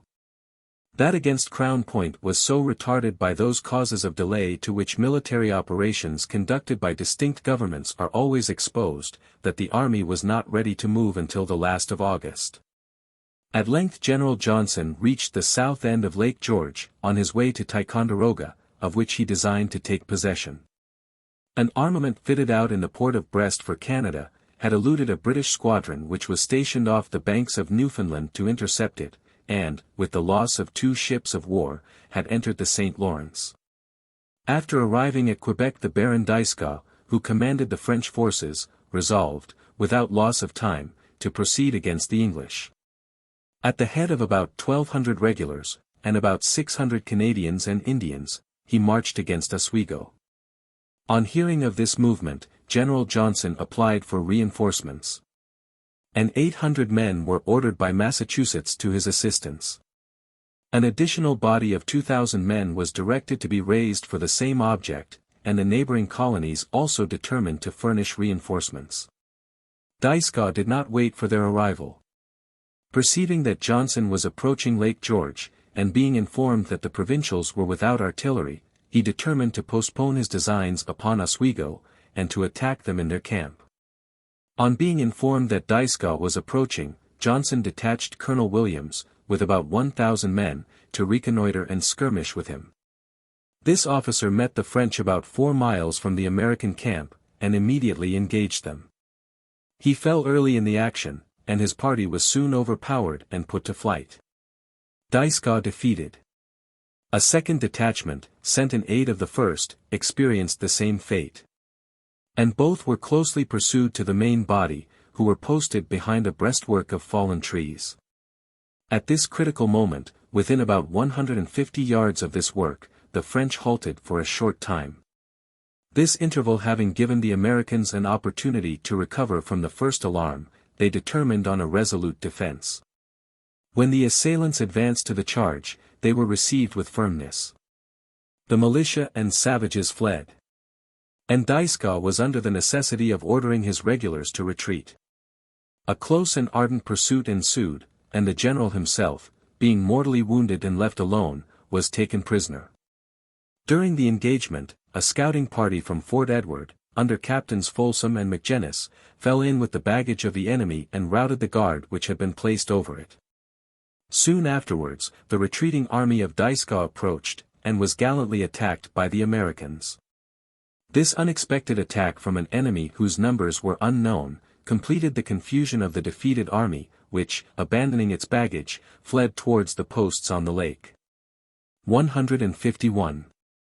The repulse of Dieskau, magnified into a splendid victory, had some tendency to remove the depression of spirits occasioned by the defeat of Braddock, and to inspire the provincials with more confidence in themselves.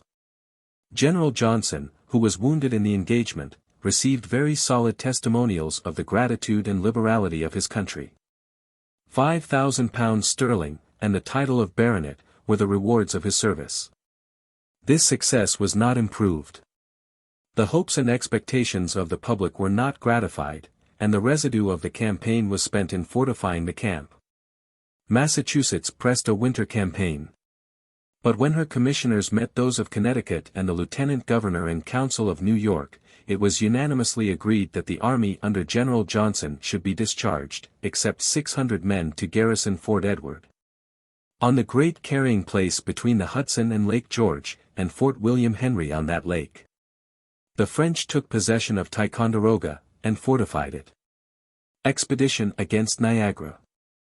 The expedition against Niagara and Fort Frontenac was also defeated by delays in making the preparations necessary for its prosecution. Shirley did not reach Oswego till late in August. After ascertaining the state of the garrison, he determined to abandon that part of the enterprise which respected Fort Frontenac, and to proceed against Niagara. While employed in the embarkation of his troops on the lake, the rain set in with such violence as to suspend his operations until the season was so far advanced that the attempt against Niagara was also relinquished. And Shirley returned to Albany. 152. Thus terminated the campaign of 1755. It opened with so decided a superiority of force on the part of the English, as to promise the most important advantages. But, if we accept the expulsion of the French from Nova Scotia, no single enterprise was crowned with success. Great exertions were made by the northern colonies, but their efforts were productive of no benefit. From the want of one general superintending authority in their councils, which could contemplate and control the different parts of the system, which could combine all their operations, and direct them with effect towards the attainment of the object pursued, everything failed. Such delays and deficiencies were experienced that, though a considerable force was in motion, it could not be brought to the point against which it was to act, until the season for action was over. Nor execute the plans which were concerted until the opportunity had passed away. General Braddock's grave. Showing the monument recently erected. It is not generally appreciated that this British commander was chosen to head the expedition to destroy the French power in America, in 1754-5. Because of his distinguished army record. In the Battle of Fontainebleau, for instance, he was colonel in command of the famous Coldstream Guards, who covered themselves with glory, and shortly before embarking for America he was made Major General of the line. Braddock had won his promotion solely through gallantry and at a time when a lieutenant colonelcy in this crack British regiment sold for £5,000 sterling. Despite his fatal mistake in not heeding the advice of his aide, Washington, in conducting his expedition against Fort Duquesne, Pittsburgh, Braddock regarded Washington and Franklin as the greatest men in the colonies. Meeting the French and Indians on July 9, 1755, the British were routed and Braddock was fatally wounded, after having 4 horses shot under him. Dying 4 days later at Great Meadows, where he is buried, he bequeathed his favorite surviving horse and body servant to Washington, then a colonel. The system adopted by the British cabinet, for conducting the war in America, left to the colonial governments to determine what number of men each should bring into the field. But required them to support their own troops, and to contribute to the support of those sent from Great Britain to their assistance. But this system could not be enforced. The requisitions of the minister were adopted, rejected, or modified, at the discretion of the government on which they were made. And, as no rule of apportionment had been adopted, each colony was inclined to consider itself as having contributed more than its equal share towards the general object, and as having received, less than its just proportion, of the attention and protection of the mother country. This temper produced a slow and reluctant compliance on the part of some, which enfeebled and disconcerted enterprises, for the execution of which the resources of several were to be combined. Distress of the frontiers.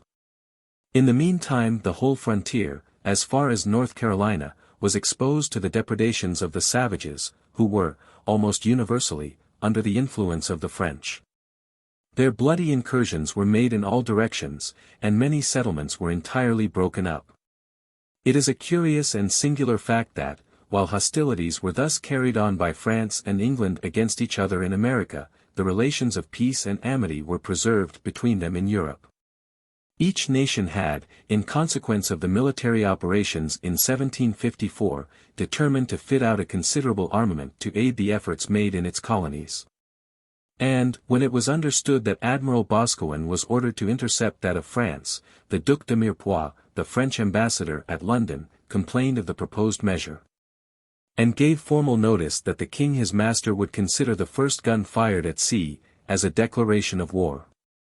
On receiving intelligence of the capture of a part of the squadron by Boscawen, the French minister at the court of St. James was recalled without asking an audience of leave. Upon which, letters of marque and reprisal were issued by the British government. This prompt and vigorous measure had much influence on the war, which was declared, in form, the following spring. General Shirley, on his return to Albany after the close of the campaign in 1755, received a commission appointing him commander-in-chief of the king's forces in North America. A meeting of all the governors was immediately called at New York, for the purpose of concerting a plan for the ensuing campaign. Operations equally extensive with those proposed for the preceding campaign were again contemplated. To ensure their success, it was determined to raise 10,000 men, for the expedition against Crown Point, 6,000, for that against Niagara, and 3,000, for that against Fort Duquesne. To favor the operations of this formidable force, it was farther determined that 2,000 men should advance up the Kennebec, destroy the settlement on the Chaudière, and, descending to the mouth of that river, keep all that part of Canada in alarm. In the meantime, it was proposed to take advantage of the season when the lake should be frozen, to seize Ticonderoga, in order to facilitate the enterprise against Crown Point. This project was defeated by the unusual mildness of the winter. And, about the middle of January, General Shirley repaired to Boston in order to make the necessary preparations for the ensuing campaign. Such was the solicitude to accomplish the objects in contemplation, and so deep an interest did the colonists take in the war, that every nerve was strained to raise and equip the number of men required. Command bestowed on Lord Loudon. Having made in Massachusetts all the preparations for the next campaign, so far as depended on the government, Shirley repaired to Albany, where he was superseded 153 by Major General Abercrombie, who, soon afterwards, yielded the command to the Earl of Loudon. Early in the year, that nobleman had been appointed to the command of all His Majesty's forces in North America. And extensive powers, civil as well as military, had been conferred on him. But he did not arrive at Albany until midsummer. In the spring, the provincial troops destined for the expedition against Crown Point, were assembled in the neighborhood of Lake George. They were found not much to exceed 7,000 men. And even this number was to be reduced in order to garrison posts in the rear. This army being too weak to accomplish its object, Major General Winslow, who commanded it, declared himself unable to proceed on the expedition without reinforcements. The arrival of a body of British troops, with General Abercrombie, removed this difficulty, but another occurred which still farther suspended the enterprise. The regulations respecting rank had given great disgust in America, and had rendered it disagreeable and difficult to carry on any military operations which required a junction of British and provincial troops. When consulted on this delicate subject, Winslow assured General Abercrombie of his apprehensions that, if the result of the junction should be to place the provincial troops under British officers, it would produce general discontent, and perhaps desertion. His officers concurred in this opinion, and it was finally agreed that British troops should succeed the provincials in the posts then occupied by them, so as to enable the whole colonial force to proceed under Winslow, against Crown Point. On the arrival of the Earl of Loudon, this subject was revived. The question was seriously propounded, whether the troops in the several colonies of New England, armed with His Majesty's arms, would, in obedience to his commands signified to them, act in conjunction with his European troops, and under the command of his commander-in-chief. The colonial officers answered this question in the affirmative, but entreated it as a favor of his lordship, as the New England troops had been raised on particular terms, that he would permit them, so far as might consist with His Majesty's service, to act separately. This request was acceded to. But before the army could be put in motion, the attention both of the Europeans and provincials was directed to their own defense. Montcalm takes Oswego. Monsieur de Montcalm, an able officer, who succeeded Dieskau in the command of the French troops in Canada, sought to compensate by superior activity, for the inferiority of his force.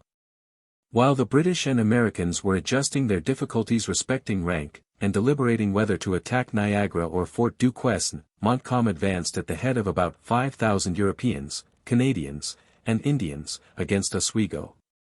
In 3 days he brought up his artillery, and opened a battery which played on the fort with considerable effect.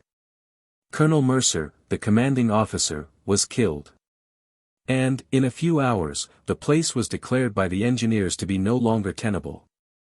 The garrison, consisting of the regiments of Shirley and Pepperell, amounting to 1,600 men, supplied with provisions for 5 months, capitulated, and became prisoners of war. A respectable naval armament, then on the lake, was also captured. The fort at Oswego had been erected in the country of the Five Nations, and had been viewed by them with some degree of jealousy. Montcalm, actuated by a wise policy, destroyed it in their presence, declaring at the same time, that the French wished only to enable them to preserve their neutrality, and would, therefore, make no other use of the rights of conquest than to demolish the fortresses which the English had erected in their country to overawe them. The British general, disconcerted at this untoward event, abandoned all his plans of offensive operations. General Winslow was ordered to relinquish his intended expedition, and to fortify his camp, and endeavor to prevent the enemy from penetrating into the country by the way of South Bay, or Wood Creek.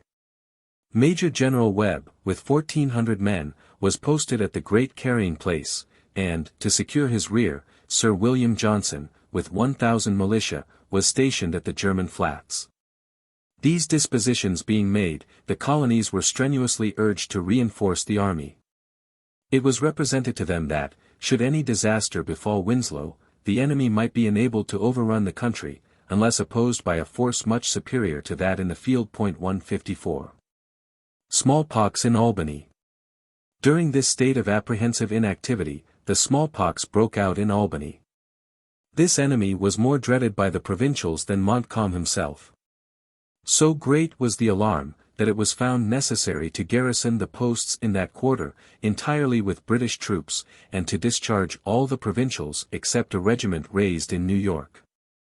Thus terminated for a second time, in defeat and utter disappointment, the sanguine hopes which the colonists had formed of a brilliant and successful campaign. After all their expensive and laborious preparations, not an effort had been made to drive the invaders of the country even from their outpost at Ticonderoga. The expedition to Lake Ontario had not been commenced. And no preparations had been made for that against Fort Duquesne. The colonies of Pennsylvania, Maryland, and Virginia, far from contemplating offensive operations, had been unable to defend themselves. And their frontiers were exposed to all the horrors of Indian warfare. The expedition up the Kennebec was also abandoned. Thus, no one enterprise contemplated at the opening of the campaign was carried into execution. 155. About the middle of January, the governors of the northern provinces were convened in a military council at Boston. The Earl of Loudoun opened his propositions to them with a speech in which he attributed all the disasters that had been sustained to the colonies, and in which he proposed that New England should raise 4,000 men for the ensuing campaign. Requisitions proportionably large were also made on New York and New Jersey. Campaign of 1757. The ill success which had, thus far, attended the combined arms of Great Britain and her colonies, did not discourage them. Their exertions to bring a powerful force into the field were repeated, and the winter was employed in preparations for the ensuing campaign. The requisitions of Lord Loudoun were complied with. And he found himself, in the spring, at the head of a respectable army. Some important enterprise against Canada, when the armament expected from Europe should arrive, was eagerly anticipated. And the most sanguine hopes of success were again entertained. Admiral Holborn arrives. Is joined by Lord Loudoun. In the beginning of July, Admiral Holborn reached Halifax with a powerful squadron, and reinforcement of 5,000 British troops commanded by George Viscount Howe, and, on the 6th of the same month, the Earl of Loudoun sailed from New York with 6,000 regulars. A junction of these formidable armaments was effected without opposition, and the Loudoun colonists looked forward with confidence for a decisive blow which would shake the power of France in America. The expedition against Louisbourg relinquished. The plan of this campaign varied from that which had been adopted in the preceding years. The vast and complex movements heretofore proposed, were no longer contemplated, and offensive operations were to be confined to a single object. Leaving the posts on the lake strongly garrisoned, the British general determined to direct his whole disposable force against Louisbourg, and fixed on Halifax as the place of rendezvous for the fleet and army. After assembling the land and naval forces at this place, information was received that a fleet had lately arrived from France, and that Louisbourg was so powerfully defended as to render any attempt upon it hopeless. In consequence of this intelligence the enterprise was deferred until the next year. The general and admiral returned to New York in August, and the provincials were dismissed. The French general, feeling no apprehension for Louisbourg, determined to avail himself of the absence of a large part of the British force, and to obtain complete possession of Lake George. With an army collected chiefly from the garrisons of Crown Point, Ticonderoga, and the adjacent forts, amounting, with the addition of Indians, and Canadians, to 9,000 men, the Marquis de Montcalm laid siege to Fort William Henry. That place was well fortified, and garrisoned by 3,000 men, and derived additional security from an army of 4,000 men at Fort Edwards, under the command of Major General Webb. Fort William Henry taken. Notwithstanding the strength of the place and its means of defense, Montcalm urged his approaches with so much vigor, that articles of capitulation, surrendering the fort, artillery, and stores, and stipulating that the garrison should not serve against his most Christian Majesty or his allies for the space of 18 months, were signed within 6 days after its investment. When this important place was surrendered, the commander-in-chief had not returned from Halifax. General Webb, alarmed for Fort Edward, applied for reinforcements, and the utmost exertions were made to furnish the aids he required. The return of the army to New York on the last of August, dispelled all fear of an invasion, and enabled the general, who contemplated no farther active operations, to dismiss the provincials. Unsuccessful in all his attempts to gather laurels from the common enemy, the Earl of Loudoun engaged in a controversy with Massachusetts, in the commencement of which, he displayed a degree of vigor which had been kept in reserve for 2 campaigns. This controversy is thus stated by Mr. Minot. Upon information from the governor that a regiment of Highlanders was expected in Boston, the General Court provided barracks for the accommodation of 1,000 men at Castle Island. Soon afterwards, several officers arrived from Nova Scotia to recruit their regiments. Finding it impracticable to perform this service while in the barracks at the castle, they applied to the justices of the peace to quarter and billet them, as provided by Act of Parliament. The justices refused to grant this request, on the principle that the Act did not extend to the colonies. When informed of this refusal, Lord Loudoun addressed a letter to the justices, insisting peremptorily on the right, as the Act did, in his opinion, extend to America, and to every part of the King's dominions, where the necessities of the people should oblige him to send his troops. He concluded a long dissertation on the question in the following decisive terms, that having used gentleness and patience, and confuted their arguments, without effect, they having returned to their first mistaken plan, their not complying would lay him under the necessity of taking measures to prevent the whole continent from being thrown into a state of confusion. As nothing was wanting to set things right, but the justices doing their duty, for no act of the assembly was necessary or wanting for it, he had ordered the messenger to remain only 48 hours in Boston.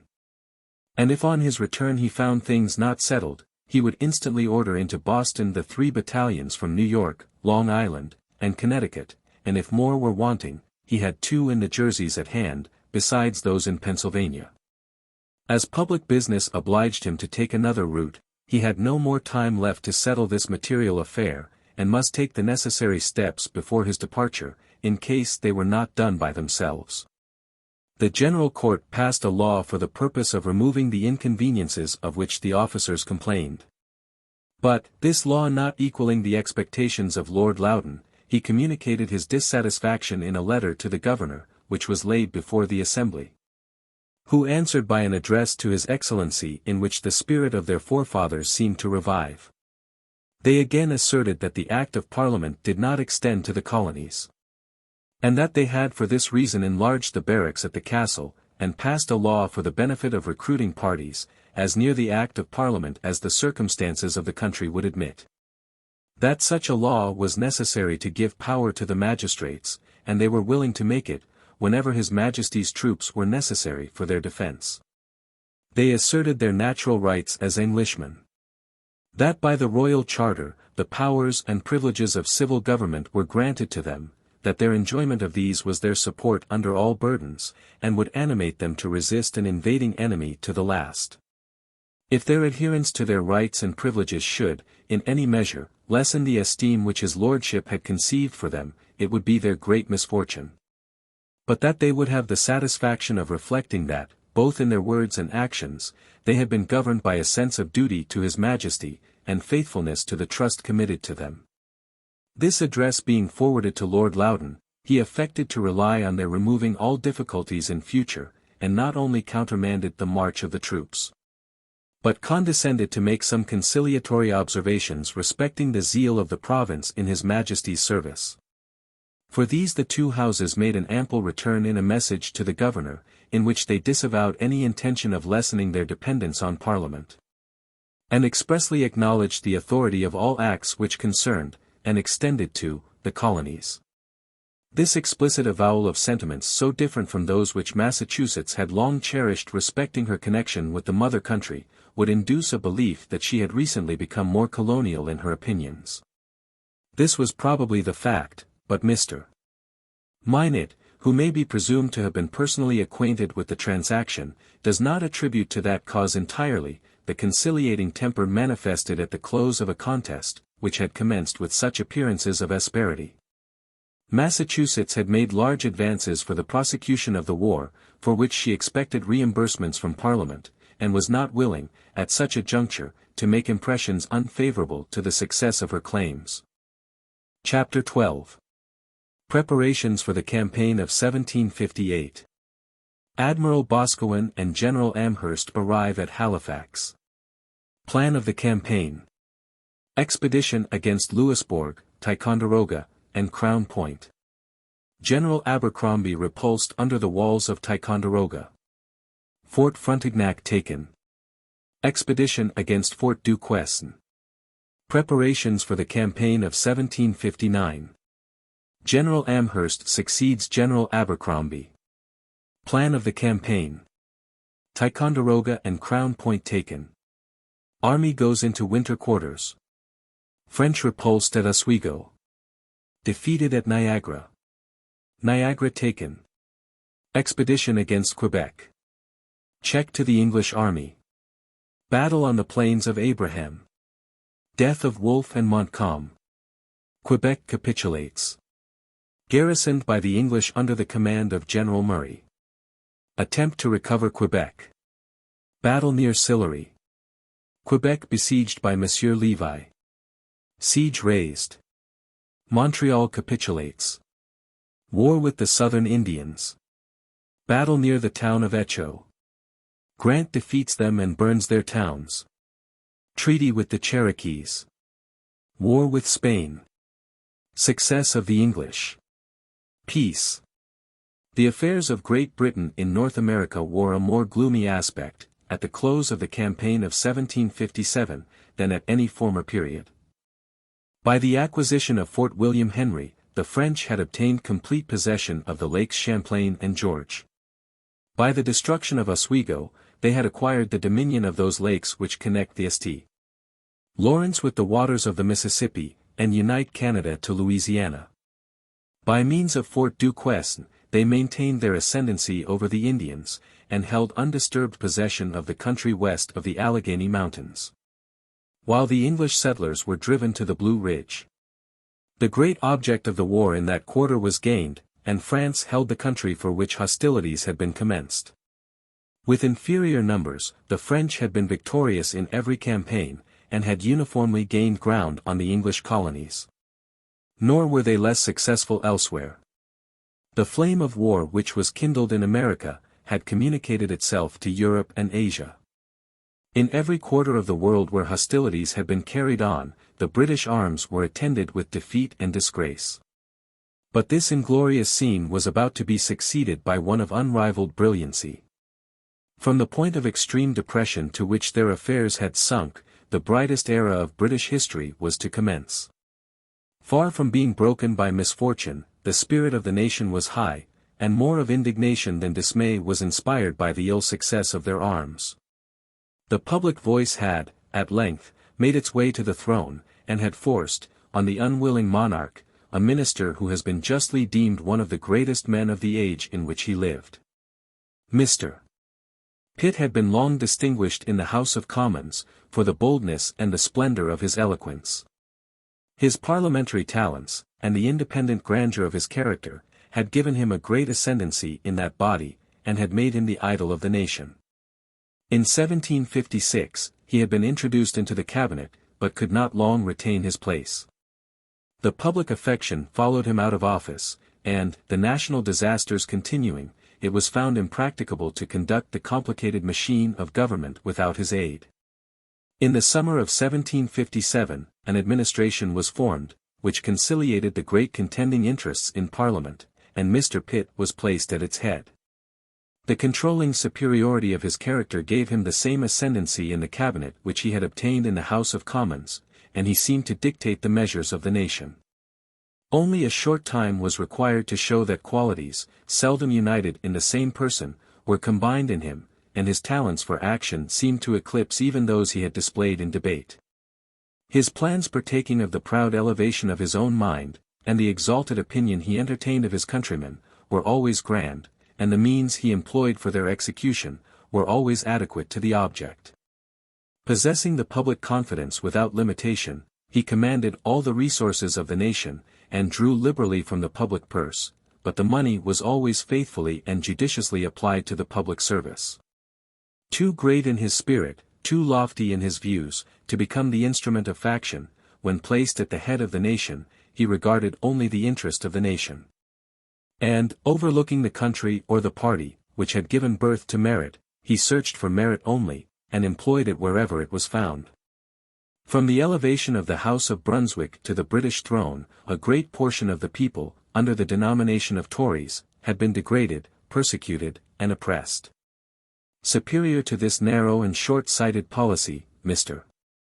Pitt sought to level these enfeebling and irritating distinctions, and to engage every British subject in the cause of his country.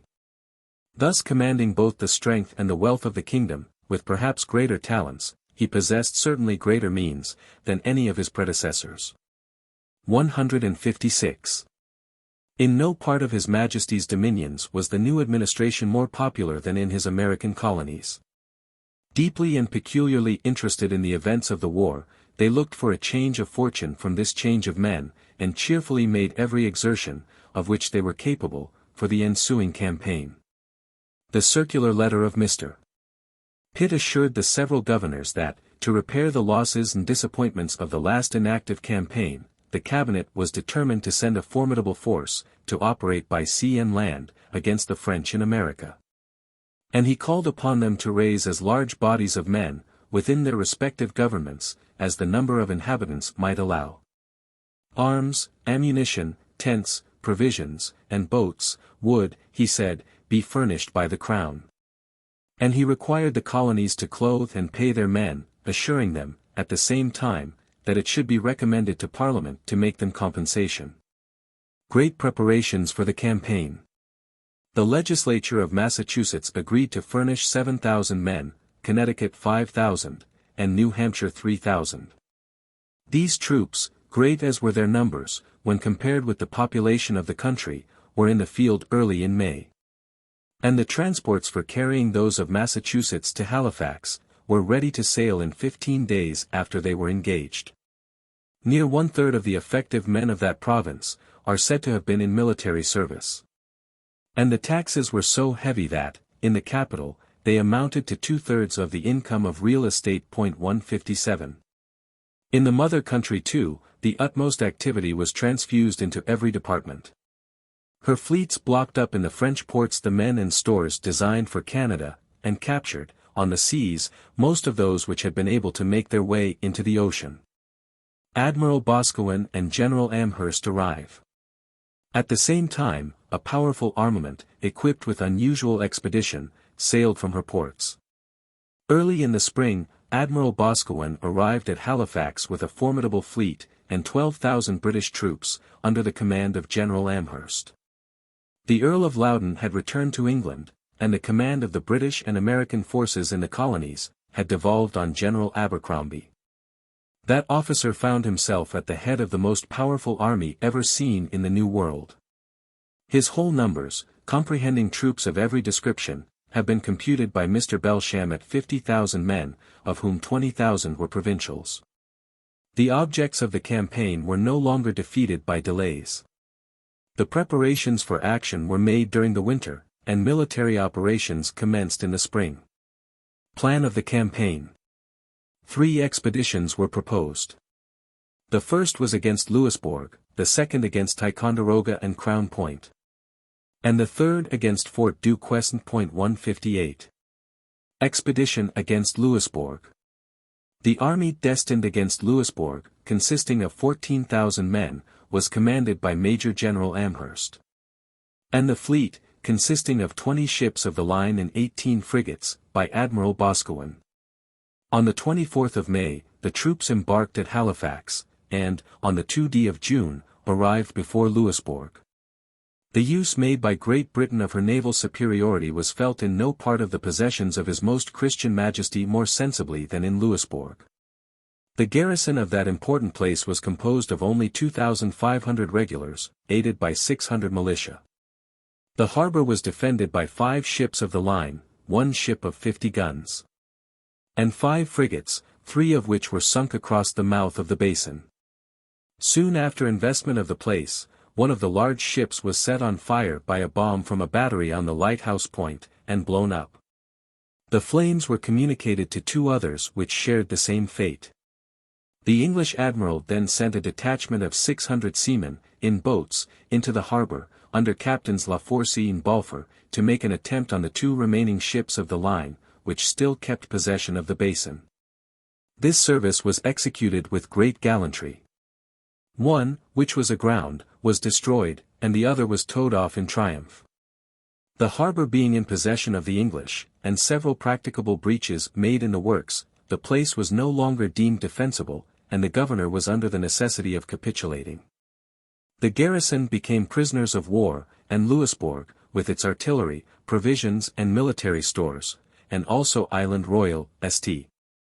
John's, and their dependencies, were surrendered to the English, who encountered no farther difficulty in taking possession of the whole island. 159.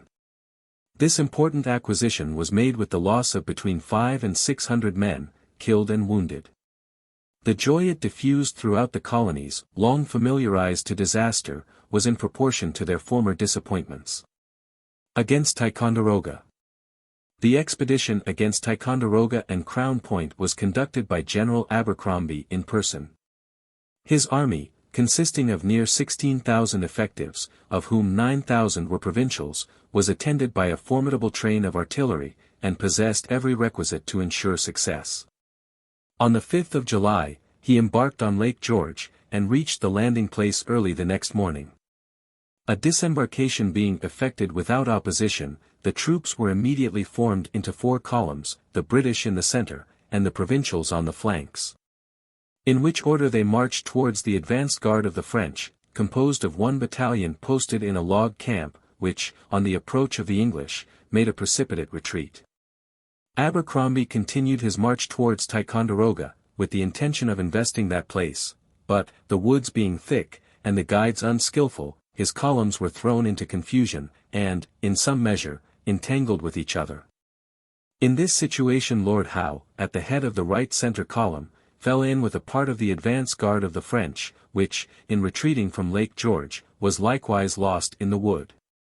He immediately attacked and dispersed them, killing several, and taking 148 prisoners, among whom were 5 officers. This small advantage was purchased at a dear rate. Though only 2 officers, on the side of the British, were killed, one of these was Lord Howe himself, who fell on the first fire. This gallant young nobleman had endeared himself to the whole army. The British and provincials alike lamented his death, and the Assembly of Massachusetts passed a vote for the erection of a superb cenotaph to his memory, in the Collegiate Church of Westminster, among the heroes and patriots of Great Britain. Without farther opposition, the English army took possession of the post at the Saw Mills, within 2 miles of Ticonderoga. This fortress, which commands the communication between the 2 lakes, is encompassed on 3 sides by water, and secured in front by a morass.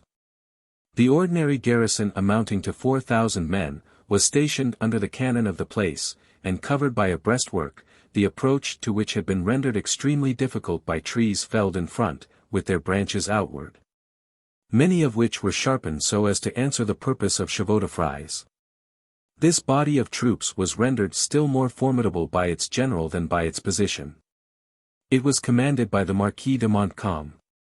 Having learned from his prisoners the strength of the army under the walls of Ticonderoga, and that a reinforcement of 3,000 men was daily expected, General Abercrombie thought it advisable to storm the place before this reinforcement should arrive.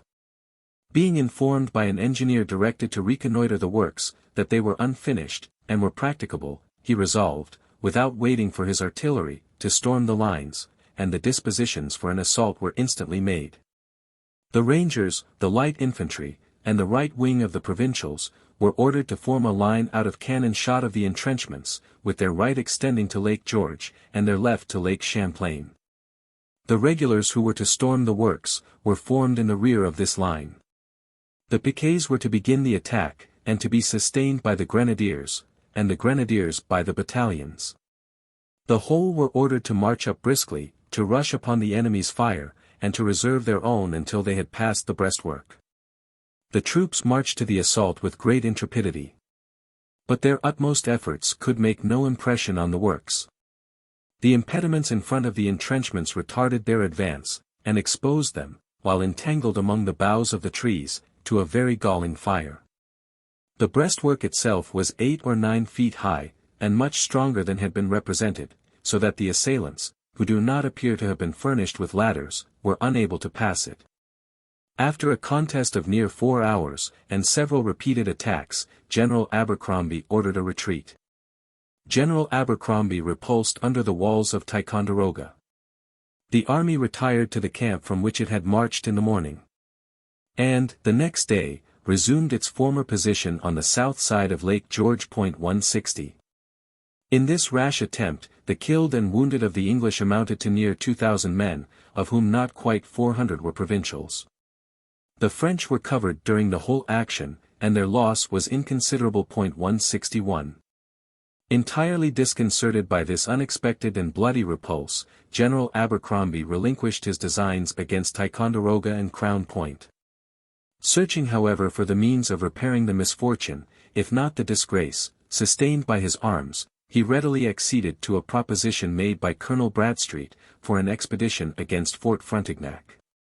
This fortress stands on the north side of Ontario, at the point where the St. Lawrence issues from that lake, and though a post of real importance, had been left, in a great degree, undefended. The detachment designed for this service was commanded by Colonel Bradstreet. It consisted of 3,000 men, of whom 200 were British, and was furnished with 8 pieces of cannon, and 3 mortars. Fort Frontenac taken. Colonel Bradstreet embarked on the Ontario at Oswego, and on the 25th of August, landed within 1 mile of the fort. In 2 days, his batteries were opened at so short a distance that almost every shell took effect. And the governor, finding the place absolutely untenable, surrendered at discretion. The Indians having deserted, the prisoners amounted only to 110 men. A great quantity of military stores, together with 9 armed vessels, mounting from 8 to 18 guns, also fell into the hands of the English. 162. After destroying the fort and vessels, and such stores as could not be brought off, Colonel Bradstreet returned to the army which undertook nothing farther during the campaign. Expedition against Fort Duquesne. The demolition of Fort Frontenac and of the stores which had been collected there, contributed materially, to the success of the expedition against Fort Duquesne. The conduct of this enterprise had been entrusted to General Forbes, who marched from Philadelphia, about the beginning of July, at the head of the main body of the army, destined for this service, in order to join Colonel Bouquet at Raystown. So much time was employed in preparing to move from this place, that the Virginia regulars, commanded by Colonel Washington, were not ordered to join the British troops until the month of September.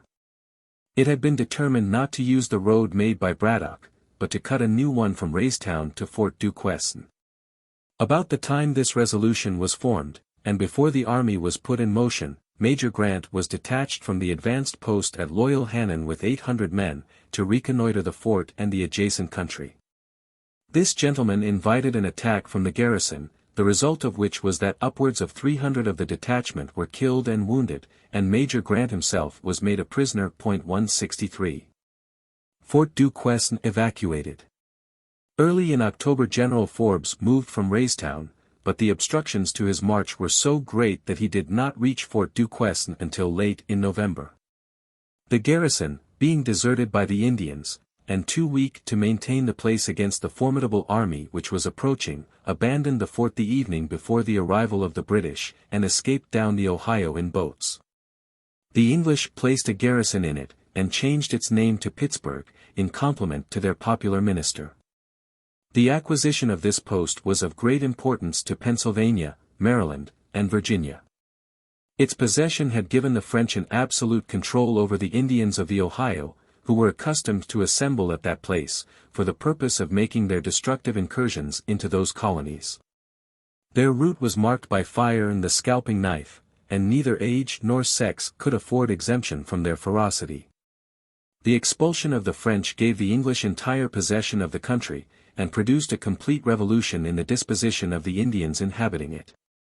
Finding the current of success to be running against their ancient friends, they were willing to reconcile themselves to the most powerful, and all the Indians between the lakes and the Ohio concluded a peace with the English. Although the events of 1758 did not equal the expectations which had been formed from the force brought into the field, the advantages were decisive. The whole country constituting the original cause of the war, had changed masters, and was in possession of the English. The acquisition of the island of Cape Breton opened the way to Quebec. And their success in the West enabled them to direct all their force against Canada. The colonists, encouraged by this revolution in their affairs, and emboldened, by the conquests already made, to hope for others still more extensive, prepared vigorously on the application of Mr. Pitt, for the farther prosecution of the war. General Amherst succeeds General Abercrombie. Late in the year 1758, General Abercrombie was succeeded in the command of the army by Major General Amherst, who formed the bold plan of conquering Canada in the course of the ensuing campaign. The decided superiority of Great Britain at sea, and the great exertions of France in other quarters of the world, still prevented the arrival of such reinforcements as were necessary for the preservation of His Most Christian Majesty's possessions in North America. Plan of the campaign. To take advantage of this weakness, the English proposed to enter Canada by 3 different routes, with 3 powerful armies, and to attack all the strongholds by which that country was defended. It was determined that one division of the army, to be commanded by Brigadier General Wolfe, a young officer who had signalized himself in the siege of Louisbourg, should ascend the St. Lawrence, and lay siege to Quebec. A strong fleet was to escort the troops destined for this enterprise, and to cooperate with them. Major General Amherst was to lead the central and main army against Ticonderoga and Crown Point. After making himself master of these places, he was to proceed over Lake Champlain, and by the way of Richelieu, to the St. Lawrence, and down that river, so as to effect a junction with General Wolfe before the walls of Quebec. From their combined force, the conquest of the capital of Canada was expected. The Third Army was to be commanded by General Prideaux. Its first destination was against Niagara. After the reduction of this place, Prideaux was to embark on Lake Ontario, and proceed down the St. Lawrence against Montreal. Should Montreal fall into his hands before the surrender of Quebec, he was to join the Grand Army at that place. 164. It could not be expected that a plan so extensive and so complex, should succeed in all its parts, and it was greatly to be apprehended, that the failure of one part might defeat the whole. But it suited the daring spirit which eminently distinguished the officers then commanding the British forces, and was entered upon with zeal and activity. As the other 2 expeditions, especially that against Quebec, were supposed to depend greatly on the celerity with which the movements of the main army should be made, General Amherst began his preparations in the commencement of winter. For the enterprise he was to undertake. Early in the spring, he transferred his headquarters from New York to Albany, where his troops were assembled by the last of May. Ticonderoga abandoned. Notwithstanding his continued exertions, the summer was far advanced before he could cross Lake George, nor did he reach Ticonderoga until the 22d of July. The lines drawn around that place were immediately abandoned, and the English took possession of them. The French troops in this quarter being unequal to the defense of the posts they held, their object seems to have been to embarrass and delay the invading army. But not to hazard any considerable diminution of strength, by persevering in the defense of places until the retreat of the garrison should become impracticable. The hope was entertained, that by retreating from post to post, and making a show of intending to defend each, the advance of the English might be retarded, until the season for action on the lakes should pass away. While the French would be gradually strengthened by concentration, and thus enabled to maintain some point, which would arrest the progress of Amherst down the St. Lawrence. In pursuance of this plan, as soon as the English had completed their arrangements for taking possession of Lake Champlain, the garrison of Ticonderoga retreated to Crown Point. And Crown Point. Early in the month of August, Amherst advanced to Crown Point, which was abandoned on his approach, and the garrison retired to Isle aux Noix, at the northern extremity of Lake Champlain. The French had collected between 3,000 and 4,000 men at this place, in an entrenched camp, defended by artillery, and protected by several armed vessels on the lake. After making great exertions to obtain a naval superiority, General Amherst embarked his army on Lake Champlain. But, a succession of storms compelling him to abandon the farther prosecution of the enterprise, he returned to Crown Point, where the troops were put into winter quarters. 165. In the beginning of July, General Prideaux embarked on Lake Ontario with the army destined against Niagara. Immediately after his departure from Oswego, that place, which was defended by 1,200 men under the command of Colonel Haldimand, was vigorously attacked by a body of French and Indians, who were repulsed with some loss. In the meantime, Prideaux proceeded towards Niagara, and landed without opposition, about 3 miles from the fort. The place was invested in form, and the siege was carried on by regular approaches. In its progress, General Prideaux was killed by the bursting of a cohorn, and the command devolved on General Johnson. Great efforts were made to relieve this important place. A considerable body of troops drawn from the neighboring garrisons, aided by some Indian auxiliaries, advanced on the English army, with the determination to risk a battle, in order to raise the siege. Early in the morning of the 24th, the approach of this party was announced, and a strong detachment marched out to meet it. The action, which immediately commenced, was not of long duration. The French were forsaken by their savage allies, and victory soon declared in favor of the English. Niagara capitulates. This battle decided the fate of Niagara. The works of the besiegers had been pushed within 100 yards of the walls, and a farther attempt to defend the place being hopeless, a capitulation was signed, by which the garrison, amounting to rather more than 600 men, became prisoners of war.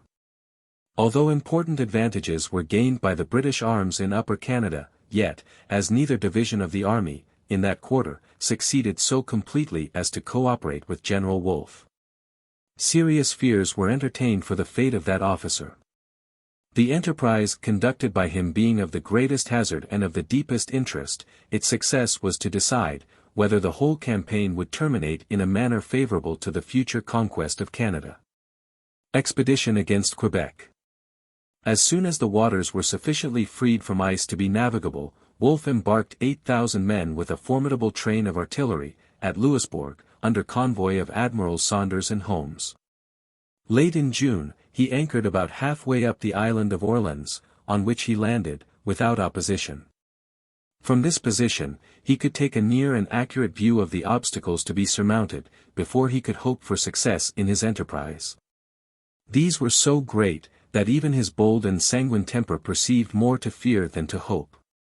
And, in a celebrated letter written to Mr. Pitt, and afterwards published, he declared that he could not flatter himself with being able to reduce the place. 166. Quebec stands on the north side of the St. Lawrence, and on the west of the St. Charles, which rivers unite immediately below the town. It consists of an upper and a lower town, the latter is built upon the strand, which stretches along the base of the lofty rock, on which the former is situated. This rock continues, with a bold and steep front, far to the westward, parallel to, and near the river St. Lawrence. On this side, therefore, the city might well be deemed inaccessible. On the other, it was protected by the river St. Charles, in which were several armed vessels, and floating batteries, deriving additional security from a strong boom drawn across its mouth. The channel of this river is rough and broken, and its borders intersected with ravines. On its left, or eastern bank, was encamped a French army, strongly entrenched, and amounting, according to the English accounts, to 10,000 men. 167 The encampment extended from St. Charles, eastward, to the Montmorency, and its rear was covered by an almost impenetrable wood. To render this army still more formidable, it was commanded by a general, who had given signal proofs of active courage, and consummate prudence. The Marquis de Montcalm, who, when strong enough to act offensively, had so rapidly carried Oswego, and Fort William Henry, and who, when reduced to the defensive, had driven Abercrombie with such slaughter from the walls of Ticonderoga, was now at the head of the army which covered Quebec, and was an antagonist, in all respects, worthy of Wolfe. The British general perceived these difficulties in their full extent, but, his ardent mind glowing with military enthusiasm, sought only how to subdue them. He took possession of Point Levi, on the southern side of the St. Lawrence, where he erected several heavy batteries, which opened on the town, but were at too great a distance to make any considerable impression on the works. Nor could his ships be employed in this service. The elevation of the principal fortifications placed them beyond the reach of the guns of the fleet, and the river was so commanded by the batteries on shore, as to render a station near the town ineligible. The English general, sensible of the impracticability of reducing Quebec, unless he should be enabled to erect his batteries on the north side of the St. Lawrence, determined to use his utmost endeavors to bring Montcalm to an engagement. After several unavailing attempts to draw that able officer from his advantageous position, Wolfe resolved to pass the Montmorency, and to attack him in his entrenchments. In consequence of this resolution, 13 companies of British Grenadiers, and part of the 2nd Battalion of Royal Americans, were landed near the mouth of the Montmorency, under cover of the cannon of the ships. While 2 divisions, under Generals Townsend and Murray, prepared to cross that river higher up. The original plan was to make the first attack on a detached redoubt close to the water's edge, apparently unprotected by the fire from the entrenchments, in the hope that Montcalm might be induced to support this work, and thereby enable Wolfe to bring on a general engagement. 168. On the approach of the British troops, this redoubt was evacuated. Observing some confusion in the French camp, Wolfe determined to avail himself of the supposed impression of the moment, and to storm the lines. With this view, he directed the Grenadiers and Royal Americans to form on the beach, where they were to wait until the whole army could be arranged to sustain them. Orders were at the same time dispatched to Townsend and Murray to be in readiness for fording the river. The Grenadiers and Royal Americans, disregarding their orders, rushed forward, with impetuous valor on the entrenchments of the enemy. They were received with so steady and well supported a fire, that they were thrown into confusion, and compelled to retreat. The English army repulsed. The general advancing in person with the remaining brigades, the fugitives formed again in the rear of the army.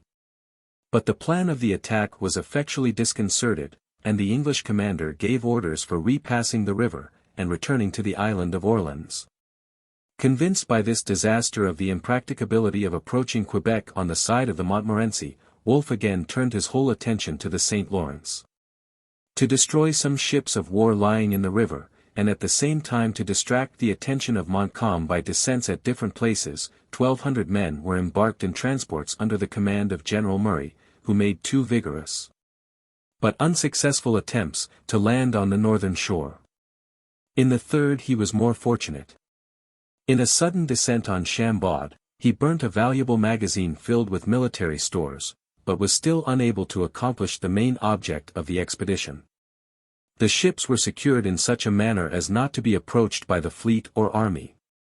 Murray was recalled, and on his return brought with him the intelligence that Niagara was taken, that Ticonderoga and Crown Point had been abandoned, and that General Amherst was making preparations to attack the Isle aux Noix. 169. This intelligence, though joyfully received, promised no immediate assistance, and the season for action was rapidly wasting away. 170. Nor was it easy for Wolfe to avoid contrasting the success of the British arms under other auspices, with the ill fortune attending his own. A council of war having determined that all their future efforts should be directed towards effecting a landing above the town, the troops were withdrawn from the island of Orleans, and embarked on board the fleet.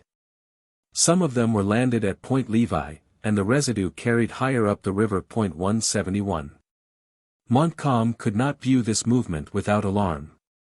That part of Quebec which faces the country, had not been well fortified, and he was apprehensive that a landing might be effected high up the river, and the town approached on its weak side. At the same time, he could not safely relinquish his position, because the facility of transportation which the command of the water gave the English, would enable them to seize the ground he then occupied, should his army be moved above the town. Thus embarrassed, he detached Monsieur de Bougainville with 1,500 men, to watch the motions of the English, and to prevent their landing. In this state of things Wolfe formed the bold and hazardous plan of landing in the night, a small distance above the city, on the northern bank of the river. And, by scaling a precipice, accessible only by a narrow path, and therefore but weakly guarded, to gain the heights in the rear of the town. This resolution being taken, the admiral moved up the river, several leagues above the place where the landing was to be attempted, and made demonstrations of an intention to disembark a body of troops at different places. During the night, a strong detachment, in flat-bottomed boats, fell silently down with the tide to the place fixed on for the descent. This was made an hour before daybreak, about a mile above Cape Diamond, Wolfe being the first man who leaped on shore. The Highlanders and light infantry, who composed the van, under the particular command of Colonel Howe, had been directed to secure a 4-gun battery defending an entrenched path by which the heights were to be ascended, and to cover the landing of the remaining troops. The violence of the current forced them rather below the point of disembarkation, a circumstance which increased their difficulties. However, scrambling up the precipice, they gained the heights, and quickly dispersed the guard. The whole army followed up this narrow pass, and, having encountered only a scattering fire from some Canadians and Indians, gained the summit by the break of day, when the several corps were formed under their respective leaders. 172. The intelligence that the English had gained the heights of Abraham was soon conveyed to Montcalm, who comprehended at once the full force of the advantage obtained by his adversary, and prepared for the engagement which could no longer be avoided. Leaving his camp at Montmorency, he crossed the St. Charles, for the purpose of attacking the English army. 173. This movement was made in the view of Wolfe, who immediately formed his order of battle. His right wing was commanded by General Monckton, and his left by General Murray. The right flank was covered by the Louisbourg Grenadiers, and the rear and left by the light infantry of Howe. The reserve consisted of Webb's regiment, drawn up in 8 subdivisions, with large intervals between them. Montcalm had formed his 2 wings of European and colonial troops in nearly equal numbers. A column of Europeans composed his center, and 2 small field pieces were brought up to play on the English line. In this order he marched to the attack, advancing in his front about 1,500 militia and Indians, who kept up an irregular and galling fire under cover of the bushes. The movements of the French indicating an intention to flank his left, General Wolfe ordered the battalion of Amherst, and the 2 battalions of Royal Americans, to that part of his line, where they were formed en potence under General Townsend, presenting a double front. Disregarding the fire of the militia and Indians, he ordered his troops to reserve themselves for the column advancing in the rear of these irregulars. Battle on the Plains of Abraham. Montcalm had taken post on the left of the French army, and Wolfe on the right of the British, so that the 2 generals met each other, at the head of their respective troops, and there the battle was most severe. The French advanced briskly to the charge, and commenced the action with great animation. The English reserved their fire until the enemy were within 40 yards of them, when they gave it with immense effect. The action was kept up for some time with great spirit. Death of Wolfe. Wolfe, advancing at the head of his grenadiers with charged bayonets, received a mortal wound and soon afterwards expired. Undismayed by the loss of their general, the English continued their exertions under Monckton, on whom the command devolved. He also received a ball through his body, and General Townsend took command of the British army. And of Montcalm. About the same time Montcalm received a mortal wound, and General Senezergas, the second in command, also fell. The left wing and center of the French began to give way, and, being pressed close by the British, were driven from the field. On the left and rear of the English, the action was less severe. The light infantry had been placed in houses, and Colonel Howe, the better to support them, had taken post still farther to the left, behind a copse. As the right of the French attacked the English left, he sallied from this position, upon their flanks, and threw them into disorder. In this critical moment, Townshend advanced several platoons against their front, and completely frustrated the attempt to turn the left flank. Victory of the English. In this state of the action, Townshend was informed that the command had devolved on him. Proceeding instantly to the center, he found that part of the army thrown into some disorder by the ardor of pursuit. And his immediate efforts were employed in restoring the line. Scarcely was this effected, when Monsieur de Bougainville, who had been detached as high as Cape Rouge to prevent a landing above, and who, on hearing that the English had gained the plains of Abraham, hastened to the assistance of Montcalm, appeared in the rear at the head of 1,500 men. Fortunately for the English, the right wing of the French, as well as their left and center, had been entirely broken, and driven off the field. 2 battalions and 2 pieces of artillery being advanced towards Bougainville, he retired. And Townshend did not think it advisable to risk the important advantages already gained, by pursuing this fresh body of troops through a difficult country. 174. In this decisive battle, nearly equal numbers appear to have been engaged. The English however possessed this immense advantage, they were all veterans, while not more than half the French were of the same description. This circumstance would lead to an opinion that some motive, not well explained, must have induced Montcalm to hazard an action before he was assured of being joined by Bougainville. The French regulars were almost entirely cut to pieces. The loss of the English was not so considerable as the fierceness of the action would indicate.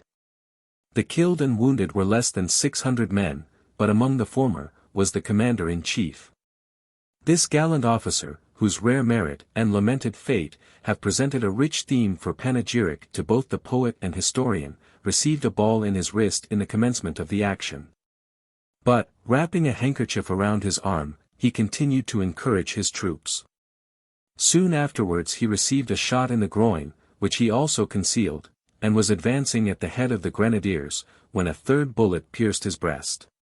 Though expiring, it was with reluctance he permitted himself to be carried into the rear, where he displayed, in the agonies of death, the most anxious solicitude concerning the fate of the day. Being told that the enemy was visibly broken, he reclined his head, from extreme faintness, on the arm of an officer standing near him, but was soon roused with the distant cry of, "They fly, they fly." "Who fly?" exclaimed the dying hero. On being answered, "The French." "Then," said he, "I depart content," and, almost immediately expired. A death more glorious, adds Mr. Belsham, and attended with circumstances more picturesque and interesting, is nowhere to be found in the annals of history. The less fortunate, but not less gallant Montcalm expired on the same day. The same love of glory, and the same fearlessness of death, which so remarkably distinguished the British hero, were equally conspicuous in his competitor for victory and for fame. He expressed the highest satisfaction on hearing that his wound was mortal, and when told that he could survive only a few hours, quickly replied, "So much the better, I shall not then live to see the surrender of Quebec." 175. Quebec capitulates. The first days after the action were employed by General Townshend in making preparations for the siege of Quebec. But before his batteries were opened, the town capitulated. On condition that the inhabitants should, during the war, be protected in the free exercise of their religion, and the full enjoyment of their civil rights, leaving their future destinies to be decided by the Treaty of Peace. Quebec was garrisoned by about 5,000 English, under the command of General Murray, and the fleet sailed from the St. Lawrence. The English minister, aware of the importance of completing the work thus fortunately begun, was not of a temper to relax his exertions. His letters to the governors of the several colonies contained declarations of his intention to employ a strong military force for the ensuing year, and exhortations to them to continue their efforts for the annihilation of the French power in Canada. These exhortations were accompanied with assurances that he would again apply to Parliament to reimburse their future extraordinary expenses, and were productive of the desired effect. The several assemblies voted the same number of troops, and amount of supplies, as had been furnished the preceding year. In the meantime the governor of New France, and the general of the army, made great exertions to retrieve their affairs, and to avert the ruin which threatened them. The remaining European troops were collected about Montreal. where they were reinforced with 6,000 militia, and a body of Indians. Monsieur de Levis, on whom the command had devolved, determined to attempt the recovery of Quebec, before the opening of the St. Lawrence should enable the English to reinforce the garrison, and to afford it the protection of their fleet. But the outposts being found too strong to admit of his carrying the place by a coup de main, he was under the necessity of postponing the execution of this design, until the upper part of the St. Lawrence should open, and afford a transportation by water, for his artillery and military stores. In the month of April these were embarked at Montreal, under convoy of 6 frigates, which, sailing down the St. Lawrence, while the army marched by land, reached Point aux Trembles in 10 days. To avoid the hardships and dangers of a siege in a town too extensive to be defended by his sickly garrison, and inhabited by persons known to be hostile, Murray took the bold resolution of hazarding a battle. Battle near Sillery. Having formed this determination, he led out his garrison to the Heights of Abraham, and attacked the French near Sillery. He was received with unexpected firmness. And, perceiving that his utmost efforts could make no impression, he called off his army, and retired into the city. In this fierce encounter, the English loss amounted to near 1,000 men. And they represent that of the French to have been not less considerable. Quebec besieged.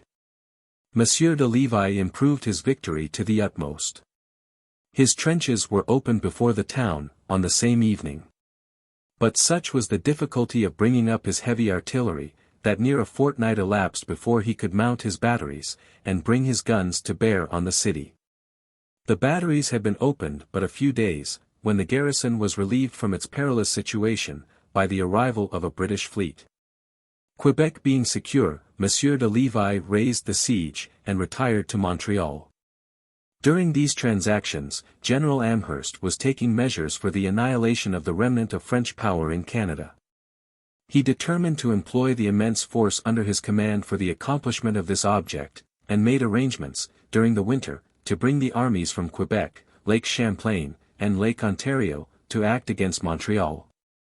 The preparations being completed, the commander-in-chief marched at the head of upwards of 10,000 British and provincials, from the frontiers of New York to Oswego, where he was joined by Sir William Johnson, with 1,000 Indians. He embarked his army at that place, and proceeded down the St. Lawrence to Montreal. Murray, who had been directed to advance up the river to the same point, with as many men as could be spared from Quebec, appeared below the town on the very day that Amherst approached it from above. The two generals found no difficulty in disembarking their troops, and the whole plan of cooperation had been so well concerted that, in a short time, they were joined by Colonel Haviland with the detachment from Crown Point. Montreal capitulates. The junction of these armies presenting before Montreal a force not to be resisted, the governor offered to capitulate. In the month of September, Montreal, and all other places within the government of Canada, then remaining in the possession of France, were surrendered to His Britannic Majesty. The troops were to be transported to France, and the Canadians to be protected in their property, and the full enjoyment of their religion. 176. That colossal power, which France had been long erecting in America, with vast labor and expense, which had been the motive for one of the most extensive and desolating wars of modern times, was thus entirely overthrown. The causes of this interesting event are to be found in the superior wealth and population of the colonies of England, and in her immense naval strength. An advantage, in distant war, not to be counterbalanced by the numbers, the discipline, the courage, and the military talents, which may be combined in the armies of an inferior maritime power. The joy diffused throughout the British dominions by this splendid conquest, was mingled with a proud sense of superiority which did not estimate with exact justice, the relative means employed by the belligerents. In no part of those dominions was this joy felt, in a higher degree, or with more reason, than in America. In that region, the wars between France and England had assumed a form, happily unknown to other parts of the civilized world. Not confined, as in Europe, to men in arms, women and children were its common victims. It had been carried by the savage to the fireside of the peaceful peasant, where the tomahawk and scalping knife were applied indiscriminately to every age, and to either sex. The hope was now fondly indulged that these scenes, at least in the northern and middle colonies, were closed forever. The Death of Wolfe on the Plains of Abraham. From the painting by Benjamin West, in the Capitol at Ottawa, Canada. Surrounded by his devoted officers, General James Wolfe died in the hour of victory over the French General Montcalm. In which the English captured Quebec, September 13, 1759, and decided the destiny of North American civilization. General Wolfe lived to hear the cry, "They run," and expired with the words, "Now God be praised, I will die in peace." In this canvas, painted in 1771, West departed from the venerated custom of clothing pictorial characters in Greek or Roman costume. Sir Joshua Reynolds, who had endeavored to dissuade him, later said, "I retract my objections. I foresee that this picture will not only become one of the most popular, but will occasion a revolution in art." The colonies of South Carolina and Georgia had been entirely exempted from the sharp conflicts of the North. France having been unable to draw Spain into the war, their neighbors in Florida remained quiet, and the Indians on their immediate frontiers were in the English interest. As the prospect of establishing peace in the North seemed to brighten, this state of repose in the South sustained a short interruption.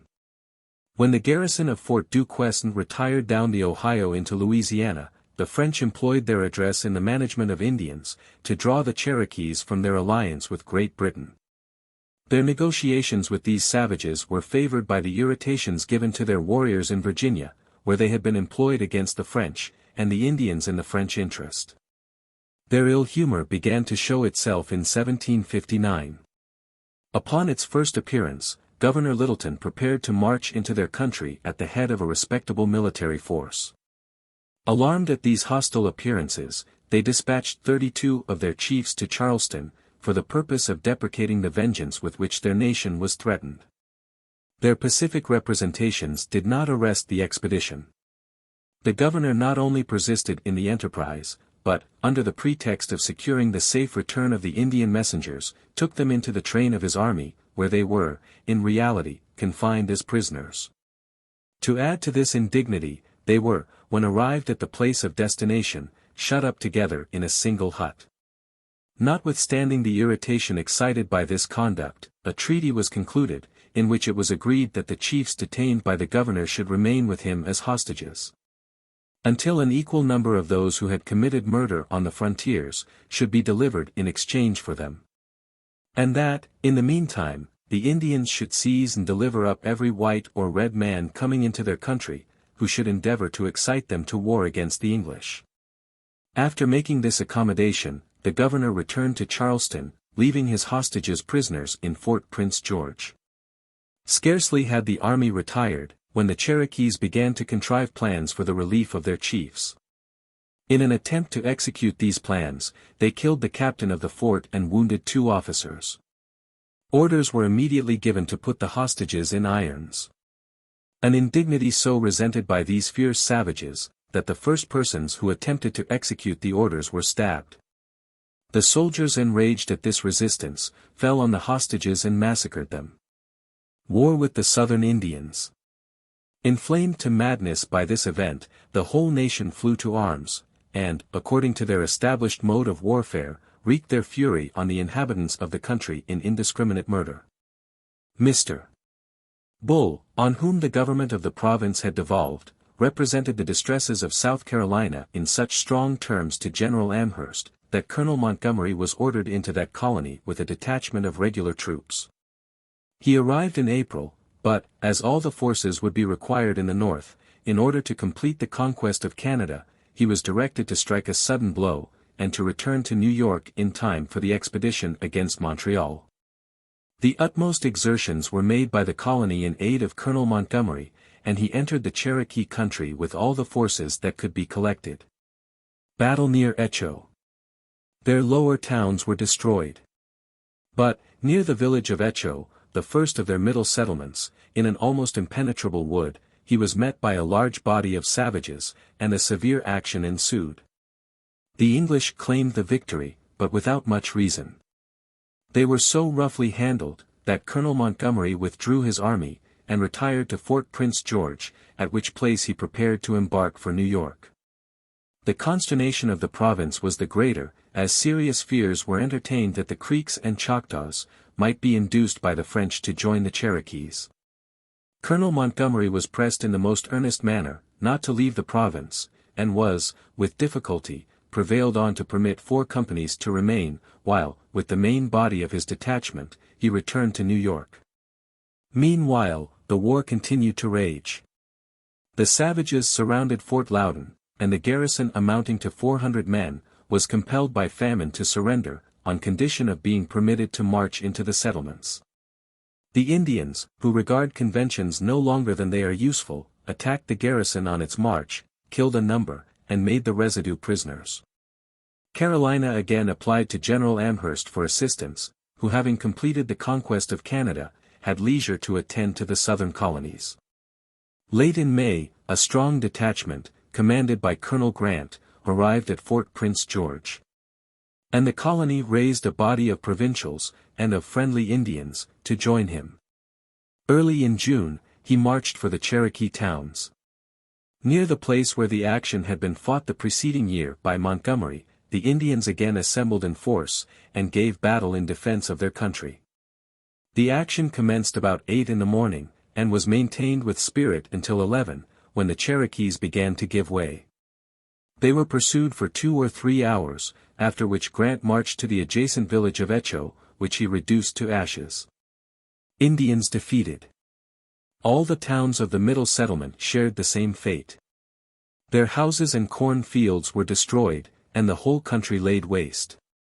Reduced to extremity, they sued sincerely for peace, and, in the course of the summer, the war was terminated by a treaty.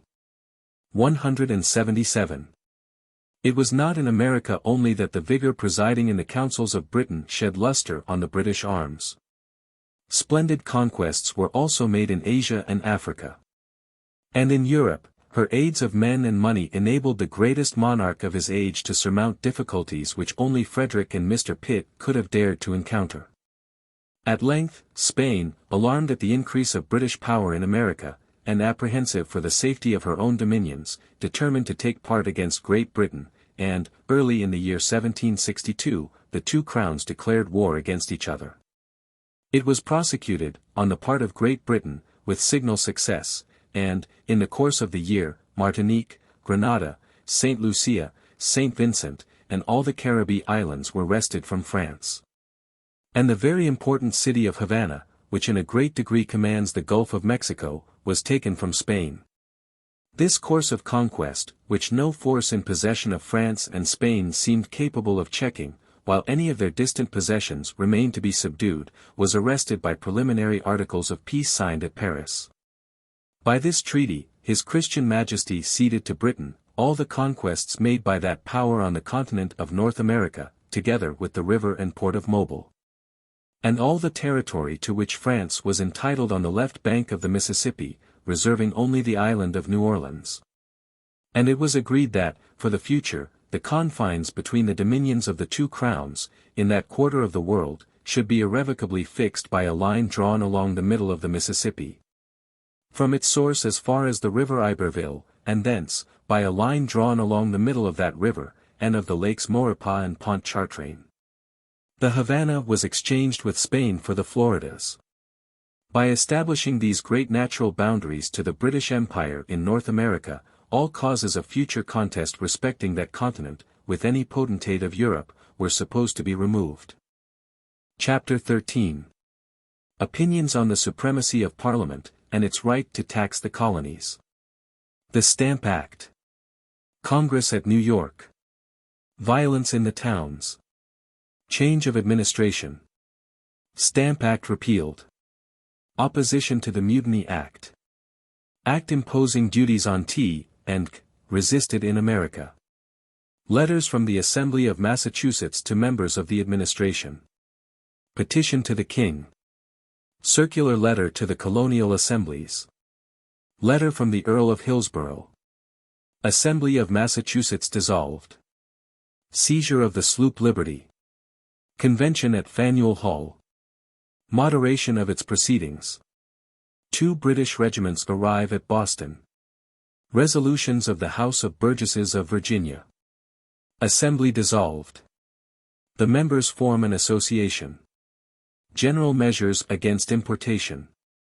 General Court convened in Massachusetts. Its proceedings. Is prorogued. Duties, except that on tea, repealed. Circular letter of the Earl of Hillsborough. New York recedes from the non-importation agreement in part. Her example followed. Riot in Boston. Trial and acquittal of Captain Preston. The attachment of the colonies to the mother country was never stronger than at the signature of the Treaty of Paris. 178 The union of that tract of country which extends from the Atlantic to the Mississippi, and from the Gulf of Mexico to the North Pole, was deemed a certain guarantee of future peace. And an effectual security against the return of those bloody scenes from which no condition in life could afford an exemption. This state of things, long and anxiously wished for by British America, had, at length, been effected by the union of British and American arms. The soldiers of the parent state and her colonies had co-operated in the same service, their blood had mingled in the same plains, and the object pursued was common to both people. While the British nation was endeared to the Americans by this community of danger, and identity of interest, the brilliant achievements of the war had exalted to enthusiasm their admiration of British valor. They were proud of the land of their ancestors, and gloried in their descent from Englishmen. But this sentiment was not confined to the military character of the nation. While the excellence of the English Constitution was a rich theme of declamation, every colonist believed himself entitled to its advantages. Nor could he admit that, by crossing the Atlantic, his ancestors had relinquished the essential rights of British subjects. The degree of authority which might rightfully be exercised by the mother country over her colonies, had never been accurately defined. In Britain, it had always been asserted that Parliament possessed the power of binding them in all cases whatever. In America, at different times, and in different provinces, different opinions had been entertained on this subject. In New England, originally settled by Republicans, habits of independence had nourished the theory that the colonial assemblies possessed every legislative power not surrendered by compact. That the Americans were subjects of the British Crown, but not of the nation, and were bound by no laws to which their representatives had not assented. From this high ground they had been compelled reluctantly to recede. The judges, being generally appointed by the governors with the advice of council, had determined that the colonies were bound by acts of Parliament which concerned them, and which were expressly extended to them. And the General Court of Massachusetts had, on a late occasion, explicitly recognized the same principle. This had probably become the opinion of many of the best informed men of the province.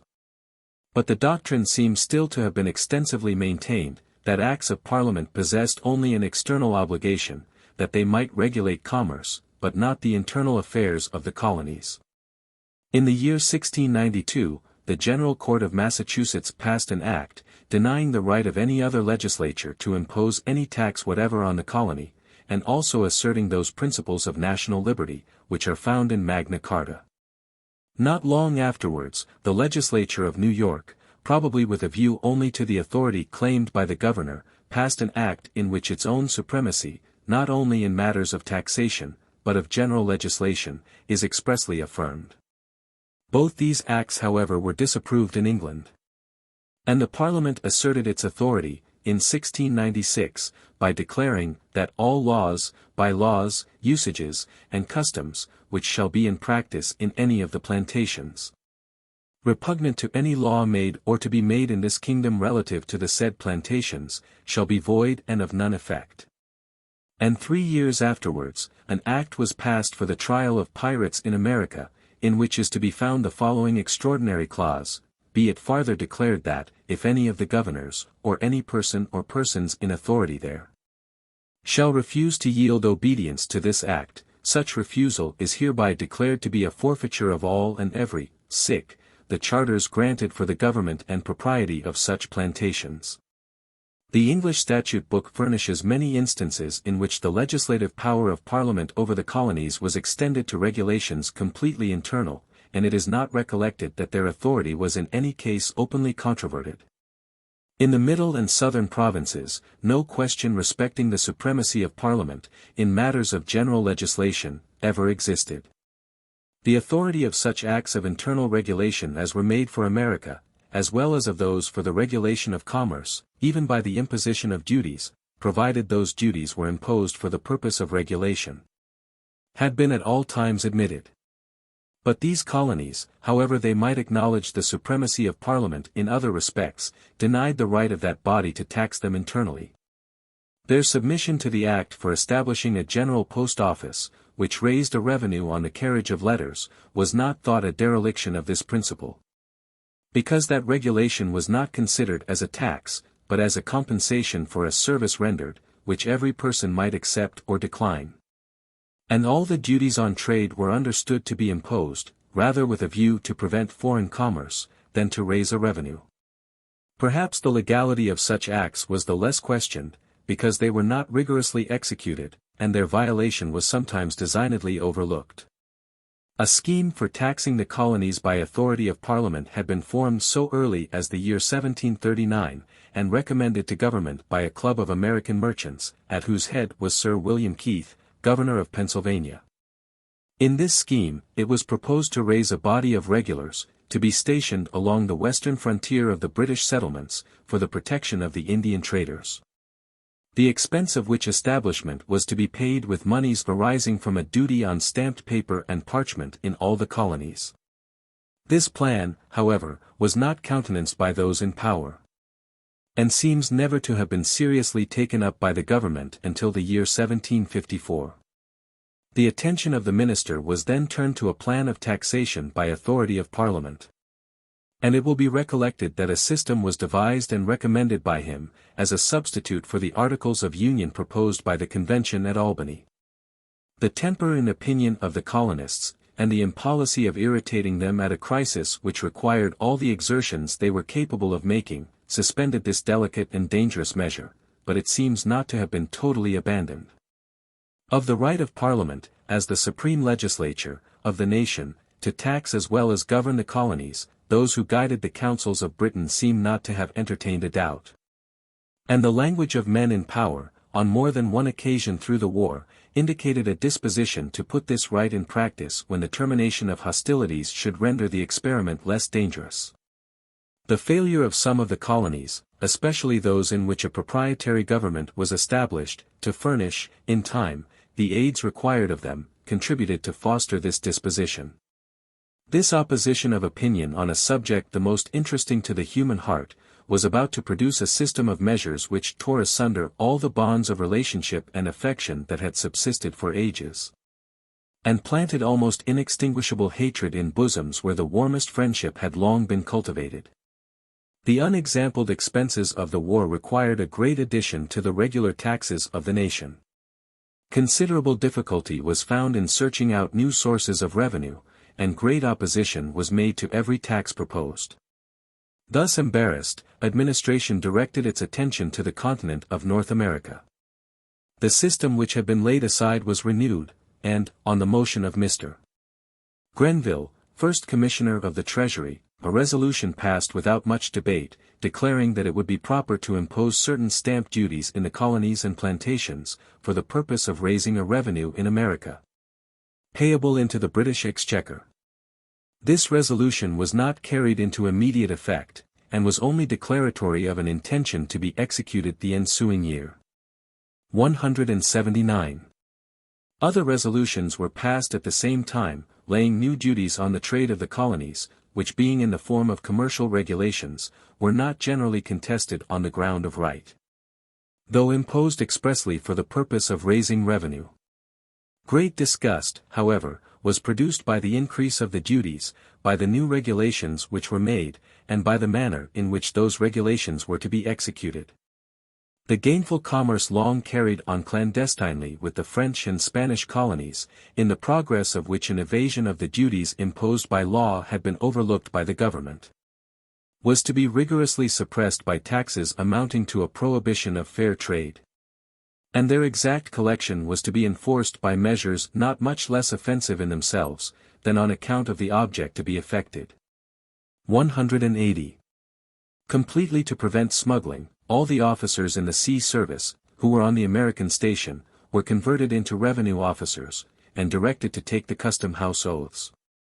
Many vexatious seizures were made, for which no redress could be obtained but in England. The penalties and forfeitures, too, accruing under the Act, as if the usual tribunals could not be trusted, were made recoverable in any court of vice-admiralty in the colonies. It will be readily conceived how odious a law, made to effect an odious object, must have been rendered by such provisions as these. The resolution concerning the duties on stamps excited a great and general ferment in America. The right of Parliament to impose taxes on the colonies for the purpose of raising a revenue, became the subject of universal conversation, and was almost universally denied. Petitions to the King, and memorials to both Houses of Parliament against the measure, were transmitted by several of the provincial assemblies to the Board of Trade in England, to be presented to His Majesty immediately. And to Parliament, when that body should be convened. The House of Representatives of Massachusetts instructed their agent to use his utmost endeavors to prevent the passage of the Stamp Act, or any other act levying taxes or impositions of any kind on the American provinces. A committee was appointed to act in the recess of the General Court, with instructions to correspond with the legislatures of the several colonies, to communicate to them the instructions given to the agent of Massachusetts, and to solicit their concurrence in similar measures. These legislative proceedings were, in many places, seconded by associations entered into by individuals, for diminishing the use of British manufactures. 181. The administration, perceiving the opposition to be encountered by adhering to the vote of the preceding session, informed the agents of the colonies in London that, if they would propose any other mode of raising the sum required 182, their proposition would be accepted, and the stamp duty laid aside. The agents replied that they were not authorized to propose any substitute, but were ordered to oppose the bill when it should be brought into the House, by petitions questioning the right of Parliament to tax the colonies. This reply placed the controversy on ground which admitted of no compromise. Determined to persevere in the system he had adopted, and believing successful resistance to be impossible, Mr.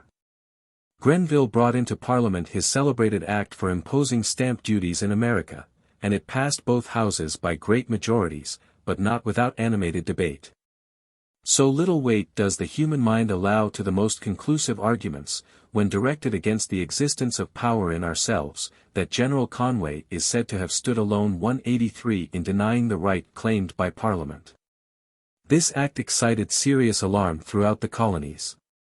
It was sincerely believed to wound vitally the constitution of the country, and to destroy the most sacred principles of liberty.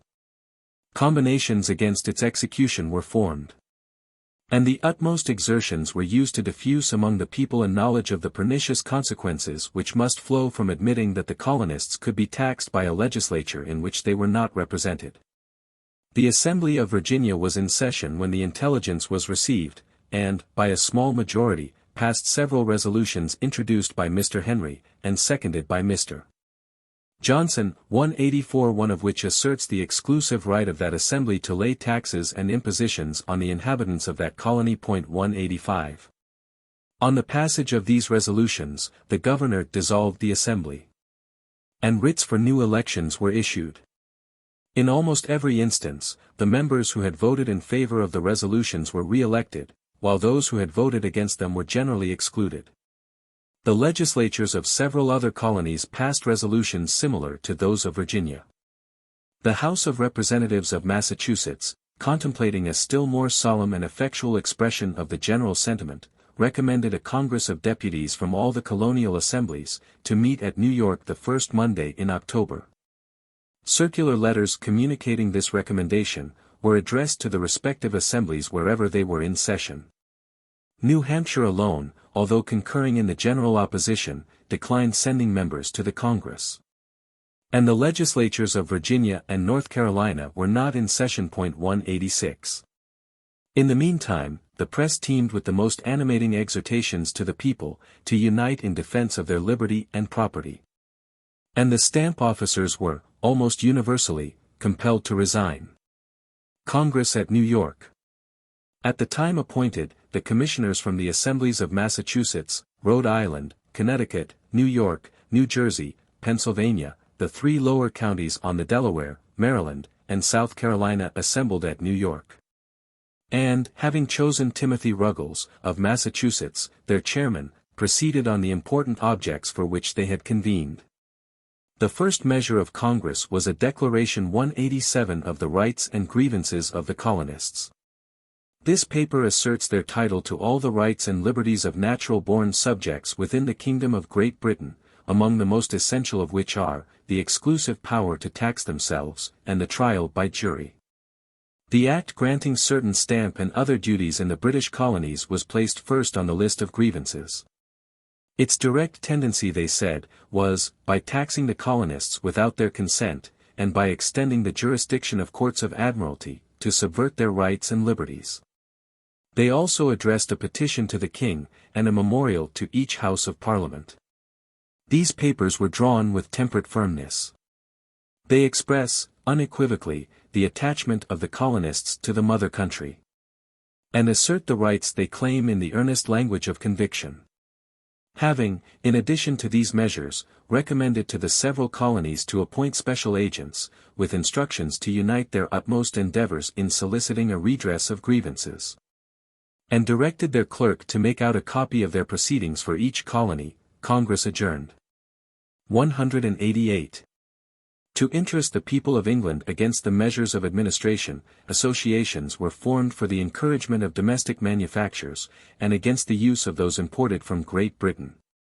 To increase their quantity of wool, the colonists determined to kill no lambs, and to use all the means in their power to multiply their flocks of sheep. To avoid the use of stamps, proceedings in the courts of justice were suspended, and the settlement of all controversies by arbitration was strongly recommended.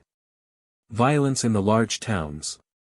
While this determined and systematic opposition was made by the thinking part of the community, some riotous and disorderly meetings took place, especially in the large towns, which threatened serious consequences.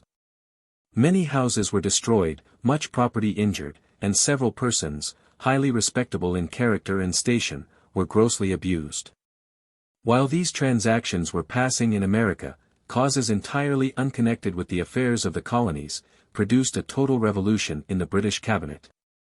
The Grenville party was succeeded by an administration unfriendly to the plan for taxing the colonies without their consent.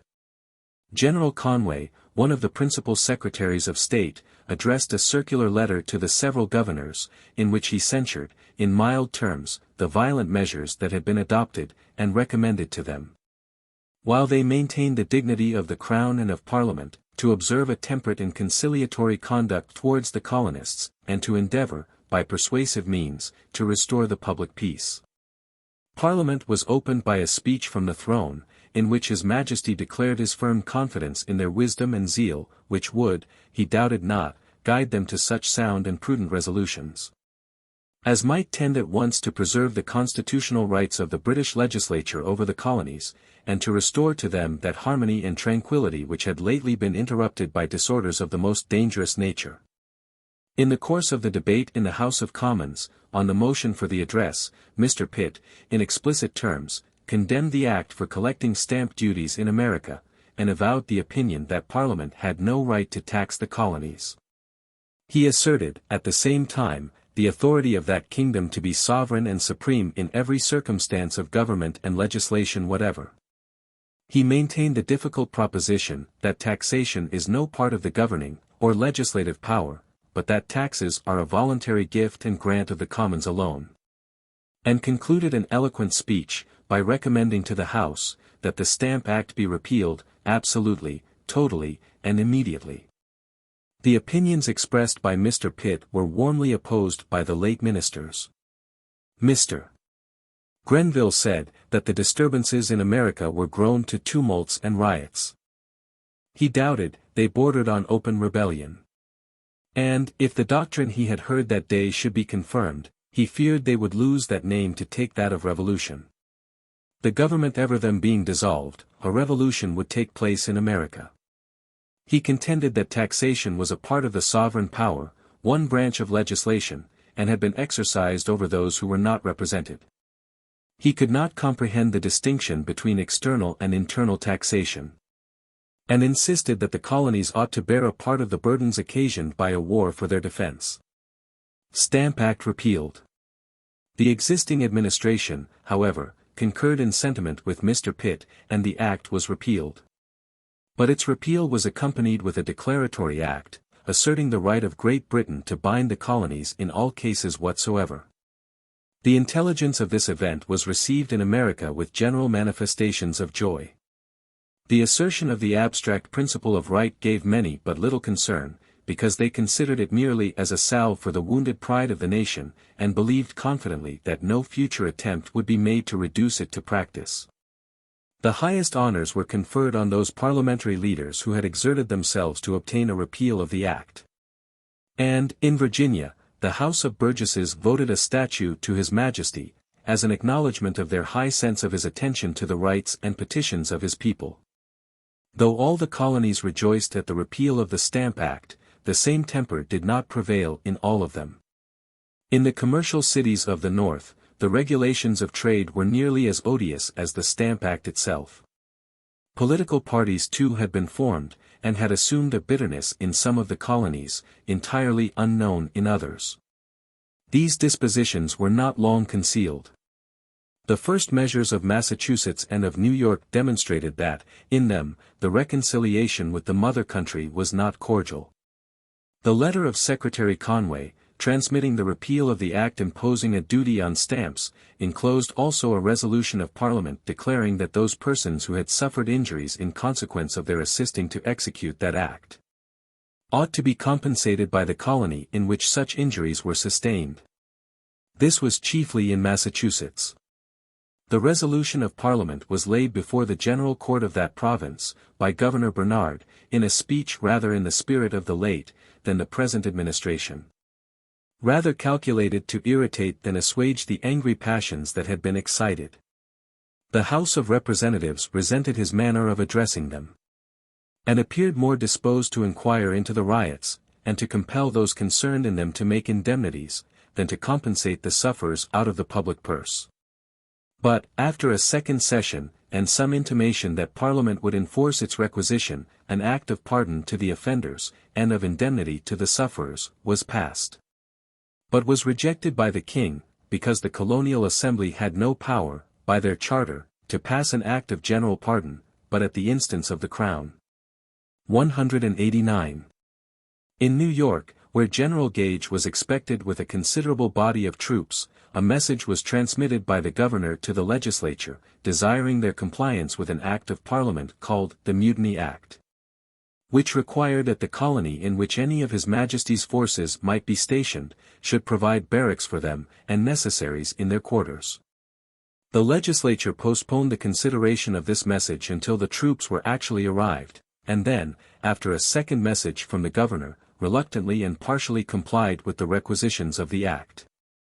At a subsequent session, the governor brought the subject again before the Assembly, who determined that the Act of Parliament could be construed only to require that provision should be made for troops on a march, and not while permanently stationed in the country. 190. The reason assigned for not furnishing the accommodations required by the governor, implies the opinion that the Act of Parliament was rightfully obligatory, and yet the requisitions of the Mutiny Act were unquestionably a tax. And no essential distinction is perceived between the power of Parliament to levy a tax by its own authority, and to levy it through the medium of the colonial legislatures, they having no right to refuse obedience to the Act. It is remarkable that such inaccurate ideas should still have prevailed, concerning the controlling power of Parliament over the colonies. In England it was thought to manifest a very forbearing spirit, that this instance of disobedience was punished with no positive penalties, and that the ministers contented themselves with a law prohibiting the legislature of the province from passing any act, until it should comply, in every respect, with the requisitions of Parliament. The persevering temper of Massachusetts not having found its way to New York, this measure produced the desired effect. 2 companies of artillery, driven into the port of Boston by stress of weather, applied to the governor for supplies. He laid the application before his council, who advised that, in pursuance of the Act of Parliament, the supplies required should be furnished. They were furnished, and the money to procure them was drawn from the Treasury by the authority of the executive. On the meeting of the legislature, the House of Representatives expressed in pointed terms their disapprobation of the conduct of the governor. Particular umbrage was given by the expression, in pursuance of an Act of Parliament. After the repeal of the Stamp Act, they were surprised to find that this act, equally odious and unconstitutional, should remain in force. They lamented the entry of this reason for the advice of counsel the more, as it was an unwarrantable and unconstitutional step which totally disabled them from testifying the same cheerfulness they had always shown in granting to His Majesty, of their free accord, such aids as his service has from time to time required. 191 copies of these messages were transmitted by Governor Bernard to the minister, accompanied by letters not calculated to diminish the unpleasantness of the communication. The idea of raising revenue in America was so highly favored in England, especially by the landed interest, that not even the influence of administration could have obtained a repeal of the Stamp Act, on the naked principle of right. Few were hardy enough to question the supremacy of Parliament, and the act receding from the practical assertion of the power to tax the colonists, deeply wounded the pride of the king, and of the nation. The temper discovered in some of the colonies was ill calculated to assuage the wound, which this measure had inflicted, on the haughty spirit of the country, and is supposed to have contributed to the revival of a system, which had been reluctantly abandoned. Charles Townshend, Chancellor of the Exchequer, said boastingly in the House of Commons, that he knew how to draw a revenue from the colonies without giving them offence. 192 Mr. Grenville eagerly caught at the declaration, and urged this minister to pledge himself to bring forward the measure, at which he had hinted. During the sickness and absence of Lord Chatham, the Cabinet had decided on introducing a bill for imposing certain duties on tea, glass, paper, and painters' colours, imported into the colonies from Great Britain, and appropriating the money in the first instance, to the salaries of the officers of government. This bill was brought into Parliament, and passed almost without opposition. The Friends of America, in England, had distinguished between internal and external taxation, and the same distinction had been made in the colonies. But the discussions originating in the Stamp Act, while they diffused among the colonists a knowledge of their political rights, had inspired also more accurate ideas respecting them. These duties were plainly intended, not to regulate commerce, but to raise revenue, which would be as certainly collected from the colonists, as the duties on stamps could have been. The principle of the two measures was the same. Many of the Americans were too intelligent to be misguided by the distinction between internal and external taxation, or by the precedents quoted in support of the right, for which Parliament contended. This measure was considered as establishing a precedent of taxation for the mere purpose of revenue, which might afterwards be extended at the discretion of Parliament, and was spoken of as the entering wedge, designed to make way for impositions too heavy to be borne. The appropriation of the money did not lessen the odium of the tax. The colonists considered the dependence of the officers of government, on the colonial legislature, for their salaries, as the best security for their attending to the interests, and cultivating the affections of the provinces. 193 Yet the opinion that this act was unconstitutional, was not adopted so immediately, or so generally, as in the case of the Stamp Act. Many able political essays appeared in the papers, demonstrating that it violated the principles of the English Constitution and of English liberty, before the conviction became general. That the same principle which had before been successfully opposed, was again approaching in a different form. The General Court of Massachusetts, perceiving plainly that the claim to tax America was revived, and being determined to oppose it, addressed an elaborate letter to Dennis de Burt, agent for the House of Representatives, detailing at great length, and with much weight of argument, all the objections to the late Acts of Parliament.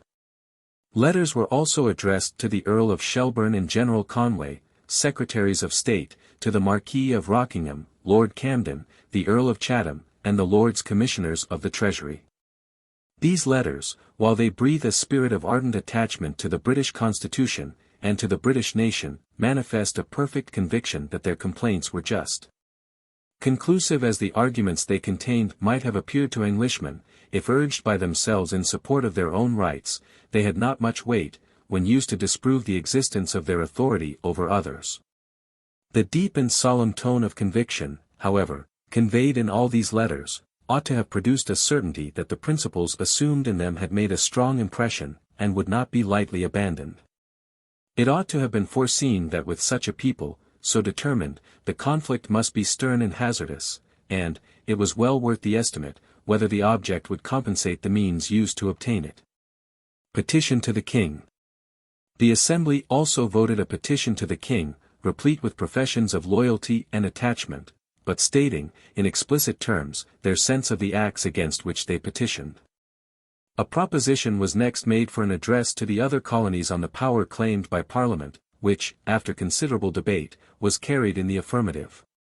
And a circular letter to the assemblies of the several provinces, setting forth the proceedings of the House of Representatives, was prepared and adopted. 194. To rescue their measures from the imputation of systematic opposition to the British government, the House, without acknowledging the obligation of the Mutiny Act, complied with a requisition of the governor to make a farther provision for one of the king's garrisons within the province. The governor, soon afterwards, prorogued the general court with an angry speech, not calculated to diminish the resentments of the House directed against himself. Resentments occasioned as much by the haughtiness of his manners, and a persuasion that he had misrepresented their conduct and opinions to ministers, as by the unpopular course his station required him to pursue. 195. The circular letter of the House of Representatives of Massachusetts was well received in the other colonies. They approved the measures which had been taken, and readily united in them. They, too, petitioned the King against the obnoxious acts of Parliament, and instructed their several agents to use all proper means to obtain their repeal. Virginia transmitted a statement of her proceedings 196 to her sister colonies. And her House of Burgesses, in a letter to Massachusetts, communicating the representation made to Parliament, say, that they do not affect an independency of their parent kingdom, the prosperity of which they are bound, to the utmost of their abilities, to promote, but cheerfully acquiesce in the authority of Parliament to make laws for the preserving a necessary dependence, and for regulating the trade of the colonies. Yet they cannot conceive, and humbly insist, it is not essential to support a proper relation between the mother country, and colonies transplanted from her, that she should have a right to raise money from them without their consent. And presume they do not aspire to more than the right of British subjects, when they assert that no power on earth has a right to impose taxes on the people, or take the smallest portion of their property without their consent given by their representatives in Parliament. 197. On the first intimation of the measures taken by Massachusetts, the Earl of Hillsborough, who had been appointed to the newly created office of Secretary of State for the Department of the Colonies, addressed a circular to the several governors, to be laid before the respective assemblies, in which he treated the circular letter of Massachusetts, as being of the most dangerous tendency, calculated to inflame the minds of His Majesty's good subjects in the colonies, to promote an unwarrantable combination, to excite an open opposition to the authority of Parliament, and to subvert the true principles of the Constitution. 198. His first object was to prevail on the several assemblies openly to censure the conduct of Massachusetts, his next, to prevent their approving the proceedings of that colony. The letter, far from producing the desired effect, rather served to strengthen the determination of the colonies to unite in their endeavors to obtain a repeal of laws universally detested. On manifesting this disposition, the assemblies were generally dissolved, probably in pursuance of instructions from the Crown. When the General Court of Massachusetts was again convened, Governor Bernard laid before the House of Representatives an extract of a letter from the Earl of Hillsborough, in which, after animadverting in harsh terms on the circular letter to the colonies, he declared it to be the King's pleasure that the Governor should require the House of Representatives, in His Majesty's name, to rescind the resolution on which the circular letter was founded, and to declare their disapprobation of, and dissent from, that rash and hasty proceeding. This message excited considerable agitation. But the House, without coming to any resolution on it, requested the governor to lay before them the whole letter of the Earl of Hillsborough, and also copies of such letters as had been written by His Excellency to that nobleman, on the subject to which the message referred. The copies were haughtily refused, but the residue of the letter from the Earl of Hillsborough was laid before them. That minister said, if, notwithstanding the apprehensions which may justly be entertained of the ill consequence of a continuance of this factious spirit, which seems to have influenced the resolutions of the Assembly at the conclusion of the last session, the new Assembly should refuse to comply with His Majesty's reasonable expectation, it is the King's pleasure that you immediately dissolve them. This subject being taken into consideration, a letter to the Earl was reported, and agreed to by a majority of 93 to 13, in which they defended their circular letter in strong and manly, but respectful terms, and concluded with saying, the House humbly rely on the royal clemency, that to petition His Majesty will not be deemed by him to be inconsistent with a respect to the British Constitution as settled at the Revolution by William III. And that to acquaint their fellow subjects involved in the same distress, of their having so done, in full hopes of success, even if they had invited the union of all America in one joint supplication, would not be discountenanced by their gracious sovereign, as a measure of an inflammatory nature. That when your lordship shall in justice lay a true state of these matters before His Majesty, he will no longer consider them as tending to create unwarrantable combinations, or excite an unjustifiable opposition to the constitutional authority of Parliament. That he will then truly discern who are of that desperate faction which is continually disturbing the public tranquillity. And that, while his arm is extended for the protection of his distressed and injured subjects, he will frown upon all those who, to gratify their own passions, have dared to attempt to deceive him. 199. Legislature of Massachusetts dissolved. A motion to rescind the resolution on which their circular letter was founded, passed in the negative, by a majority of 92 to 17. And a letter to the governor was prepared, stating their motives for refusing to comply with the requisition of the Earl of Hillsborough. Immediately after receiving it, he prorogued the Assembly, with an angry speech, and, the next day, dissolved it by proclamation. 200. While the opposition was thus conducted by the legislature with temperate firmness, and legitimate means, the general irritation occasionally displayed itself at Boston, in acts of violence denoting evidently that the people of that place were prepared for much stronger measures than their representatives had adopted.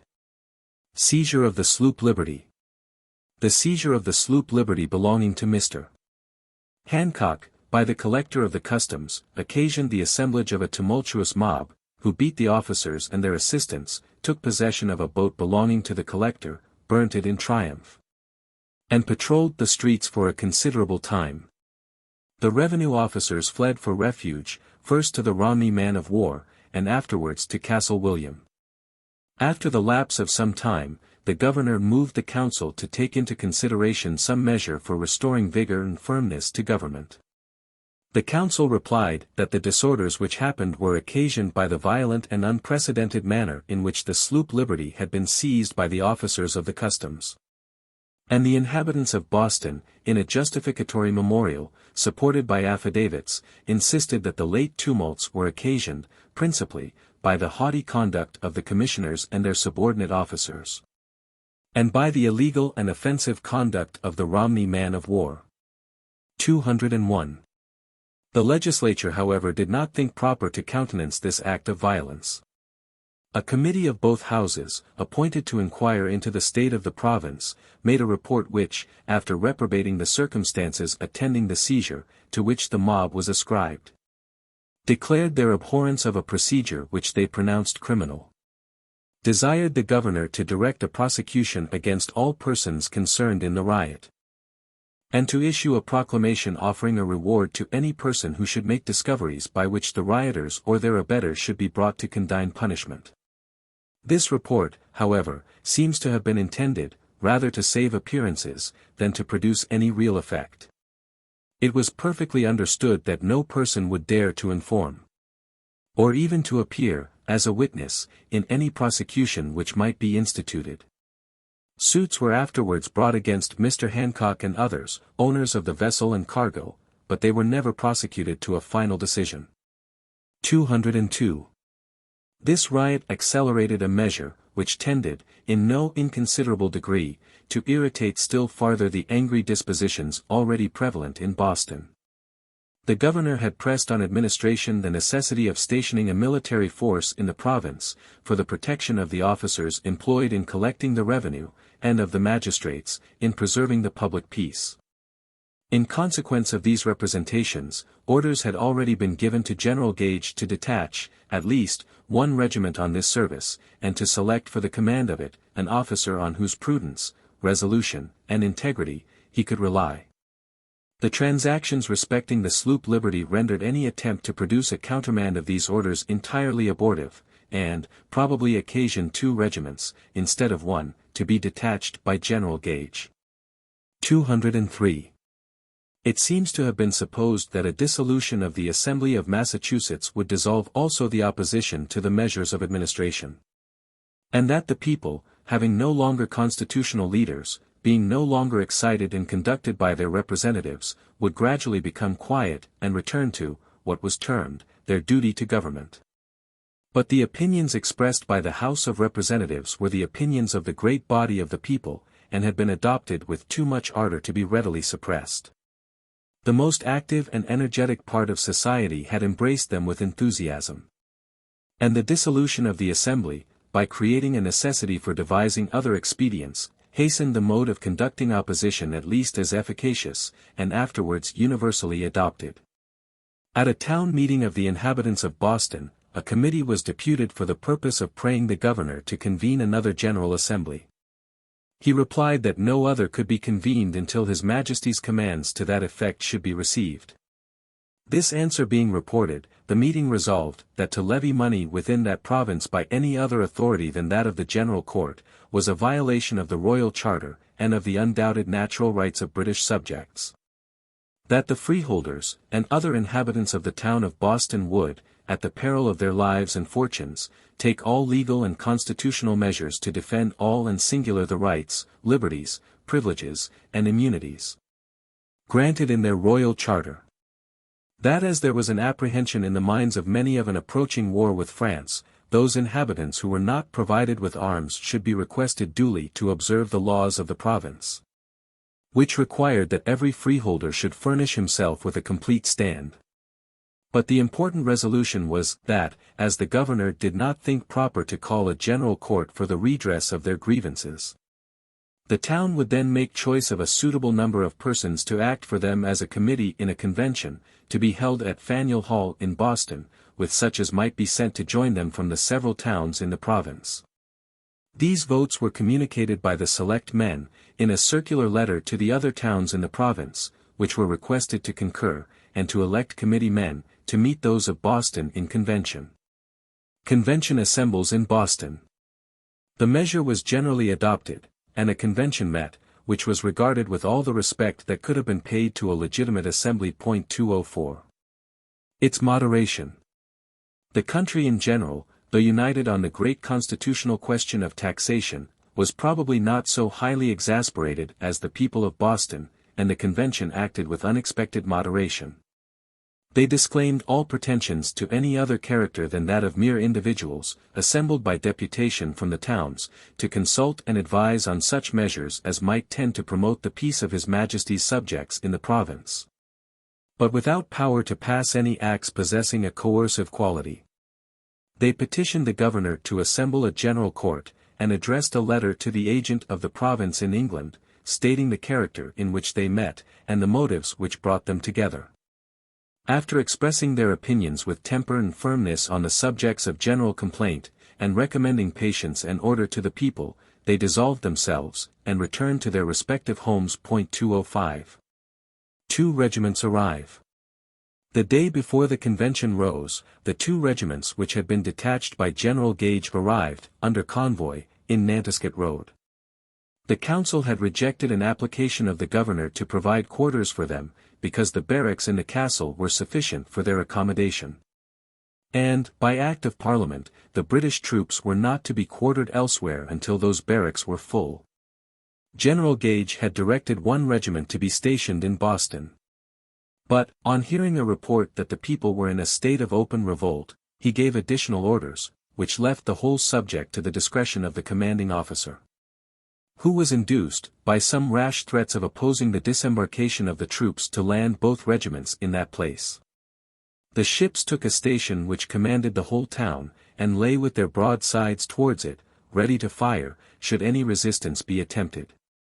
The troops landed under cover of their cannon, and marched into the common with loaded muskets and fixed bayonets.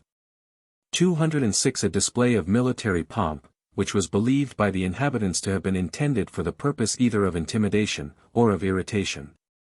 The select men, as well as the council, having refused to provide quarters for the troops, the governor ordered the State House to be opened for their reception. And they took possession of all the apartments in it, except that which was reserved for the council. The people were filled with indignation at seeing the chamber of their representatives crowded with regular soldiers, their councillors surrounded with foreign troops, and their whole city exhibiting the appearance of a garrison town. With the difference of manners between the soldiers and the inhabitants, and the strong prejudices reciprocally felt against each other, it is not wonderful that personal broils should frequently occur, and that mutual antipathies should be still farther increased. 207.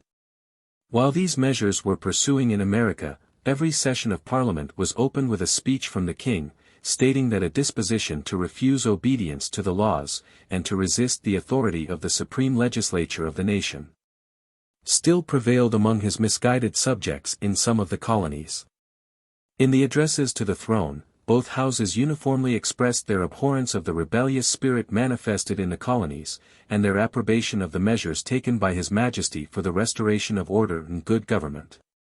To give a more solemn expression to the sense of Parliament on this subject, the two houses entered into joint resolutions, condemning the measures pursued by the Americans, and agreed to an address, approving the conduct of the Crown, giving assurances of effectual support to such farther measures as might be found necessary to maintain the civil magistrates in a due execution of the laws within the province of Massachusetts Bay, and beseeching His Majesty to direct the governor of that colony to obtain and transmit information of all treasons committed in Massachusetts since the year 1767, with the names of the persons who had been most active in promoting such offences, that prosecutions might be instituted against them within the realm, in pursuance of the statute of the 35th of Henry VIII.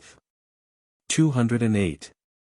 The impression made by these threatening declarations, which seem to have been directed particularly against Massachusetts, in the hope of deterring the other provinces from involving themselves in her dangers, was far from being favorable to the views of the mother country. The determination to resist the exercise of the authority claimed by Great Britain not only remained unshaken, but was manifested in a still more decided form. Not long after these votes of Parliament, the Assembly of Virginia was convened by Lord Boutetourt, a nobleman of conciliating manners, who had lately been appointed governor of that province. Resolutions of the House of Burgesses of Virginia. The House took the state of the colony into their immediate consideration and passed unanimously several resolutions asserting the exclusive right of that assembly to impose taxes on the inhabitants within His Majesty's dominion of Virginia, and their undoubted right to petition for a redress of grievances, and to obtain a concurrence of the other colonies in such petitions. That all persons charged with the commission of any offense within that colony, were entitled to a trial before the tribunals of the country, according to the fixed and known course of proceeding therein, and that to seize such persons, and transport them beyond sea for trial, derogated in a high degree from the rights of British subjects, as thereby the inestimable privilege of being tried by a jury from the vicinage, as well as the liberty of summoning and producing witnesses on such trial, will be taken from the party accused. An address to His Majesty was also agreed on, which states in the style of loyalty and real attachment to the Crown, the deep conviction of the House of Burgesses of Virginia, that the complaints of the colonists were well founded. 209. Assembly dissolved. Intelligence of these proceedings having reached the governor, he suddenly dissolved the assembly. This measure did not produce the desired effect. The members convened at a private house, and, having chosen their speaker, moderator, proceeded to form a non-importing association, which was signed by every person present, and afterwards, almost universally throughout the province. 210. From the commencement of the controversy, the opinion seems to have prevailed in all the colonies, that the most effectual means of succeeding in the struggle in which they were engaged were those which would interest the merchants and manufacturers of Great Britain in their favor. Under the influence of this opinion, associations had been proposed in Massachusetts, as early as May 1765, for the non-importation of goods from that country. The merchants of some of the trading towns in the other colonies, especially those of Philadelphia, refused, at that time, to concur in a measure which they thought too strong for the existing state of things, and it was laid aside. But, in the beginning of August, it was resumed in Boston. And the merchants of that place entered into an agreement not to import from Great Britain any articles whatever, except a few of the first necessity, between the 1st of January 1769, and the 1st of January 1770. And not to import tea, glass, paper, or painter's colors, until the duties imposed on those articles should be taken off. This agreement was soon afterwards adopted in the town of Salem, the city of New York, and the province of Connecticut. But was not generally entered into through the colonies, until the resolutions and address of the two Houses of Parliament which have already been mentioned, seemed to cut off the hope that petitions and memorials alone would effect the object for which they contended. 211. The proceedings of the House of Burgesses of Virginia had been transmitted to the speakers of the several assemblies throughout the continent. Measures against the importation of British goods. In the opinion of the neighboring colonies, the occasion required efficacious measures, and an association, similar to that which had been formed by their elder sister, was entered into by Maryland, and the Carolinas. The inhabitants of Charleston went so far as to break off all connection with Rhode Island and Georgia, which had refused to adopt the non-importation agreement. This vigorous measure was not without its influence. And those provinces, soon afterwards, entered into the association. 212. In Portsmouth in New Hampshire, where Governor Wentworth possessed great influence, some repugnance to this measure was also discovered. But, being threatened with a suspension of their intercourse with the other colonies, the merchants of that place concurred in the general system. All united in giving effect to this agreement. The utmost exertions were used to improve the manufactures of the country, and the fair sex, laying aside the late fashionable ornaments of England, exulted, with patriotic pride, in appearing dressed in the produce of their own looms. Committees chosen by the people superintended importations, and the force of public opinion went far to secure the agreement from violation. General Court in Massachusetts. The necessities of government requiring a supply of money, the General Court of Massachusetts was again convened. The members of the former House of Representatives were generally re-elected, and brought with them the temper which had occasioned their dissolution. Instead of entering on the business for which they were called together, they engaged in a controversy with the governor concerning the removal of the ships of war from the harbor, and of the troops from the town of Boston, to which they contended. His power, as the representative of the crown, was adequate. The governor, ascribing this temper to the influence of the metropolis, adjourned the General Court to Cambridge, but this measure served to increase the existing irritation. The business recommended to them remained unnoticed. Their altercations with the governor continued, and they entered into several warm resolutions enlarging the catalogue of their grievances, in terms of greater exasperation than had appeared in the official acts of any legislature on the continent. 213. It is prorogued. Not long after the passage of these resolutions, the House explicitly refused to make the provision required by the Mutiny Act for the troops stationed in Massachusetts. Upon which, the legislature was prorogued until the 1st of January. 214. The committees, appointed to examine the cargoes of vessels arriving from Great Britain, continued to execute the trust reposed in them. Votes of censure were passed on such as refused to concur in the association, or violated its principles, and the names of the offenders were published, as enemies to their country. In some cases, the goods imported in contravention of it, were locked up in warehouses, and, in some few instances, they were reshipped to Great Britain. Not long after the strong resolutions already noticed had been agreed to by Parliament, while their effect was unfolding itself in every part of the American continent, an important revolution took place in the British cabinet. The Duke of Grafton was placed at the head of a new administration. He supported, with great earnestness, a proposition to repeal the duties imposed for the purpose of raising revenue in the colonies. But his whole influence was insufficient to carry this measure completely. Administration resolved on a partial repeal of duties. It was deemed indispensable to the maintenance of the legislative supremacy of Great Britain, to retain the duty on some one article, and that on tea was reserved while the others were relinquished. Seldom has a wise nation adopted a more ill-judged measure than this. The contest with America was plainly a contest of principle, and had been conducted entirely on principle by both parties. The amount of taxes proposed to be raised was too inconsiderable to interest the people of either country. But the principle was, in the opinion of both, of the utmost magnitude. The measure now proposed, while it encouraged the colonists to hope that their cause was gaining strength in Britain, had no tendency to conciliate them. Circular Letter of the Earl of Hillsborough. In pursuance of this resolution of the Cabinet, a circular letter was written by the Earl of Hillsborough to the several governors, informing them that it was the intention of His Majesty's ministers to propose, in the next session of Parliament, taking off the duties on glass, paper, and painters' colours, in consideration of such duties having been laid contrary to the true spirit of commerce.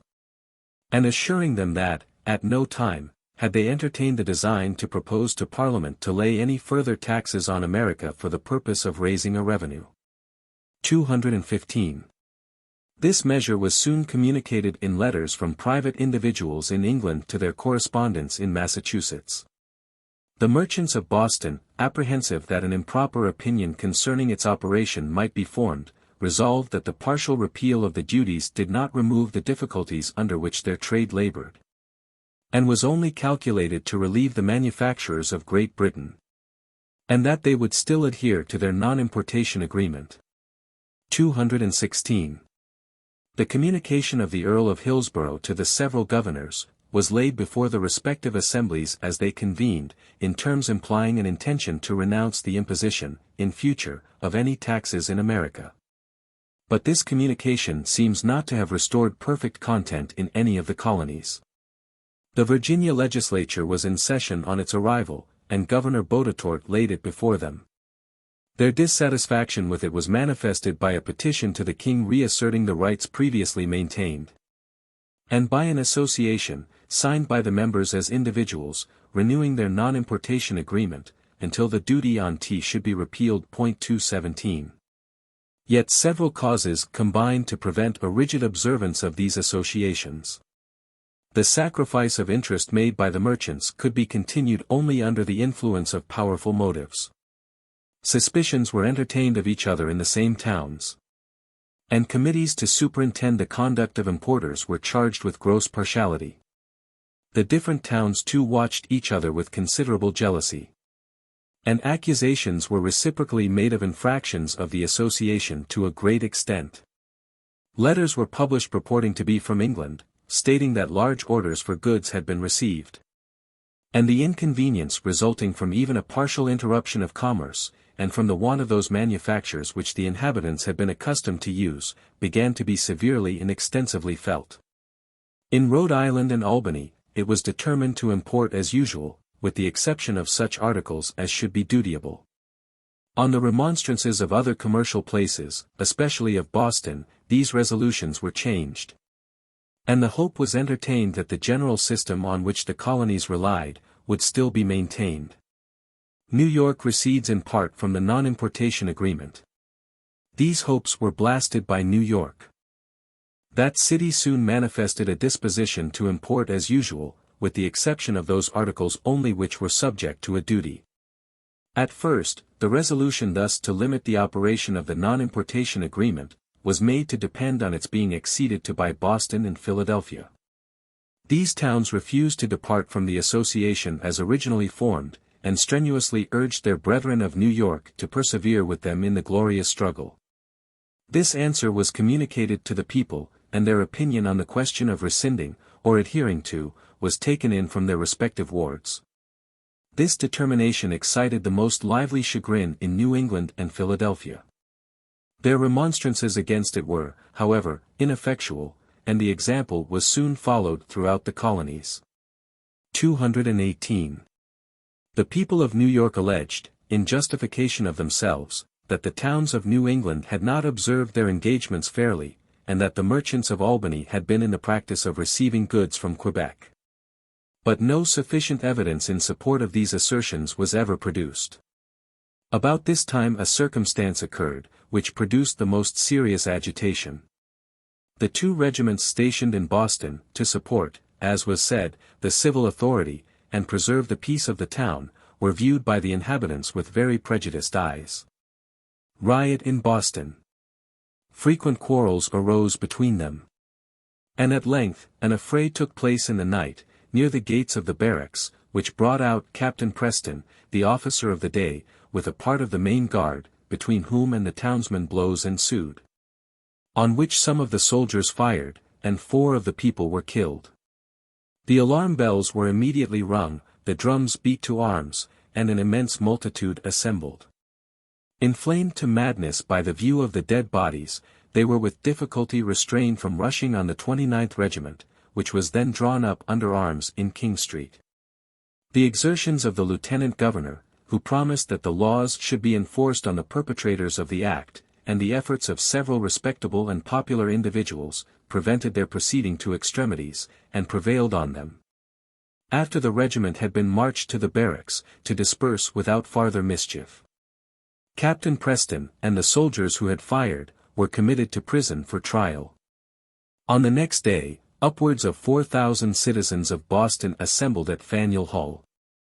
And, in a message to the Lieutenant Governor, stated it to be the unanimous opinion of the meeting, that the inhabitants and soldiers can no longer live together in safety. That nothing can rationally be expected to restore the peace of the town, and prevent farther blood and carnage, but the immediate removal of the troops. And they therefore most fervently prayed his honor that his power and influence might be exerted for their instant removal. The Lieutenant Governor expressed his extreme sorrow at the melancholy event which had occurred, and declared that he had taken measures to have the affair inquired into, and justice done. That the military were not under his command, but received their orders from the general at New York, which orders it was not in his power to countermand. That, on the application of the council for the removal of the troops, Colonel Dalrymple, their commanding officer, had engaged that the 29th Regiment, which had been concerned in the affair, should be marched to the castle, and there placed in barracks until farther orders should be received from the general. And that the main guard should be removed, and the 14th Regiment laid under such restraints, that all occasions of future disturbance should be prevented. This answer was voted to be unsatisfactory. And a committee was deputed to wait on the Lieutenant Governor, and inform him that nothing could content them but an immediate and total removal of the troops. This vote was laid before the council by Mr. Hutchinson, who had succeeded Mr. Bernard in the government of the province. The council declared themselves unanimously of opinion, that it was absolutely necessary for His Majesty's service, the good order of the town, and the peace of the province, that the troops should be immediately removed out of the town of Boston. This opinion and advice being communicated to Colonel Dalrymple, he gave his honor that measures should be immediately taken for the removal of both regiments. Satisfied with this assurance, the meeting secured the tranquility of the town by appointing a strong military watch, and immediately dissolved itself. This transaction was very differently related by the different parties. Mr. Gordon, whose history was written when the resentments of the moment had subsided, and who has collected the facts of the case carefully, states it in such a manner as nearly, if not entirely, to exculpate the soldiers. It appears that an attack upon them had been preconcerted, and that, after being long insulted with the grossest language, they were repeatedly assaulted by the mob with balls of ice and snow, and with sticks, before they were induced to fire. Trial of Captain Preston and the soldiers. This representation is strongly supported by the circumstances, that Captain Preston, after a long and public trial, was acquitted by a Boston jury. And that 6 of the 8 soldiers who were prosecuted, were acquitted, and the remaining 2 found guilty of manslaughter only. Mr. Quincy, and Mr. John Adams, 2 eminent lawyers, and distinguished leaders of the patriotic party, defended the accused, without sustaining any diminution of popularity. Yet this event was very differently understood through the colonies. It was generally believed to be a massacre, equally barbarous and unprovoked, and it increased the detestation in which the soldiers were universally held. Chapter 14. Insurrection in North Carolina. Dissatisfaction of Massachusetts. Corresponding committees. Governor Hutchinson's correspondence communicated by Dr. Franklin. The Assembly petition for his removal. He is succeeded by General Gage. Measures to enforce the Act concerning duties. Ferment in America. The tea thrown into the sea at Boston. Measures of Parliament. General enthusiasm in America. A General Congress proposed. General Gage arrives. Troops stationed on Boston Neck. New councilors and judges. Obliged to resign. Boston Neck fortified. Military stores seized by General Gage. Preparations for defense. King's speech. Proceedings of Parliament. Battle of Lexington. Massachusetts raises men. Meeting of Congress. Proceedings of that body. Transactions in Virginia. Provincial Congress of South Carolina. Battle of Breed's Hill. In the middle and southern colonies, the irritation against the mother country appears to have gradually subsided and no disposition was manifested to extend opposition farther than to the importation of tea. Insurrection in North Carolina. Their attention was a good deal directed to an insurrection in North Carolina, where a number of ignorant people, supposing themselves to be aggrieved by the fee bill, rose in arms for the purpose of shutting up the courts of justice, destroying all officers of government, and all lawyers, and of prostrating government itself. Governor Tryon marched against them, defeated them in a decisive battle, quelled the insurrection, and restored order. Dissatisfaction of Massachusetts. In Massachusetts, where the doctrine that Parliament could not rightfully legislate for the colonies was maintained as a corollary from the proposition that Parliament could not tax them, a gloomy discontent was manifested.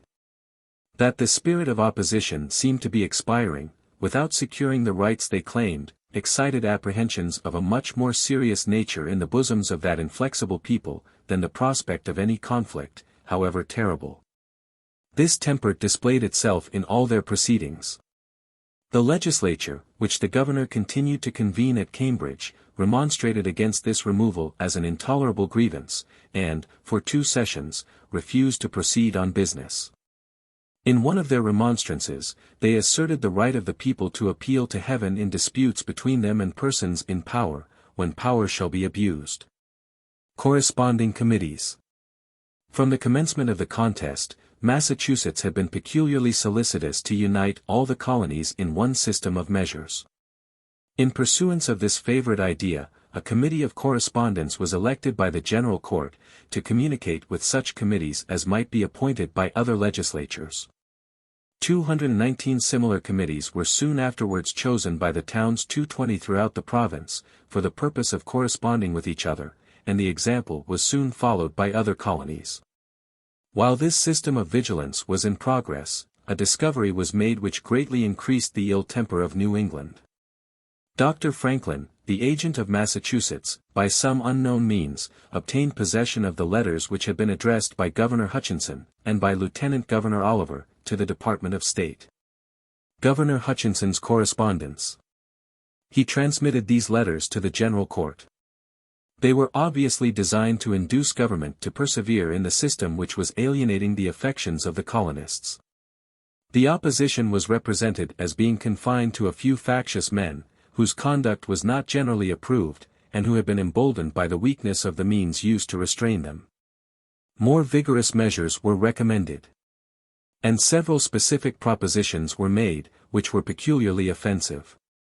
Among these was a plan for altering the charters of the colonies, and rendering the high officers dependent solely on the Crown for their salaries. 221.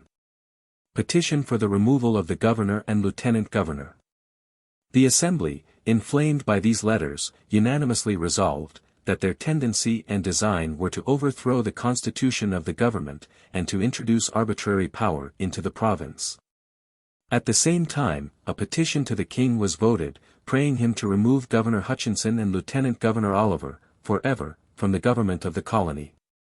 This petition was transmitted to Dr. Franklin, and laid before the king in council. After hearing it, the lords of the council reported that the petition in question was founded upon false and erroneous allegations, and that the same is groundless, vexatious, and scandalous, and calculated only for the seditious purposes of keeping up a spirit of clamor and discontent in the provinces. This report, His Majesty was pleased to approve. Hutchinson succeeded by Gage. Governor Hutchinson, however, was soon afterwards removed, and General Gage appointed to succeed him. The fears of Massachusetts, that the spirit which had been roused in the colonies might gradually subside, were not of long continuance. The determination not to import tea from England, had so lessened the demand for that article, that a considerable quantity had accumulated in the magazines of the East India Company. They urged the minister to take off the import American duty of 3 pence per pound, and offered, in lieu of it, to pay double that sum on exportation. Measures to enforce the duties. Instead of acceding to this proposition, drawbacks were allowed on tea exported to the colonies, and the export duty on that article was taken off. These encouragements induced the company to make shipments on their own account. And large quantities were consigned to agents in Boston, New York, Philadelphia, Charleston, and other principal places on the continent. 222. The crisis was arrived. And the conduct of the colonies was now to determine whether they would submit to be taxed by Parliament, or meet the consequences of a practical assertion of the opinions they had maintained. The tea, if landed, would be sold. The duties would, consequently, be paid, and the precedent for taxing them established. The same sentiment on this subject appears to have pervaded the whole continent at the same time. This ministerial plan of importation was considered by all, as a direct attack on the liberties of the people of America, which it was the duty of all to oppose. Ferment in America. A violent ferment was excited in all the colonies. The corresponding committees were extremely active, and it was almost universally declared that whoever should, directly or indirectly, countenance this dangerous invasion of their rights, was an enemy to his country.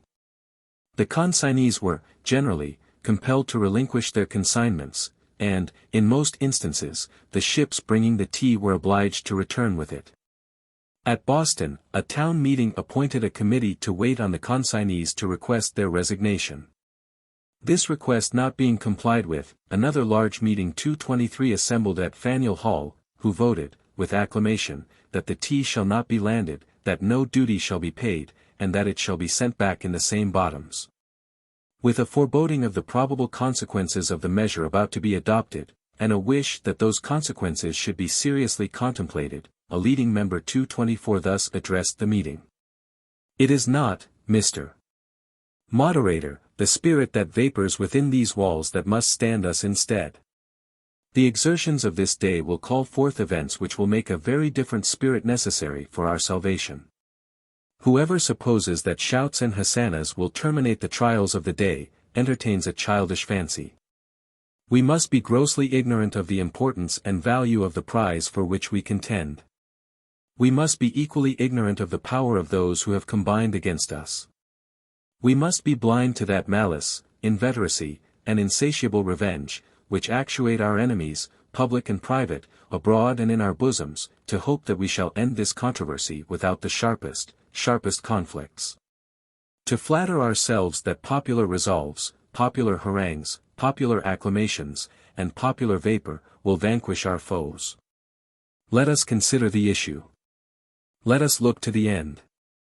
Let us weigh and consider, before we advance to those measures, which must bring on the most trying and terrible struggle this country ever saw. 225. The question was again put, and passed unanimously in the affirmative. The captain of the vessel, aware of the approaching danger, was desirous of returning, and applied to the governor for a clearance. Affecting a rigid regard to the letter of his duty, he declined giving one, unless the vessel should be properly qualified at the custom house. Thrown into the sea. This answer being reported, the meeting was declared to be dissolved. And an immense crowd repaired to the quay, where a number of the most resolute, disguised as Mohawk Indians, boarded the vessel, broke open 342 chests of tea, and discharged their contents into the ocean. 226. Measures of Parliament. These proceedings were laid before Parliament in a message from the Crown, and excited a high and general indignation against the colonies. Both houses expressed, almost unanimously, their approbation of the measures adopted by His Majesty, and gave explicit assurances that they would exert every means in their power, to provide effectually for the due execution of the laws, and to secure the dependence of the colonies upon the Crown and Parliament of Great Britain. The temper both of the Parliament and of the nation was entirely favourable to the high-handed system of coercion proposed by ministers, and that temper was not permitted to pass away unemployed. A bill was brought in for discontinuing the lading and shipping of goods, wares, and merchandises, at Boston or the harbour thereof, and for the removal of the custom house with its dependencies to the town of Salem. This bill was to continue in force, not only until compensation should be made to the East India Company for the damage sustained, but until the King in Council should declare himself satisfied as to the restoration of peace and good order in Boston. It passed both houses without a division, and almost without opposition. 227. The Boston Tea Party. From the painting by Robert Reed, in the Massachusetts State House. In this picture, a leading modern American artist has succeeded admirably in depicting the band of Boston citizens who, disguised as Indians, boarded 3 British ships in Boston Harbor, December 16, 1773, and threw their cargoes of tea overboard, in defying England to impose on the American colonies a tax on tea for the benefit of the straitened East India Company. 342 chests, valued at about £18,000 were destroyed in this manner, without a sound from a great mob of onlookers thronging the wharves. The mob dispersed quietly as soon as the last chest went overboard. Soon afterwards, a bill was brought in for better regulating the government of the province of Massachusetts Bay. This act entirely subverted the charter, and vested in the Crown the appointment of the councillors, magistrates, and other officers of the colony, who were to hold their offices during the royal pleasure. This bill also was carried through both houses by great majorities, but not without a vigorous opposition, and an animated debate. 228. The next measure proposed was a bill for the impartial administration of justice in the province of Massachusetts Bay.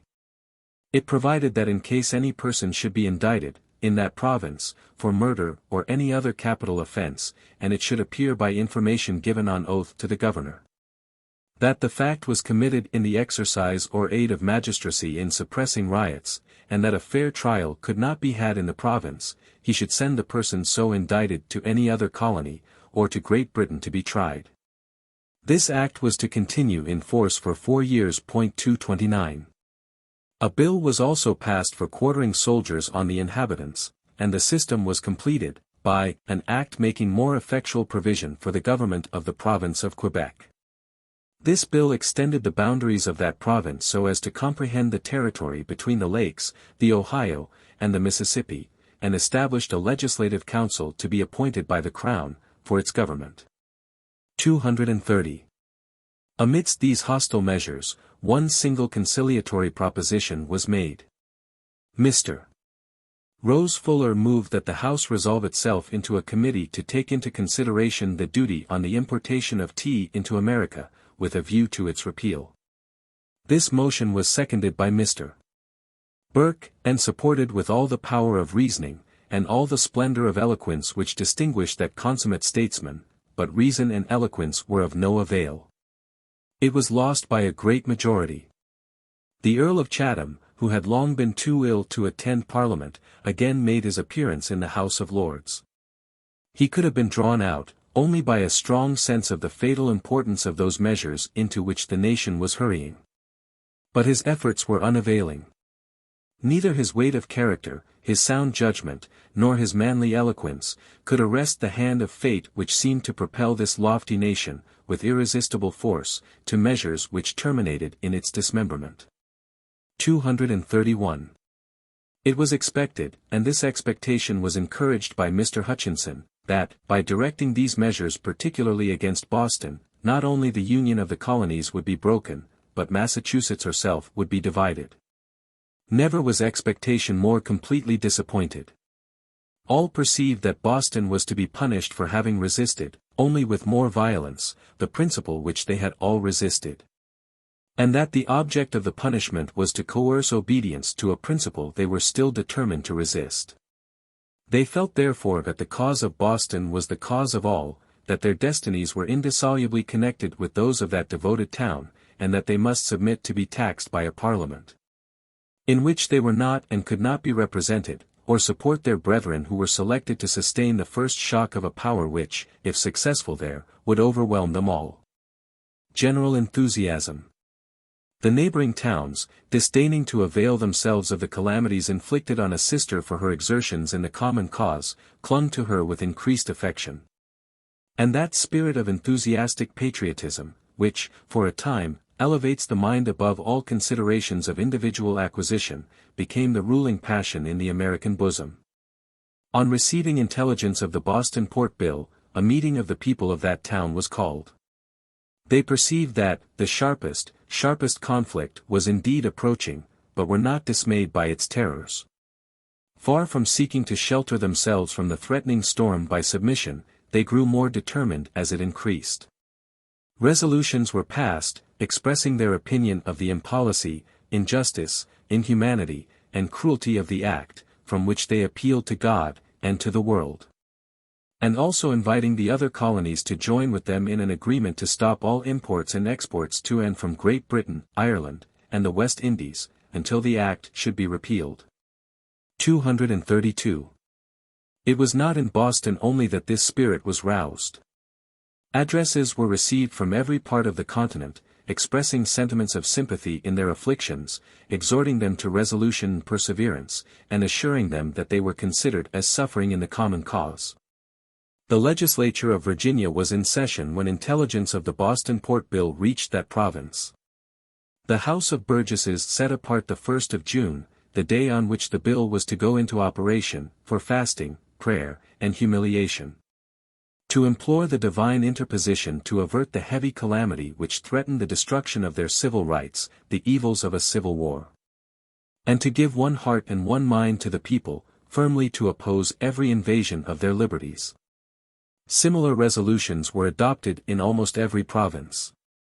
And the 1st of June became, throughout the colonies, a day of fasting, humiliation, and prayer, in the course of which sermons were preached to the people, well calculated to inspire them with horror against the authors of the unjust sufferings of their fellow subjects in Boston. This measure occasioned the dissolution of the Assembly.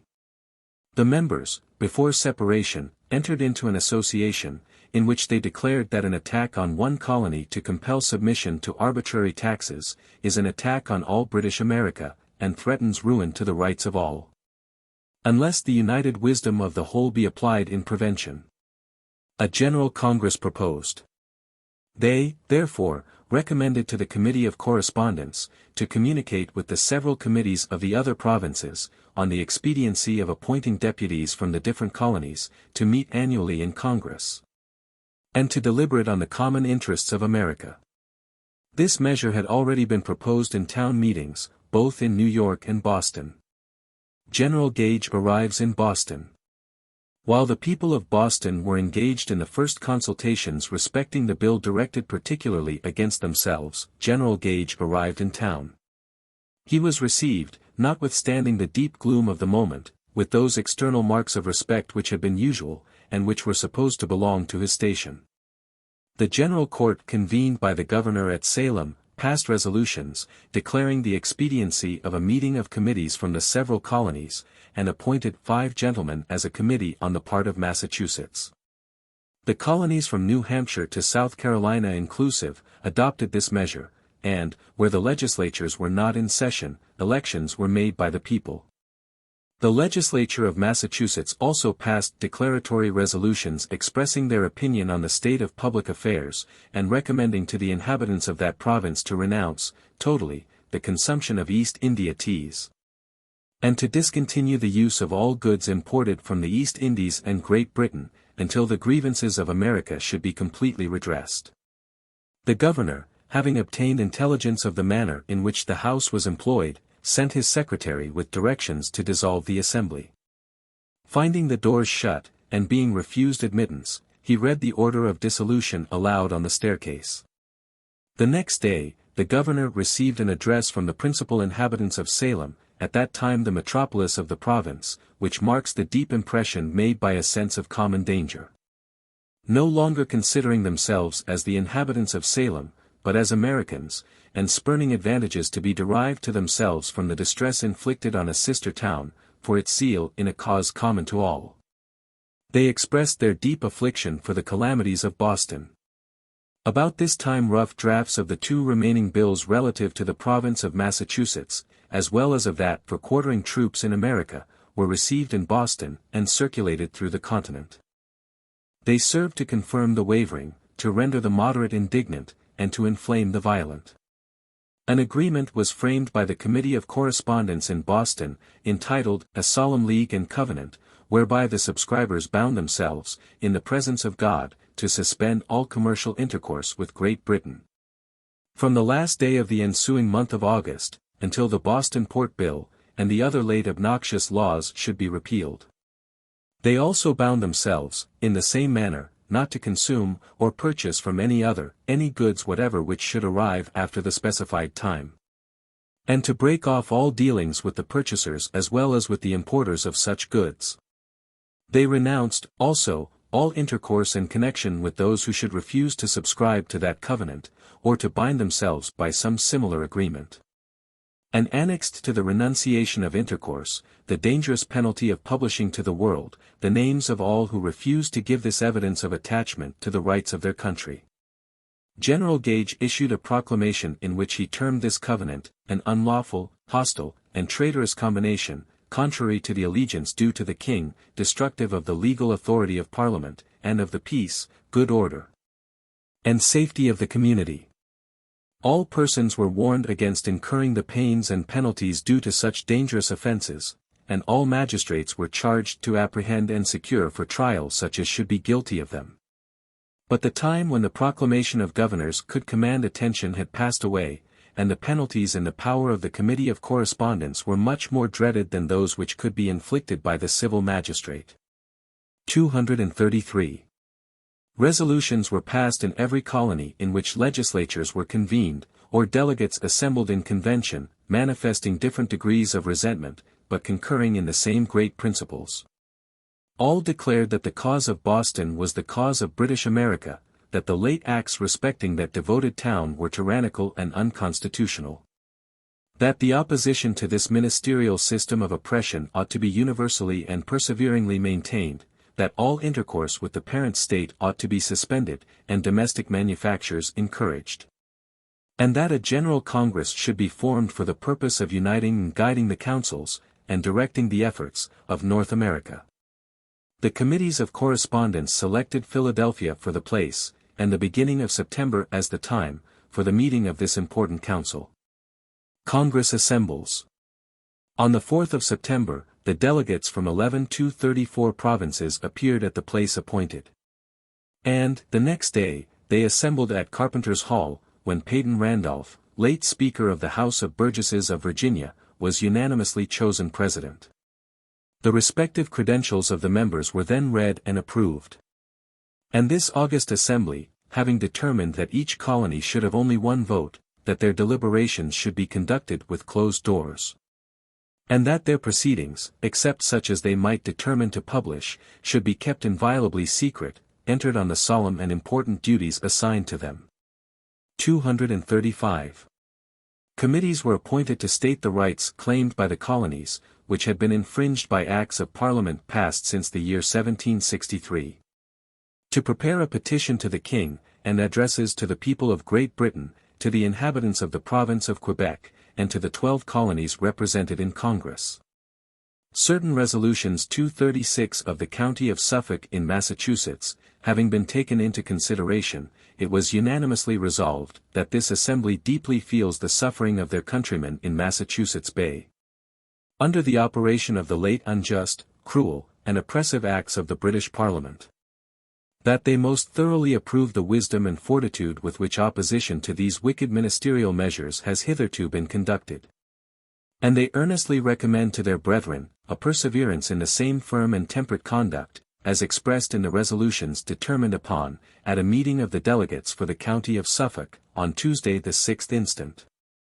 Trusting that the effect of the united efforts of North America in their behalf, will carry such conviction to the British nation of the unwise, unjust, and ruinous policy of the present administration, as quickly to introduce better men and wiser measures.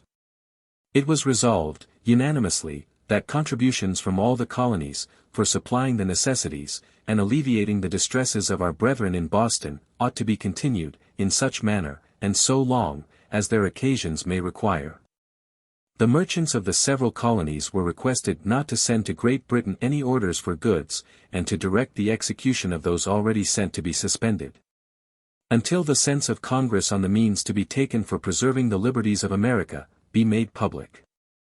In a few days, resolutions were passed, suspending the importation of goods from Great Britain, or Ireland, or any of their dependencies, and of their manufactures from any place whatever, after the first day of the succeeding December.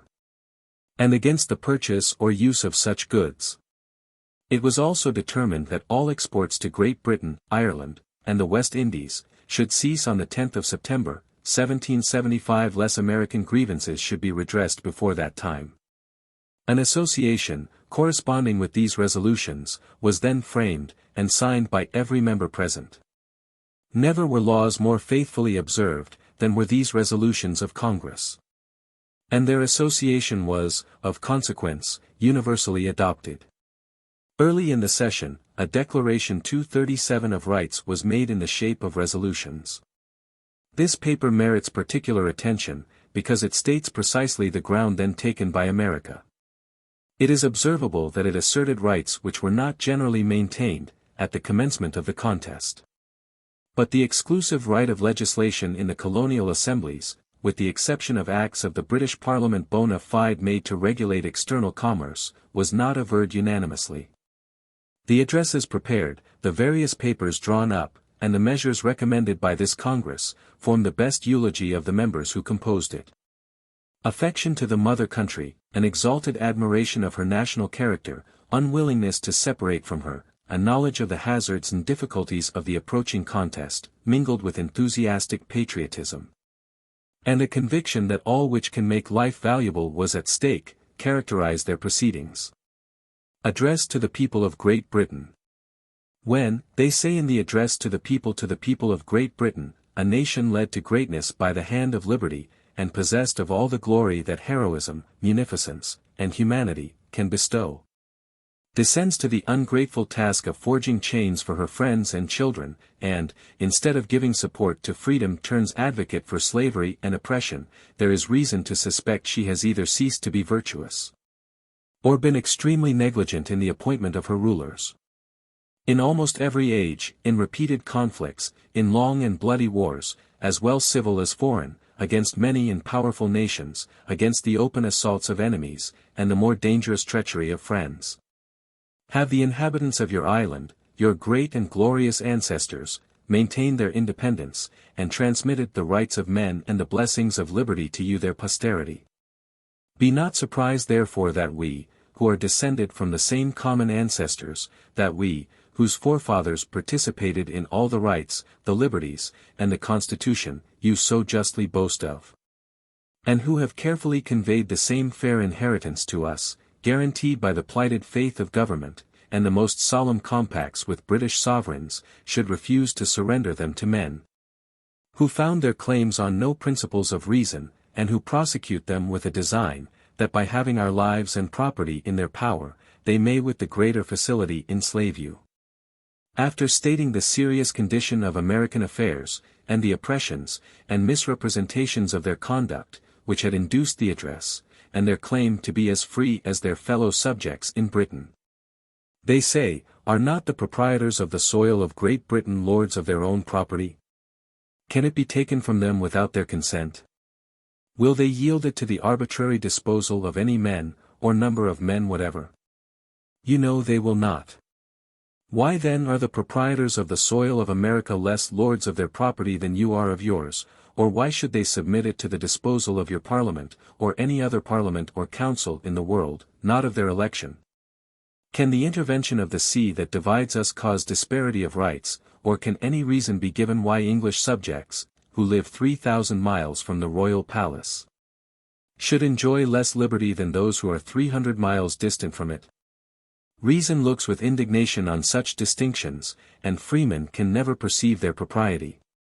After expatiating on the resources which the conquest of America would place in the hands of the Crown for the subjugation of Britain, the address proceeds, we believe there is yet much virtue, much justice, and much public spirit in the English nation. To that justice we now appeal. You have been told that we are seditious, impatient of government, and desirous of independency. Be assured that these are not facts but calumnies. Permit us to be as free as yourselves, and we shall ever esteem a union with you to be our greatest glory, and our greatest happiness. We shall ever be ready to contribute all in our power to the welfare of the empire. We shall consider your enemies as our enemies, and your interest as our own.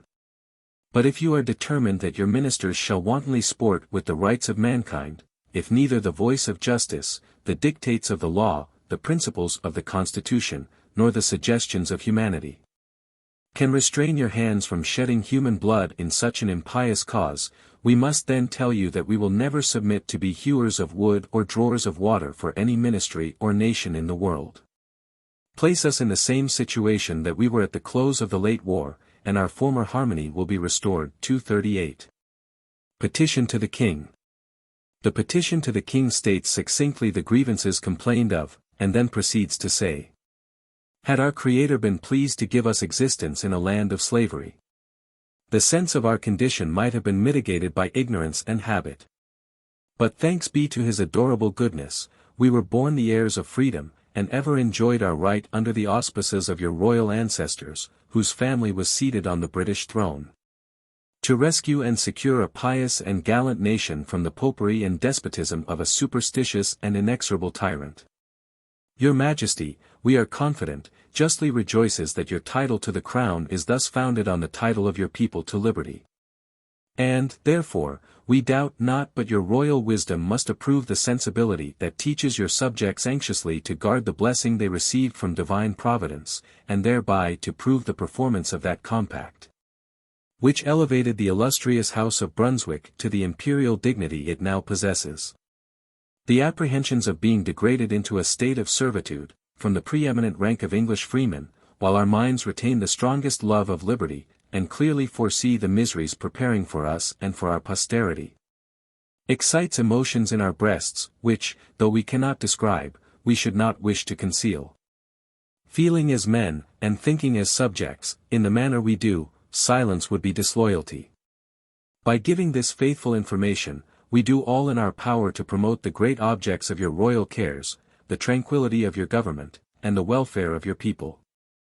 Duty to your Majesty and regard for the preservation of ourselves and our posterity, the primary obligations of nature and society, command us to entreat your royal attention. And, as your Majesty enjoys the signal distinction of reigning over freemen, we apprehend the language of freemen cannot be displeasing. Your royal indignation, we hope, will rather fall on those designing and dangerous men, who, daringly interposing themselves between your royal person and your faithful subjects, and for several years past incessantly employed to dissolve the bonds of society, by abusing your Majesty's authority, misrepresenting your American subjects, and prosecuting the most desperate and irritating projects of oppression, have at length compelled us, by the force of accumulated injuries, too severe to be any longer tolerable, to disturb your Majesty's repose by our complaints. These sentiments are extorted from hearts that much more willingly would bleed in your Majesty's service. Yet so greatly have we been misrepresented, that a necessity has been alleged of taking our property from us without our consent, to defray the charge of the administration of justice, the support of civil government, and the defense, protection, and security of the colonies. After assuring His Majesty of the untruth of these allegations, they say, yielding to no British subjects in affectionate attachment to your Majesty's person, family, and government, we too dearly prize the privilege of expressing that attachment by those proofs that are honourable to the prince that receives them, and to the people who give them, ever to resign it to any body of men upon earth. We ask but for peace, liberty, and safety. We wish not a diminution of the prerogative, nor do we solicit the grant of any new right in our favour. Your royal authority over us, and our connection with Great Britain, we shall always carefully and zealously endeavour to support and maintain.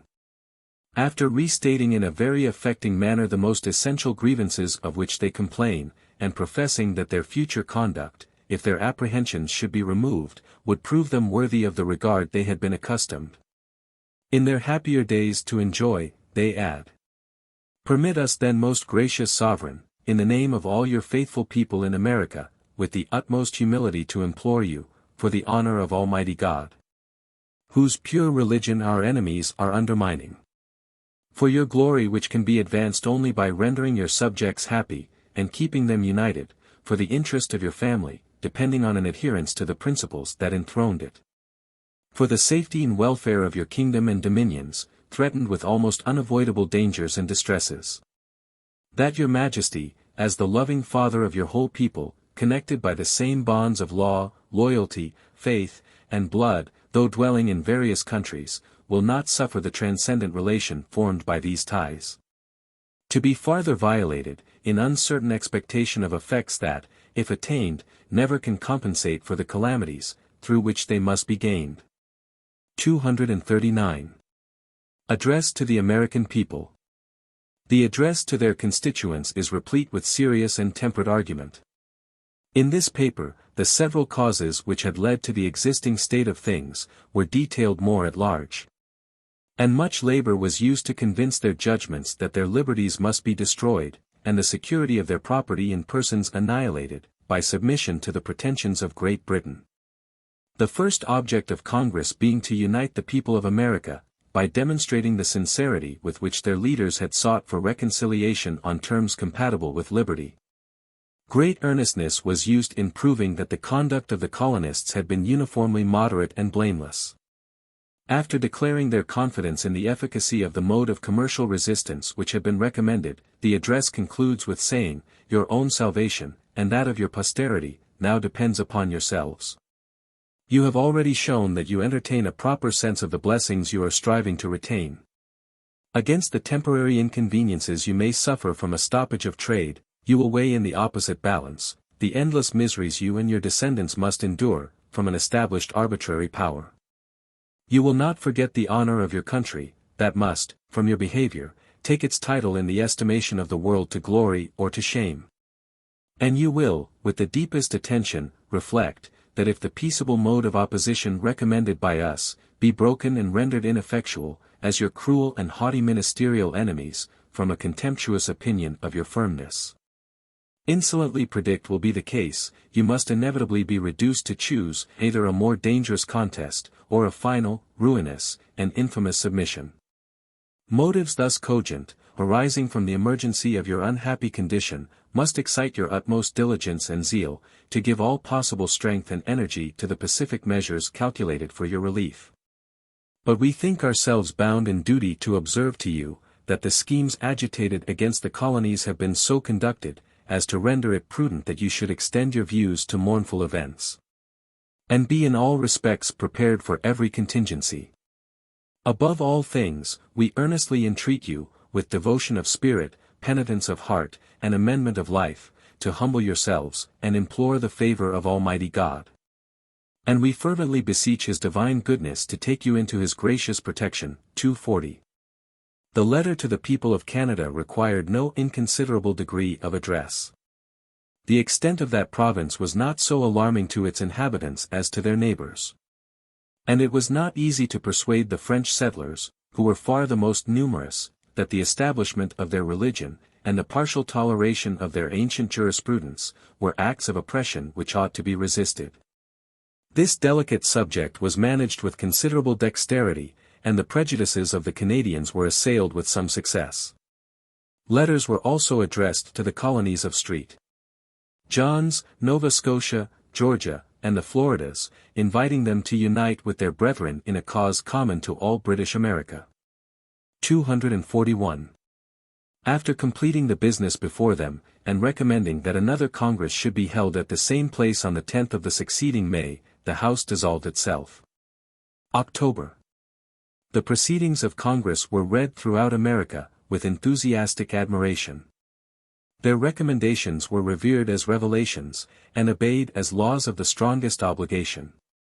Absolute unanimity could not be expected to exist. But seldom has a whole people been more united, and never did a more sincere and perfect conviction of the justice of a cause animate the human bosom, than was felt by the great body of the Americans. The people, generally, made great exertions to arm and discipline themselves. Independent companies of gentlemen were formed in all the colonies. And the whole face of the country exhibited the aspect of approaching war. Yet the measures of Congress demonstrate that, although resistance by force was contemplated as a possible event, the hope was fondly cherished that the non-importation of British goods would induce a repeal of the late odious acts. It is impossible to account for the non-importation agreement itself. Had war been considered as inevitable, every principle of sound policy required that imports should be encouraged, and the largest possible stock of supplies for an army be obtained. New councillors and judges. With the laws relative to the province, Governor Gage received a list of 32 new councillors, a sufficient number of whom, to carry on the business of the government, accepted the office, and entered on its duties. All those who accepted offices under the new system, were denounced as enemies to their country. The new judges were unable to proceed in the administration of justice. When the court houses were opened, the people crowded into them in such numbers that the judges could not obtain admittance. And, on being ordered by the officers to make way for the court, they answered that they knew no court, independent of the ancient laws and usages of their country, and to no other would they submit. 242. Obliged to resign. The houses of the new councillors were surrounded by great bodies of people, whose threats announced to them that they must resign their offices, or be exposed to the fury of an enraged populace. The first part of the alternative was generally embraced. Boston Neck fortified. In this irritable state of the public mind, and critical situation of public affairs, it was to be expected that every day would furnish new matter of discontent and jealousy. General Gage deemed it a necessary measure of security, to fortify Boston Neck, and this circumstance induced the inhabitants to contemplate seriously an evacuation of the town, and removal into the country.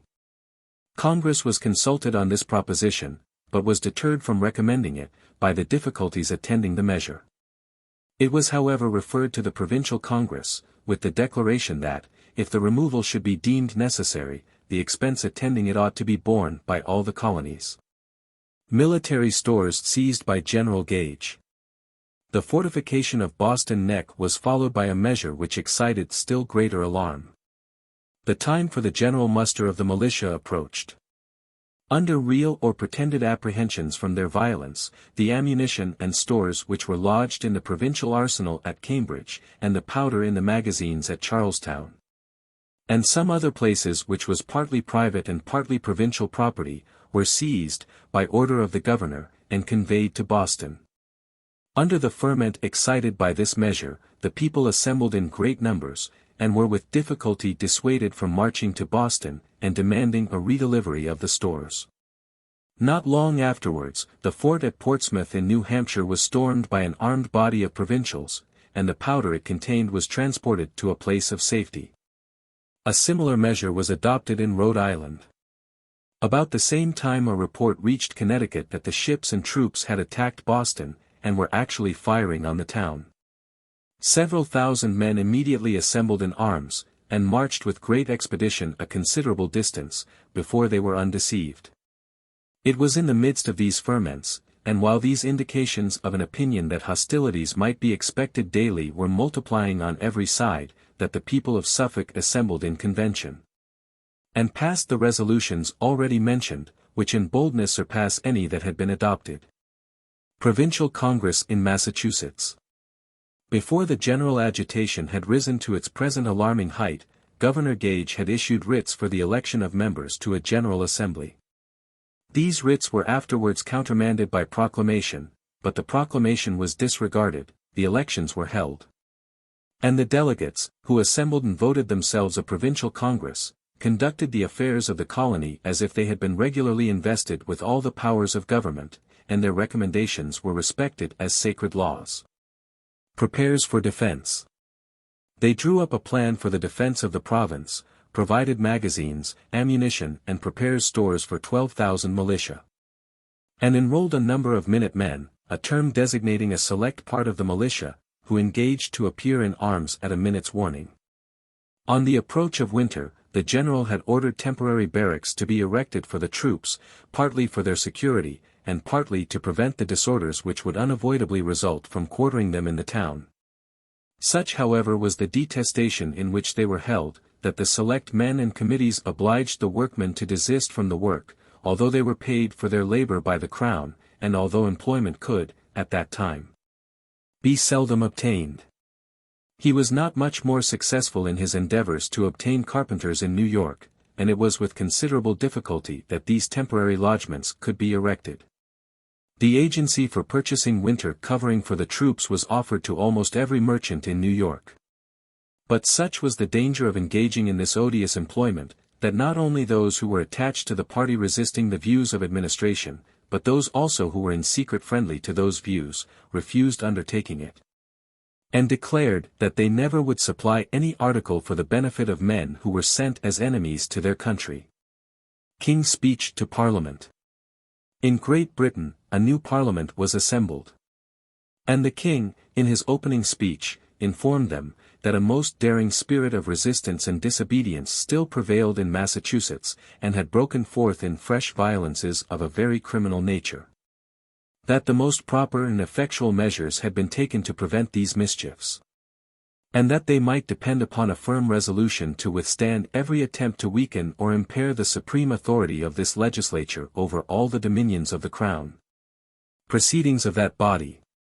The addresses re-echoed the sentiments of the speech, all amendments to which were rejected in both houses by considerable majorities. 243 Yet the business respecting America was not promptly introduced. Administration seems to have hesitated on the course to be adopted, and the cabinet is said to have been divided respecting future measures. The few friends of conciliation availed themselves of this delay, to bring forward propositions which might restore harmony to the empire. Lord Chatham was not yet dead. This splendid orb, to use the bold metaphor of Mr. Burke, was not yet entirely set. The western horizon was still in a blaze with his descending glory. And the evening of a life which had exhibited one bright uncheckered course of elevated patriotism, was devoted to the service of that country whose aggrandizement seemed to have swallowed up every other passion of his soul. Taking a prophetic view of the future, he demonstrated the impossibility of subjugating America, and urged, with all the powers of his vast mind, the immediate removal of the troops from Boston, as a measure indispensably necessary to open the way for an adjustment of the existing differences with the colonies. Not discouraged by the great majority against this motion, he brought forward a bill for settling the troubles in America, which was rejected by 61 to 32 voices. The day after the rejection of this bill, Lord North moved, in the House of Commons, an address to His Majesty, declaring that, from a serious consideration of the American papers, they find a rebellion actually exists in the province of Massachusetts Bay. In the course of the debate on this address, several professional gentlemen spoke with the utmost contempt of the military character of the Americans. And General Grant, who ought to have known better, declared that, at the head of 5 regiments of infantry, he would undertake to traverse the whole country, and drive the inhabitants from one end of the continent to the other. The address was carried by 288 to 106, and on a conference, the House of Lords agreed to join in it. Lord North, soon after, moved a bill for restraining the trade and commerce of the New England provinces, and prohibiting them from carrying on the fisheries on the banks of Newfoundland. 244. While this bill was pending, and only vengeance was breathed by the majority, his lordship, to the astonishment of all, suddenly moved, what he termed his conciliatory proposition. Its amount was, that Parliament would forbear to tax any colony, which should tax itself in such a sum as would be perfectly satisfactory. Apparent as it must have been that this proposition would not be accepted in America, it was received with indignation by the majority of the House. And ministers found some difficulty in showing that it was in maintenance of the right to tax the colonies. Before it could be adopted, Lord North condescended to make the dangerous, and not very reputable acknowledgment, that it was a proposition designed to divide America, and to unite Great Britain. It was transmitted to the governors of the several colonies, in a circular letter from Lord Dartmouth, with directions to use their utmost influence to prevail on the legislatures to accede to the proposed compromise. These endeavors were not successful. The colonists were universally impressed with too strong a conviction of the importance of union, and understood too well the real principle of the contest, to suffer themselves to be divided or deceived by a proposition, conciliatory only in name. After the passage of the bill for restraining the trade of New England, information was received that the inhabitants of the middle and southern colonies were supporting their northern brethren in every measure of opposition. In consequence of this intelligence, a second bill was passed for imposing similar restrictions on East and West Jersey, Pennsylvania, Maryland, Virginia, South Carolina, and the counties on the Delaware. The favorite colonies of New York and North Carolina were omitted, as being less disaffected than the others. Fortunately, some time afterwards, the House of Commons refused to hear a petition from the legislature of New York, which alone had declined acceding to the resolutions of Congress. On the suggestion of the minister that it contained claims incompatible with the supremacy of Parliament. This haughty rejection had some tendency to convince the advocates of milder measures than had been adopted in their sister colonies, that there was no medium between resistance and absolute submission. The King's speech, and the proceedings of Parliament, served only to convince the leaders of opposition in America, that they must indeed prepare to meet mournful events. They had flattered themselves that the union of the colonies, the petition of Congress to the King, and the address to the people of Great Britain, would produce happy effects. But these measures removed the delusion. The Provincial Congress of Massachusetts published a resolution informing the people that there was real cause to fear that the reasonable and just applications of that continent to Great Britain for peace, liberty, and safety would not meet with a favorable reception. That, on the contrary, the tenor of their intelligence, and general appearances, furnished just cause for the apprehension that the sudden destruction of that colony, at least, was intended. They therefore urged the militia in general, and the minute-men in particular, to spare neither time, pains, nor expense, to perfect themselves in military discipline, and also passed resolutions for procuring and making firearms and bayonets. 245. In the meantime, delegates were elected for the ensuing Congress. Even in New York, where the influence of administration in the legislature had been sufficient to prevent an adoption of the recommendations of Congress, a convention was chosen for the purpose of electing members to represent that province in the Grand Council of the Colonies. In New England, although a determination not to commence hostility appears to have been maintained, an expectation of it, and a settled purpose to repel it, universally prevailed. It was not long before the firmness of this resolution was put to the test. On the night preceding the 19th of April, General Gage detached Lieutenant Colonel Smith, and Major Pitcairn, with the grenadiers and light infantry of the army, amounting to 800 or 900 men, with orders to destroy some military stores which had been collected at Concord, about 18 miles from Boston. Notwithstanding the secrecy and dispatch which were used, the country was alarmed by messengers sent out by Dr. Warren. And, on the arrival of the British troops at Lexington, about 5 in the morning, part of the company of militia belonging to the town, was found on the parade, under arms. Battle of Lexington. Major Pitcairn, who led the van, galloped up, calling out, "Disperse, rebels, disperse." He was followed close by his soldiers, who rushed upon the militia with loud huzzas. Some scattering guns were fired, which were immediately followed by a general discharge, and the firing was continued as long as any of the militia appeared. 8 men were killed, and several wounded. After dispatching 6 companies of light infantry to guard 2 bridges which lay at some distance beyond the town, Lieutenant Colonel Smith proceeded to Concord.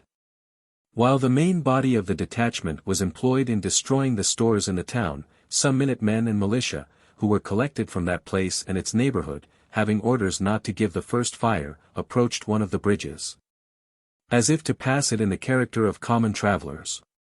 They were fired on, and 2 of them were killed. The fire was instantly returned, and a skirmish ensued, in which the regulars were worsted, and compelled to retreat with some loss. The alarm now becoming general, the people rushed to the scene of action, and attacked the king's troops on all sides. Skirmish succeeded skirmish, and they were driven, from post to post, into Lexington. Fortunately for the British, General Gage did not entertain precisely the opinion of the military character of the Americans, which had been expressed in the House of Commons. Apprehending the expedition to be not entirely without hazard, he had, in the morning, detached Lord Percy with 16 companies of foot, a corps of marines, and 2 companies of artillery, to support Lieutenant Colonel Smith. This seasonable reinforcement, happening to reach Lexington about the time of his arrival at that place, kept the provincials at a distance with their field pieces, and gave the grenadiers and light infantry time to breathe. But as soon as they resumed their march, the attack was recommenced, and an irregular but galling fire was kept up on each flank, as well as in front and rear, until they arrived on the common of Charlestown. Without delay, they passed over the neck to Bunker's Hill, where they remained secure for the night, under the protection of their ships of war, and, early next morning, crossed over to Boston. In this action, the loss of the British in killed, wounded, and prisoners, was 273, while that of the provincials did not exceed 90. This affair, however trivial in itself, was of great importance in its consequences. It was the commencement of a long and obstinate war, and had no inconsiderable influence on that war, by increasing the confidence which the Americans felt in themselves, and by encouraging opposition, with the hope of being successful. It supported the opinion which the colonists had taken up with some doubt, that courage and patriotism were ample substitutes for the knowledge of tactics, and that their skill in the use of firearms gave them a great superiority over their adversaries. Although the previous state of things was such as to render the commencement of hostilities unavoidable, each party seemed anxious to throw the blame on its opponent. The British officers alleged that they were fired on from a stone wall, before they attacked the militia at Lexington, while the Americans proved, by numerous depositions, that at Lexington, as well as at the bridge near Concord, the first fire was received by them. The statement made by the Americans is supported, not only by the testimony adduced, but by other circumstances. In numbers, the militia at Lexington did not exceed 1/9 of the British. And it is not probable that their friends would have provoked their fate while in that perilous situation, by commencing a fire on an enraged soldiery. It is also worthy of attention, that the Americans uniformly sought to cover their proceedings with the letter of the law, and, even after the affair at Lexington, made a point of receiving the first fire at the bridge beyond Concord. The Provincial Congress, desirous of manifesting the necessity under which the militia had acted, sent to their agents, the depositions which had been taken relative to the late action, with a letter to the inhabitants of Great Britain, stating that hostilities had been commenced against them, and detailing the circumstances attending that event. But they did not confine themselves to addresses. They immediately passed a resolution for raising 13,600 men in Massachusetts, to be commanded by General Ward, and called on New Hampshire, Rhode Island, and Connecticut, for their respective quotas, to complete an army of 30,000 men for the common defense. They also authorized the Receiver General to borrow £100,000 on the credit of the colony, and to issue securities for the repayment thereof, bearing an interest of 6% per annum. The neighboring colonies complied promptly with this requisition, and, in the meantime, such numbers assembled voluntarily, that many were dismissed in consequence of the defect of means to subsist them in the field. and the king's troops were themselves blocked up in the peninsula of Boston. About the same time, that enterprising spirit, which pervaded New England, manifested itself in an expedition of considerable merit. The possession of Ticonderoga and Crown Point, and the command of Lakes George and Champlain, were objects of importance in the approaching conflict. It was known that these posts were weakly defended, and it was believed that the feeble garrisons remaining in them were the less to be dreaded, because they thought themselves perfectly secure. Under these impressions, some gentlemen of Connecticut, at the head of whom were Messrs. Dean, Worcester, and Parsons, formed the design of seizing these fortresses by surprise, and borrowed a small sum of money from the legislature of the colony, to enable them to carry on the expedition. About 40 volunteers marched from Connecticut towards Bennington, where they expected to meet with Colonel Ethan Allen, and to engage him to conduct the enterprise, and to raise an additional number of men. Colonel Allen readily entered into their views, and engaged to meet them at Castleton. 270 men assembled at that place, where they were joined by Colonel Arnold, who was associated with Colonel Allen in the command. They reached Lake Champlain in the night of the 9th of May. Ticonderoga surprised. Both Allen and Arnold embarked with the 1st Division consisting of 83 men, who effected a landing without being discovered, and immediately marched against the fort, which, being completely surprised, surrendered without firing a gun. The garrison consisted of only 44 rank and file, commanded by a captain and 1 lieutenant. Crown Point surrenders. From Ticonderoga, Colonel Seth Warren was detached to take possession of Crown Point, which was garrisoned only by a sergeant and 12 men. This service was immediately executed, and the fort was taken without opposition. At both these places, military stores of considerable value fell into the hands of the Americans. The pass at Skenesborough was seized about the same time by a body of volunteers from Connecticut. To complete the objects of the expedition, it was necessary to obtain the command of the lakes, which could be accomplished only by seizing a sloop of war lying at St. John's. This service was effected by Arnold, who, having manned and armed a schooner found in South Bay, surprised the sloop, and took possession of her without opposition. Thus, by the enterprise of a few individuals, and without the loss of a single man, the important posts of Ticonderoga and Crown Point were acquired, with the command of the lakes on which they stand. Meeting of Congress. Intelligence of the capture of Ticonderoga was immediately transmitted to Congress, then just assembled at Philadelphia.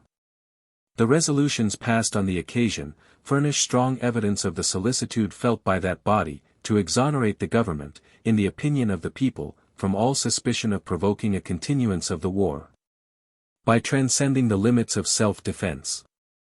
Indubitable evidence, it was asserted, had been received of a design for a cruel invasion of the colonies from Canada, for the purpose of destroying their lives and liberties.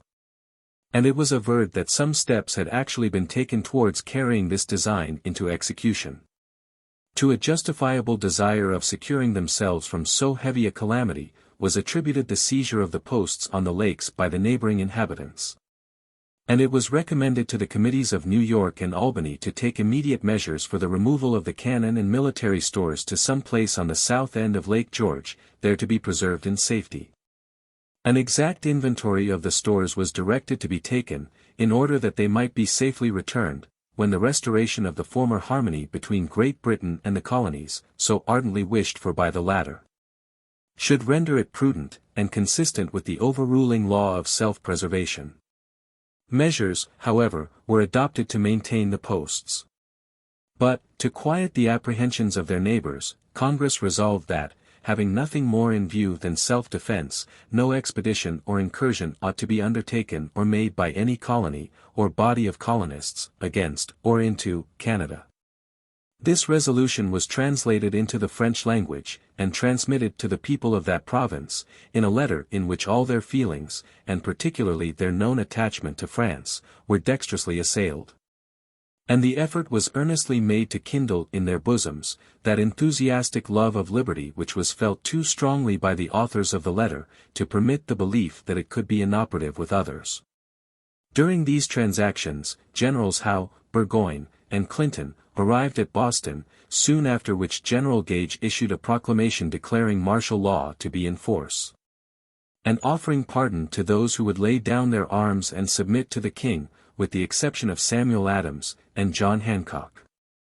On receiving intelligence of the Battle of Lexington, New York appeared to hesitate no longer. In that place also, the spirit which animated the colonies generally, obtained the ascendancy.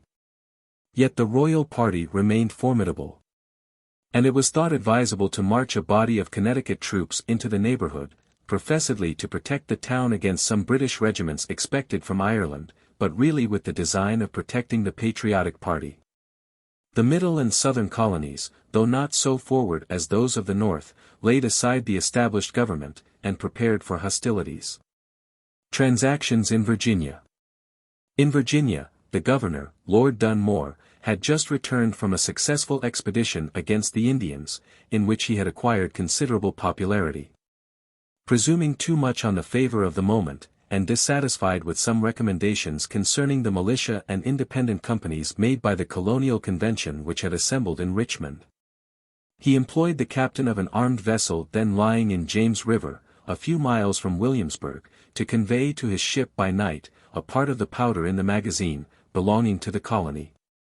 This measure, though conducted with great secrecy, was discovered, and the people of the town assembled next morning in arms, for the purpose of demanding restitution of the property which had been taken.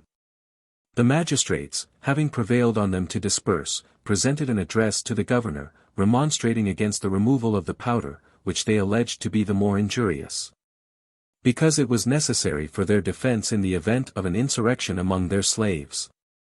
The governor acknowledged that the powder had been removed by his order, but gave assurances that he would restore it, if an insurrection of the slaves should render the measure necessary. Unsatisfactory as this answer was, no farther means were used in Williamsburg for its recovery. This transaction excited a strong sensation in the interior of the country. Meetings were held in several counties, and the conduct of the governor was greatly condemned. The independent companies of Hanover and King William, at the instance of Mr. Patrick Henry, a member of Congress, assembled, and marched for Williamsburg, with the avowed design of compelling restitution of the powder, or of obtaining its value. Their march was stopped by the active interposition of Mr. Braxton, who obtained from the King's Receiver General a bill for the value of the property that had been removed, with which he returned to the companies, and prevailed on them to relinquish a farther prosecution of the enterprise. 246.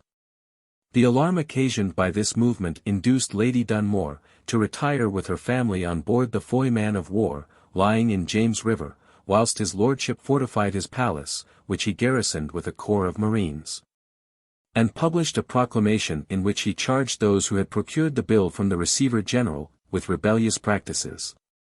During this state of irritation, Lord North's conciliatory proposition was received, and an assembly was suddenly called, to whose consideration it was submitted. The governor used all his address to procure its acceptance. But, in Virginia, as in the other colonies, it was rejected, because it obviously involved a surrender of the whole subject in contest. One of the first measures of the assembly was to inquire into the causes of the late disturbances, and particularly to examine the state of the magazine. Although this building belonged to the colony, it was in the custody of the governor. And, before admittance could be obtained, some persons of the neighborhood broke into it, one of whom was wounded by a spring gun, and it was found that the powder which remained had been buried, and that the guns were deprived of their locks. Governor Dunmore retires to the Foy ship of war.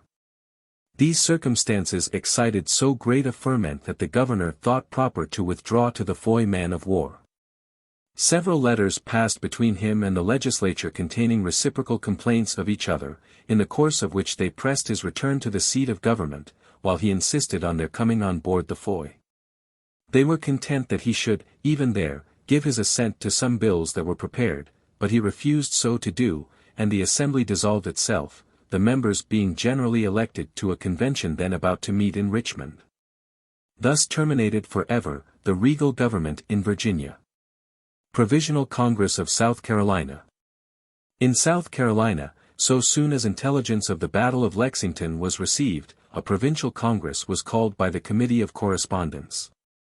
An association was formed, the members of which pledged themselves to each other to repel force by force, whenever the Continental or Provincial Congress should determine it to be necessary. And declared that they would hold all those inimical to the colonies, who should refuse to subscribe it. The Congress also determined to put the town and province in a posture of defense, and agreed to raise 2 regiments of infantry, and 1 of rangers. Arrival of Lord William Campbell.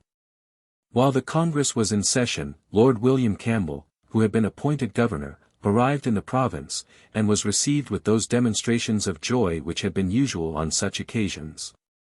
The Congress waited on him with an address expressing the causes of their proceedings, in which they declared that no love of innovation, no desire of altering the constitution of government, no lust of independence, had the least influence on their councils, but that they had been compelled to associate and take up arms, solely for the preservation, and in defense, of their lives, liberties, and property. They entreated His Excellency to make such a representation of the state of the colony, and of their true motives, as to assure His Majesty that he had no subjects who more sincerely desired to testify their loyalty and affection, or would be more willing to devote their lives and fortunes to his real service. His Lordship returned a mild and prudent answer. 247. For some time Lord William Campbell conducted himself with such apparent moderation, as to remain on good terms with the leaders of the opposition. But he was secretly exerting all the influence of his station to defeat their views, and was, at length, detected in carrying on negotiations with the Indians, and with the disaffected in the interior. These people had been induced to believe that the inhabitants of the sea coast, in order to exempt their tea from a trifling tax, were about to engage them in a contest, which would deprive them of their salt, osnaburgs, and other imported articles of absolute necessity.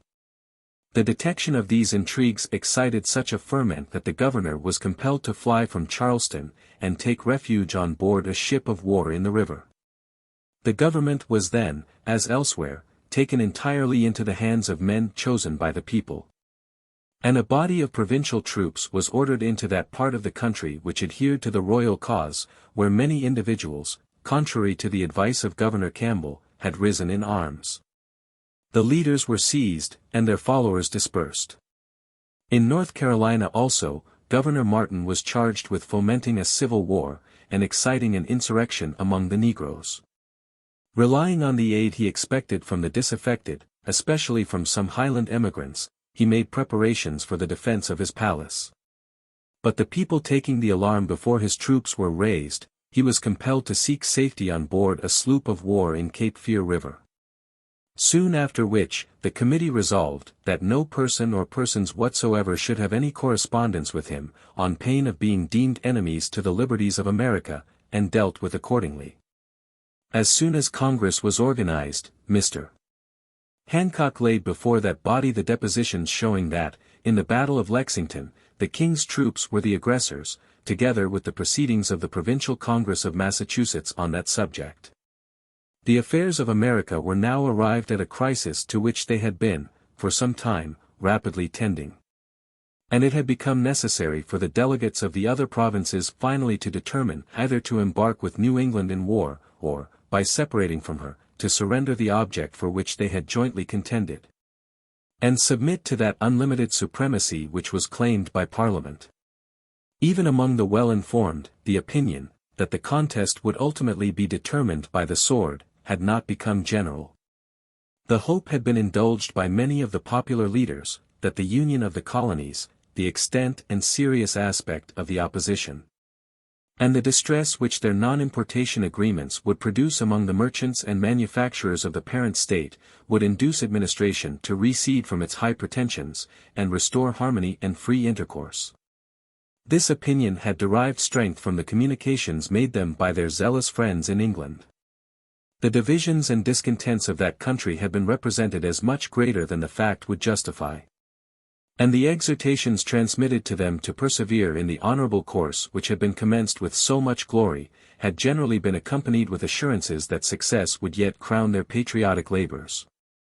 Many had engaged with zeal in the resistance made by America, and had acted on a full conviction of the correctness of the principles for which they contended, who would have felt some reluctance in supporting the measures which had been adopted, had they believed that those measures would produce war. But each party counted too much on the divisions of the other, and each seems to have taken step after step, in the hope that its adversary would yield the point in contest, without resorting to open force. Thus, on both sides, the public feeling had been gradually conducted to a point, which would, in the first instance, have been viewed with horror, and had been prepared for events, which, in the beginning of the controversy, would have alarmed the most intrepid. The prevailing sentiment in the middle and southern colonies still was, that a reconciliation, on the terms proposed by America, was not even yet impracticable, and was devoutly to be wished. But that war was to be preferred to a surrender of those rights, for which they had contended, and to which they believed every British subject, wherever placed, to be unquestionably entitled. They did not hesitate therefore which part of the alternative to embrace, and their delegates united cordially with those of the North, in such measures as the exigency required. The resolution was unanimous that, as hostilities had actually commenced, and as large reinforcements to the British army were expected, these colonies should be immediately put in a state of defense, and the militia of New York be armed and trained, and kept in readiness to act at a moment's warning. Congress also determined to embody a number of men, without delay, for the protection of the inhabitants of that place, but did not authorize opposition to the landing of any troops which might be ordered to that station by the Crown. The Convention of New York had already consulted Congress on this subject, and had been advised to permit the soldiers to take possession of the barracks, and to remain there so long as they conducted themselves peaceably.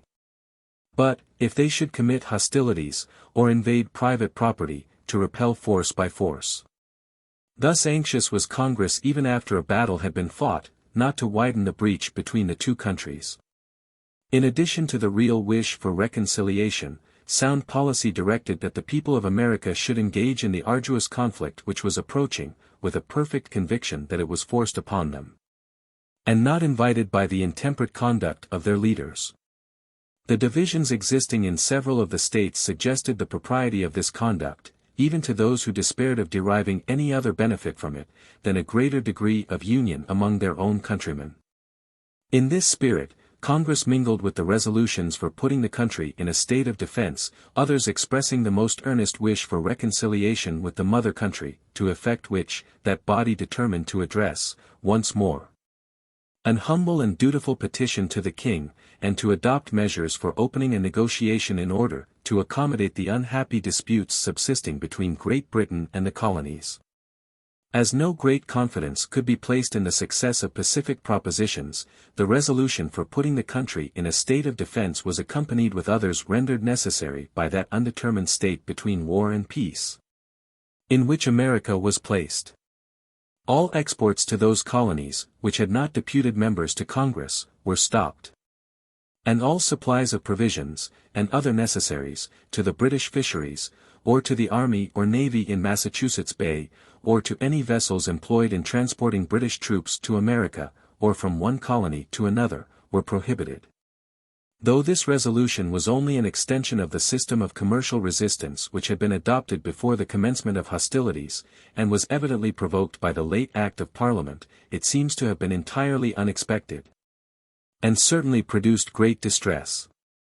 Massachusetts having stated the embarrassments resulting from being without a regular government, at a time when an army was to be raised to defend themselves against the butcheries and devastations of their implacable enemies, and having declared a readiness to conform to such general plan as Congress might recommend to the colonies, it was resolved that no obedience is due to the Act of Parliament for altering the charter of that colony, nor to officers who, instead of observing that charter, seek its subversion. The governor and lieutenant governor, therefore, were to be considered as absent, and their offices vacant.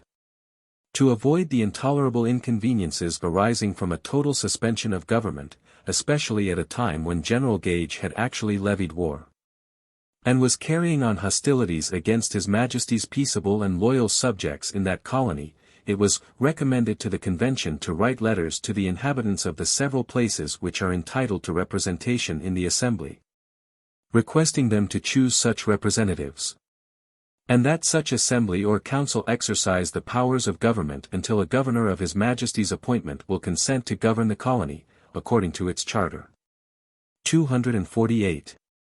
These resolutions were quickly followed by others of greater vigor, denoting more decidedly, a determination to prepare for the last resort of nations. It was earnestly recommended to the conventions of all the colonies to provide the means of making gunpowder, and to obtain the largest possible supplies of ammunition. Even the non-importation agreement was relaxed in favor of vessels importing these precious materials. The conventions were also urged to arm and discipline the militia, and so to class them, that 1/4 should be minute men. They were also requested to raise several regular corps for the service of the continent. And a general resolution was entered into, authorizing any province thinking itself in danger, to raise a body of regulars not exceeding 1,000 men, to be paid by the United Colonies. Congress also proceeded to organize the higher departments of the Army, of which, Colonel George Washington of Virginia was appointed Commander-in-Chief. 249. Bills of credit to the amount of $3 millions were emitted for the purpose of defraying the expenses of the war, and the faith of the 12 confederated colonies was pledged for their redemption. Articles of war for the government of the Continental Army were formed, though the troops were raised under the authority of the respective colonies, without even a requisition from Congress, except in a few instances. Manifesto of Congress. A solemn dignified declaration, in form of a manifesto, was prepared, to be published to the army in orders, and to the people from the pulpit. After detailing the causes of their opposition to the mother country, with all the energy of men feeling the injuries of which they complain, the manifesto exclaims, "But why should we enumerate our injuries in detail? By one statute, it is declared that Parliament can, of right, make laws to bind us in all cases whatsoever. What is to defend us against so enormous, so unlimited a power? Not a single man of those who assume it, is chosen by us, or is subject to our control or influence, but, on the contrary, they are, all of them, exempt from the operation of such laws. And an American revenue, if not diverted from the ostensible purposes for which it is raised, would actually lighten their own burdens in proportion as they increase ours. We saw the misery to which such despotism would reduce us. We, for 10 years, incessantly and ineffectually, besieged the throne as supplicants, we reasoned, we remonstrated with Parliament in the most mild and decent language. The manifesto next enumerates the measures adopted by administration to enforce the claims of Great Britain, and then adds, we are reduced to the alternative of choosing an unconstitutional submission to the tyranny of irritated ministers, or resistance by force. The latter is our choice. We have counted the cost of this contest, and find nothing so dreadful as voluntary slavery. Honor, justice, and humanity forbid us tamely to surrender that freedom which we received from our gallant ancestors, and which our innocent posterity have a right to receive from us. We cannot endure the infamy and guilt of resigning succeeding generations to that wretchedness which inevitably awaits them, if we basely entail hereditary bondage upon them. Our cause is just. Our union is perfect. Our internal resources are great, and, if necessary, foreign assistance is undoubtedly attainable. We gratefully acknowledge, as signal instances of the divine favor towards us, that His providence would not permit us to be called into this severe controversy, until we were grown up to our present strength, had been previously exercised in warlike operation, and possessed of the means of defending ourselves.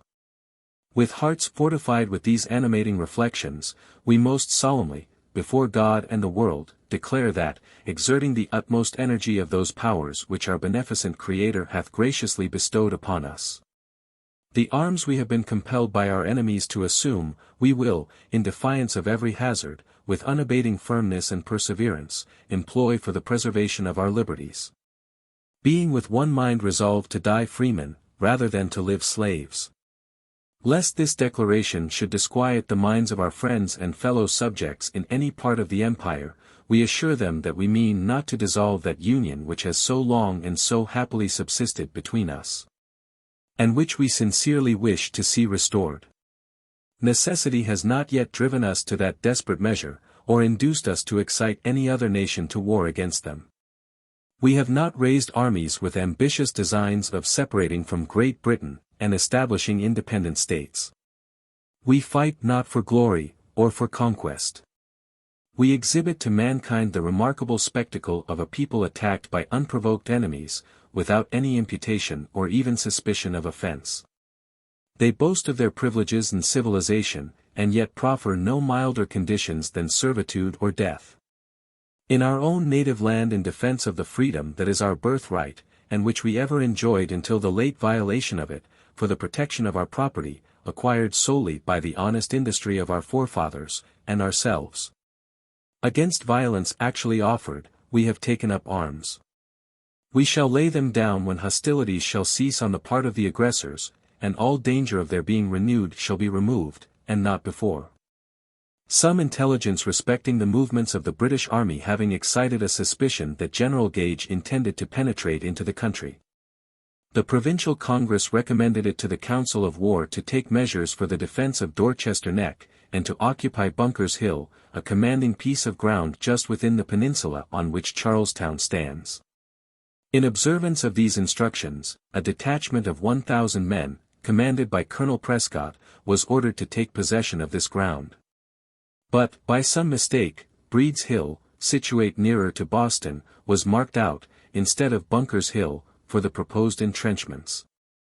The party sent on this service worked with so much diligence and secrecy that, by the dawn of day, they had thrown up a small square redoubt, without alarming some ships of war which lay in the river at no great distance. As soon as the returning light discovered this work to the ships, a heavy cannonade was commenced upon it, which the provincials sustained with firmness. They continued to labor until they had thrown up a small breastwork stretching from the east side of the redoubt to the bottom of the hill, so as to extend considerably their line of defense. As this eminence overlooked Boston, General Gage determined to drive the provincials from it. And for this purpose, detached Major General Howe, and Brigadier General Piggott, at the head of 10 companies of grenadiers, and the same number of light infantry with a proper proportion of field artillery. These troops landed at Moreton's Point. But, perceiving that the Americans waited for them with firmness, they remained on their ground until the arrival of a reinforcement from Boston, for which General Howe had applied. During this interval, the Americans also were reinforced by a detachment under the command of Generals Warren and Pomeroy. And they availed themselves of this delay to strengthen their defenses with some adjoining posts and rails which they pulled up and arranged in 2 parallel lines at a small distance from each other, rilling the space between with hay, so as to form a complete cover from the musketry of the assailants. The British troops, on being joined by their second detachment, advanced slowly, in 2 lines, under cover of a heavy discharge of cannon and howitzers, frequently halting in order to allow their artillery time to demolish the works. While they were advancing, orders were given to set fire to Charlestown, a handsome village, which flanked their line of march, and which was soon consumed. It is not easy to conceive a spectacle more grand and more awful than was now exhibited, nor a moment of more anxious expectation. The scene of action was in full view of the heights of Boston and of its neighborhood, which were covered with spectators taking deep and opposite interests in the events passing before them. The soldiers of the hostile armies not on duty, the citizens of Boston, and the inhabitants of the adjacent country, all feeling emotions which set description at defiance, were witnesses of the majestic and tremendous scene. Battle of Breed's Hill. The provincials permitted the English to approach unmolested, within less than 100 yards of the works, and then poured in upon them so deadly a fire that their line was broken. And they fell back with precipitation towards the landing place. By the great exertions of their officers, they were rallied and brought up to the charge, but were again driven back in confusion by the heavy and incessant fire from the works. General Howe is said to have been left, at one time, almost alone.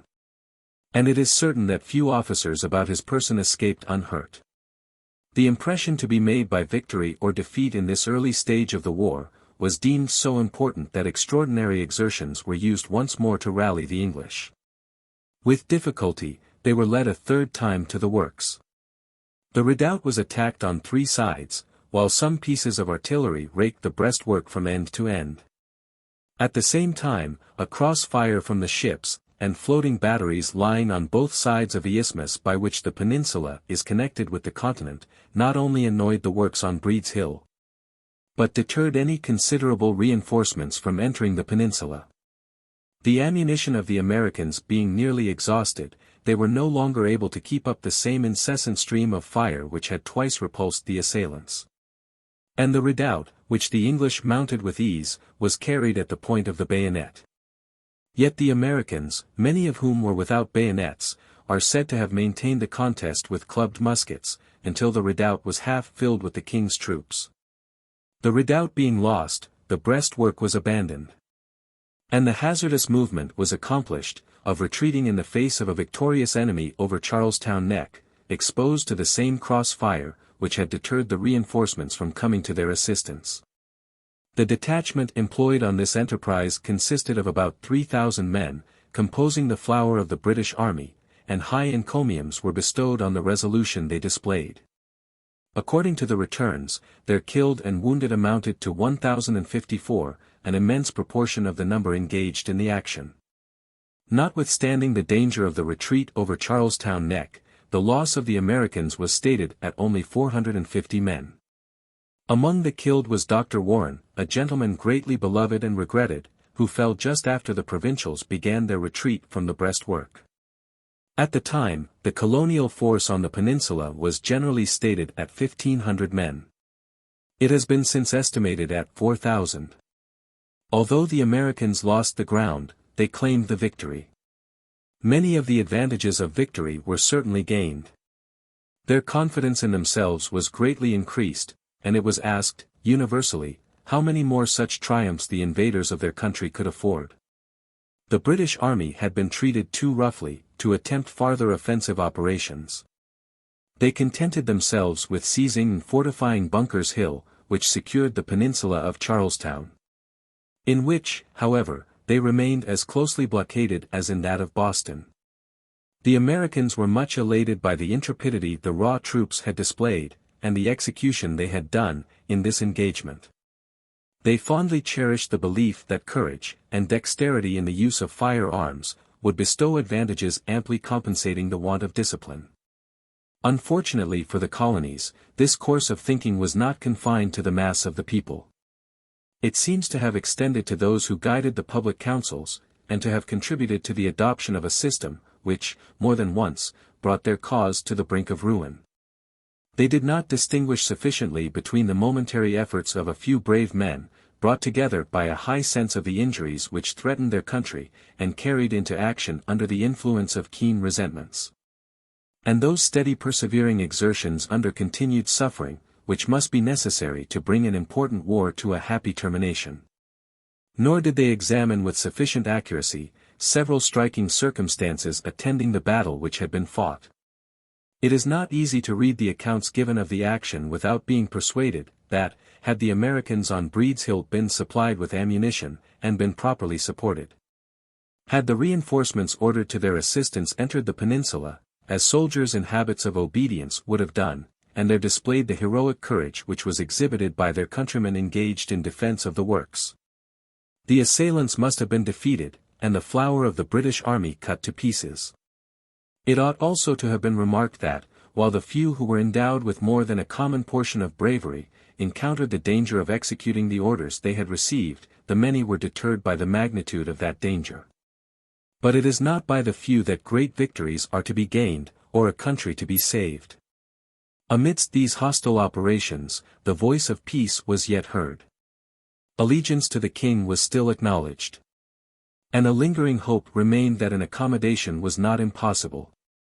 Congress voted a petition to His Majesty, replete with professions of duty and attachment, and addressed a letter to the people of England, conjuring them by the endearing appellations of friends, countrymen, and brethren, to prevent the dissolution of that connection which the remembrance of former friendships, pride in the glorious achievements of common ancestors, and affection for the heirs of their virtues, had heretofore maintained. They uniformly disclaimed any idea of independence, and professed themselves to consider union with England on constitutional principles, as the greatest blessing which could be bestowed on them. But Britain had determined to maintain, by force, the legislative supremacy of Parliament, and America was equally determined, by force, to repel the claim. End of Volume 1.